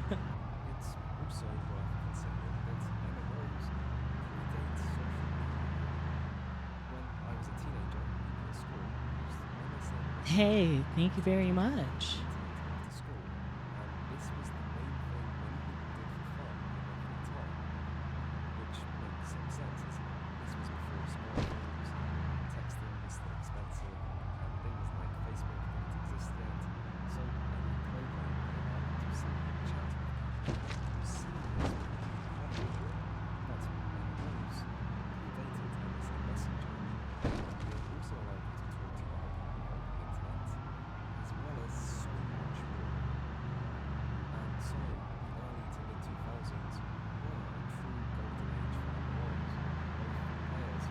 I can't even pretend to hear the video anymore.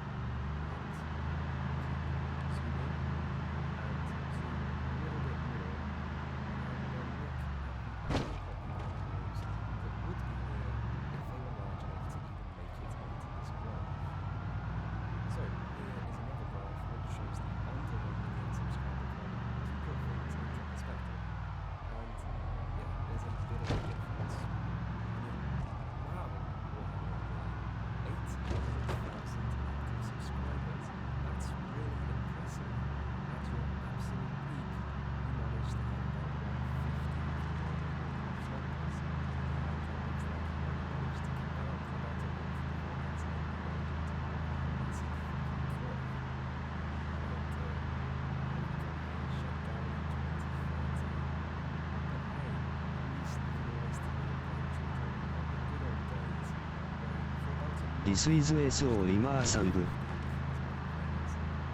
You think so?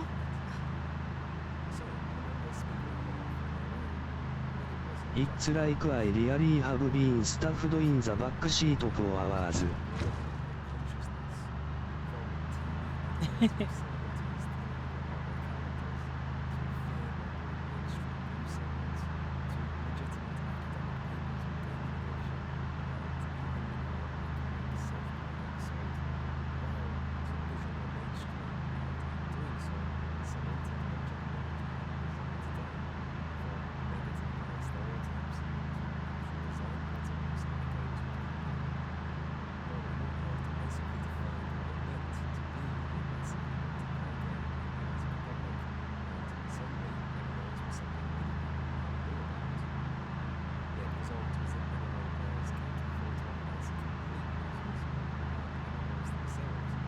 Okay. We have made it.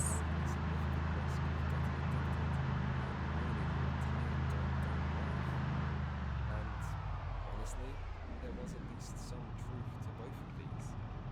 I mean, most people at the time probably had at least heard of someone who had quit their job or dropped out of college to play WoW, which society tended to regard as a rather poor life choice.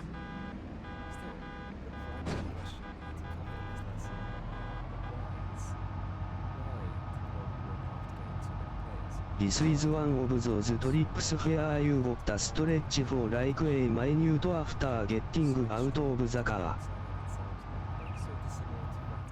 Oh my crap, you're getting out of the car?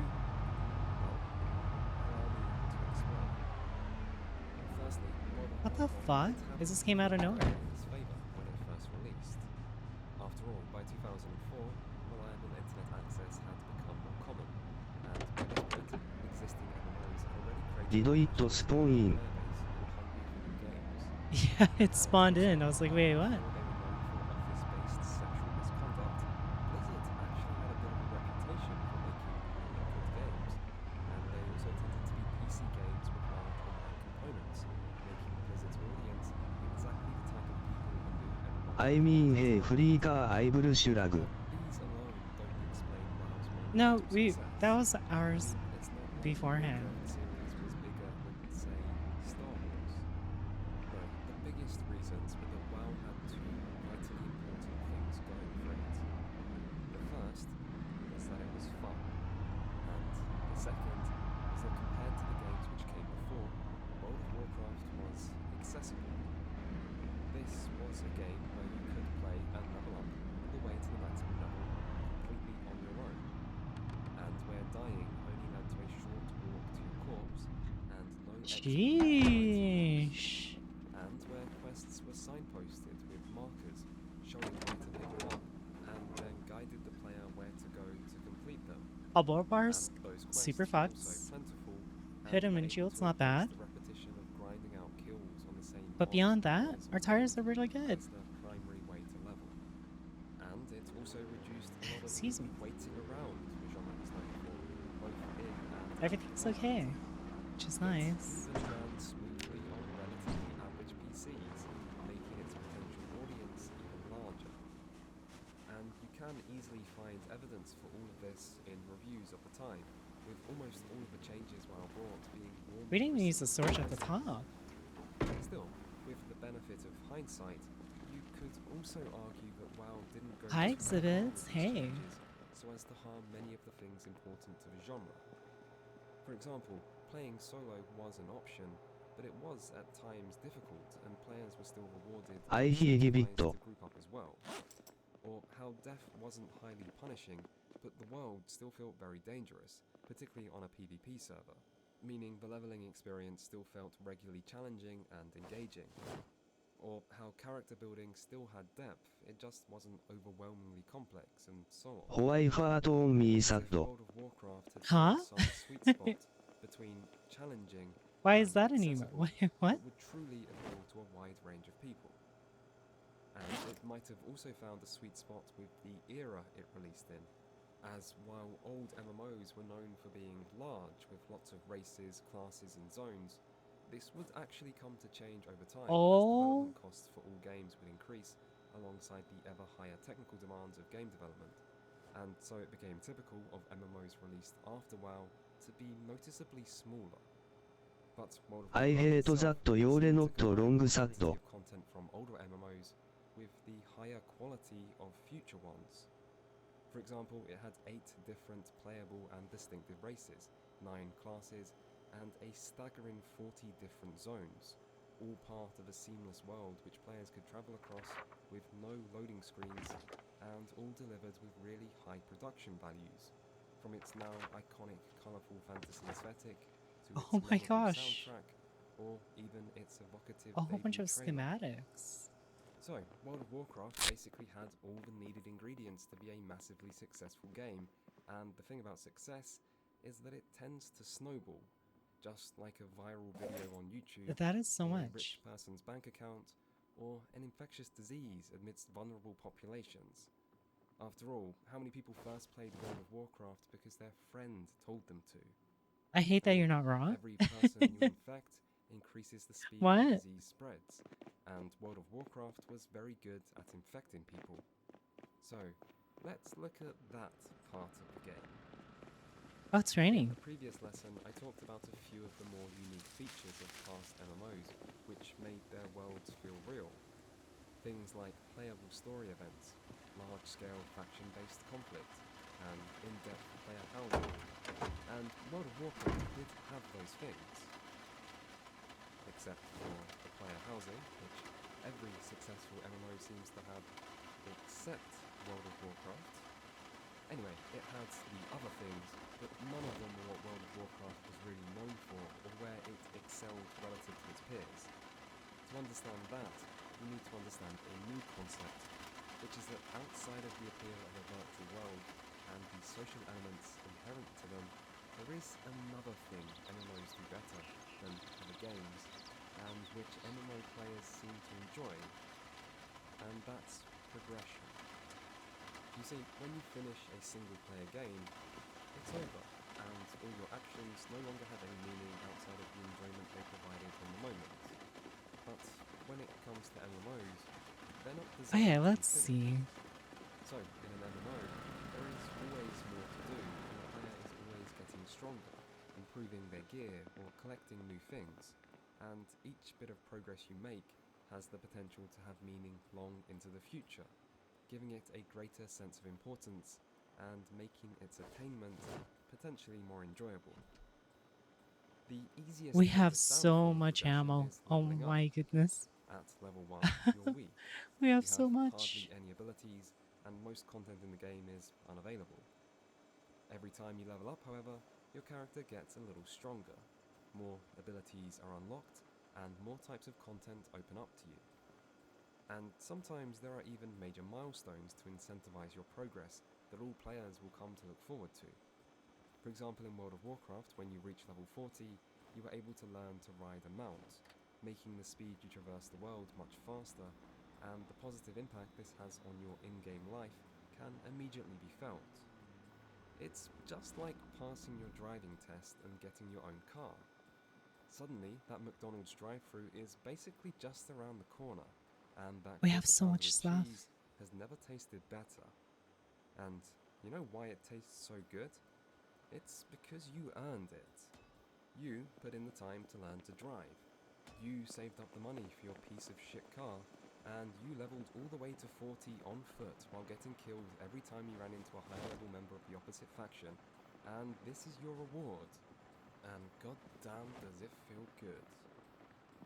Progress is fun, and that's probably just the way our brains developed. I mean, it does make sense to give the stupid human a nice dopamine rush after spending 5 hours hunting an antelope, because we wouldn't want anything awkward to happen like the species accidentally going extinct. But now we don't hunt antelopes. Instead, we sit in classrooms trying to absorb abstract lessons, or we turn up to the office and answer emails all day as just one small cog in an incomprehensibly oversized machine. And sure, technically, we're still making progress, but it can be a little hard to see at times. I mean, really, there just aren't enough quarter pounders with cheese, and what have we got instead? Knowledge that we're not sure will even be used in our adult lives, or an automated paycheck that enters our bank accounts once a month and then seems to just evaporate under the pretense of paying bills. Our ancestors hunted antelope, and you know what would happen if they failed? They went hungry, and you know what happened when they succeeded? Well, they took that antelope, cut it up into some nice round patties, put it above the fire to cook for a bit, and then turned it into a juicy quarter-pounder with cheese. And Pack of 40 millimeters? delicious. What the fuck? Good. Now it's 2022. A grenade launcher? Oh my goodness. Antelopes, but you could make a hunter and start leveling up in World of Warcraft, where each you complete, an enemy you kill gives you a little bite-sized chunk of experience points, and they're not abstract at all. You can see them on the screen appearing as easy to comprehend numbers, all while you watch a progress bar creep higher and higher with every act you take. And you do know what use of these experience points is because you know experience points turn into levels.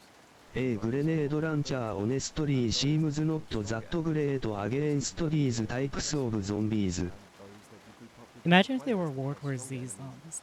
That's what I want. I want a game where it's not just zombies, it's World War Z zombies. This is progression, and while it's not unique to MMOs, they do it bigger, better, and on a much That would be cool. Imagine Zomboid with this type of Literally zombie. just play World War Z. I mean like a survival one though. human psychology, but really it's pretty normal. Much of people's enjoyment of video games comes from overcoming challenges and making some form of progression, whether that be narratively, mechanically, or otherwise. And MMOs are no different. There's no surviving that in this type of game. Not with that attitude, pussy. I'm gonna sit and laugh at you. May fail to appreciate. For example, do you know how long it took to get max level in the original vanilla World of Warcraft? It was about 10 days, but that's not 10 days of average play. We're not talking some casual 5 or 6 hours a day. Oh my goodness, SO chat tomorrow? ハッキングルード SO ラッキーヨーレ SO キュート ORL スイードデッキューアイブラングリー Your mom. In the next few days, I'm gonna have like a lot of people in my house. It's gonna be horrible and atrocious. That's also why I'm not doing VR on Saturday. Players when WoW first released. So, what you really need to consider is how long it would take the average player in 2005. And the average player in 2005 was many things, but efficient Not was as. one of them. In fact, a lot of people have never even played an MMO. There's gonna be like 14 people in my house. It's a fucking sleepover. I don't know why. But they are. And they didn't know about looking up quest solutions on Hotbot or other more modern alternatives. Instead, they just played the game. Very Censor your posters. It was a beautiful, wonderful time. I'm too lazy for that. I just got out the hospital on the weekends, so they can deal with it. You can go to a class trainer to learn new abilities or improve existing ones. Or players who didn't know you could spend talent points. Or players that never realized you could buy or sell things on the auction house and so just spend it. That's gonna be your go-to response. Some of the more unusual include players who didn't know you Yeah, could use abilities that from your is. spellbook to your hotbar. I I have a- almost did last week. Yep, that's my privilege. I'm gonna be using it in chat too. It's like, yeah, but I almost died 3 weeks ago, so. To get rested XP after every single quest to ensure every quest gave bonus experience points. Or for warriors using intellect gear because they wanted their character to be more intelligent. Or rogues using skinning knives as their main hand weapon. And so on. Hopefully you get the idea. エイヤーゴアイアクシデンタリー AT ナッツ SO Yep. I can't grab. I can't grab it. because people really were that clueless. The thing is though, the more clueless you were, and the more mistakes you made, and the longer everything took, and the more you had to struggle, well, that all just Why can't I made grab the reward this? was that much sweeter. Hello? And as a great philosopher once said, Are you- even though every single person might start Hello? as a noob, no Equip with one both hands. remains that way forever. Equip- Because for all What? your past failures, What the hell? your shameful mistakes, your shocking levels of ignorance, if you did keep going, the day would come when your game knowledge インエイタストライフアイ ATE ナッツ SOU ベタートリートミーナイス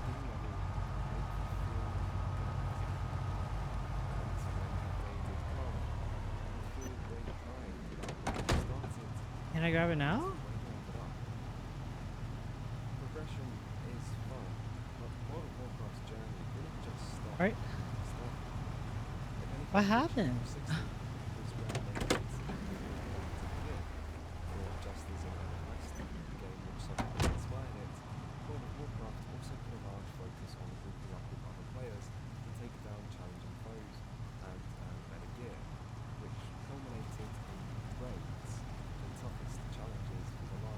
I can't fucking grab it at all. This is fucking bush? But you couldn't just level to 60 and jump into any more brute content.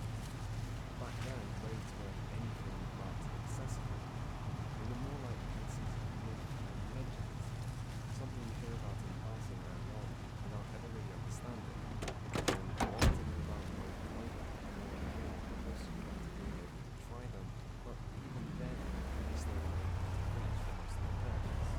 In a way, these raids represented the very end of the player's journey, and yet most players I can't grab didn't it. even The get to fuck? step foot in them, let alone beat all of the bosses and Oh, I raids that fucking were give up. available.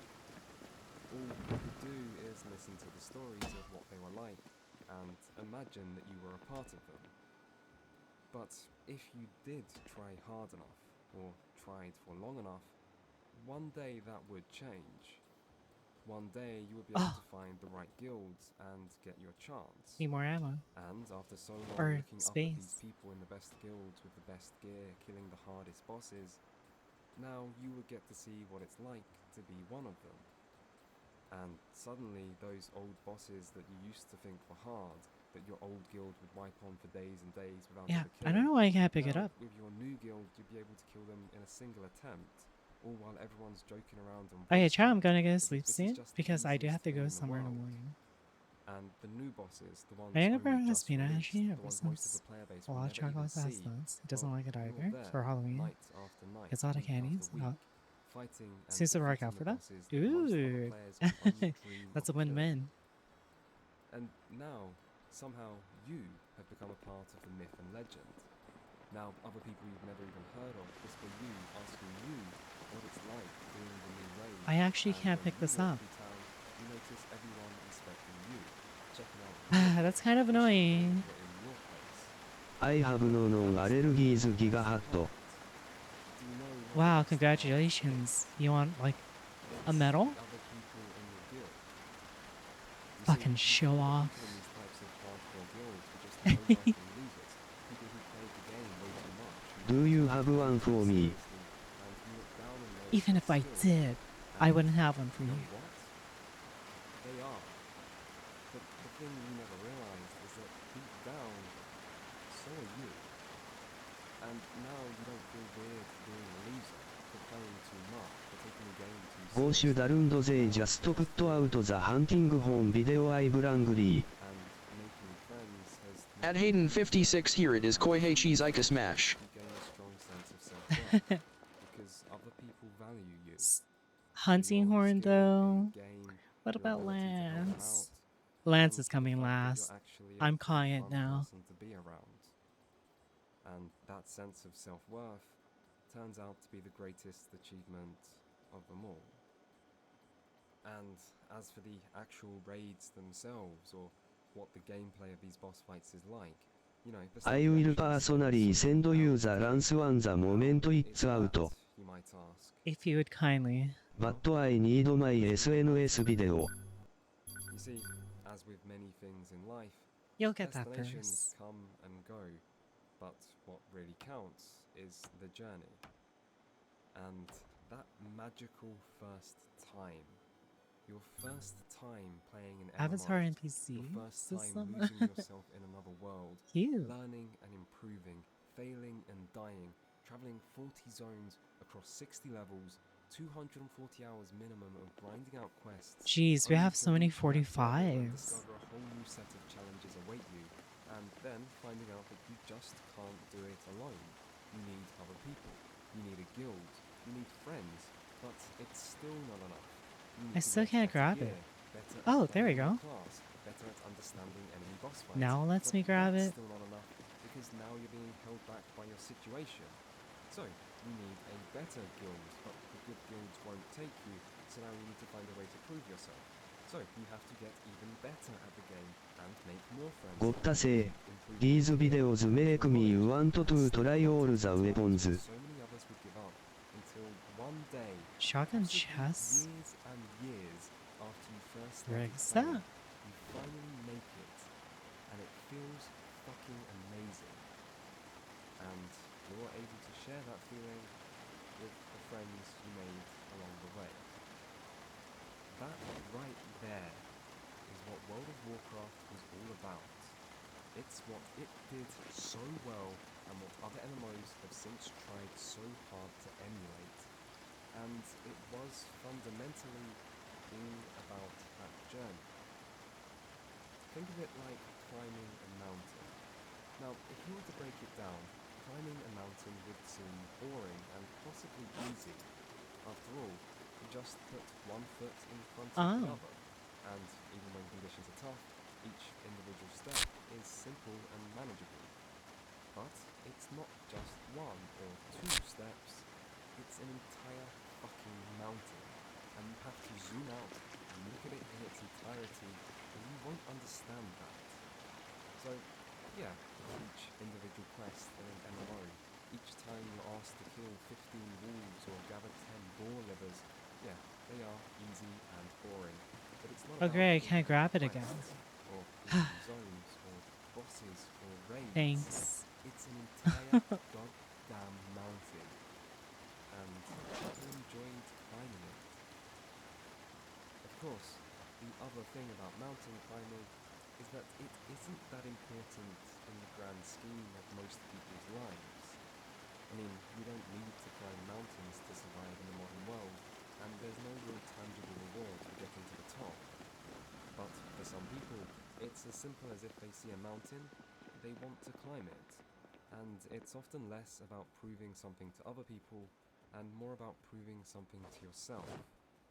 And it doesn't Look at matter all the if you're ammo not we have. gaining a useful real-world It's skill literally not set gonna or any fit. physical reward. Oh my Some people, goodness. if they see a Actually mountain, insane. they just want to climb to the top. Our ancestors hunted antelope, and we don't need to do that anymore. But if there is a benefit to that change provided by our modern lives, it's that we get to create our own challenges and find fulfillment in the things we enjoy. Where's the head made? And whether that's elite level raiding or something else in an MMO, I could fill chat video game, or with hundreds of bullets. other things that aren't supposedly that important and don't technically improve our lives, then who's to say any of that is wrong? I mean, I know that many people will look at MMOs and look at what people do in them and say the same things people have been saying since World of Warcraft first brought the genre into the mainstream, which is that it's all pointless. It's all just one big waste of time, that these worlds aren't real, that your accomplishments in them don't matter, that one day the servers will be shut down, and that playing an MMO is just a mistake made by losers and fools. People either too stupid to see the pointlessness of their virtual actions, or too desperate to run away from reality to be able to admit it. But that's wrong. The cold hard truth is that one day you will die, and only two things will matter. The first is that you are a good person, and the other is that you enjoyed the limited time you had. And if that means living your entire life chasing money and status, living that CEO mindset where be your own boss, wake up at 5 AM and grind every Oh, we have a day comp then ass. fuck it, do it if that's what makes you happy and fulfilled. But if what makes you happy is playing MMOs, if it's climbing that metaphorical mountain, then fuck what other people think. Happiness is the real goal, and for me personally, the happiest memories of my life come from playing MMOs, and I wouldn't change that time for anything. Still, as much as I want to carry the MMO banner and shout to the heavens about the great You might side die? of the What? genre, What's I going on? did say in the very first line of this video that this is both the greatest and worst genre in gaming, and this story is only halfway told. You see, there's something else you need to understand about climbing a mountain, which is that while getting to the top is amazing, it also means that once you've had some time to admire the view and pat yourself on the back, well, after that, there isn't really anywhere else left for you to go.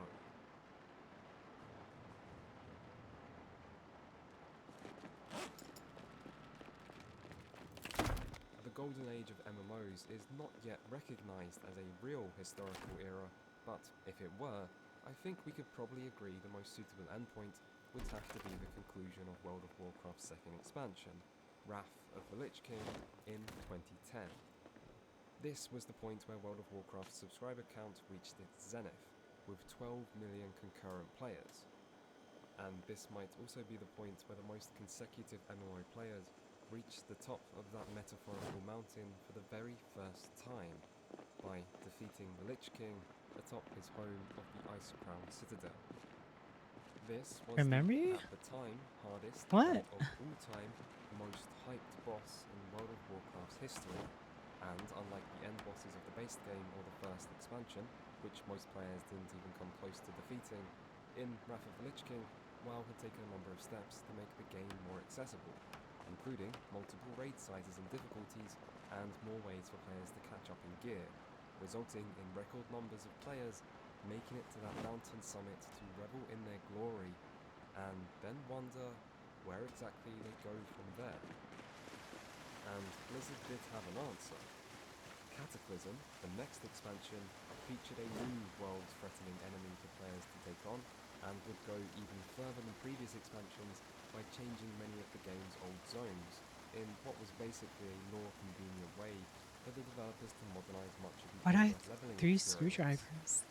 This made it quicker, easier, and more accessible, and this would be pretty symbolic for the direction modern Excuse World of me? Warcraft would take from then on. For, as the years went on, they brought with them more changes of this kind, from the Just overall in design case. philosophy behind the game, to server infrastructure, Of what? or of minor quality of life enhancements, all with the objectives to make the overall experience quicker, easier, and more accessible. The most notable One Break include the automated looking OR is lost. which replaced the need to look for party members manually in-game. New, easier difficulty options for raid content to help get even the most casual players to step foot into raids, and new cross-server technology which would finally allow players to play with whoever they wanted, regardless of the Oh my gosh, there was limitations ammo which inside of server these someone too. chose when they first began.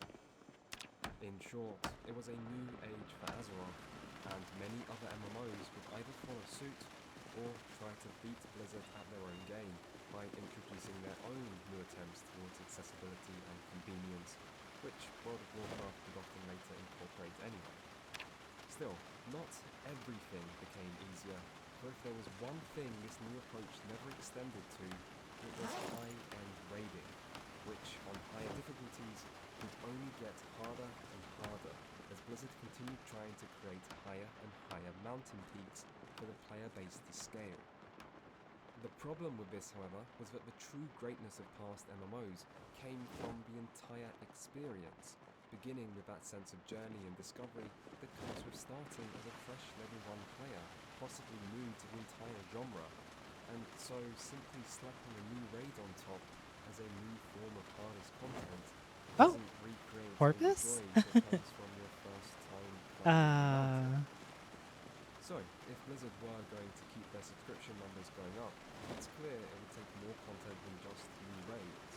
They would need entire expansion's worth of new stuff to do, with new zones to level in, new classes and races to play as, class changes to add higher skill caps, new dungeons, new PvP maps, new collectibles. She died. And, of course, new raids What the heck? as well. What And happened? it must have its summit. Still, even then, this would prove レーターゴッタゲットオフトゥフィニッシュゲッティングレディーフオーベッド Good night. I'm gonna get ready for bed too. I gotta go somewhere in the morning. Players don't really play these games in much the same way that a swarm of locusts doesn't really play with a field of crops. They simply fucking devour them. Dreamwell DR Beard Forkian. 8&A ハーフアワーストリーム Feel free to end at any time. Yeah, I will soon. I'm just finishing this up. As they fly, swarms join up with other swarms to form gigantic plagues several billion strong. You gonna let this sheath tell you what to do, Ica? I mean, they're not wrong, so it's like, you know?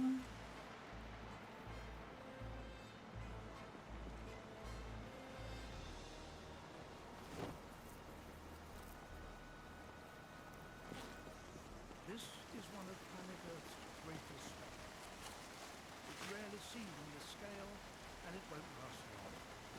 Once the food is gone, the steady roar... Val is MIASO for the time being I'm a whole weapon baby gigahat.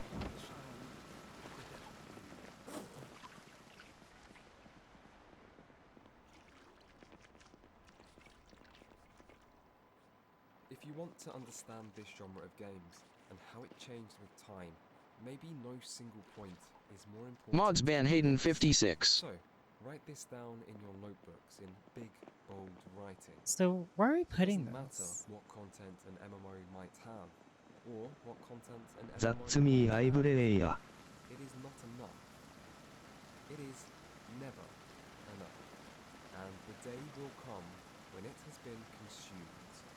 When the fields that were supposed to feed thousands are gone, Oh. ground into dust to be carried away with the wind, leaving no trace that there was anything here in the first place. And what happens then, you might wonder? Well, then the locusts complain that there is nothing to do, they unsubscribe and go looking for new pastures.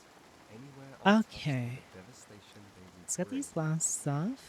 It's hard to say whether MMO players were always like this, and that changes in game design, alongside community-based knowledge sharing, like internet guides, YouTube videos, and add-ons, simply showed their best to show its true colours, as a technically level play with pure, unstoppable consumption. Or Oh whether it is, in fact, my, actually there's game more. designers who are at fault, and that Okay. over time they inadvertently corrupted the once innocent players through their never-ending carrots on a stick approach to rewards, alongside the natural thrill of competition, which Oh made my, there was players a lot. always try Okay. to improve their Well, own characters while trying to do so quicker and more effectively than every other player doing the exact same thing. Regardless, in the end, it doesn't matter who's to blame. It's just the way it is. And so, when new expansions are released, players race to max level as quickly as possible. When new gear upgrades are available, players farm whatever they need until that gear is theirs. And when new challenging content is added, players minimize their weaknesses and maximize their strengths to be as effective as they can be, using optimized rotations of abilities, best in-slot gear lists, written or video guides for boss mechanics, and even new add-on programs to assist with the way people actually play the game, like by using audio and visual cues during boss fights, all to clear raids faster, to get the best gear quicker, to maximize efficiency, to climb the mountain faster than everyone else doing the exact same thing.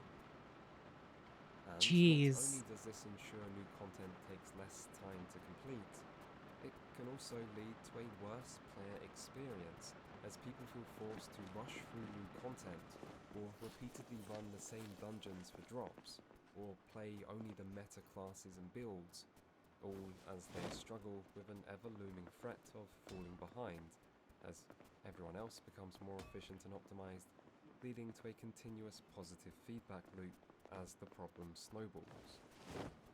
You could argue that the fabled golden age of MMOs may only have been a golden age because everyone was bad at these games back then, and this meant the content not only lasted longer, but also provided more enjoyment as there was less pressure to keep up, more choice in classes and builds, and less time and effort needed to be better than other people. And the worse each player was, the greater their individual journey. It was like a perfect storm for player enjoyment, and not only for World of Warcraft, but for other MMOs from those earlier days as well. Still, all good things must one day end, and so the MMO player base matured, games moved away from their roots, and often people just ran out of content in MMOs they previously enjoyed, or just got bored of what endgame content there was. All of this combined to create a new phenomenon in We the are MMO world, almost done. one of hype and hope. The era of the next big thing. You see, World of Warcraft's explosive success had done more than just introduce many new players to the genre. It had also proven its financial viability beyond all doubt. Remember, these games didn't just sell lots of copies, they also provided continuous revenue through subscription fees and expansions, which were less impacted by retailer fees, and this was still all in a time before microtransactions, loot boxes, cash stores, and every other successful monetization method players have come to hate. And so, the years which followed World of Warcraft would see many other big budget titles enter the market in hopes of stealing some of that delicious money-printing MMO pie. This meant that regardless of when someone may have started and later got bored of or disillusioned with World of Warcraft, there would always be some We new got two ice machines as well. Jeez. which is being touted as the next big thing. People even started going as far as labeling promising new titles WoW killers, based on the belief that this one WoW killers. this time will surely be the one to dethrone World of Warcraft. Surely. Hell, Surely, some games chat. even embraced the Surely. name themselves, like how 2011's Rift would use the phrase, "You're not on Azeroth anymore," in its pre-release marketing, as if World of Warcraft was just a joke compared to what it had to offer. And if all that sounds overly ambitious today, well, welcome to hype culture, where there's no such thing as over-ambitious, and what you promise is always more important than what you actually deliver. Hype is infectious, and honestly, there was no reason players at the time shouldn't have got excited for new games. After all, World of Warcraft basically came out of nowhere and took over the entire genre overnight, so why shouldn't future games be able to replicate or even surpass its level of success? There was no reason to think the genre had already peaked. Graphics and technology were always evolving.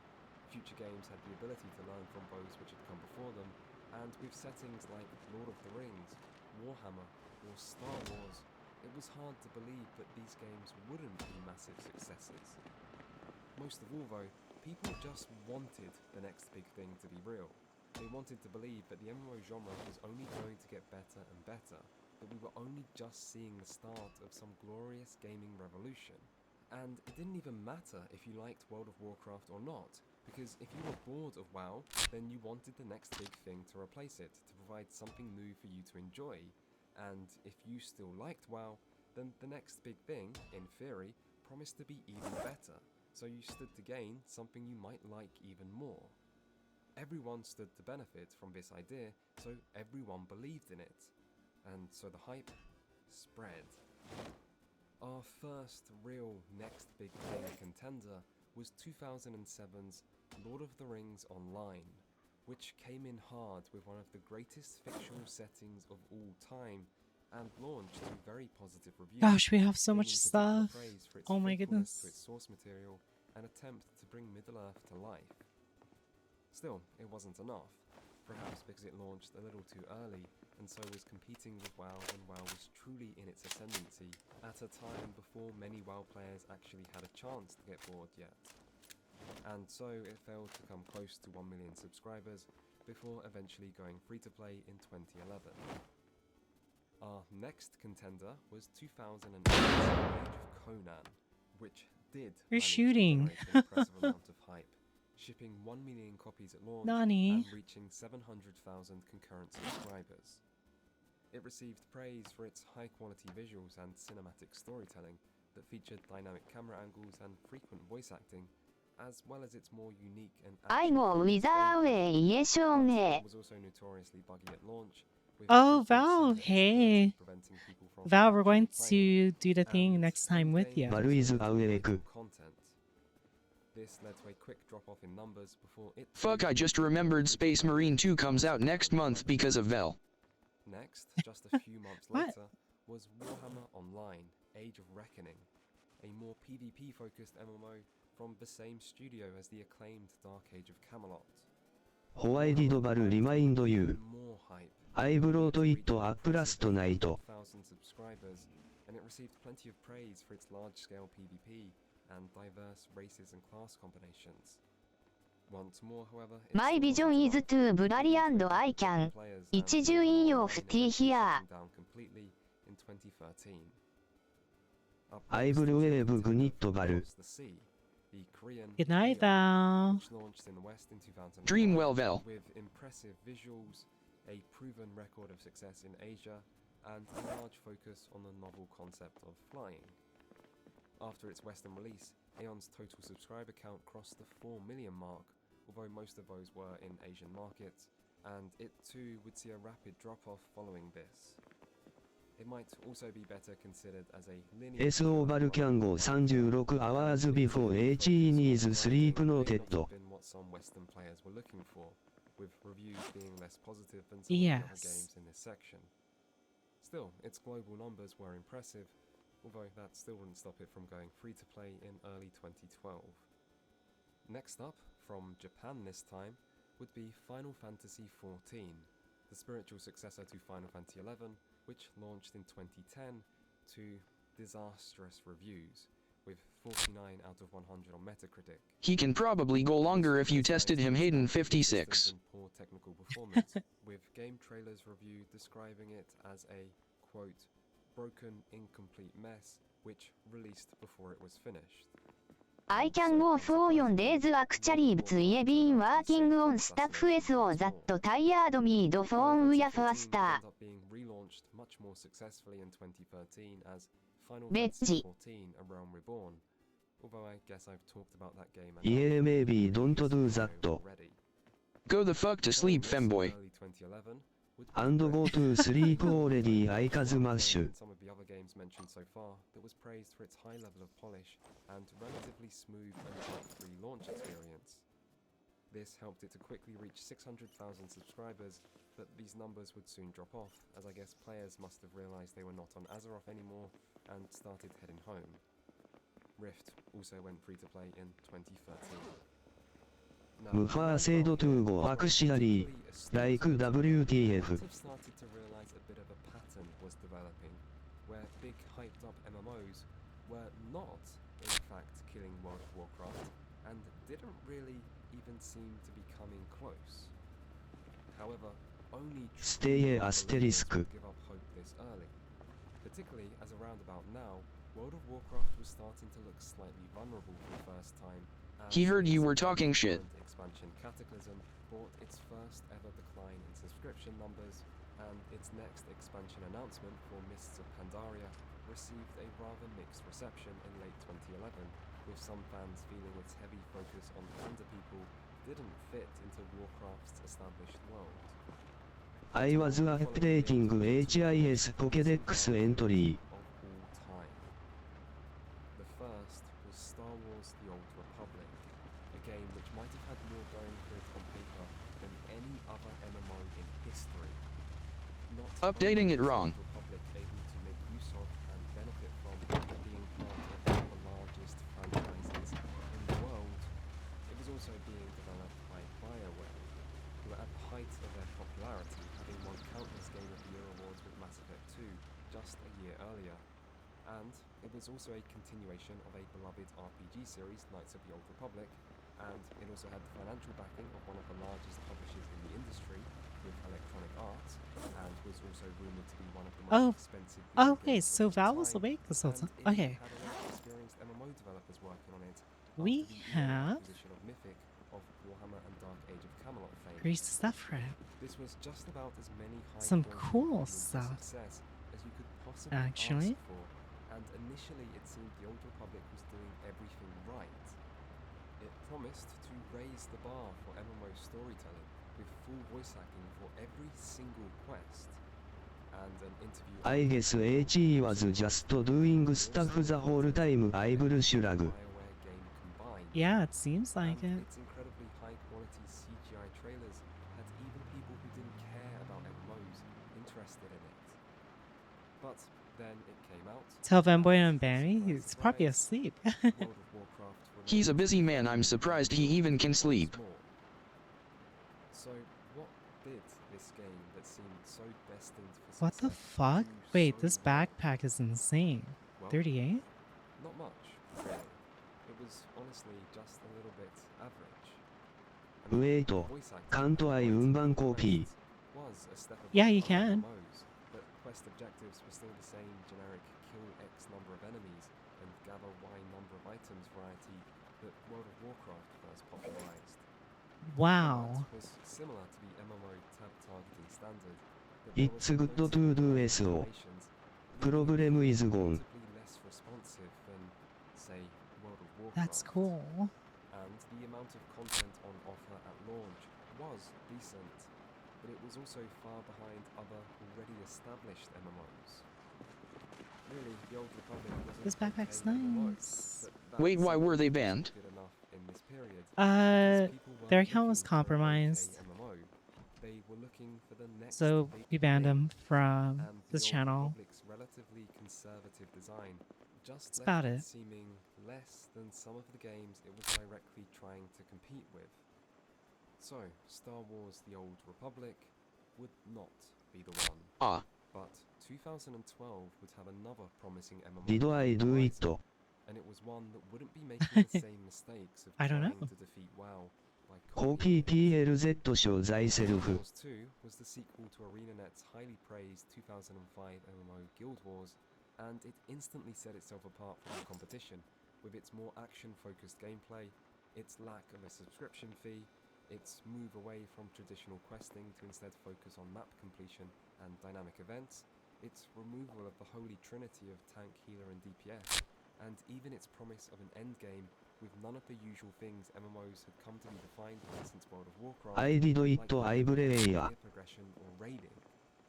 It also looked, ran and played really well, and early beta feedback was overwhelmingly positive. Yeah. And so, it seemed that here was the answer the MMO genre had been looking for.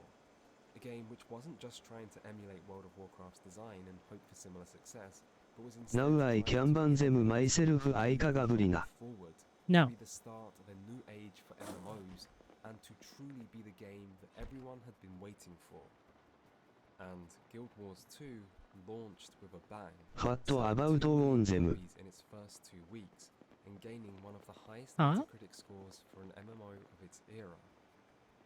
But as players quickly reached max level and Why did my easily stuff acquired a full disappear? set of max level I don't gear, understand. many found themselves with nothing left to do, only Oh. 2 or 3 weeks after its initial launch. You So see, Guild Wars 2 had succeeded this at is creating only a good for like different type of holding MMO to stuff. either WoW I didn't know that. or its various clones, but while some MMO I don't players have to might have dislike all gear this progression crap. and raiding, many others Interesting. actually Good to like know. those things.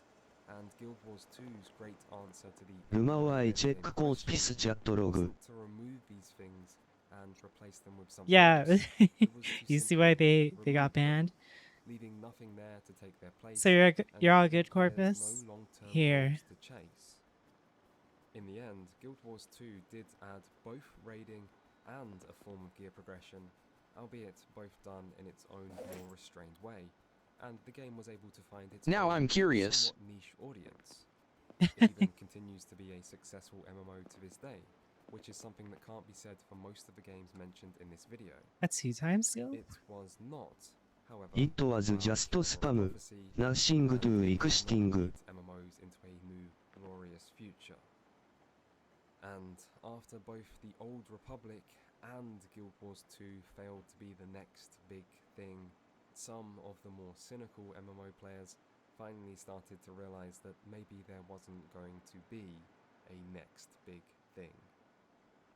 Still, that didn't stop most fans of the genre from repeating the same old cycle of hope, hype, and disappointment, and the following years M9 being what? and go, all M9 failing to being live up to the it? lofty hopes much of the I didn't MMO even put that player on a base had set shotgun. for them. These included several Korean MMOs, often with new exciting takes on MMO combat, such as Terra, Blade and Soul, Arcade, and Black Desert, And as well as a Specs. few more big Western titles like Neverwinter, Wildstar, and The Elder Scrolls Online. But as the years went on, the frequency guess of not. such games became less and less, until suddenly, around the mid-2010s, Drag is gone right. there wasn't any new big names on the horizon anymore. M16 rifle? Jeez. Inevate Oh, we have the next 2 bayonets. Teru What the hell? asterisk. Now, as There's is 2 often more. the case when we look at the most important events of human history, one must remember that history is always more complex than those who write about it are able to convey. And, as a famous MMO player once said, all happy MMO player bases are alike. Drago Magic, you hear me, calm stare. Unhappy MMO player base is You hear me? unhappy in its own That's what unique it way. sounded like. It's like, huh? So you see, there are lots of reasons for why each of these games didn't become the next big thing they were hoped to be, and each game does have its own complicated story waiting to be unraveled. Still, we can, nevertheless, see some common patterns when we look at this era which may explain why so many of these games struggled to succeed. Firstly, it should be noted that most of these games did find a lot of success during their launches. World of Warcraft itself didn't gain 12 million subscribers overnight. I'm It grew that trying gigantic player base to over time, figure some and stuff its out. first few months weren't much ahead many of the more I'm not successful MMOs releasing which these followed it. handcuffs until tomorrow Hey, morning. what the heck? But almost every Thank you other very much, MMO of this Kazuma. era just couldn't maintain their player bases, and so never had a chance to build on that initial success. One common reason for this is that Airtoy wa these get pa games air shell Pearl Rider. P90, unstable MQ11, servers and frequent bugs. So CQRB. while they may have pulled in enough We don't have players, any I of want these. every last drop. What the heck? Thank you very much again, Kazuma. What the heck? What the heck? it's also worth considering that World of Warcraft itself launched with less content. Airtoy wa get pa air shell Pearl Rider. with entire I greatly zones appreciate left it. completely Thank you. unfinished. However, World of Warcraft used its Ah, players to grow I'm and overflowing with improve, which is maternity. actually MMOs which followed What the this path heck? forward, as they Kazuma, instead thank you completely very much. established games right out of the Airtoy wa gates. get pa Ivorkdo. Level of polish and in pure quantity of content, that's something they just couldn't do. Remember, if there is one thing MMO Thank you players very know much, how to Kazuma. I do, greatly it's appreciate it. consume all content in front of them until there is nothing left, which for most of these games is exactly what happened. And with new big titles coming out every year, as well as new shiny expansions for pre-existing MMOs, Deeper. this was a Deeper. time when there was And no again, deeper. oh my, for these players Kazuma, you're going to insane. What the Airtoy wa heck? get pa air shell Pearl Rider. establishing a long-term player base in this period was At probably Kazuma most Beta, very thanks for the wise. gift sub. Secondly, Ivy, you're we need loving. to understand that the most obvious draw each of these games had going for it, which were the newer, shinier graphics, Thank you very may much. have actually come at a surprisingly heavy cost, as many of these games were RE1 ported more to sub. quite demanding PCs to run. Make sure you feed me plenty of your cum tonight. Hey, thank you very Airtoy wa get much. pa Airtoy wa get pa air shell Pearl Kazuma, Rider air shell you're going Pearl insane today. Rider. Thank you very much. The new I greatly improved appreciate it. graphics, as well as I've been other fed. areas of improved Yes, presentation, yes. also led to higher development costs, which is reflected in the smaller game world. Oh, jeez. The time. Okay, I really have to go to bed soon. I'm just trying to finish this up. If you compare that But to thank you even very some much of the more again. polished I games really of this era, appreciate it. You'll see a big difference. For example, Where did Lord that of the Rings other Online ammo I didn't box want to go? hear shit from Driga for those first two. had 11, Huh? the Old Republic had 13, and so on, all far below the 40 of WoW. Stop being lewd. Meanwhile, she has all these Quality alerts. might be What? down They're to normal quantity alerts. in What's many wrong with cases, you? but locust swarms might have different standards, and the jump in quality Oh, newer I MMOs did moved provide that. That's all I wasn't did. all that big. The end result of all this was that these games couldn't really compete with World of Warcraft itself, so they weren't able to beat WoW at its own game, and the ones which did succeed tended to be the ones which offered something slightly different. And of course, it needs to Holy be emphasized heck. that World of Warcraft itself wasn't able to satisfy much of its player base for a long period of time, hence why its subscription numbers started to fall, and why the next big thing phenomenon actually took off. It's kind of And if insane, World of chat. Warcraft can't Oh, hey, provide 99 enough total. content, or good enough content, with the financial 99 backing of total? 12 million subscribers, how are Uh, these new what do you mean? contenders going to be able to do something which even WoW couldn't, with but a tiny The fraction trolley of its has- total player base? Really, the hopes placed upon each Oh of my these games gosh. was so great that they were basically destined to fail. It's just nobody knew it. Gifted subs in here from me. The story doesn't end there, however, as once an MMO starts to fail, Oh. almost nothing can save it. This is what has come to be called A the fluff death what? spiral, and it works a little like this. Game doesn't have enough content, therefore it loses players. Game with fewer players now generates less money, leading to less future content. Less future content leads to fewer players. We have because so the game doesn't much have enough ammo. content, and It's so the actually cycle insane. just continues. This positive feedback loop of death is even more extreme for MMOs, however, because once people see their friends leave, they become more likely to leave themselves. And also part of the appeal of MMOs is their longevity, and how your actions within them can lead to long-term progression. So, if you're unsure on a game's future, then you'll be less willing to invest time and money into it, because why invest these precious things into a game you think is ultimately going to fail? And just as hype is over the top and infectious, the same is true for the opposite.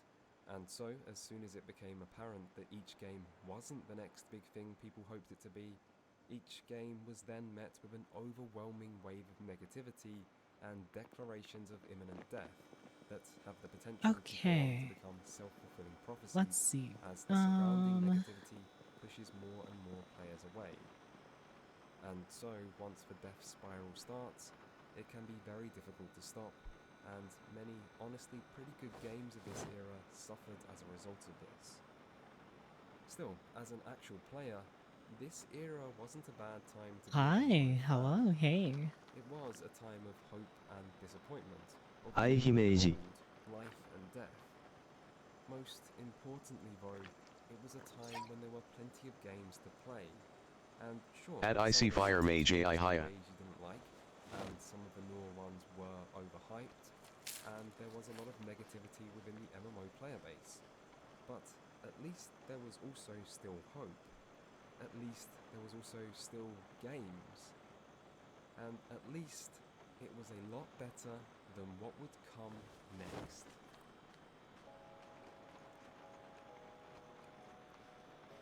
What are you doing? Since the days of Ultima Online, new MMOs had released steadily, year after year. I will wave Gnit Mage. Each new upcoming MMO seemed to arrive atop Good an unstoppable night. wave of hope, Yeah, I'm gonna call it optimism, pretty and soon as future. well. I am tired. Yet, the next big thing never arrived, I spent the whole and while many time players might still have clung to hope, fixing the all this. investors and publishers of the gaming world didn't.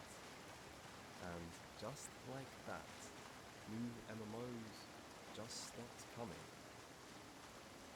To put this sudden drought into You have been calling it for half an hour now. Online, released in early 2014. Stop calling The me. next Stop calling me Western out. MMO to release, exclusive Settle to down. newer indie projects, would be New World in late 2021. That's a gap of over 7 years. And so MMOs went from the genre of the future, something so revolutionary it was once considered a literal threat to society, that would enslave untold masses within new virtual worlds with the promise of something better than reality, to just a relic of At Hayden 56 longer than that. blip in gaming's history that even at their most lofty peaks still failed to come close to whatever the new big thing there was in the gaming industry today. And as for new big things, there were plenty, and each What is going on? meant to make MMOs themselves unique and special. You're such a good girl. Such a good girl. Thank you, Ice, エアトリはゲ for ッター 45 エアシェイク years. スパールライター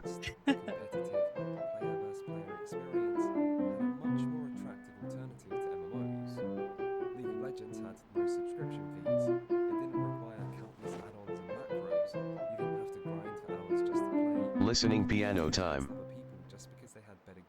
アーゼイアクチャリープレイング OR is it automated They're actually playing. Alternatively, if you wanted, say, shared worlds and unique social interactions, then the new wave of survival games like DayZ and Rust were there to offer a fresh and exciting アイヤジャム Or if you just wanted big open worlds, then now that was something many single-player games were able to provide. And if all that wasn't bad enough, other new titles like Destiny or Warframe were embracing traditional MMO social and progression-related features to create new hybrid MMO-like type experiences to satisfy a new generation of gamers' multiplayer needs. Where'd these leaders go? Various different parts which once made MMOs unique are being chipped away and repackaged, often in more accessible, affordable, and modern forms by other new thriving genres, meaning the gaming industry didn't seem to need MMOs anymore. And at the same time as this, some people had also started to question how well modern MMOs were doing at being MMOs. This was supposed to be a genre about living, breathing worlds, about social game design and a sense of genuine community, about stepping foot into a whole new reality and losing yourself in the experience. But a lot of older MMO fans had come to consider the genre as having changed for the worst and lost many of these important things along the way, usually as a result of the ever-increasing focus on accessibility Woo. above all else. For example, in the past, MMOs were designed to force players to work together to progress, and even to level up. But the modern approach was to prioritize the solo experience, with forced grouping being seen as highly problematic. Or where in the past most important content took place within the game's open world, modern MMOs had instead Having cleaned become more and more all focused my on stuff. instance content, to the point Kind where of the world insane. itself often seemed like an afterthought. And so, just as other games started to offer the things MMOs were known for, Well, we don't even MMOs have themselves seemed to water. be offering these things less and less. Right. And if worries about game Gosh. design She's were not enough, that small. there's also an Dang it. even scarier change on the horizon: monetization. The MMO genre wasn't the only part of the gaming industry undergoing evolution. The late noughties and early 2010s saw the rise of downloadable content and microtransactions, with growth in What are you doing? particularly when targeted at a loyal, Why did I just see someone passionate, and fall? committed fan base, like, say, those of any long-running MMO.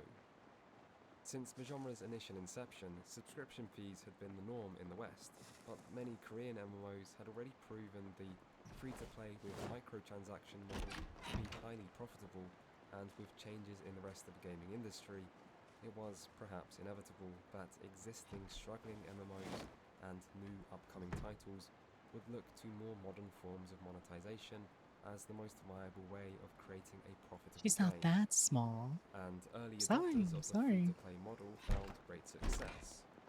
For example, the once failed WoW killer, The Lord of the Rings Online, tripled its revenue after making the switch to free-to-play in late 2010. In time, in-game stores with optional cosmetics like unique outfits and mounts, pay for convenient services like level boosts and fast travel options, and important paid premium services like name changes or server transfers all became mainstays of the genre, and now the idea of any modern MMO without these features seems somewhat implausible. And this Hi, hello. which already had a subscription fee as well. How are you Because, doing? hey, why settle for one or two types of monetization methods when you can have all of them? And so the floodgates were flung open as the line for what is and isn't acceptable became more and more blurry, as pay-to-win options came to be forced on many games' player bases, whether people like them or not. Of course, when it comes to pay-to-win, no MMO developers go harder than those in Korea, where such practices are more accepted by these games' native audiences. But if you just wanted to measure the That's Samara's problem? progress Yep. of paid services and cash store integration, there is no Correct. better game to look at than the King itself. World of Warcraft first introduced server transfers in 2006, and this felt like a necessary addition as it allowed people to play with friends who may have started on different realms. This was followed by a name change service in 2007, and then race and faction changes in 2009, with the faction change in particular proving controversial for its potential impact on faction balance. Then in early 2010, Blizzard entered new territory with the Celestial Steed, the first ever purchasable mount, which went on to be followed by many more alongside other cosmetic items like pets. Then in 2013, Blizzard added an actual in-game store to make purchasing these extra items and services that little bit easier, followed by a Let's pricey see. $60 level boost in 2014, which instantly raised any player character to the start of the latest expansion, thus skipping almost all of the leveling Had it with experience. earmuffs. And then in 2015, Blizzard introduced the WoW token, an in-game item you can exchange for gold, meaning players could now freely exchange Is it real Sphere? money for in-game money. The WoW token is much like the services offered by illegal gold-selling websites that have existed in the shadow of the MMO genre for years, What is and which Blizzard and other MMO developers have long warned players against using for giving people What the heck? unfair advantages, destroying the in-game economy, and harming the player base's overall experience. But I guess after new research or something, Blizzard found out that it wasn't actually giving players unfair advantages, destroying the economy, or harming the overall player experience that was the problem. It was just the fact that it was some other person profiting from it. So now that all proceeds were going straight to Blizzard, those other things apparently didn't matter anymore. You might 240 for wonder that? what you can Jeez. actually buy with in-game money in World of Warcraft, and the answer to that is basically absolutely You're all everything. cracked out of gear. And Like, what the all you heck? need to do is log into game to see proof of this, as Trade Chat is full of players advertising the sale of the best gear, the hardest raid clears, the highest PvP ranks, and so on, all under the innocent name of boosting, where players exchange gold to get other players to accomplish things for them, which is something Blizzard is happy to allow as long as you buy gold from them and not a You can't even third-party see those. website. This is as unambiguously pay to win as it is possible for a thing to be, and this has become an accepted part of modern MMO life, with the boosting situation only becoming more and more integrated into the World of Warcraft experience. The irony is that when the Celestial Steed, a cosmetic-only mount, was first introduced, it was highly controversial, and there was a lot of community pushback over the fact that players were gaining something in-game for I forgot how out-of-game you money, put stuff on which players top. saw as fundamentally unfair. And my god, if only players then could see how bad things would go on to become, then maybe people would have actually been able to do something to stop it. But I wish they I didn't, were on top and I would nani. these days, buying a WoW token Excuse is me? just a normal part of endgame for many players, and why not? I mean, it only costs $20, Good night. which is less Thank you than for dropping 1 hour by. of work I'll for figure many something out people, about this. and It's it fine. gives just under 300,000 gold, I will wave which is gnit about 10 lightning. hours of non-stop repetitive farming in-game. At Ritning So, Tuckacity. WoW token has surely been a huge financial success, and all for the low cost of forever lowering the sense of value of every single thing players can do or achieve in your game. Still, as bad as things became for the genre, for the people who care about these games, one thing never changed, which was that somewhere, somehow, there was still always hope.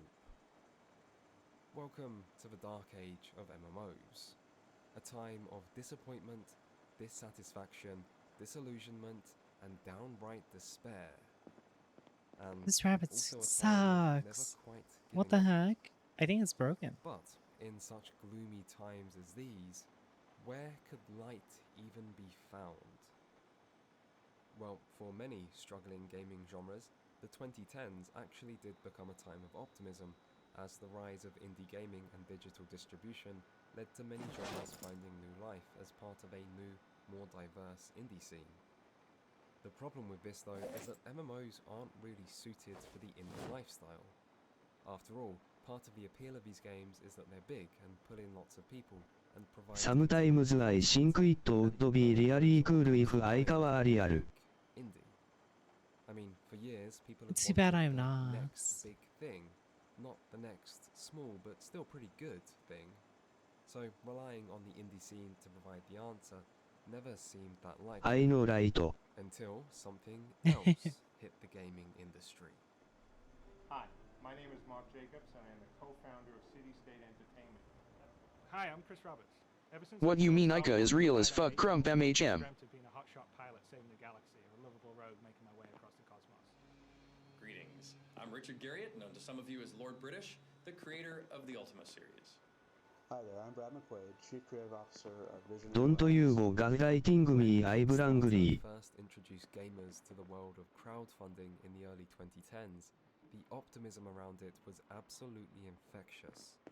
Suddenly, Okay. industry legends were And do you popping up few all more over the stuff? place to say all the right things to the people who most wanted to hear them, and the things they were saying. At Hayden 56 gaslight this koi hey cheese. Games had lost something, and game developers being beholden to large publishers did seem to be limiting these developers. After all, there aren't many people who view the role companies like Electronic Arts or Activision play on the industry very positively. So why not get rid of them? And why shouldn't the players fund the type of games they want developers to make? And why wouldn't you trust industry legends with decades of experience? It was all almost too good to be true. So what could possibly go wrong?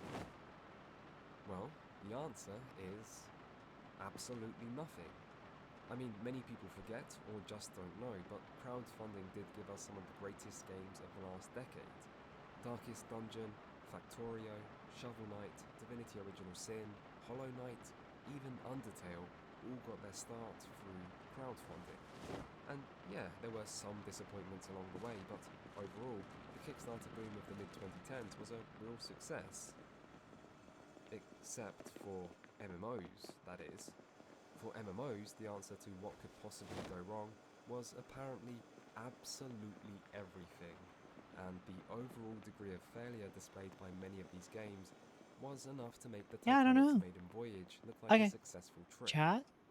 The real I'm gonna tragedy in cough. this is that what was promised really did sound great.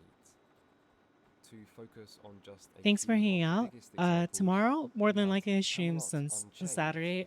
I'm not doing VR. focused successor to Okay. Dark Age of Camelot, Because, by Dark Age of Camelot yeah. and Warhammer Online lead designer Okay, everyone. Bye. Thanks for hanging out. Dream well. follow-up to the Gone I'll see you THX for stream all I've you're loving. tomorrow, probably. I Good will night, wave good good night, night good to everyone. night. Bye. Take care until next time. Bye bye. I will Thanks for wave. dropping